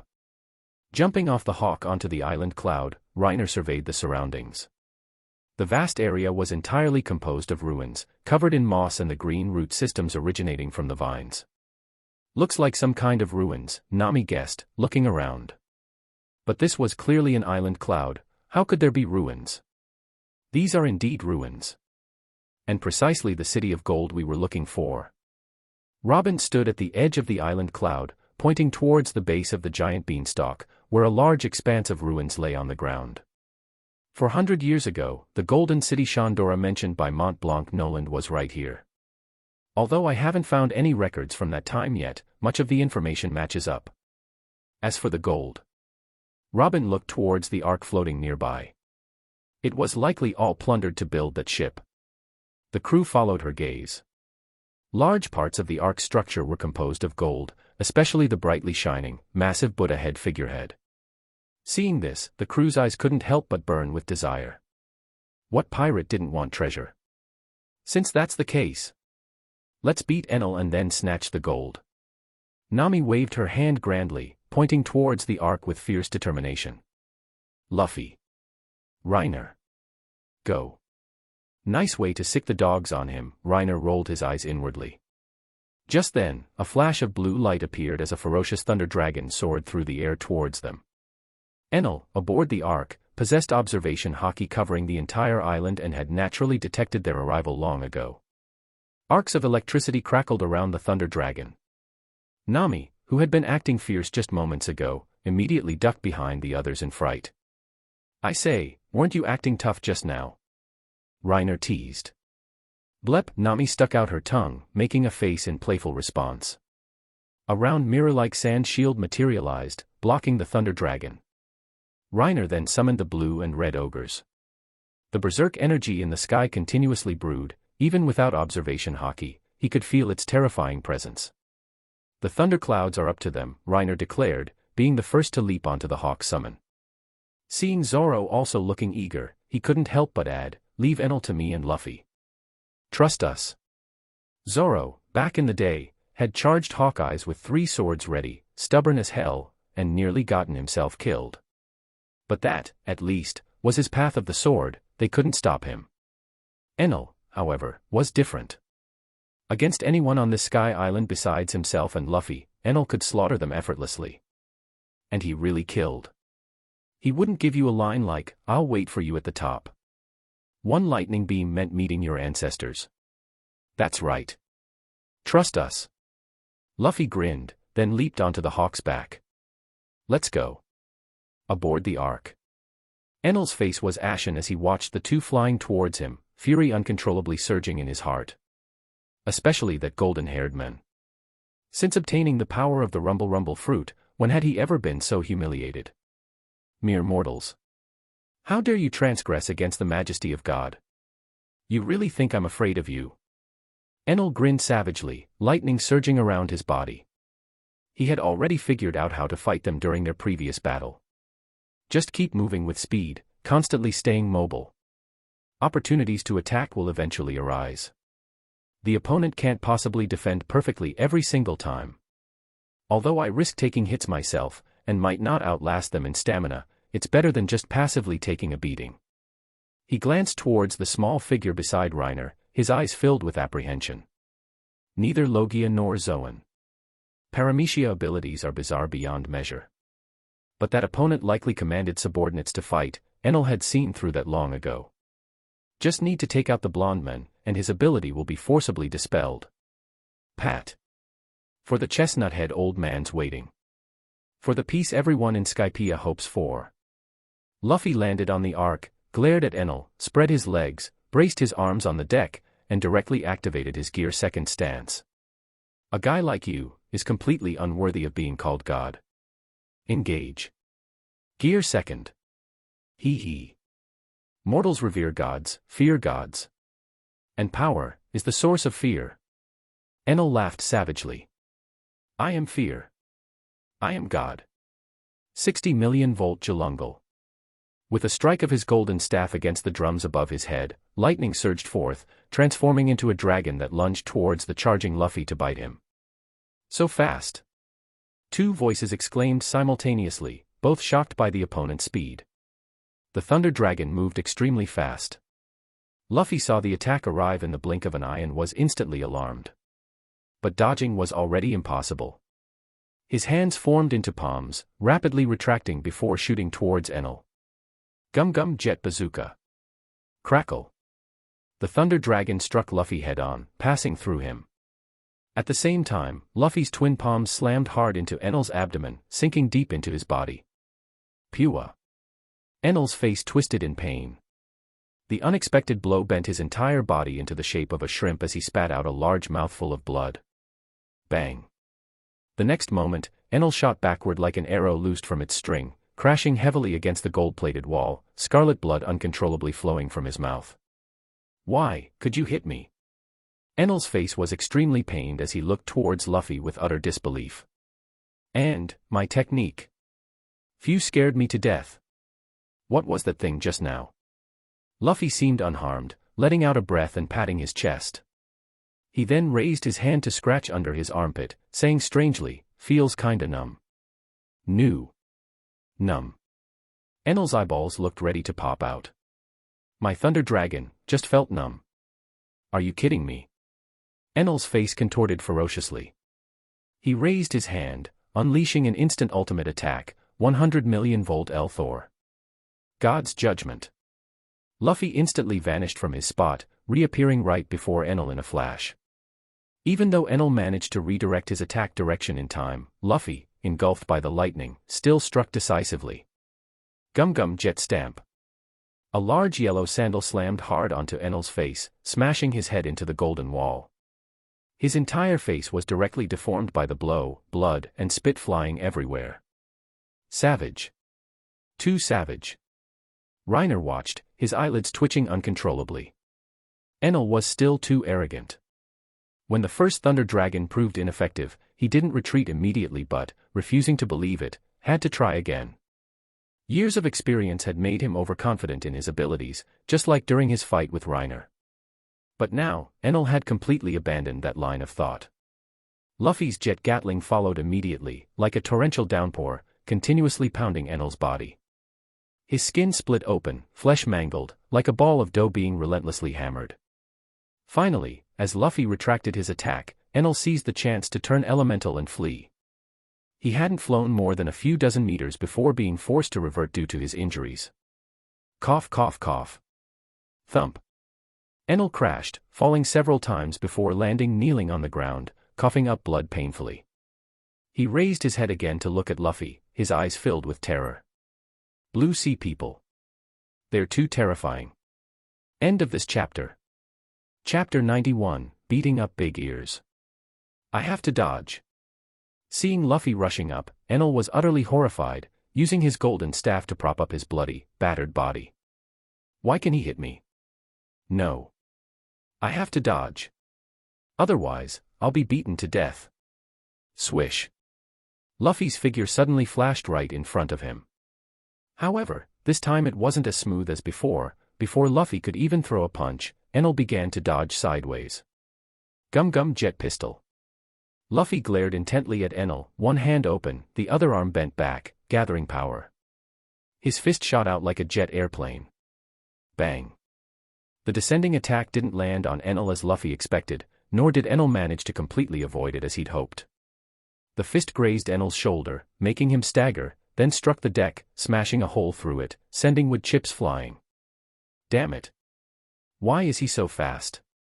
I sensed it, but it's incredibly hard to dodge. Enel gritted his teeth, swung his staff to press against Luffy's body, and just as he was about to exert force to push him away, his mantra immediately sensed something. He's going to kick my stomach. Enel frantically twisted his body. However, he had only just begun to react when Luffy's foot imprinted itself on him. He was still hit by half the soul, sent spinning through the air. Crackle. Crackle. Enel, tumbling through the air, looked panicked. He transformed into arcs of lightning, reappearing atop the giant golden Buddha head. Gritting his teeth, brow tightly furrowed, he looked down. Never mind why that guy can hit me, the key is, his speed is too fast. Even with mantra, it was difficult to evade. Although his elemental form was faster for movement, his reaction speed couldn't keep up. The time between reading the attack and reacting was too short. The opponent's attack arrived in the blink of an eye. How troublesome. Veins popped out on Enel's hand as he gripped the golden staff tightly. Lightning surged, and the staff in his hand began to melt and reshape. Electrometallurgy. If lightning doesn't work, then close combat is my only option. Enel gritted his teeth, looking down at Luffy below. A trident materialized, which he spun in his hand, dancing like the wind. If he had a choice, he truly didn't want to engage Luffy in close combat. The burning pain all over his body was relentless, his bones felt like they were about to fall apart. His eyes filled with apprehension. This skinny monkey's strength is just too ridiculous. A few more hits, and I'll definitely be beaten to death. He's coming. Before Enel could even think of a countermeasure, Luffy had already leaped up, arriving right in front of him. A left hook aimed at the face. The instant Enel read Luffy's attack, he ducked his head, simultaneously thrusting the trident in his hand towards his opponent's abdomen. Luffy, airborne, found it difficult to dodge the sudden attack. He directly reached out, grabbed the unbladed shaft of the trident firmly, and with a forceful pull, Enel flew towards him. Gum Jet Battle Axe. Electrometallurgy. Boom. Luffy's axe kick smashed down on Enel's shoulder, sending his entire body crashing downwards like a falling meteor. Before he could follow up, a searing pain shot through his hand. Oh wow. So hot. So hot. Luffy's palm was red and swollen. Enel had instantly heated the trident the moment Luffy grabbed it. Cough cough cough. Enel struggled to prop himself up with the trident, staggering a couple of steps to regain his balance, then lifted his head and grinned ferociously. Hee. I've found your weakness. Enel reached out directly, placing his hand on the golden Buddha head. Lightning surged, liquefying the gold. The next moment, another trident appeared in his hand. Huh? This. Reiner, watching from the sky, couldn't help but shake his head. Since lightning doesn't work, Enel can only resort to close combat. Even with the advantage of mantra, with his meager martial arts skills, trying to fight Gear 2nd Luffy. AI, this silly big ears. Lightning speed is fast, true, but for movement within a small area, it wasn't actually stronger than Luffy in Gear 2nd. For no other reason than, physical reaction takes time. Over long distances, his speed would naturally leave Luffy dozens of streets behind. But fighting on a ship, Gear 2nd Luffy could reach any position in the blink of an eye. Even if Enel read his moves, reacting in time was extremely difficult. As for that minor burn, it was hardly enough to threaten Luffy's life. Calling that finding a weakness? That's just a dead duck with a stiff beak, stubbornly refusing to admit defeat. Boom. Enel, utilizing his mantra's prescience and the superheated trident in his hand, exchanged several blows with Luffy, finally managing to leave a few scratches on him. But in return, he himself was battered beyond recognition, looking utterly pathetic. After spitting out several mouthfuls of blood, he flashed away in a streak of lightning, reappearing below the Buddha head. He reached out, unleashing lightning to begin smelting gold. With a fierce wave of his hand, dozens, even hundreds, of golden knives, spears, swords, and halberds shot out like a torrential downpour towards the charging Luffy. Swish. Swish. Swish. Sharp edges glinted gold. The dense barrage of superheated cold weapons, guided by Enel's mantra predicting Luffy's movements, forced even Luffy to concentrate fully and use all his effort to dodge. Yee-ha-ha-ha. You can't maintain that state for too long, can you? Luffy's grave expression gave Enel an inkling. He continuously smelted gold, predicting Luffy's evasive maneuvers, the lightning-guided weapons firing out madly. Large numbers of golden weapons missed Luffy and bombarded the Arkansas. The deck began to show cracks and holes, littered everywhere with haphazardly embedded gold. Reiner immediately summoned undead to pick them up from behind. It's all money, no shame in that. The Ark's position flew higher and higher. The blue and red ogres also began to charge their combination attack. Just in case, Reiner prepared to blast away both the arc and the dense black thunderclouds in the sky along with it. The sound of bombardment below gradually lessened. Luffy, while constantly dodging, finally found an opportunity to close in on Enel. A heavy punch smashed him against the golden wall. And then it was Gum Gum. Jet Gatling Barrage. Luffy roared, his reddened arms emitting white steam, his fists, like a pear blossom storm, continuously pounded out with explosive air waves. The entire golden wall was battered with loud clanging sounds. Enel, like a ball of white dough, was relentlessly pummeled, getting slammed deeper and deeper into the wall with each hit. Blood and spit flew, his eyes rolled white. Aura, aura, aura. Luffy glared furiously, unleashing a continuous barrage with all his might. Even the golden wall began to buckle under the strain, cracking and sending golden fragments flying and scattering everywhere. Enel's body struggled desperately to break free, but every time he propped himself up, he was slammed back against the wall. The dense attacks didn't even give him a chance to turn elemental and escape. Mouthful after mouthful of blood gushed out. His vision gradually blurred, his consciousness slowly fading. Luffy exhausted his breath, retracted his arms, then lifted his leg in a whip kick that slammed into Enel's face, sending his entire body flying. He tumbled repeatedly in midair before crashing heavily against the ship's rail. Bang! Enel, teeth and blood flying, landed slumped on the deck. He pushed down hard, trying to get up, but his hand slipped, and he collapsed prone, faint arcs of electricity occasionally flickering over his body. Cough, how could this be? Enel's expression was dark, the flickering lightning continually indicating he was at the end of his rope, unable to hold on much longer. His voice came out incredibly hoarse. God, cannot possibly lose. Enel glared viciously at Luffy, a trail of scarlet blood flowing from the corner of his mouth, dyeing his bare chest red. His face was ferociously twisted, like that of an evil god. End of this chapter. Chapter 92, The Fall of God. A god is an existence eternally above all living beings. Enel raised his hand, and a pillar of lightning shot straight into the heavens. The dense black thunderclouds instantly churned and surged. Unbeknownst to them, the entire island was already covered by the thunderclouds, blotting out the sun. The world between heaven and earth became incredibly dim. A fierce wind arose. It rustled through the entire forest, sweeping leaves towards Reiner. Flocks of birds in the forest took to the air, scattering in all directions as beasts fled, as if they had already sensed the aura of apocalypse. All surviving people on the island couldn't help but look up towards the sky. Endless thunderclouds obscured all vision. The fierce wind whipped their hair wildly. The dark clouds swirled, forming a vortex, like a giant black funnel pointing inwards. This is the end of the world coming. Gon Fall's mouth hung agape, unable to close. His pupils dilated, unable to look away from the black cloud vortex.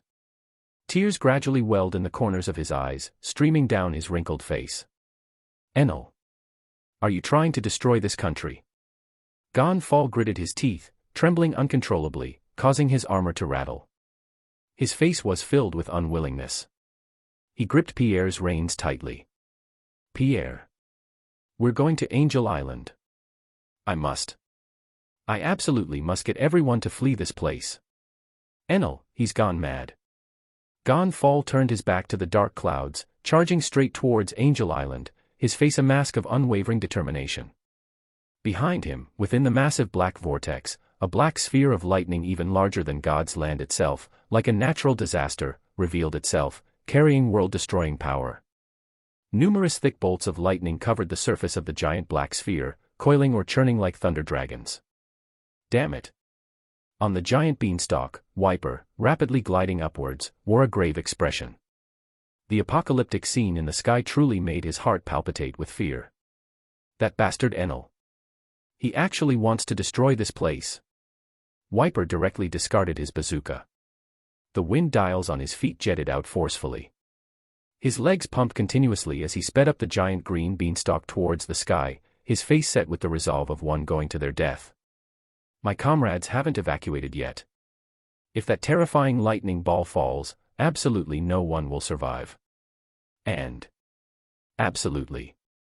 I absolutely must stop him. Shandora. It cannot be destroyed by his hands. Wiper bit his teeth so hard they bled, dragging his scar-covered body onward with all his might. The giant beanstalk shot straight into the heavens, reaching a height never before attained by Scipians. An island cloud of cotton white was entwined around the top of the beanstalk. Upon it stood an exquisitely crafted, massive golden bell. It had endured 400 years of wind and rain, guarding a promise that spanned the long river of history, waiting for the day in the future when it would be rung once more. Aboard the Ark Maxim. Yee-ha-ha-ha. Feel despair. Enel threw his head back and laughed wildly, the hurricane winds making his loose, oversized pants flap continuously. He lowered his brow, staring coldly at Luffy. This is my final gift to you.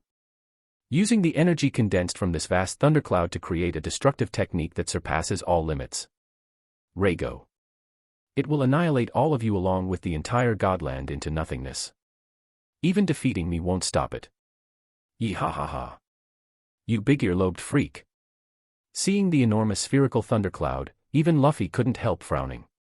He looked back at Enel, the anger in his eyes intensifying as he roared.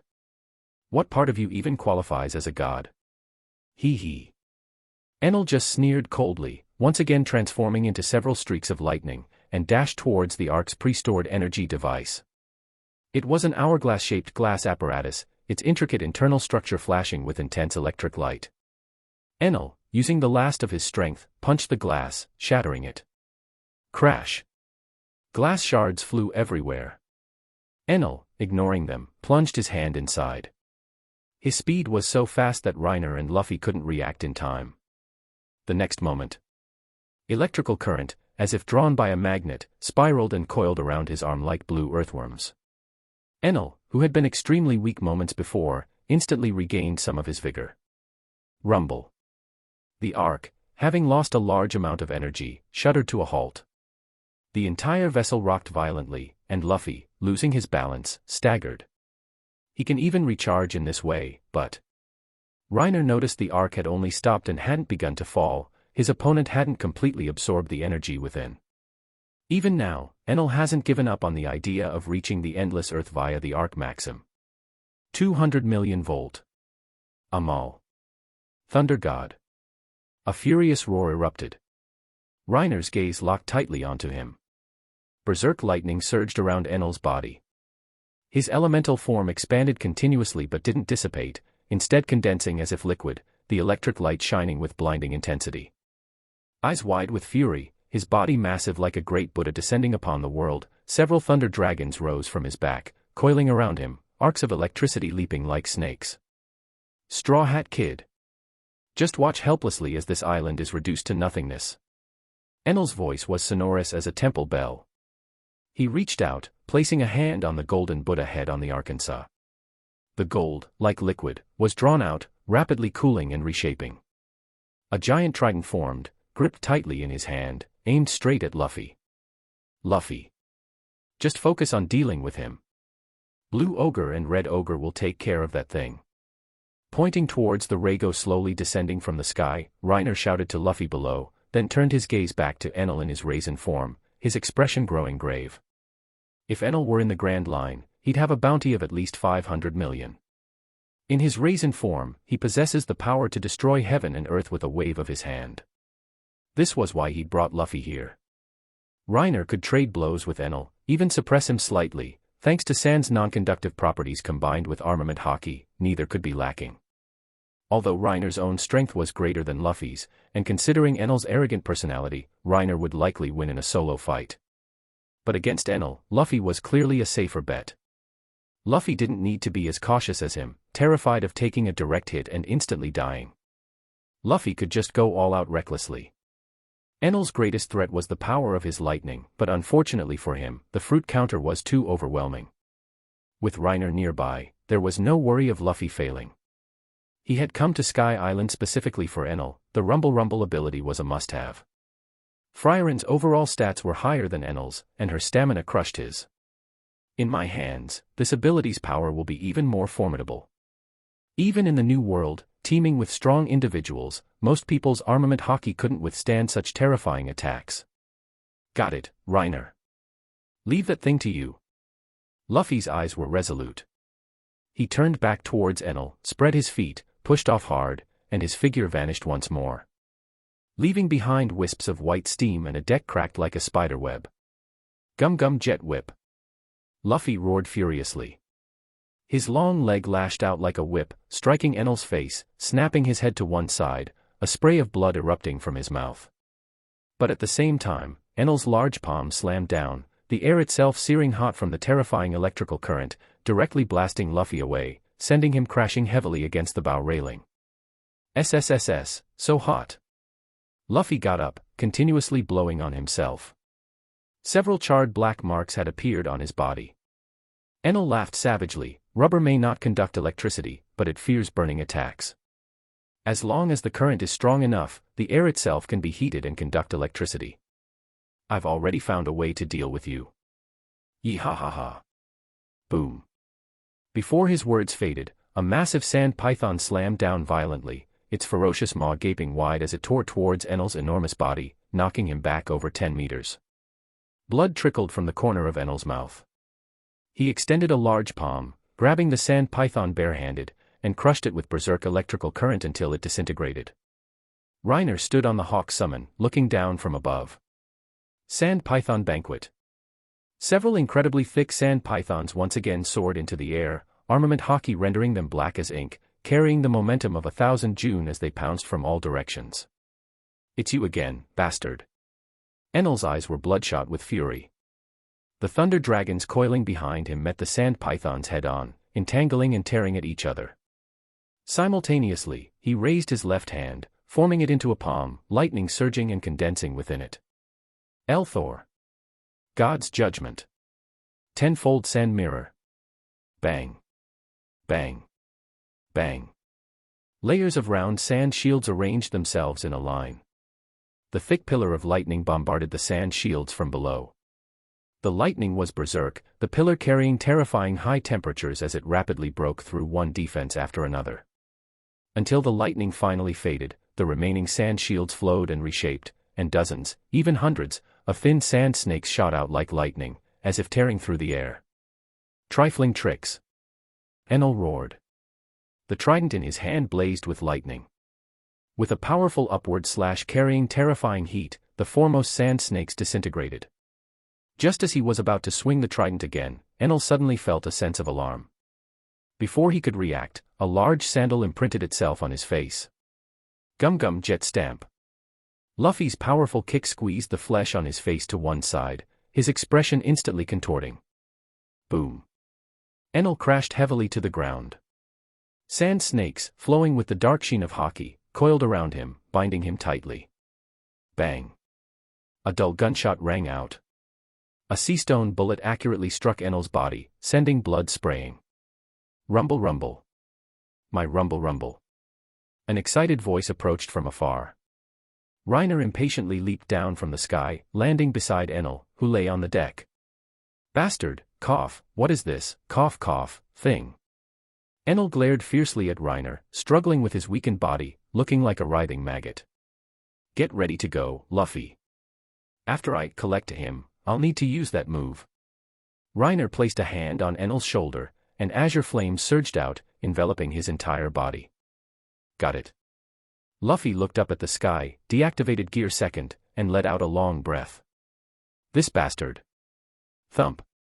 Luffy slammed a fist into Enel's face, embedding his entire head into the deck. Wood chips flew as Enel's eyes rolled back white, and he completely lost consciousness. The sudden movement nearly made Reiner lose his grip. He looked speechlessly at Luffy. You sure hold a grudge. Scared me for a second. It's all this guy's fault. He made the chestnut-head old man dive under the sea for all those years. Luffy yelled loudly. Huh? Is that Enel's fault too? No, no. That doesn't seem right, Reiner thought, black lines forming on his head. Ah well, forget it. Luffy has his own way of understanding things. Meanwhile, below the ark, amidst the moss-covered ruins, the rest of the Straw Hat crew had retreated far away to avoid being caught in the crossfire, all watching the spot tens of meters before them with grave expressions. Back in Little Garden, was this the technique that saved us then? Nami, hiding behind a broken wall, peeked her head out, looking terrified at the two distant figures, blue and red ogres. The air was heavy, making one's heart pound with apprehension. End of this chapter. Chapter 93, Splitting the Heavens. The blue and red ogres clashed their greatswords together. The air around them grew incredibly heavy, as if brewing a violent storm. Dust rippled outwards from beneath their feet, circle after circle.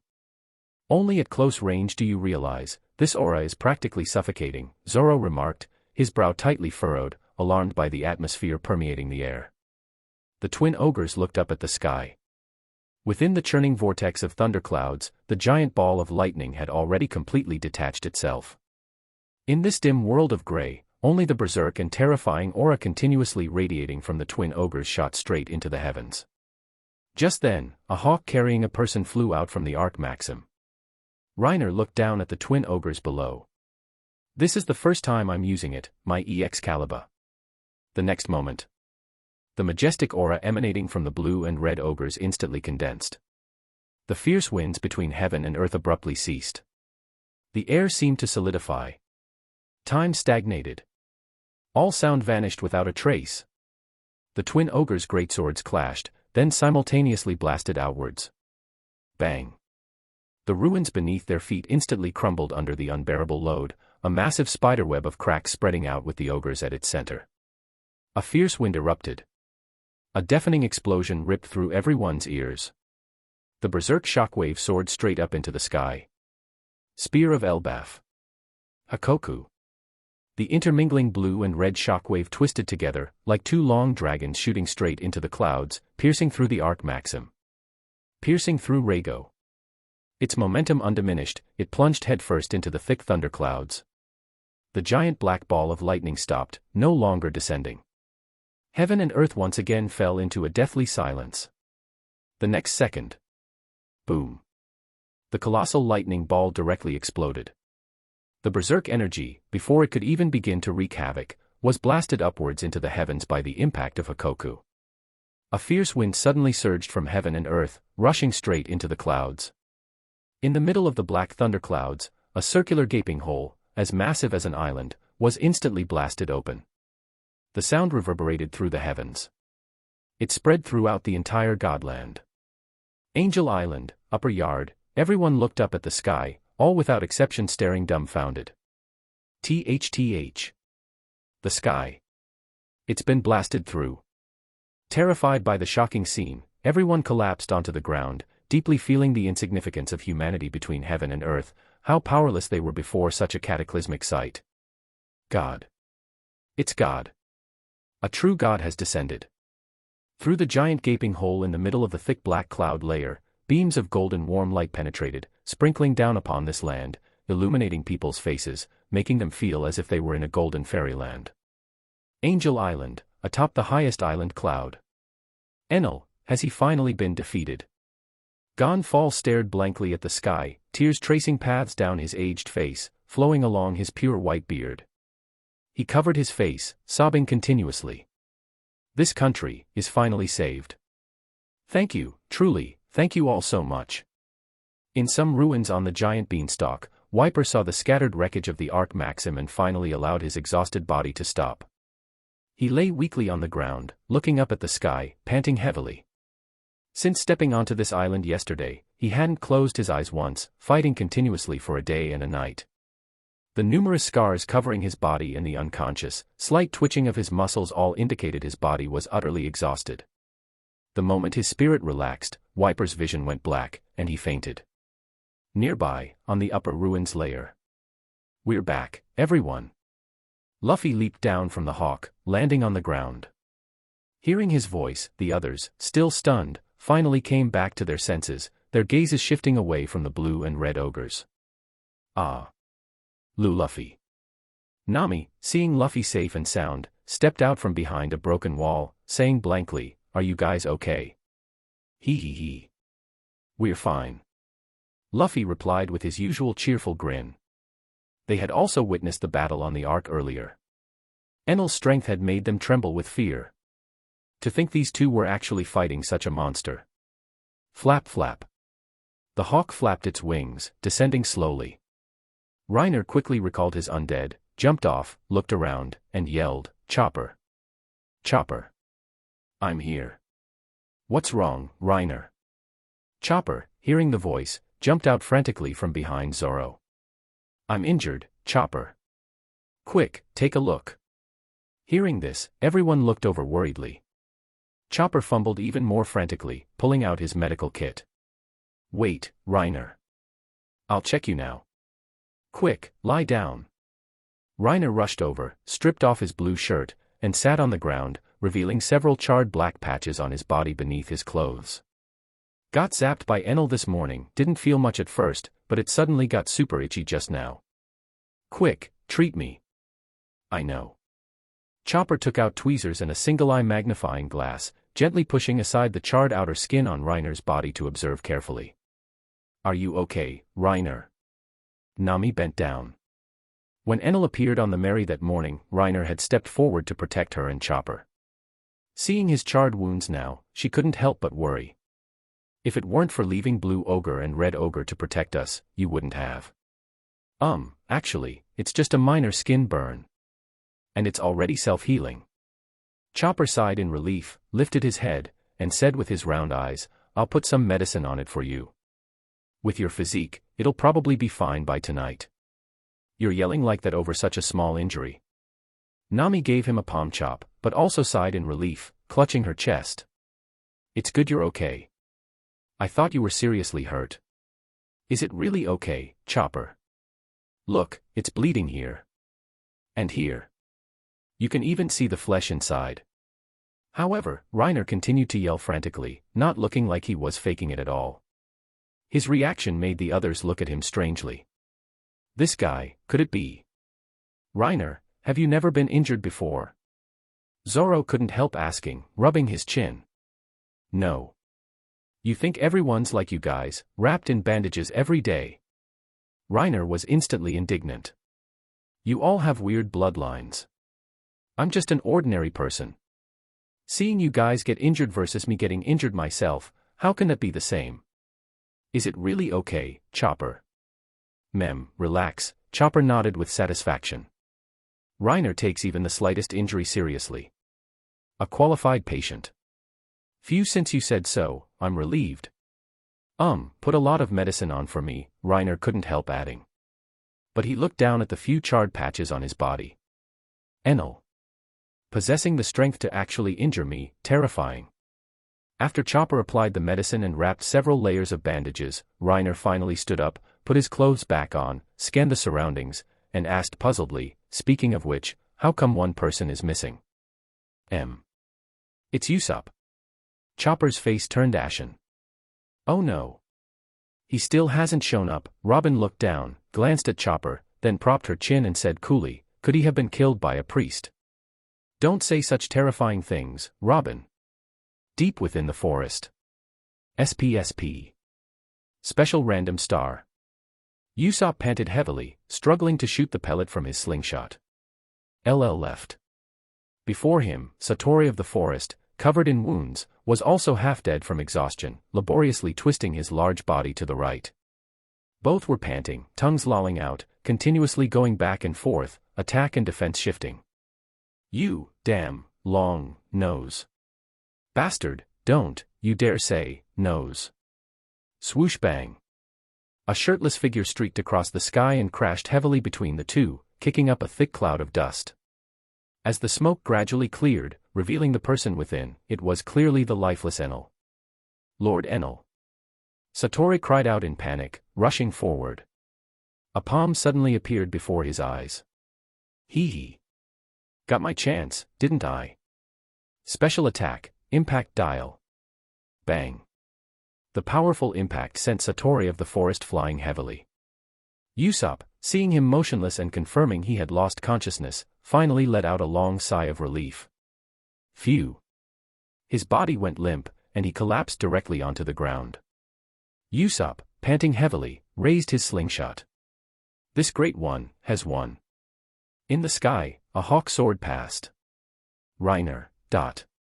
Jumping down from above, he walked over to Usopp, reached out a hand, and pulled him up, praising him with a smile. Nice job, Usopp. Truly worthy of being a brave warrior of the sea.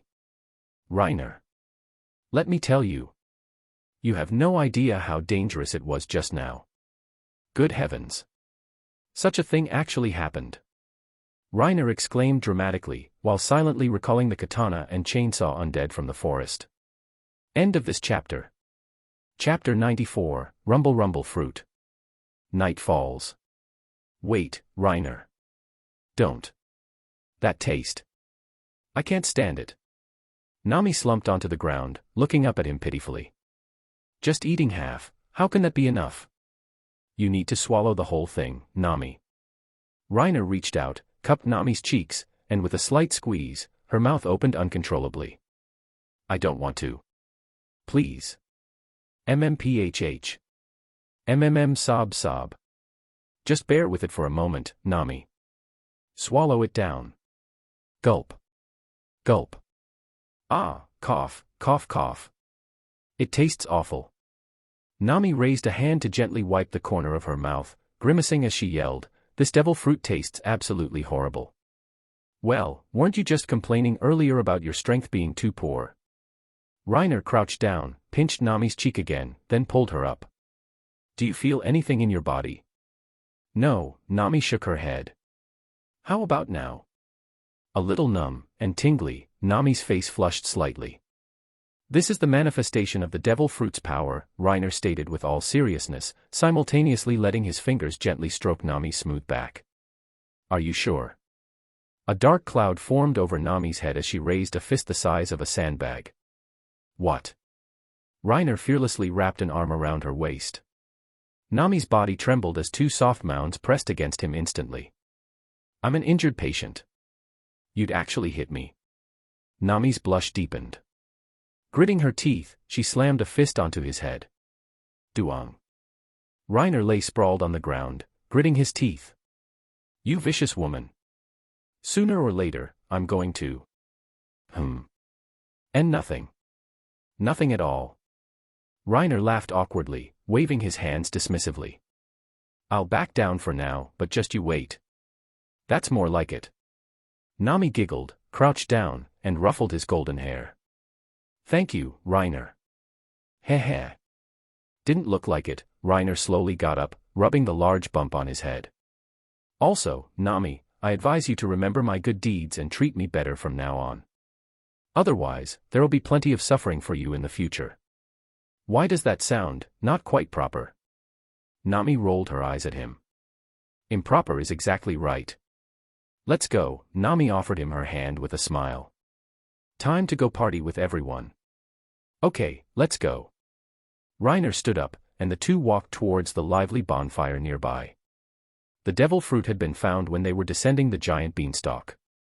It was pineapple-shaped, yellow, with peculiar spiral patterns covering its surface, and its skin was covered in arc-shaped, lightning-like thorns.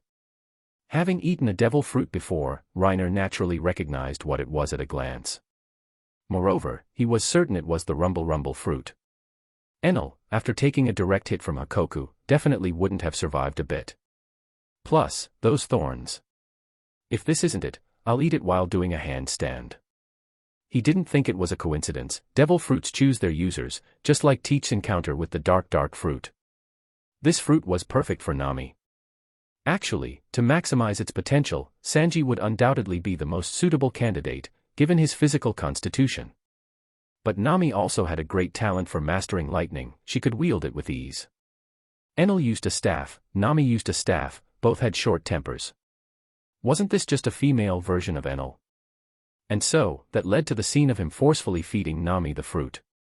The moon was bright. The stars sparse. On the ground below, south birds flew south.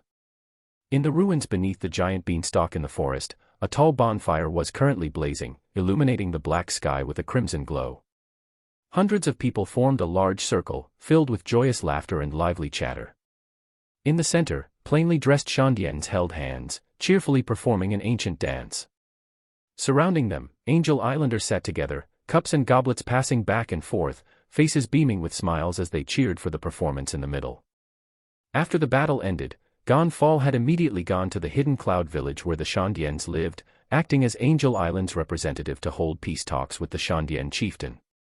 During Gonfall's previous reign, he had always been dedicated to resolving the centuries-long conflict between the two tribes and had already made progress. It was Enel's appearance back then that obstructed this process. Now, with Enel overthrown and Gonfall reinstated as god by the residents of Angel Island, this process was smoothly completed. To celebrate the reconciliation of the two tribes, they decided to hold a banquet in this holy land, naturally also inviting the Straw Hat pirates who had defeated Enel.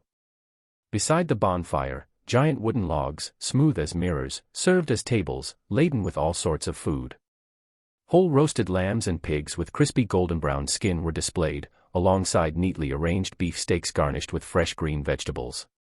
Specialty skyfish, and even that express shrimp which provided extremely poor service when they first arrived in Skypiea, had been caught by Reiner and given to Sanji to steam. The group sat around the log tables, feasting on meat and drinking wine heartily. Humph. Hope he repents and reforms in his next life. Reiner picked up a giant red shrimp claw, squeezed it slightly, and the shell immediately cracked. He pulled out the meat, dipped it generously in sauce, opened his mouth wide, and tore off a large bite. Aren't you holding a grudge a bit too much? Nami, beside him, couldn't help but laugh. Just to catch it, you even specially summoned undead for a carpet search in the white sea. Like a little kid. What are you talking about? I paid 800,000 berry to get in here. And that thing had the nerve to dump me in the middle of the sea and run off. Reiner tore off another piece of crab meat, placed it in Nami's bowl, and said fiercely, "Eat up. Big bites. If I could recognize it, I'd have caught its entire family." Reiner's scary. Chopper's face turned pale, and he hid behind Zoro, trembling all over. Seeing this, Reiner immediately leaned closer. "You're hiding behind the wrong person, Chopper. If I catch you, I'll make you into stew, you know." He. Reiner grinned sinisterly, stretching his head towards Chopper. Ah. Chopper flailed his little short legs in panic and ran off. "No. Help me, Luffy." "Shishishi." Luffy laughed, raising his cup. "Let's toast to Sky Island. And to the great warrior Usopp." Usopp quickly raised his cup and yelled. "And gold." "Quiet down, idiot. They'll find out if you're not careful." Everyone raised their cups and clinked them together, the bonfire illuminating all their faces with a red glow. "Wait, Luffy. We're still missing one person," Reiner chuckled softly, looking towards the distance. Everyone turned their heads to follow his gaze. A black figure sat alone to the side. Luffy grinned and yelled, "Robin. Quick, come over." "Era. Me too." Robin, who had been sitting alone reading a book nearby, took off her glasses, put the book down, and looked over. "What are you saying, Robin?" "Of course. We all need to be together. Miss Robin, I've already prepared the finest red wine for you." "Sorry to keep you all waiting," Robin smiled, stood up, walked over, and accepted the wine from Sanji. Luffy raised his cup again, slammed one foot onto the log table, and yelled, "To everything. Cheers. Woohoo. Cheers. And get your feet off the table. How many times do I have to tell you, you idiot?" Duong. Crackle. Suddenly, a brilliant blue light flashed. Ah, hick. The blue light faded. Beside the log table, only Nami remained standing. Except for Luffy, who had a large bump on his head, everyone else was charred black, white smoke curling from their mouths. Doomed. I shouldn't have given her that fruit. Reiner exhaled a puff of white smoke, lying on the ground looking utterly devoid of hope, disappointing tears streaming down his face. Watashi. Will I have to endure this kind of torture day after day from now on? This time. I was careless. Wah. End of this chapter. Chapter 95, First Awakening of Love. Day and night turned. The banquet continued for 2 whole nights, right until the 3rd morning, as the sky was just beginning to lighten with dawn. In the ruins beneath the giant beanstalk, after 2 full days of feasting, hundreds of people were overcome with exhaustion, lying scattered haphazardly on the ground. Shandians like Wiper and Loki, Scipions like Conies and Gonfall, and of course, the Straw Hat Pirates. The morning light slanted obliquely through the forest, casting a pale golden glimmer upon everyone, lending a quiet serenity to the ruins. The air was somewhat chilly. Reiner, leaning against a tree stump, slowly opened his eyelids. Sleepy-eyed, he fumbled behind him for a moment until he finally found his glasses and put them on. 2 whole days. We really raised a ruckus. Reiner lifted a hand to adjust his glasses, closed his eyes, and pinched the bridge of his nose, pressing gently. Feeling a warmth against his chest, he couldn't help but glance down. Nami, wearing hot pants and a white camisole, lay curled on her side on a ground mat, her beautiful legs outstretched, her head pillowed on her hand as she slept soundly on his chest. Starting yesterday evening, people at the banquet had gradually succumbed to exhaustion. By late night, almost everyone was utterly spent. Perhaps out of a sense of security, a drowsy Nami had subconsciously snuggled up to Reiner, resting her head on his chest and falling fast asleep. Reiner carefully observed Nami nestled against him. Her soft body was curled up, the morning light casting an orange-red hue on her fair face. Strands of her orange hair lay scattered across her cheeks and fair neck. The usually playful, sunny girl looked so gentle and cute when quiet. Nami's eyelashes fluttered lightly, her brow furrowing slightly, as if his movement to find his glasses had half awakened her, or perhaps the morning sunlight was a bit too dazzling. His group, starting from the East Blue, had journeyed through Syrup Village to Kokoyashi Village, Logue Town, Whiskey Peak, Little Garden. The original 6 who entered the Grand Line together had gradually met new companions like Vivi, Chopper, and Robin. Through all their adventures and hardships, the ship's 4 main powerhouses had slowly become the most reassuring and reliable figures in the hearts of the others. Among them, Reiner, whose personality and thought processes seemed more normal, had naturally become the person Nami trusted most. Of course, his own intentional and unintentional efforts to get closer to Nami played no small part. Was it intentional or accidental? It was intentional. There's no need to hide that. Reiner leaned his head back against the tree stump. The early morning forest air was damp, dewdrops had soaked through his shirt. Previously, when his strength was insufficient, he hadn't much thought about anything other than improving his power. But now, after acquiring Enel's template and fusing it into Frieren, he was practically invincible in the first half of the Grand Line, right? Probably. Excluding, of course, Marine Headquarters, which was currently still located in Paradise, and those big shots at Marine Ford. Ahem, also excluding Rayleigh at Sabaody, the old man was quite amiable, after all. And also excluding Mihawk and Shiki who occasionally roamed Paradise, and Akiji who was secretly watching them. Damn. Forget it, I'm running out of fingers to count them all. But Reiner's gaze became resolute. Relying on Enel's super wide-range observation hockey, achieved via electric fields, plus his other powerful combatant templates, and the long-distance flight capability of his Hawk Undead, he now at least possessed the strength for self-preservation. Naturally, he also had the mental space to consider other aspects of life. For example, he looked down at the gentle, tranquil Nami. Reiner's heart couldn't help but flutter. He quite liked this girl, who was at times playful and savage, and at other times kind and gentle. Moreover, Reiner wasn't the type to just wait around foolishly. If he liked someone, he would take the initiative. Could he really wait for Nami to be snatched up by someone else? These were all necessary experiences in life. Setting aside someone like Usopp, who started with a childhood sweetheart, the others would also gradually meet their compatible partners. He couldn't possibly end up a lonely old bachelor, could he? Reiner shook his head forcefully. No way, no way. I refuse to die alone, lingering in some red light district. Actually, thinking about it, that might not be too bad either. Slurp. Suddenly, a soft, sweet moan came from below. Nami frowned slightly, her eyes half open, half closed, as she pushed herself up from Reiner's chest. Morning, Nami. Hearing the familiar gentle voice, Nami, still not fully awake, subconsciously replied softly. Morning, Reiner. Nami gently rubbed her eyes. She seemed a little cold, shivering slightly and slowly curling up, hugging herself. It's a bit chilly. Come here, Reiner said with a smile, extending his hands and opening his arms invitingly. MMM. Nami's voice was as faint as a mosquito's buzz, still somewhat drowsy. She leaned her delicate body down, resting against his chest. He could smell the tempting fragrance emanating from her skin. Her two soft, white mounds were partly visible, pressing against him, sparking endless, reverie/imagination. Her sleepy eyes emitted a soft, indistinct sound. So tired. We've been partying non-stop. Feels like I can never get enough sleep. Let me heat up some water for you first. Feeling Nami's warm, soft body against him, Reiner, for once, didn't ruin the atmosphere with his usual inappropriate teasing. He silently summoned several undead. One hawk undead carried a fishman back to the Going Merry, while Frieren brought over a water cup.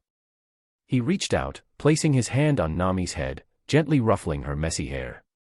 Nami, like a startled kitten, flinched slightly, tucking her head a little, but made no other movement, seemingly not resisting, allowing his warm palm to caress her. But in reality, her heart was already pounding frantically. What is this bastard Reiner doing all of a sudden?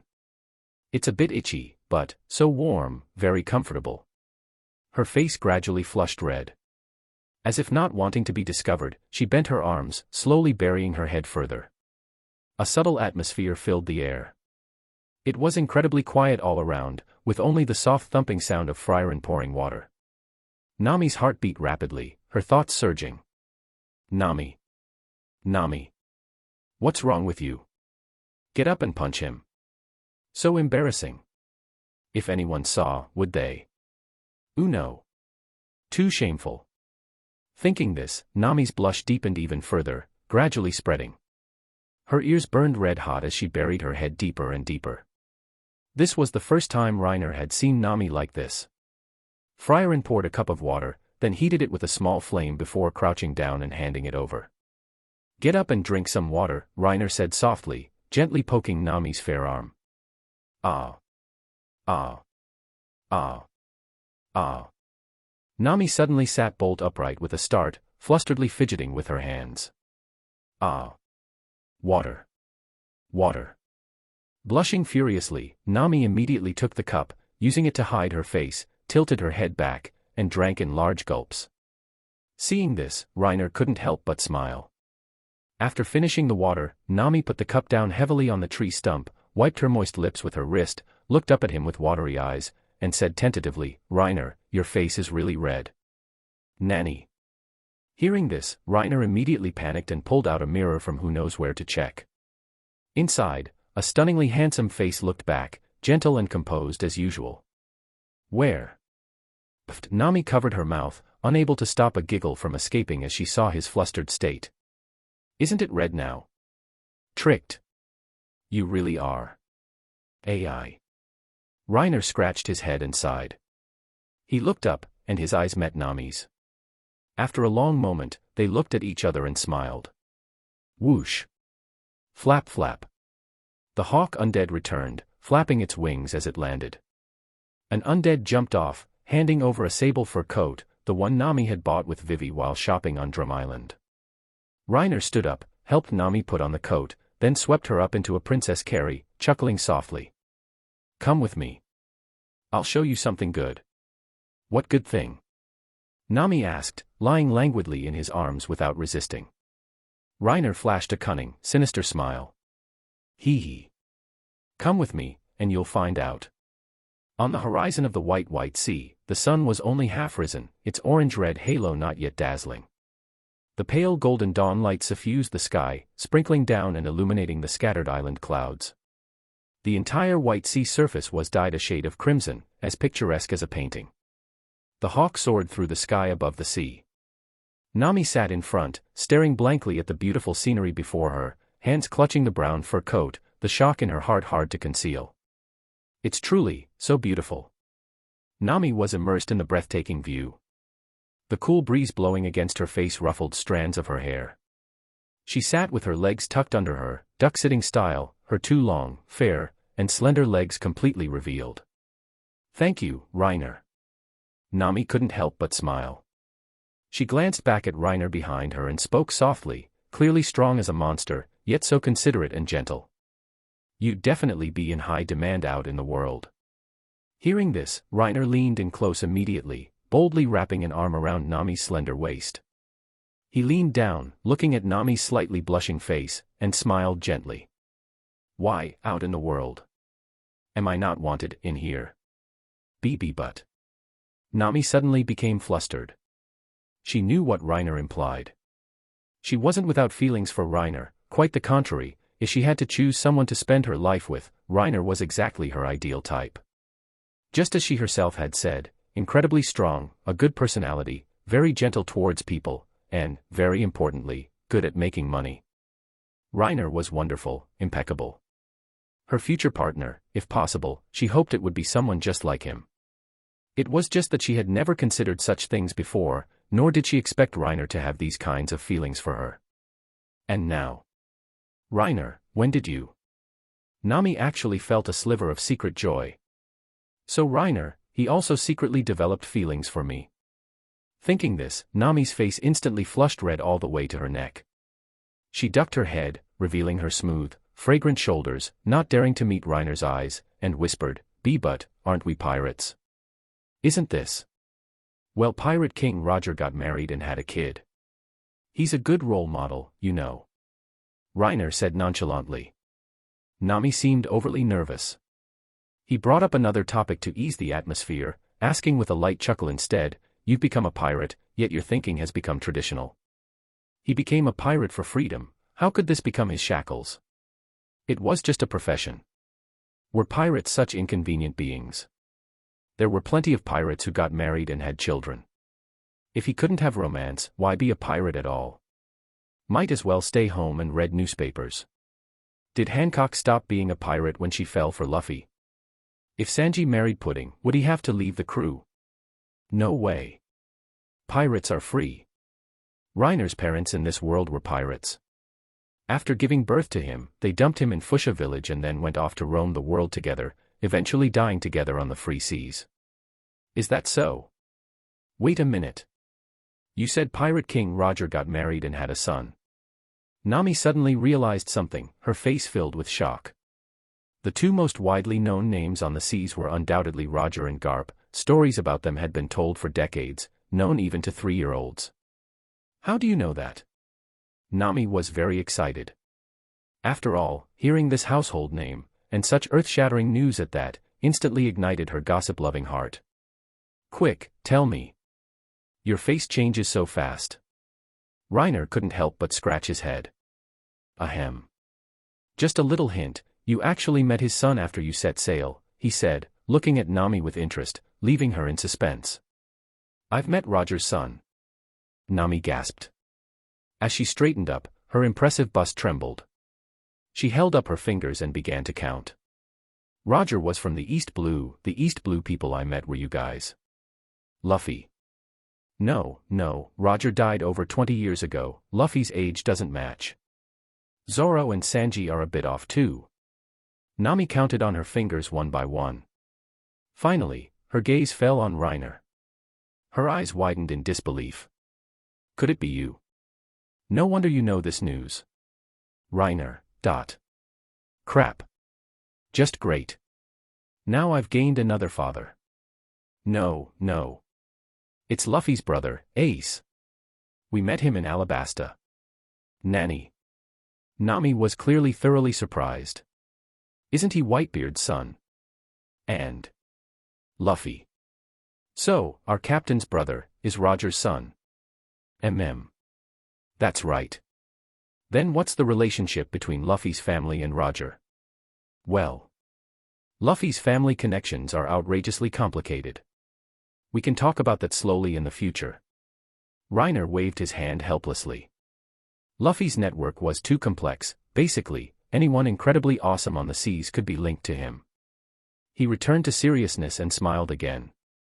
Nami, you want to draw a map of the entire world, right? I want to travel around the entire world. We can be partners then. Papa partner, you mean? Nami stammered, her voice growing softer. Before Reiner could speak, her imagination began to run wild. Could it be, Ma? It's rare to see you so shy. Unexpectedly cute, Reiner said, his fingers gently combing through her soft orange hair. Don't think so far ahead. Just let things flow naturally. Let your future self decide future matters. Reiner softly interrupted Nami's thoughts, thinking secretly, pushing too hard will only backfire. Just you wait. Eventually, you'll have no other choice.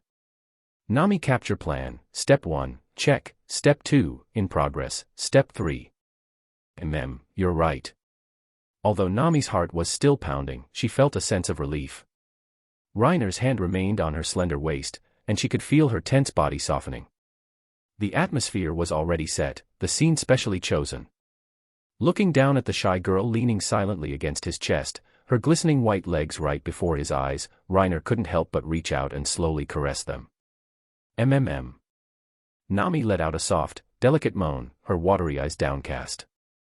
The faint, alluring girlish fragrance from her body made Reiner's heart burn even hotter. Then, his fingertips traced upwards along her tender skin towards its root. The sensitive touch instantly made Nami's delicate body arch unconsciously, her two stunning mounds trembling. No, any further up. Nami's eyes were hazy, her breathing rapid. She reached out, placing her hand on his, pushing gently. Then. Reiner leaned down, cupped her face. Nami closed her eyes in a fluster. He brushed aside her fragrant hair and lowered his head, kissing Nami's tender, lovely lips. Nami's eyelashes fluttered gently. Experiencing her first stirrings of romance, her hands felt awkward, unsure of what to do. Only when Reiner tightly clasped her fingers, holding them before her chest, did she gradually calm down, immersing herself in the subtle, warm sensation. After a long while, their lips, glistening, slowly parted. Nami felt Reiner's palm caress her skin, growing even shyer. Please, don't be like this. Nami, face flushed red, pressed against Reiner's chest, letting out soft, whispered moans. The continuous tingling sensation made her body tremble, but she only clutched Reiner's clothes tightly, offering no resistance. She didn't want to resist this man at this moment. Because, if the person she were to spend her life with was Reiner, it seemed like it would be really, really nice. End of this chapter. Chapter 96, Giant's Power, He Kicks, I Ram. God's Land, Upper Yard, in the ruins beneath the giant beanstalk. Before a grand and magnificent structure built of giant white stones, shaped like a pyramid palace. TSK, this four eyes sure hides deep. Zoro, one eye open, one closed, sat leaning against a large rock. He had woken up when Reiner and Nami left, and naturally saw that intimate moment. Besides that. But you, surprisingly, you didn't act up. Zoro turned his head towards the other side, teasing, what, have you renounced women, curly brows? Click. You don't know shit, idiot moss head. A flame sparked to life. Sanji unhurriedly lit a cigarette and said coolly, a true knight would not hinder a princess's happiness for selfish reasons. Oh. I actually underestimated you. Hearing this, Zoro cast a rare glance of approval, saying with interest, chivalry, huh? Quite interesting. Sanji, however, suddenly burst into tears. He actually made a move before me. Damn it. Sooner or later, I'll secretly slaughter him. Zoro. Era, don't be so disheartened. Robin walked over, patted his shoulder with a smile. Sanji is so excellent, I believe you'll surely meet your ideal other half in the future. Really, Miss Robin? So you've fallen in love with me after all? Not at all, Robin waved her hand, smiling. Robin's right. Usopp cheered him on encouragingly. Sanji. As long as you can get rid of your lecherous ways, plenty of girls will definitely like you. Then he's done for this lifetime, Zoro immediately interjected mockingly. What do you mean, directionally challenged swordsman?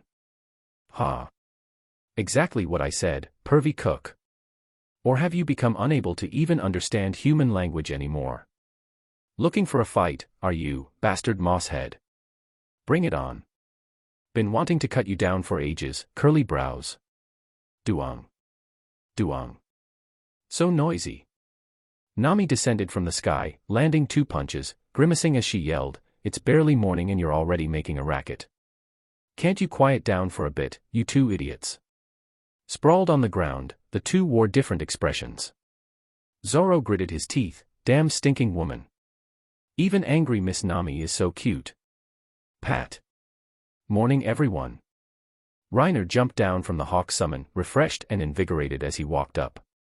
Morning, Reiner. Usopp hopped over excitedly, wiggling his eyebrows and nudging him with his elbow. TSK, quite capable, aren't you? Even managing to handle Nami. Where'd you go just now, aha? Hey, you little rascal. Reiner stroked his chin with a teasing look. What, want to learn a few tricks from me to use on Kaya later? Why you? What are you talking about? Usopp instantly blushed red, stumbling backward in a fluster. Little Usopp, easily handled. Good morning, Robin smiled, greeting the two. Good morning, Robin. Reiner smiled, looking around, then gestured upwards with his finger. Nami and I just discovered something. You all will definitely be interested, especially you, Robin. Hearing this, everyone looked up. Besides the giant beanstalk soaring into the clouds and a few white clouds, there was nothing else. It's the golden bell. Hee. Nami walked over to Robin's side, giggling. It's hidden up there on an island cloud. The golden bell. Is it the incredibly huge golden bell mentioned in Noland's diary? Usopp gasped, clearly extremely excited. That's right, that's the one. There's even a poneglyph embedded in the bell stand below. Reiner stated it plainly. This was also thanks to taking Nami to see the sunrise, otherwise, he really wouldn't have known where to find it. A poneglyph. More than anything else, Robin clearly valued that unremarkable stone far more. Wait a minute. A voice called out from the distance. The group followed the sound and saw Wiper, now awake. Hearing their discussion, he immediately rushed over. Even though his face was calm, his movements still revealed his inner excitement. Until noon. In the ruins, a large crowd gathered around a tremendously magnificent, giant golden bell in the center.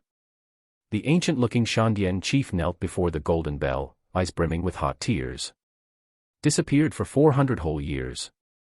We once thought, we could only give up. Never expected. After the Scipians used rope clouds to pull down the island cloud hiding the golden bell, Reiner's group and the Shandians exchanged information about the Blue Sea and Sky Island respectively. It turned out that back then, when this island was carried into the sky by the knock-up stream, the golden bell had fallen onto an extremely high island cloud.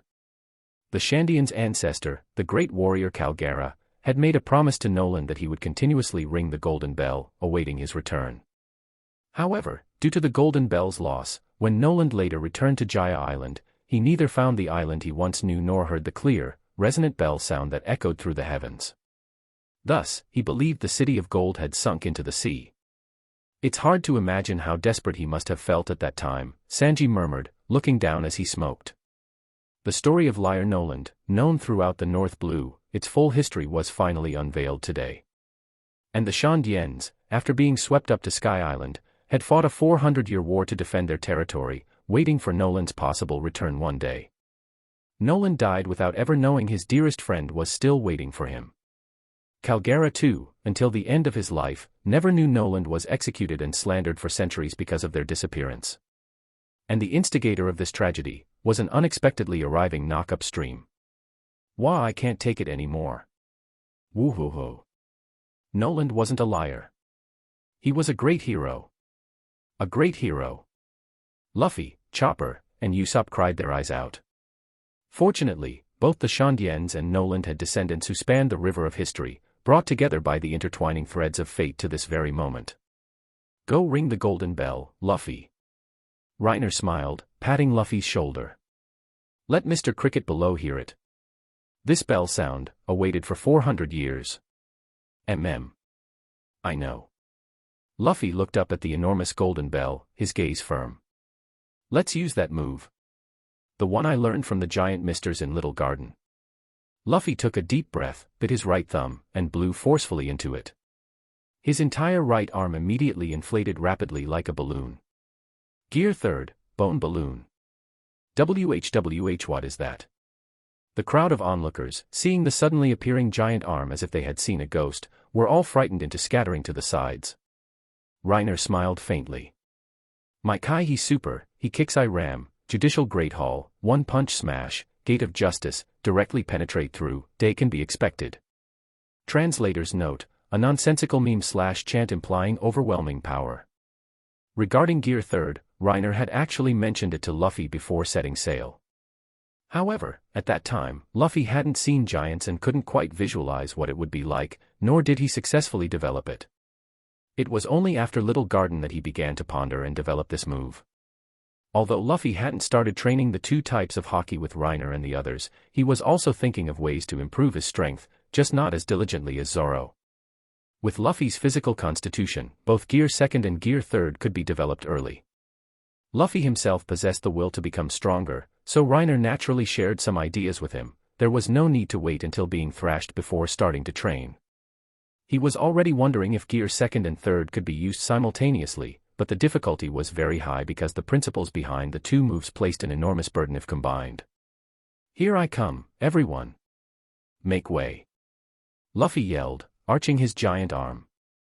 Everyone retreated, giving him space, waiting in eager anticipation. Nearby, Wiper roared deeply, go for it, Straw Hat. Light the fire of Shandora.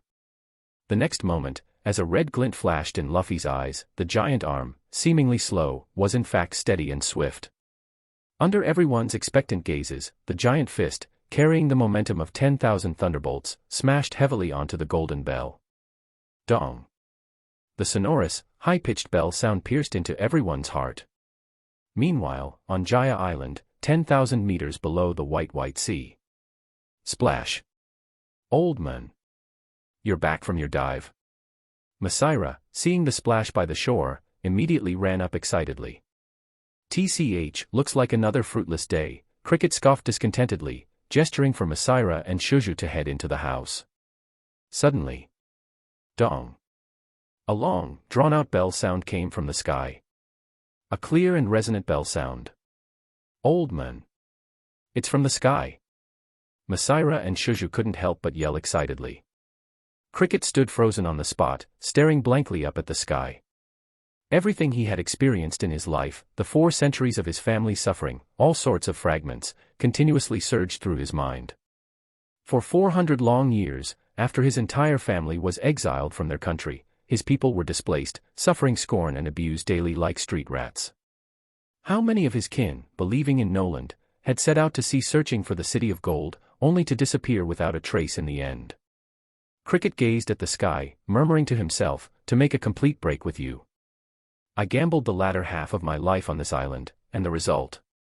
Dong. As the beautiful, lingering sound of the bell echoed in his ears, a smile of relief gradually spread across Cricket's face. AI looks like I lost to you after all, Noland. Evening. Angel Island. Koniza's house. We're back.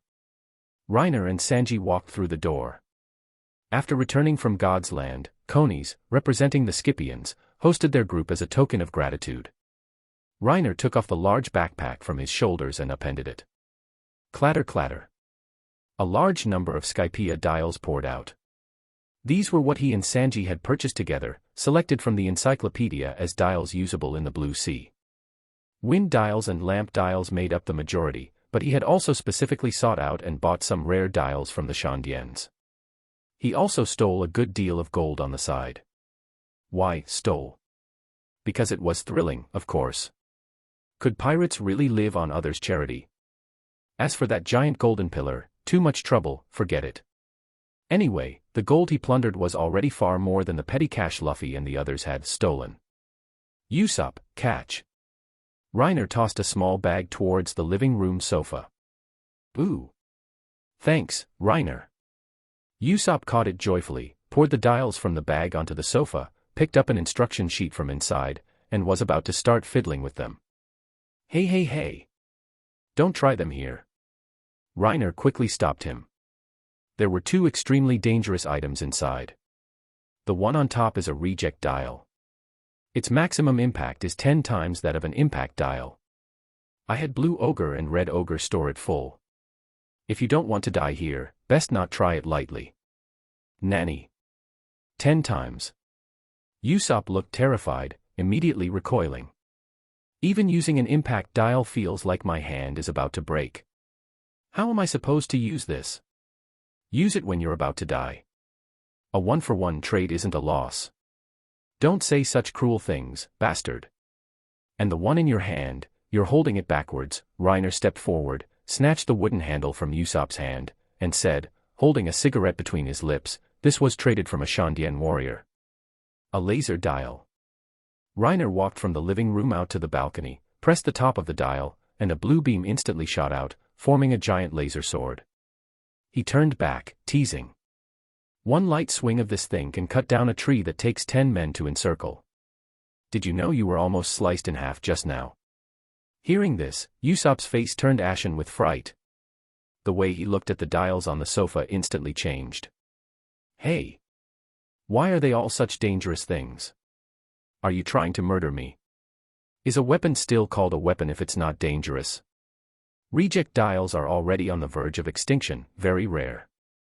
Reiner retracted the laser sword, tossed the wooden handle back to Usopp, and added, and this laser dial belongs to an already extinct type of dial. The entire Shandian tribe only has this one. Anyway, I got the stuff for you. How you use it is up to you.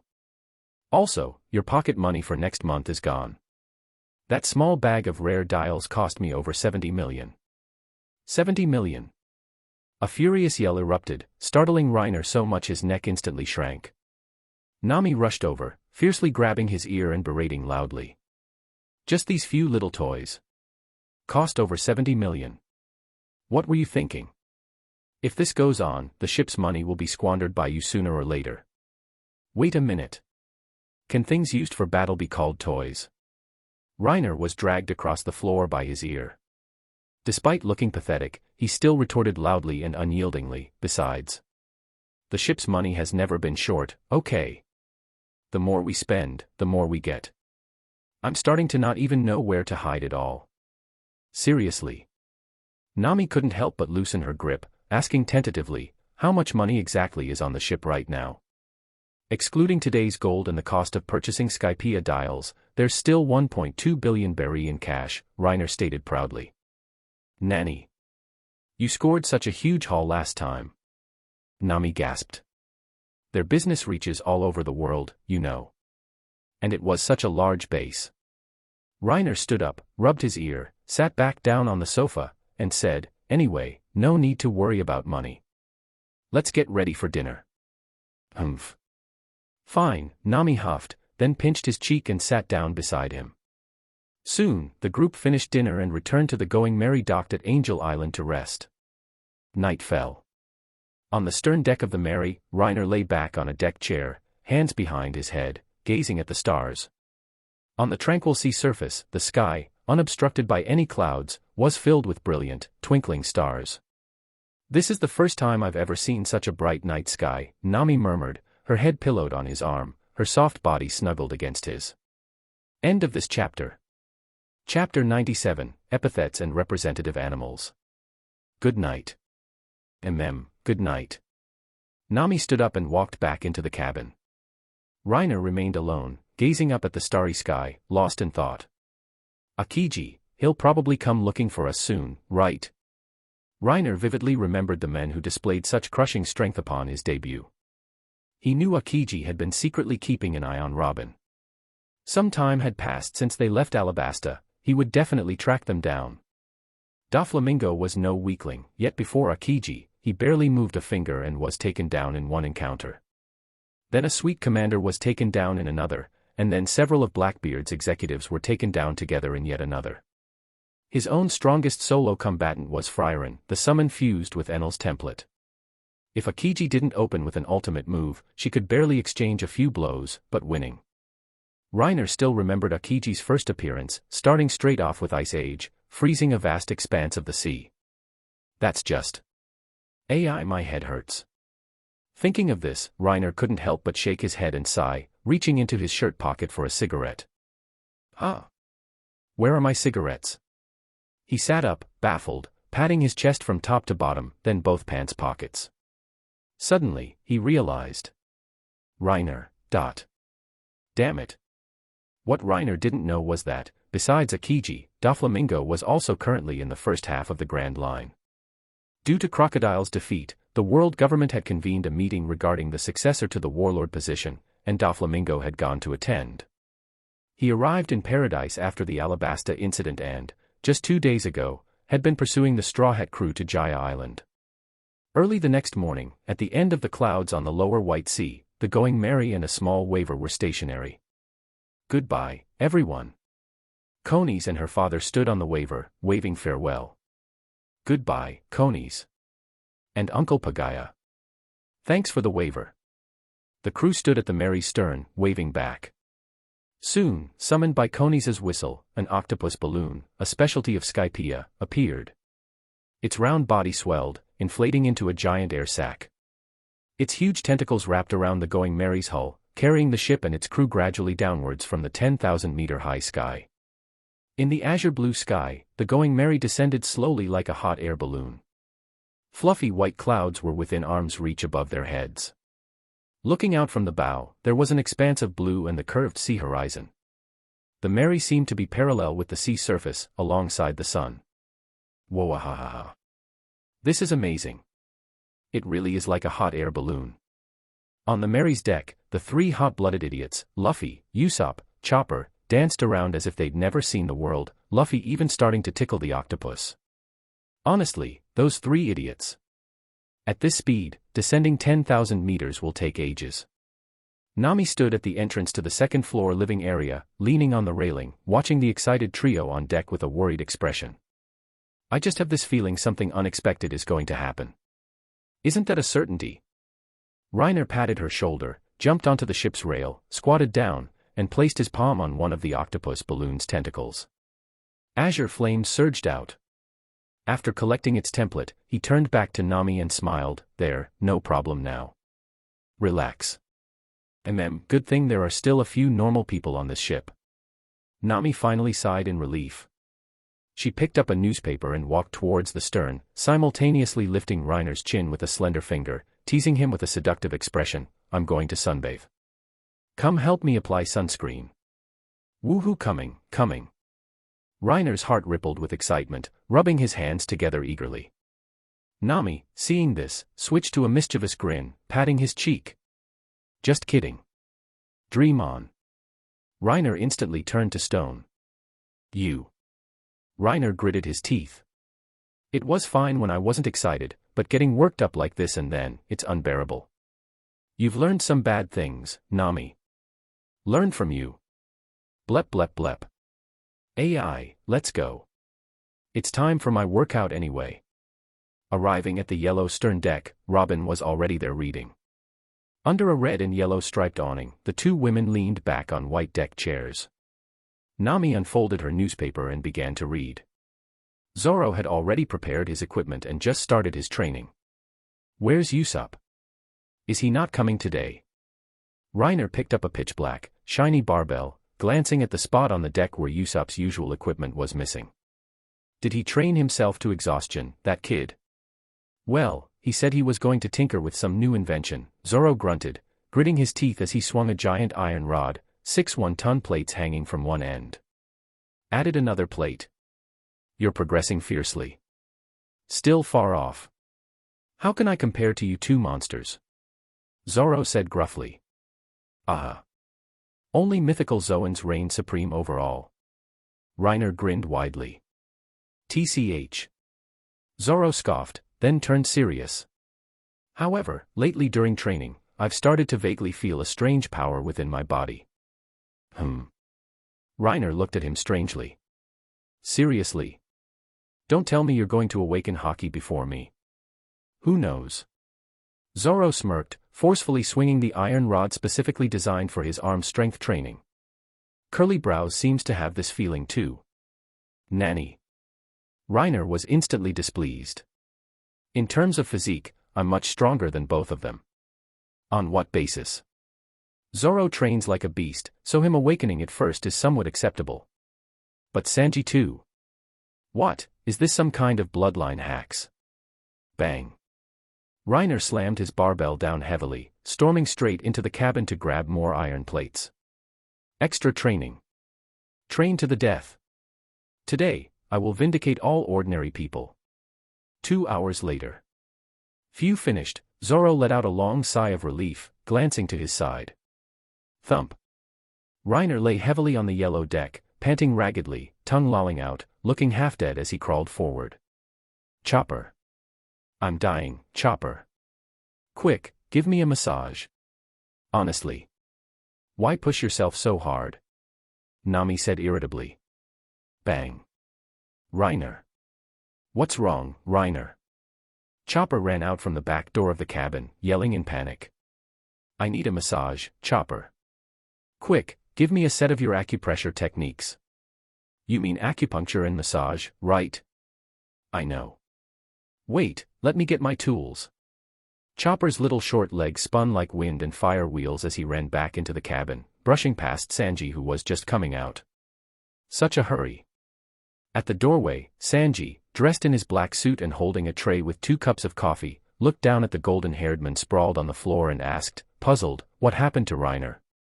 Well, he got stimulated by us, developed a bit of an inferiority complex, Zoro mocked, sitting leaning against the railing. Oh yeah. Can't beat me, so you resort to trash talk, mosshead. Reiner retorted teasingly from the floor. Who says I can't beat you, four-eyes bastard? Zoro gritted his teeth, immediately drawing his sword. Bring it on. I'll give you a 2-hand handicap. Reiner, unwilling to show weakness, tried to summon his undead. Can't summon.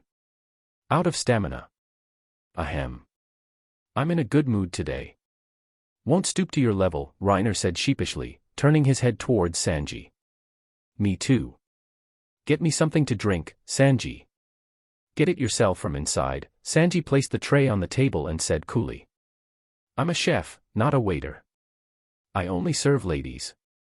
So stingy, Reiner took off his glasses, mimicked Sanji's expression, and said in a passive-aggressive tone, ABA. Bastard. Been wanting to slaughter you for ages. Go die. Bang. Haha. Didn't hurt a bit. Don't even need undead to beat you guys, Reiner said, tanking a hit, then sneered contemptuously at both of them. I'll cut you. Bang. Bang. Bang. The 3 instantly started brawling. Era. Everyone seems quite energetic, Robin put down her book, unable to help chuckling softly. Honestly. A bunch of idiots just know how to make noise all day, Nami complained to Robin about them. Even so. Robin rested her elbow on the table, cupping her face, and smiled gently. Sailing on such a lively ship, the atmosphere is quite nice. You're right. Hee, Nami couldn't help but show her dimples as well. Just then, the sharp-eyed Nami spotted a news coup wearing a white sailor hat flying past. The news coup, seeing the Going Merry also floating in midair, anthropomorphically bulged its eyes out in terror. GAA.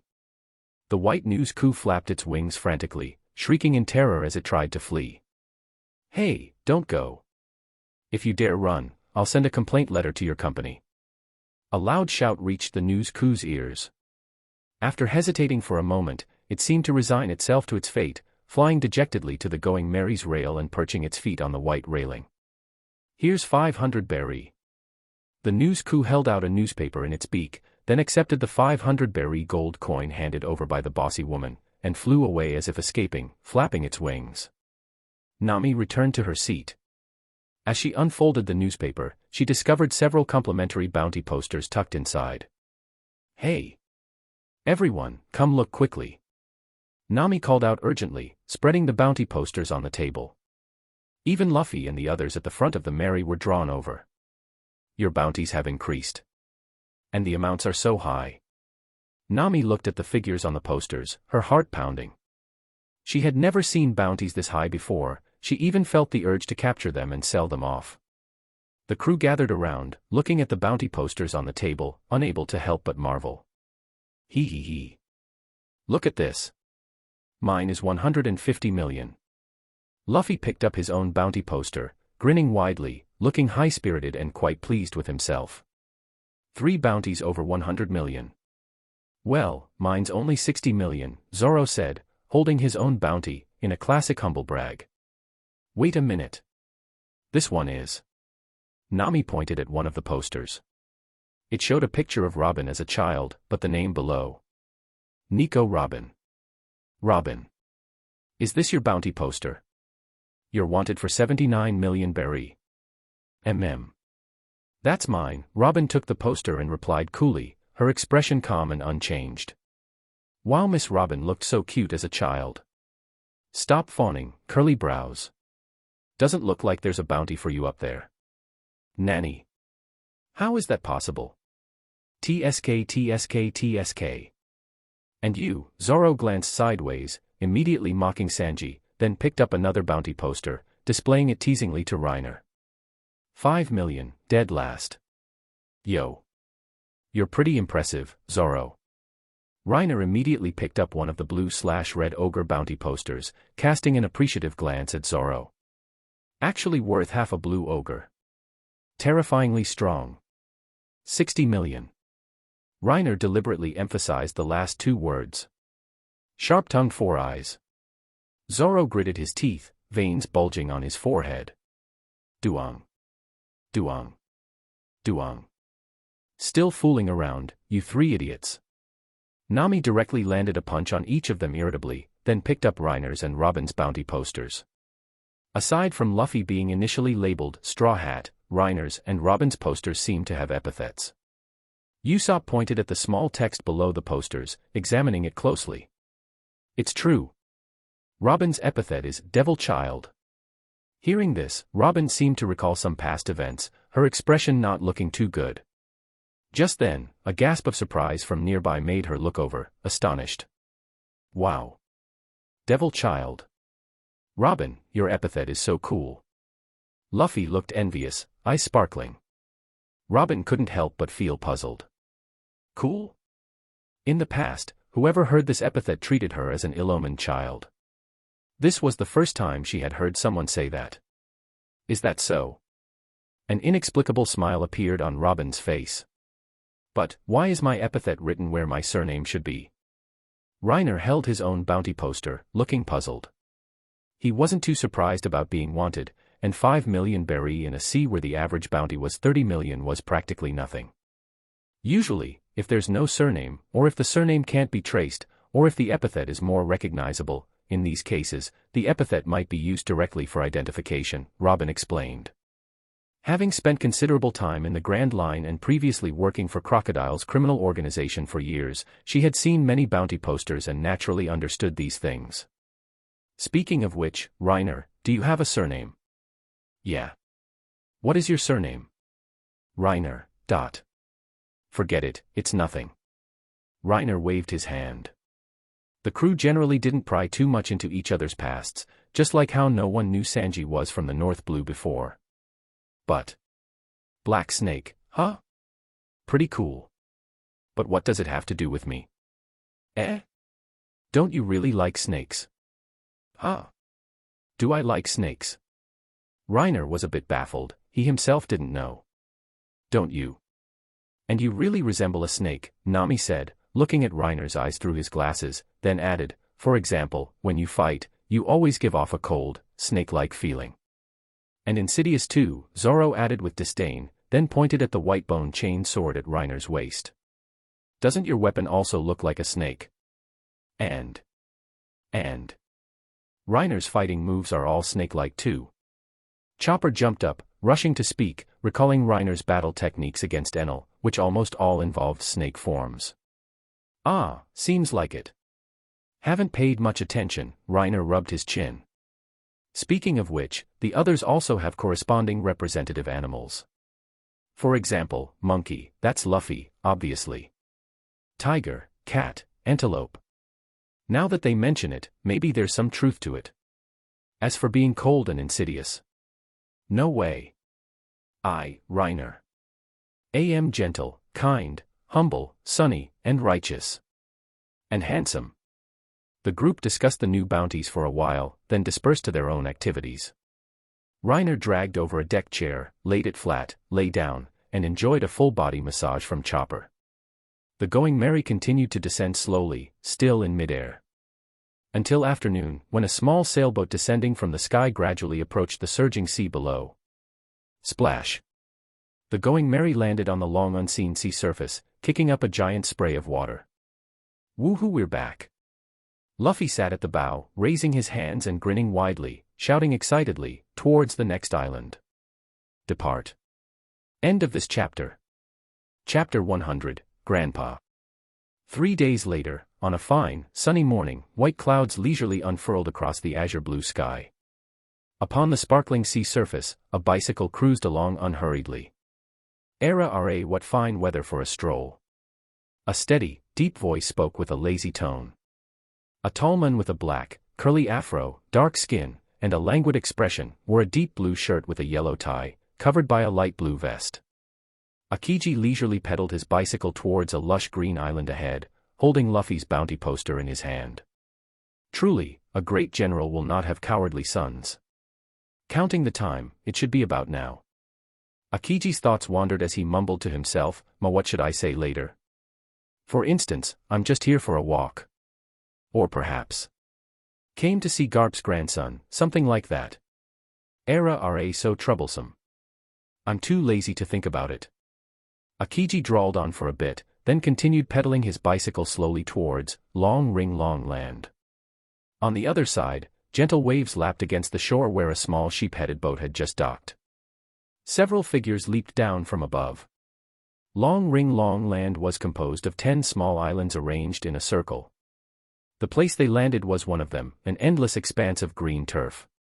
The entire island featured flat grassland terrain, with tall, thin trees scattered sporadically. Due to the special geographical environment, all creatures on the island grew into peculiarly elongated shapes. Haha. It's a great grassland. Charge. Hey Luffy. Look at this dog. Usopp ran forward excitedly, pointing at a short but extremely long-bodied dog. Besides that, foxes, wolves, and other animals roaming the grasslands all had bizarre appearances, with only one thing in common: some part of their body was always exceptionally long. The fruit here is like that too. Luffy stretched his arm out with a swing, plucked an oval-shaped apple from a tree, and stuffed it into his mouth without hesitation. Just as he swallowed, he saw a white deer with extraordinarily long antlers and thick fur pass by. He pointed at it, squatted down, and grinned at the small figure beside him. Look, Chopper. Your relative? Definitely not. I'm a reindeer. Chopper retorted discontentedly. The undead furled the sails, dropped anchor, and lowered the rope ladder. The rest of the crew began to disembark and land on the island.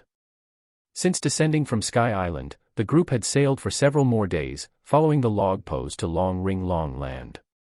Reiner also jumped off the ship and followed. Ever since approaching the island, Friarin's observation Haki had sensed 2 auras, one clearly much stronger than an ordinary person's. He roughly guessed who it was.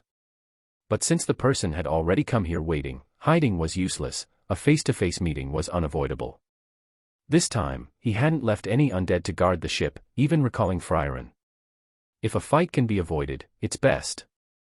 No real benefit, and the chances of winning are really. This island seems deserted.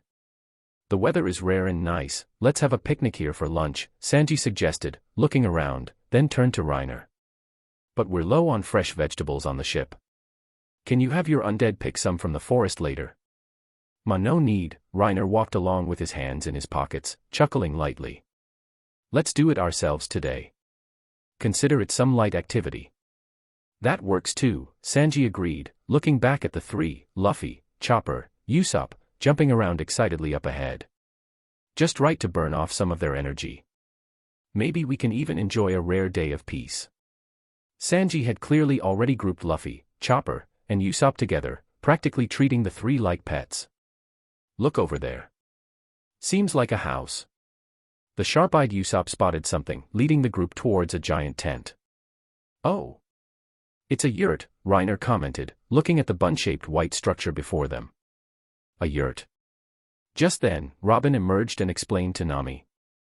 The biggest characteristic of this type of structure is its ease of relocation. Usually, only those with migratory habits use them, like nomadic peoples. However, Robin looked around puzzledly. Why is there only one? Excuse me. Is anyone home? Before Robin could ponder further, Luffy had already opened the door on his own, preparing to walk into the tent. However, he collided head-on with a tall man emerging from within. Thump. Oof. Luffy plopped onto the ground, looking up at the men who had walked out. Era RA1 doesn't usually just walk in right after knocking, you know. Akiji, who had emerged, brushed off his clothes, lowered his head, and looked down, sizing up Luffy. Luffy, however, was incredibly excited, pointing at him and yelling, "Everyone look! It's amazing! Even the people here grow so long." Akiji. Akiji rubbed his forehead helplessly. So reckless. Just like your grandpa. Nanny. Luffy instantly broke out in a cold sweat, as if some keyword had been triggered. He sat frozen on the spot, staring terrified at Akiji. "Hey Luffy, what's wrong?" Usopp pushed Luffy, looking baffled. And nothing. Luffy finally came back to his senses, looking warily at Akiji and stammering, "You just said, my grandpa." "Ah. The old man took good care of me when I was young," Akiji stated coolly, his expression calm. "Luffy. That man is dangerous. Get away from him quickly." Suddenly, a panicked shout came from behind. Luffy turned his head and saw Robin staring terrified at Akiji, her body trembling uncontrollably. "It's Robin, isn't it? Haven't seen you in many years. You've grown into quite a beauty." Akiji, hands in his pockets, let his teasing gaze fall upon Robin. "I was quite shocked to hear you join the Straw Hat Pirates, you know." His voice remained calm, but a chilling coldness gradually crept into his tone. He truly had been surprised by the news, solely because of the men sitting on the ground before him, Monkey D. Luffy. The sole survivor of Ohara, Nico Robin, whom he had personally let go, had ended up with this person carrying the name D. This was also why he had made a special trip here, at the very least, to see for himself what kind of person Garp's grandson was. "Robin, are you okay?" Nami placed a hand on Robin's shoulder worriedly. Seeing Robin's panicked expression, everyone else glared hostilely at Akiji, on high alert and ready to fight at any moment. "Why is Robin so afraid of you? Who the hell are you, bastard?" Zoro and Sanji questioned him in turn. Reiner also readied himself to summon his undead at any moment, just in case. Hey. No need for all that," Akiji raised a hand to stop them. "I'm on vacation today. Don't add to my workload, okay? Just saw the weather was nice, went out for a stroll, and happened to end up here." Admiral Akiji, not at headquarters, strolling around here, islands away. Reiner looked speechlessly at the bicycle outside the yurt. What kind of goddamned stroll could possibly lead you here? One day. By bicycle. Across so many islands. At least come up with a better excuse. Admiral Akiji. Hearing this, everyone was utterly shocked, their gazes locked intently on Akiji, expressions filled with apprehension. This was a name often seen in newspapers, one of the three individuals known as the world government's highest combat powers. Even without knowing the name, the rank alone indicated this was an incredibly formidable figure. "Did you come specifically to capture us?" An admiral himself came. "He really thinks highly of us." Sanji and Zoro stepped forward first, confronting him. "Hey. What's a super strong guy like you doing here? Shouldn't you be out catching pirates with higher bounties?" Usopp yelled, pointing at Akiji's nose from behind Zoro.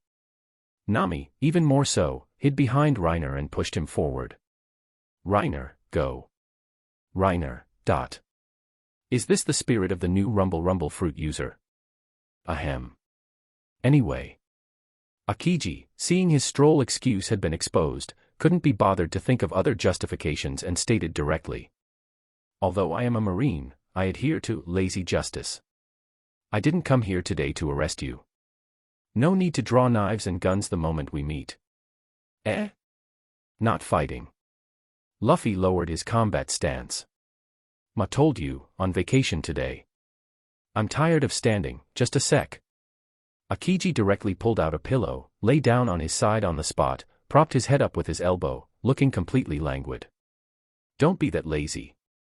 Are you sure you haven't mistaken him for someone else?" Is this guy really an admiral? Without a doubt, that's him. Robin gritted her teeth, arms crossed before her chest, ready to activate her ability at any moment. Past memories continuously flooded her mind, making her expression increasingly grim. No matter how many years pass, I will absolutely never forget his face. Seems I'm not very popular, Akiji said to Robin, then glanced around at the others, directly reopening Robin's old wounds with a single sharp remark. I mainly came to see you all today, and Nico Robin. I presume you don't know her past yet, do you? Since she was 7 years old, she's been continuously. Don't say any more. Robin cried out in panic, interrupting him. Simultaneously, she activated her ability. A dozen or so slender arms sprouted from Akiji's body, from top to bottom.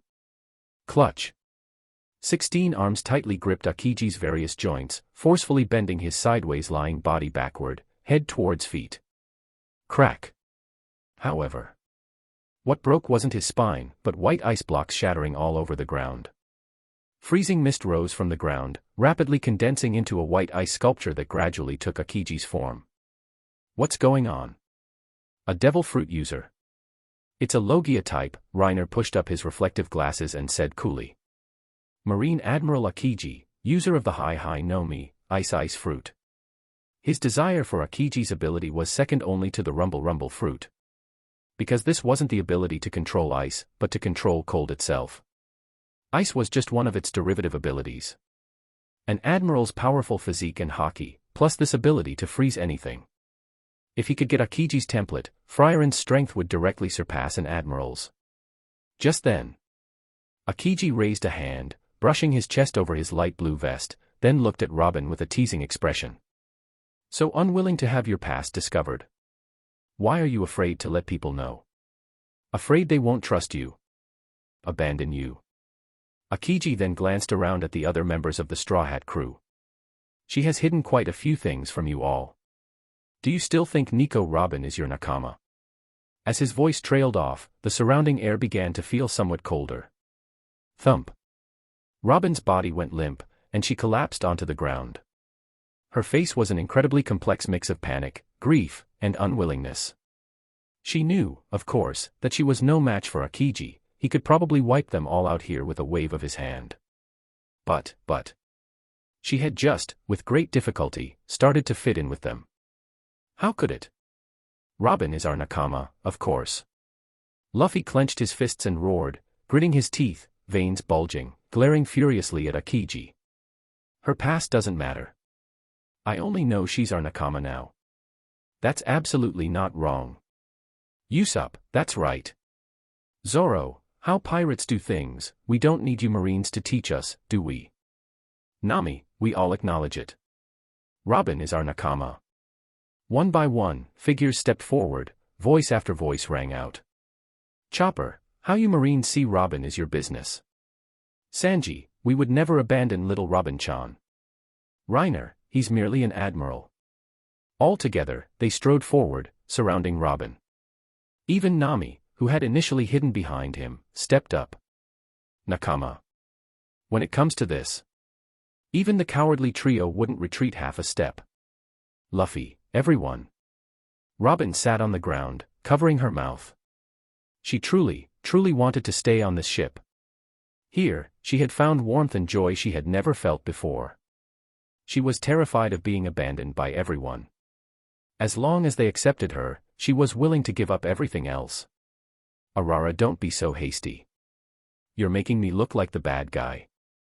Faced with their righteous indignation, Akiji merely stretched out his little finger to pick his ear, completely unconcerned, and said languidly, she was the one who attacked first, wasn't she? I still haven't said I'm going to do anything to you. Didn't I say at the beginning? I'm on vacation today. Hearing this, the group looked at each other, silent for a moment. Maybe, we overreacted a bit. Akiji sighed and lay back down on the ground, feeling somewhat wronged. How did I inexplicably turn into the villain? He glanced around again, his gaze stopping on Reiner. You're Reiner, right? I read the Alabasta report. Smoker specifically mentioned you. Said you injured him with a sea-stone bullet back in Logue Town. Akiji's expression was conflicted, as if hesitating over something. He then added. The rest of the Straw Hat Pirates, whatever. But Smoker is my best friend. What to do? I don't really want to let you go. Reiner. Not you. Me. Fuck. Hearing this, the others also turned their gazes towards Reiner. Reiner. You have to solve your own grudges. Yeah. How can you drag down your nakama? Go get him, Reiner. The cowardly trio chimed in one after another. Nami even more directly kicked him right in front of Akiji. Reiner turned back, grimacing, and yelled at the group, Hey, bastards. Why the sudden change in attitude? Mainly because we can't help if he's specifically after you. If even you can't beat him, it'll be tough for us too, Zoro and Sanji said simultaneously, shrugging. They sure have a lot of faith in me. Reiner regained his serious expression, turned around, and looked down directly at Akiji. Although I don't want to fight, if I absolutely have to, even if it's just to show Robin some support, it's worth taking this beating. The two locked eyes, neither making a move. After a long time. Forget it. Akiji patted his rear, stood up, brushed the dry grass off his clothes, stuffed his hands into his pockets, stood ramrod straight, and said seriously. The Navy owes you a favor, after all. Let's consider the Alabasta matter settled.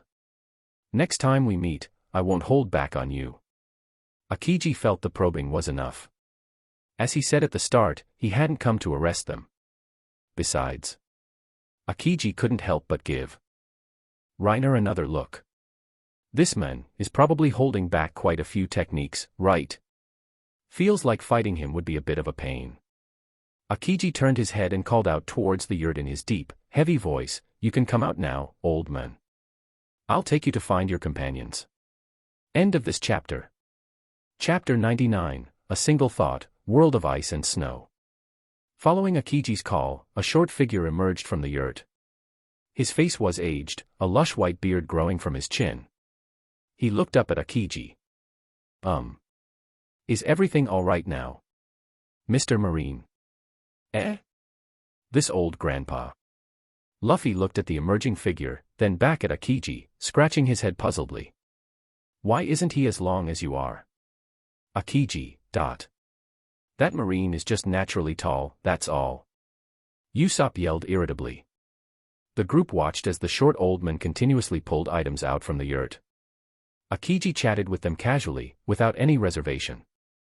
It turned out that after arriving on the island, he had discovered this old man who, due to a fear of heights, hadn't come down from his stilts in 10 years. Akiji had conveniently rescued him. Long Land consisted of 10 small islands. Due to geographical factors, the inhabitants here had a migratory habit, moving to the next small island after a certain period. Everyone else had left, leaving the stilt-riding old man alone on this island for 10 years. His only companion was his beloved horse, Sherry, whose neck was as long as a giraffe's, waiting for him here. After a short while, the old man had moved all his supplies out of the house, finally packing up the yurt itself. Everything was piled onto a crudely made cart of wooden stakes, with Sherry the white horse harnessed to it. Mr. Marine, I've prepared everything as you said. But the stilt-riding old man looked up at Akiji, his wrinkled lips parting as he asked, How are you going to send me across? It seems you only have that. The old man raised his short arm, gesturing towards the bicycle lying on the ground. Relax. There will be a way. However. Akiji stood with hands on hips, his white cape slung over his wrist, scratching his head with a troubled look. Your companions are on the 3rd island. Even with a horse-drawn cart, it'll take at least 2 days to get there. It seems you don't have enough food. Relax, a voice interjected. Luffy grinned widely. We can give you some food, old grandpa. Oh, that would be truly wonderful. Thank you. The stilt-riding old man stroked his long white beard, his aged face turning towards Luffy. So you are good people after all. I thought you were pirates. Ah. We are pirates. Luffy replied straightforwardly, grinning with his hands on his hips. Hiss. The old man sucked in a sharp breath. At the edge of the island, waves lapped gently against the shore. The towering pile on the cart now included some additional food. The group stood on the grassy land, Akiji in his light blue attire squatting by the shore in front of them. Can this really work? It's a bit too exaggerated, Reiner thought, secretly amazed. He knew what the other was planning, hence his astonishment. Although it was composed of 10 small islands, each island itself wasn't small. For this large horse-drawn cart to require 2 days of travel, one could imagine the distance involved. A cold aura gradually emanated from Akiji. Centered on him, the green grass within a radius of several meters became coated in a layer of white frost. Akiji extended his hand, submerging it into the sea surface. The seawater slowly congealed into white ice, spreading outwards. Ice Age. Swish. A sheet of white instantly swept across the entire sea surface. As if time had solidified and space had frozen, the azure blue sea transformed into a boundless world of ice and snow in the blink of an eye. You've got to be kidding me. Hey. This is a bit too ridiculous. All the Straw Hat members stared wide-eyed, mouths agape, shocked beyond words. Even if it was seawater, to freeze such a vast area in an instant was far beyond anyone's imagination. Only at this moment did they truly grasp the meaning of Admiral. This was the world government's highest combat power. Reiner was no exception. Only by witnessing it firsthand did he realize how difficult it was to achieve such a feat in an instant. The effectiveness of an ability was inseparable from both physical constitution and development. Although Reiner's stamina was ample, Frierin's output still depended on the template's strength and the fruit's level of development. Among his templates, Ace and Crocodile naturally had the highest physical stats, but they clearly couldn't compare to Akiji. If we had really fought earlier, aside from relying on high speed, high damage lightning, Akiji would have easily neutralized any other method. Alright. This ice surface will last for 7 days, connecting all the way to the third island. Akiji stood up, turned around, righted his bicycle, and slung his coat over his shoulder. His gaze fell upon their group, making several of them instinctively clench their fists. However, Akiji merely mounted his bicycle unhurriedly, preparing to leave, and said coolly, "Well then, I'm off too. Ja-ne." With that, Akiji casually pedaled his bicycle away, gradually disappearing across the ice. "Goodbye, Mr. Marine," the stilt-riding old man, sitting on Sherry's back, waved and shouted towards Akiji on the ice, then turned back to look at the Straw Hat crew behind him. "And you all, thank you, pirates. I'm off now. Ah. Goodbye, old grandpa. And Sherry." Luffy grinned and waved, seemingly completely unconcerned by Akiji's visit. Phew, Nami let out a long sigh of relief, clutching her chest, her voice still holding a trace of lingering fear. That was terrifying. I thought we were going to be arrested for sure. As a disaster-level Logia user, wielder of the Rumble fruit, you're really... Reiner looked speechlessly at Nami. Hiding behind me was one thing, but kicking me out towards him earlier. I think you're itching for a lesson. What's wrong? I'm just a weak woman. Nami yelled, shaking her fist. Anyway, it's best that no fight broke out. Reiner awkwardly pushed Nami's fist aside, lit a cigarette, and added, the magnetic field here still needs some time to set. Robin, I'll leave that to you.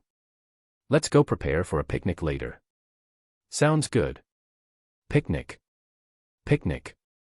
Luffy immediately got excited and was about to run off to hunt prey. He was the only one in the entire group who had already forgotten the shock of Akiji's terrifying power. Nami went to comfort Robin, chatting about some girly topics. Although Robin still couldn't quite forget the matter with Akiji, she feigned nonchalance on the surface and chatted with Nami, gradually pulling herself out of her earlier mood. Reiner summoned undead to gather firewood and set up a campfire. Everyone busied themselves, and soon they began their lunch picnic. The weather was fine and sunny. On the open plains, a gentle breeze rustled through the green grass, creating ripples. Under a tall, slender poplar tree, the group of young people sat in a circle, their cheerful laughter echoing continuously, casting all unpleasantness to the back of their minds in the relaxed atmosphere. After a 2-day stay, the log pose finally finished recording, slowly drifting to point towards the next island. The group boarded the Going Merry and continued their voyage, heading towards the next unknown island, at least, unknown to most of the crew.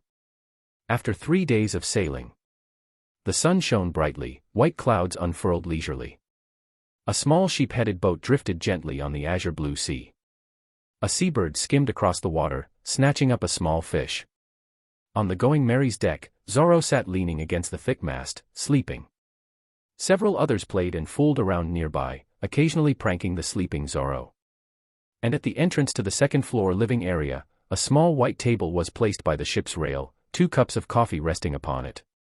Reiner leaned back in his chair, legs crossed, holding a pen and paper, taking inventory of the ship's supplies and jotting down miscellaneous items to be purchased on a list.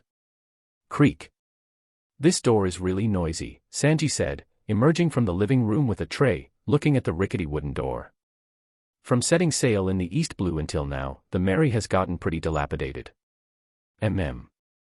We're arriving at Water 7 soon anyway. We can find a shipwright there to take a look, Reiner replied, turning his head. And find a gold exchange. I want to convert all the gold from Sky Island into cash. Nami, nearby, squinted with a smile. Just right. We can properly furnish the Mary too. Water 7. Is that our next destination? Sanji asked, walking up and placing a fruit platter on the table. We're almost there anyway, so it's fine to tell you. Reiner put down his pen and paper, speared a piece of mango, and said, Water 7 is a very famous and prosperous water city in the Grand Line, with many specialty products. We can all experience that slowly once we arrive. More importantly, it has world-class shipyards. The Pirate King Roger's ship was designed and built by shipwrights there. The Pirate King's ship. Hearing Reiner's words, Luffy, on the deck below, looked thrilled, stretching his head over. Sounds super awesome. The Oro Jackson, Reiner nodded, popping the mango into his mouth. The world's most superclass shipwrights are gathered there. That's great. Luffy's chin caught on the railing as his entire body snapped upwards from the deck with a thwack. Maybe we can even find a shipwright to join our crew. Agreed. Should have thought of this sooner. Usopp immediately chimed in enthusiastically. I'm not a real shipwright. Every time something breaks, I have to fix it. It's better to find a real shipwright, that would be more reliable. He. That's because you're pretty handy, Usopp. Luffy praised him with an exaggerated grin. Ahem. Of course. There's nothing this great Usopp can't do. Then it's decided. Let's go recruit a shipwright to join our crew. Luffy loudly announced his decision, then paused and added, and find a musician to join too. Just then, a sound from afar caught the crew's attention. Woo-woo. Hearing the sound, the group turned to look and saw a long black shadow speeding across the sea surface from the distance. What's that? A ship? Doesn't look like it. What ship is that long? Is it a train? But it's traveling on the sea. Question marks couldn't help but float above their heads. That's the sea train. Though I haven't gathered much information on it before, Reiner recognized the steel beast speeding across the sea surface and spoke coolly. All I know is that it's a steam train that runs on tracks built over the sea. It's worth mentioning that it was designed and invented by Master Tom, the same shipwright who built the Pirate King's ship. Invented by the Pirate King's shipwright. Luffy suddenly became fired up.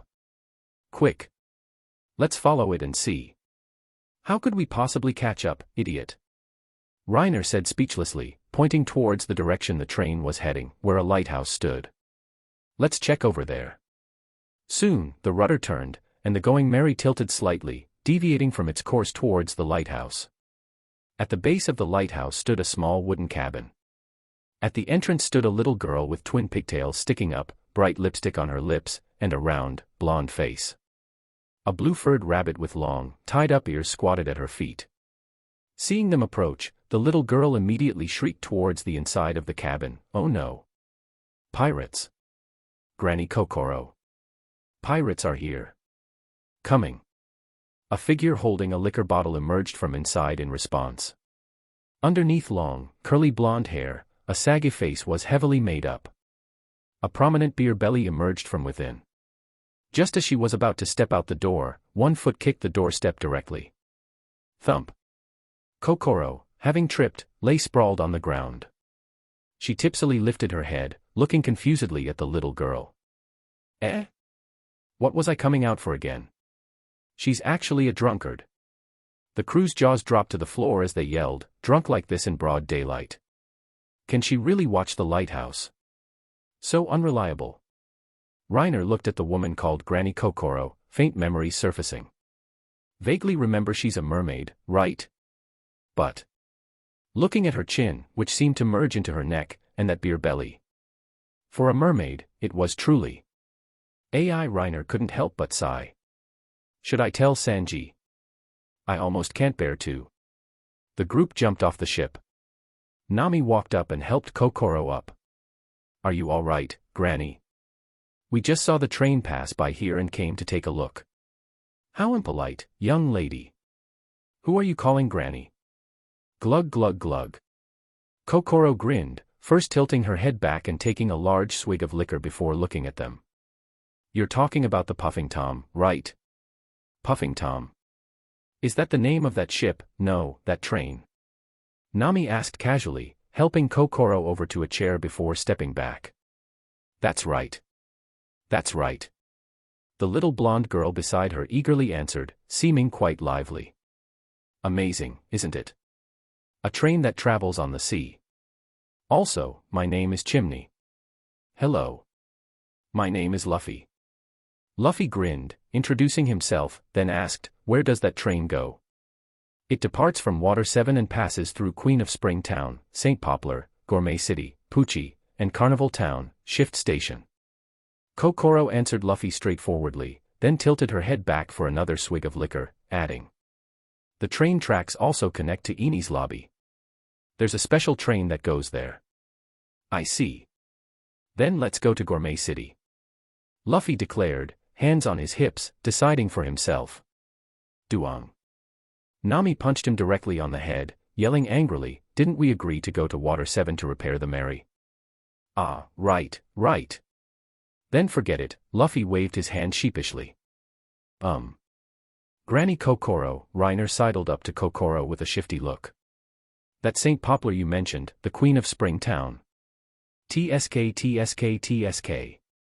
I understand what you mean, young man. Granny Kokoro glanced at him teasingly. But, are you sure now is a suitable time to ask, little mister? Before Granny Kokoro could finish her sentence, a dazzling blue-white electric light surged forth. Crackle. End of this chapter.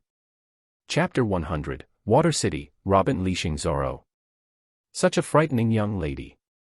Kokoro turned her head to look at Nami, ignoring the young man sprawled at her feet, charred black and smoking. Speaking of which, you're going to Water 7 to repair your ship, right? Yes.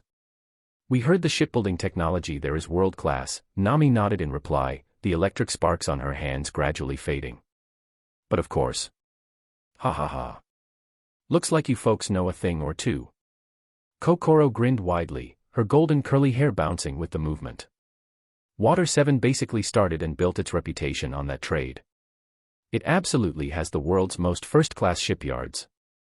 The world government itself uses ships built there. At the same time, it's also a gathering place for renowned master shipwrights from all over the world. That's truly wonderful. Luffy raised his hands, clenching his fists excitedly. We're actually planning to recruit a shipwright there. Granny, do you know who the most skilled shipwright is? We want to find him and have him join our crew.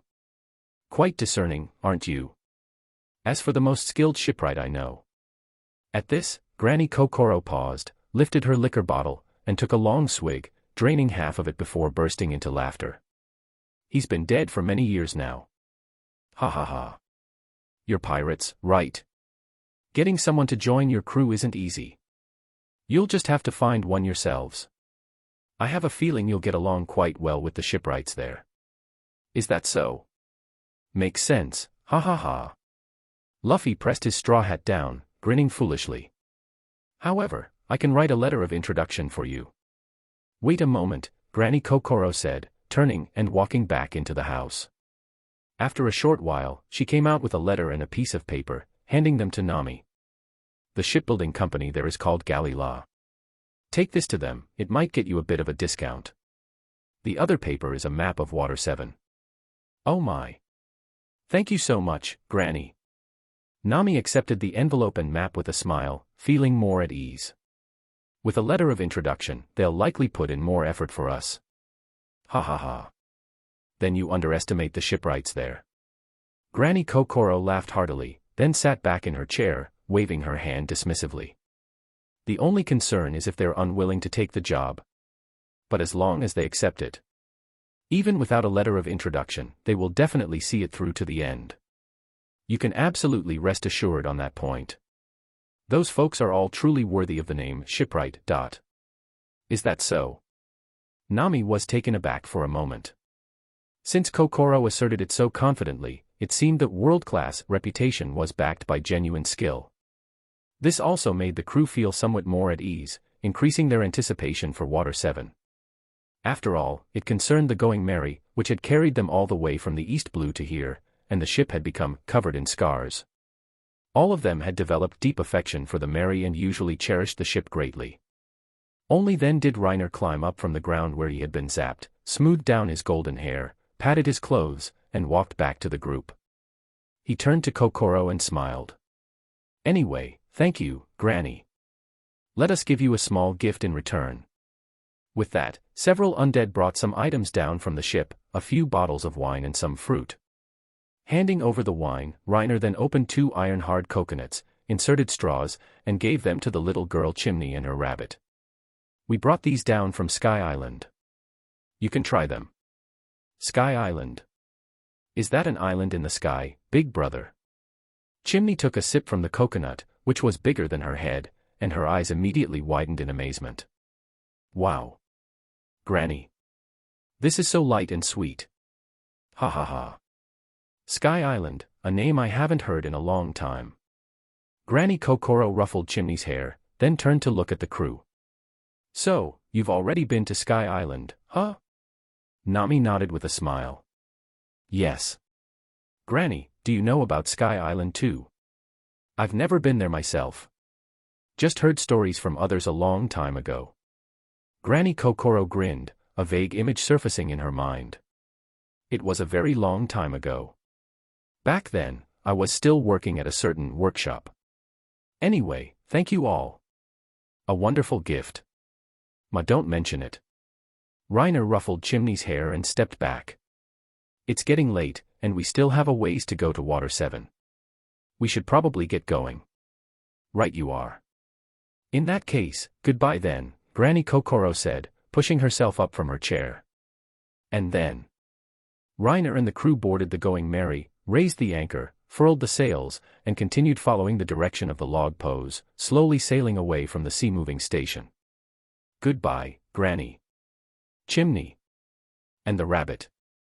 Nami stood at the ship's rail, waving the envelope towards those below. Thank you for the letter of introduction and the map. Smooth sailing. Granny Kokoro shouted back. If we have the chance to meet again next time, let this old lady treat you to drinks. Goodbye, big brothers. Chimney jumped up and down, waving her hands rapidly, until the Going Merry gradually receded into the distance. Her attention was then drawn to a white wave suddenly appearing on the sea surface. Looking closely, it was a giant brown frog swimming rapidly on the sea. Surprisingly, it was using a freestyle stroke. It's Yokozuna. Chimney took a sip of her coconut juice, blinking her big eyes. He's come to challenge the sea train again. Such a headache. Tell me about it. Granny Kokoro walked straight back to her chair and sat down, watching Yokozuna squatting on the tracks and the sea train returning in the distance. That idiot, after all these years, still, AI. Whoosh. A gentle breeze blew. After entering the sea region influenced by Water 7's magnetic field, the weather became even more stable. The refreshing breeze carried a slight coolness, and the sunlight was warm and gentle. The excitement among the crew on the Going Merry grew, as a small black dot appearing on the distant sea horizon indicated they were nearing their destination. Beside the balcony at the entrance to the second-floor living area, 2 people sat at a small table, upon which lay the envelope and map obtained from the sea-moving station. Granny Kokoro is really enthusiastic. Nami picked up a folded white paper, slowly unfolded it, and smiled. Good thing too, since you didn't manage to get a map of Water 7 before. With this, it'll be much more convenient. At least we won't be clueless about where to dock. However, she merely glanced at it, and her entire body froze. Bang! Nami slammed her palm down, directly snapping the table in two. She jumped up in a rage. What the heck is this? Hey, what's wrong? Reiner broke out in a cold sweat, unable to help but glance at the paper fluttering to the ground. On it, a railway track was drawn in a crooked, misshapen line, leading straight to a lump of islands at the end. The artistry was on par with Luffy's. He had thought Granny Kokoro had given them an official map, not expecting it to be hand-drawn, and such an indescribably bad hand-drawing at that. Reiner silently picked up a pen and paper, adding a new line to the shopping list: one table, steel made. Steel conducts electricity. What if she gets excited? Not good. Reiner crossed it out, pondered for a moment, then rewrote. One full set of furniture, Adam wood made. As they sailed slowly, they drew closer and closer to the island, until it was fully revealed before them, leaving everyone speechless with amazement. Rather than an island, it was actually a city built up bit by bit, relying on foundations constructed in the sea. The prosperous metropolis, Water 7. At its highest point was a giant, pointed fountain. Water cascaded down in layers, diverging and then converging into several main river channels that flowed downwards through the entire city. The outermost perimeter was a towering surrounding wall, with several huge sluice gates. The main river channels flowed from here into the ocean. European-style buildings stood in dense rows, arranged layer upon layer. Innumerable canals of various sizes branched off from the main river channels, crisscrossing and interweaving throughout the entire city. A single glance at this prosperous metropolis revealed the distinctive charm of the City of Water. What a huge fountain! Luffy, seated in his special seat, couldn't contain his excitement. The city's appearance truly brought a considerable shock. But, where are we supposed to dock? Nami walked forward, looking left and right. She didn't see any port, wharf, or similar facilities. Only a few small, drifting boats were nearby, with some men on them, fishing rods in hand. Let's just ask someone directly. Reiner walked up beside her, leaned his hands on the railing, and shouted towards the people fishing nearby. Hey! Hello there, everyone. Excuse me, is there a place nearby where we can dock our ship? Hearing the voice, several fishermen turned their heads, looking towards the golden-haired man shouting at them. Among them, a man wearing a duckbill cap yelled back, simultaneously raising his hand and pointing in a direction. To the right. Over there, there's... Hey, wait a minute. Look at that. They're pirates. Another man, bald and burly, interrupted, pointing at the black flag fluttering in the air, reminding the duckbill-capped man. Ah, didn't notice just now. There have been quite a few pirates coming to Water 7 lately. It's not really suitable for pirates to just swagger in like that. After muttering amongst themselves for a few sentences, the duckbill-capped man raised his hand again, pointing in another direction, and yelled towards Reiner. This way. Go around to the back. You can dock at Rockyard Bay. Got it. Thank you. Reiner waved in response.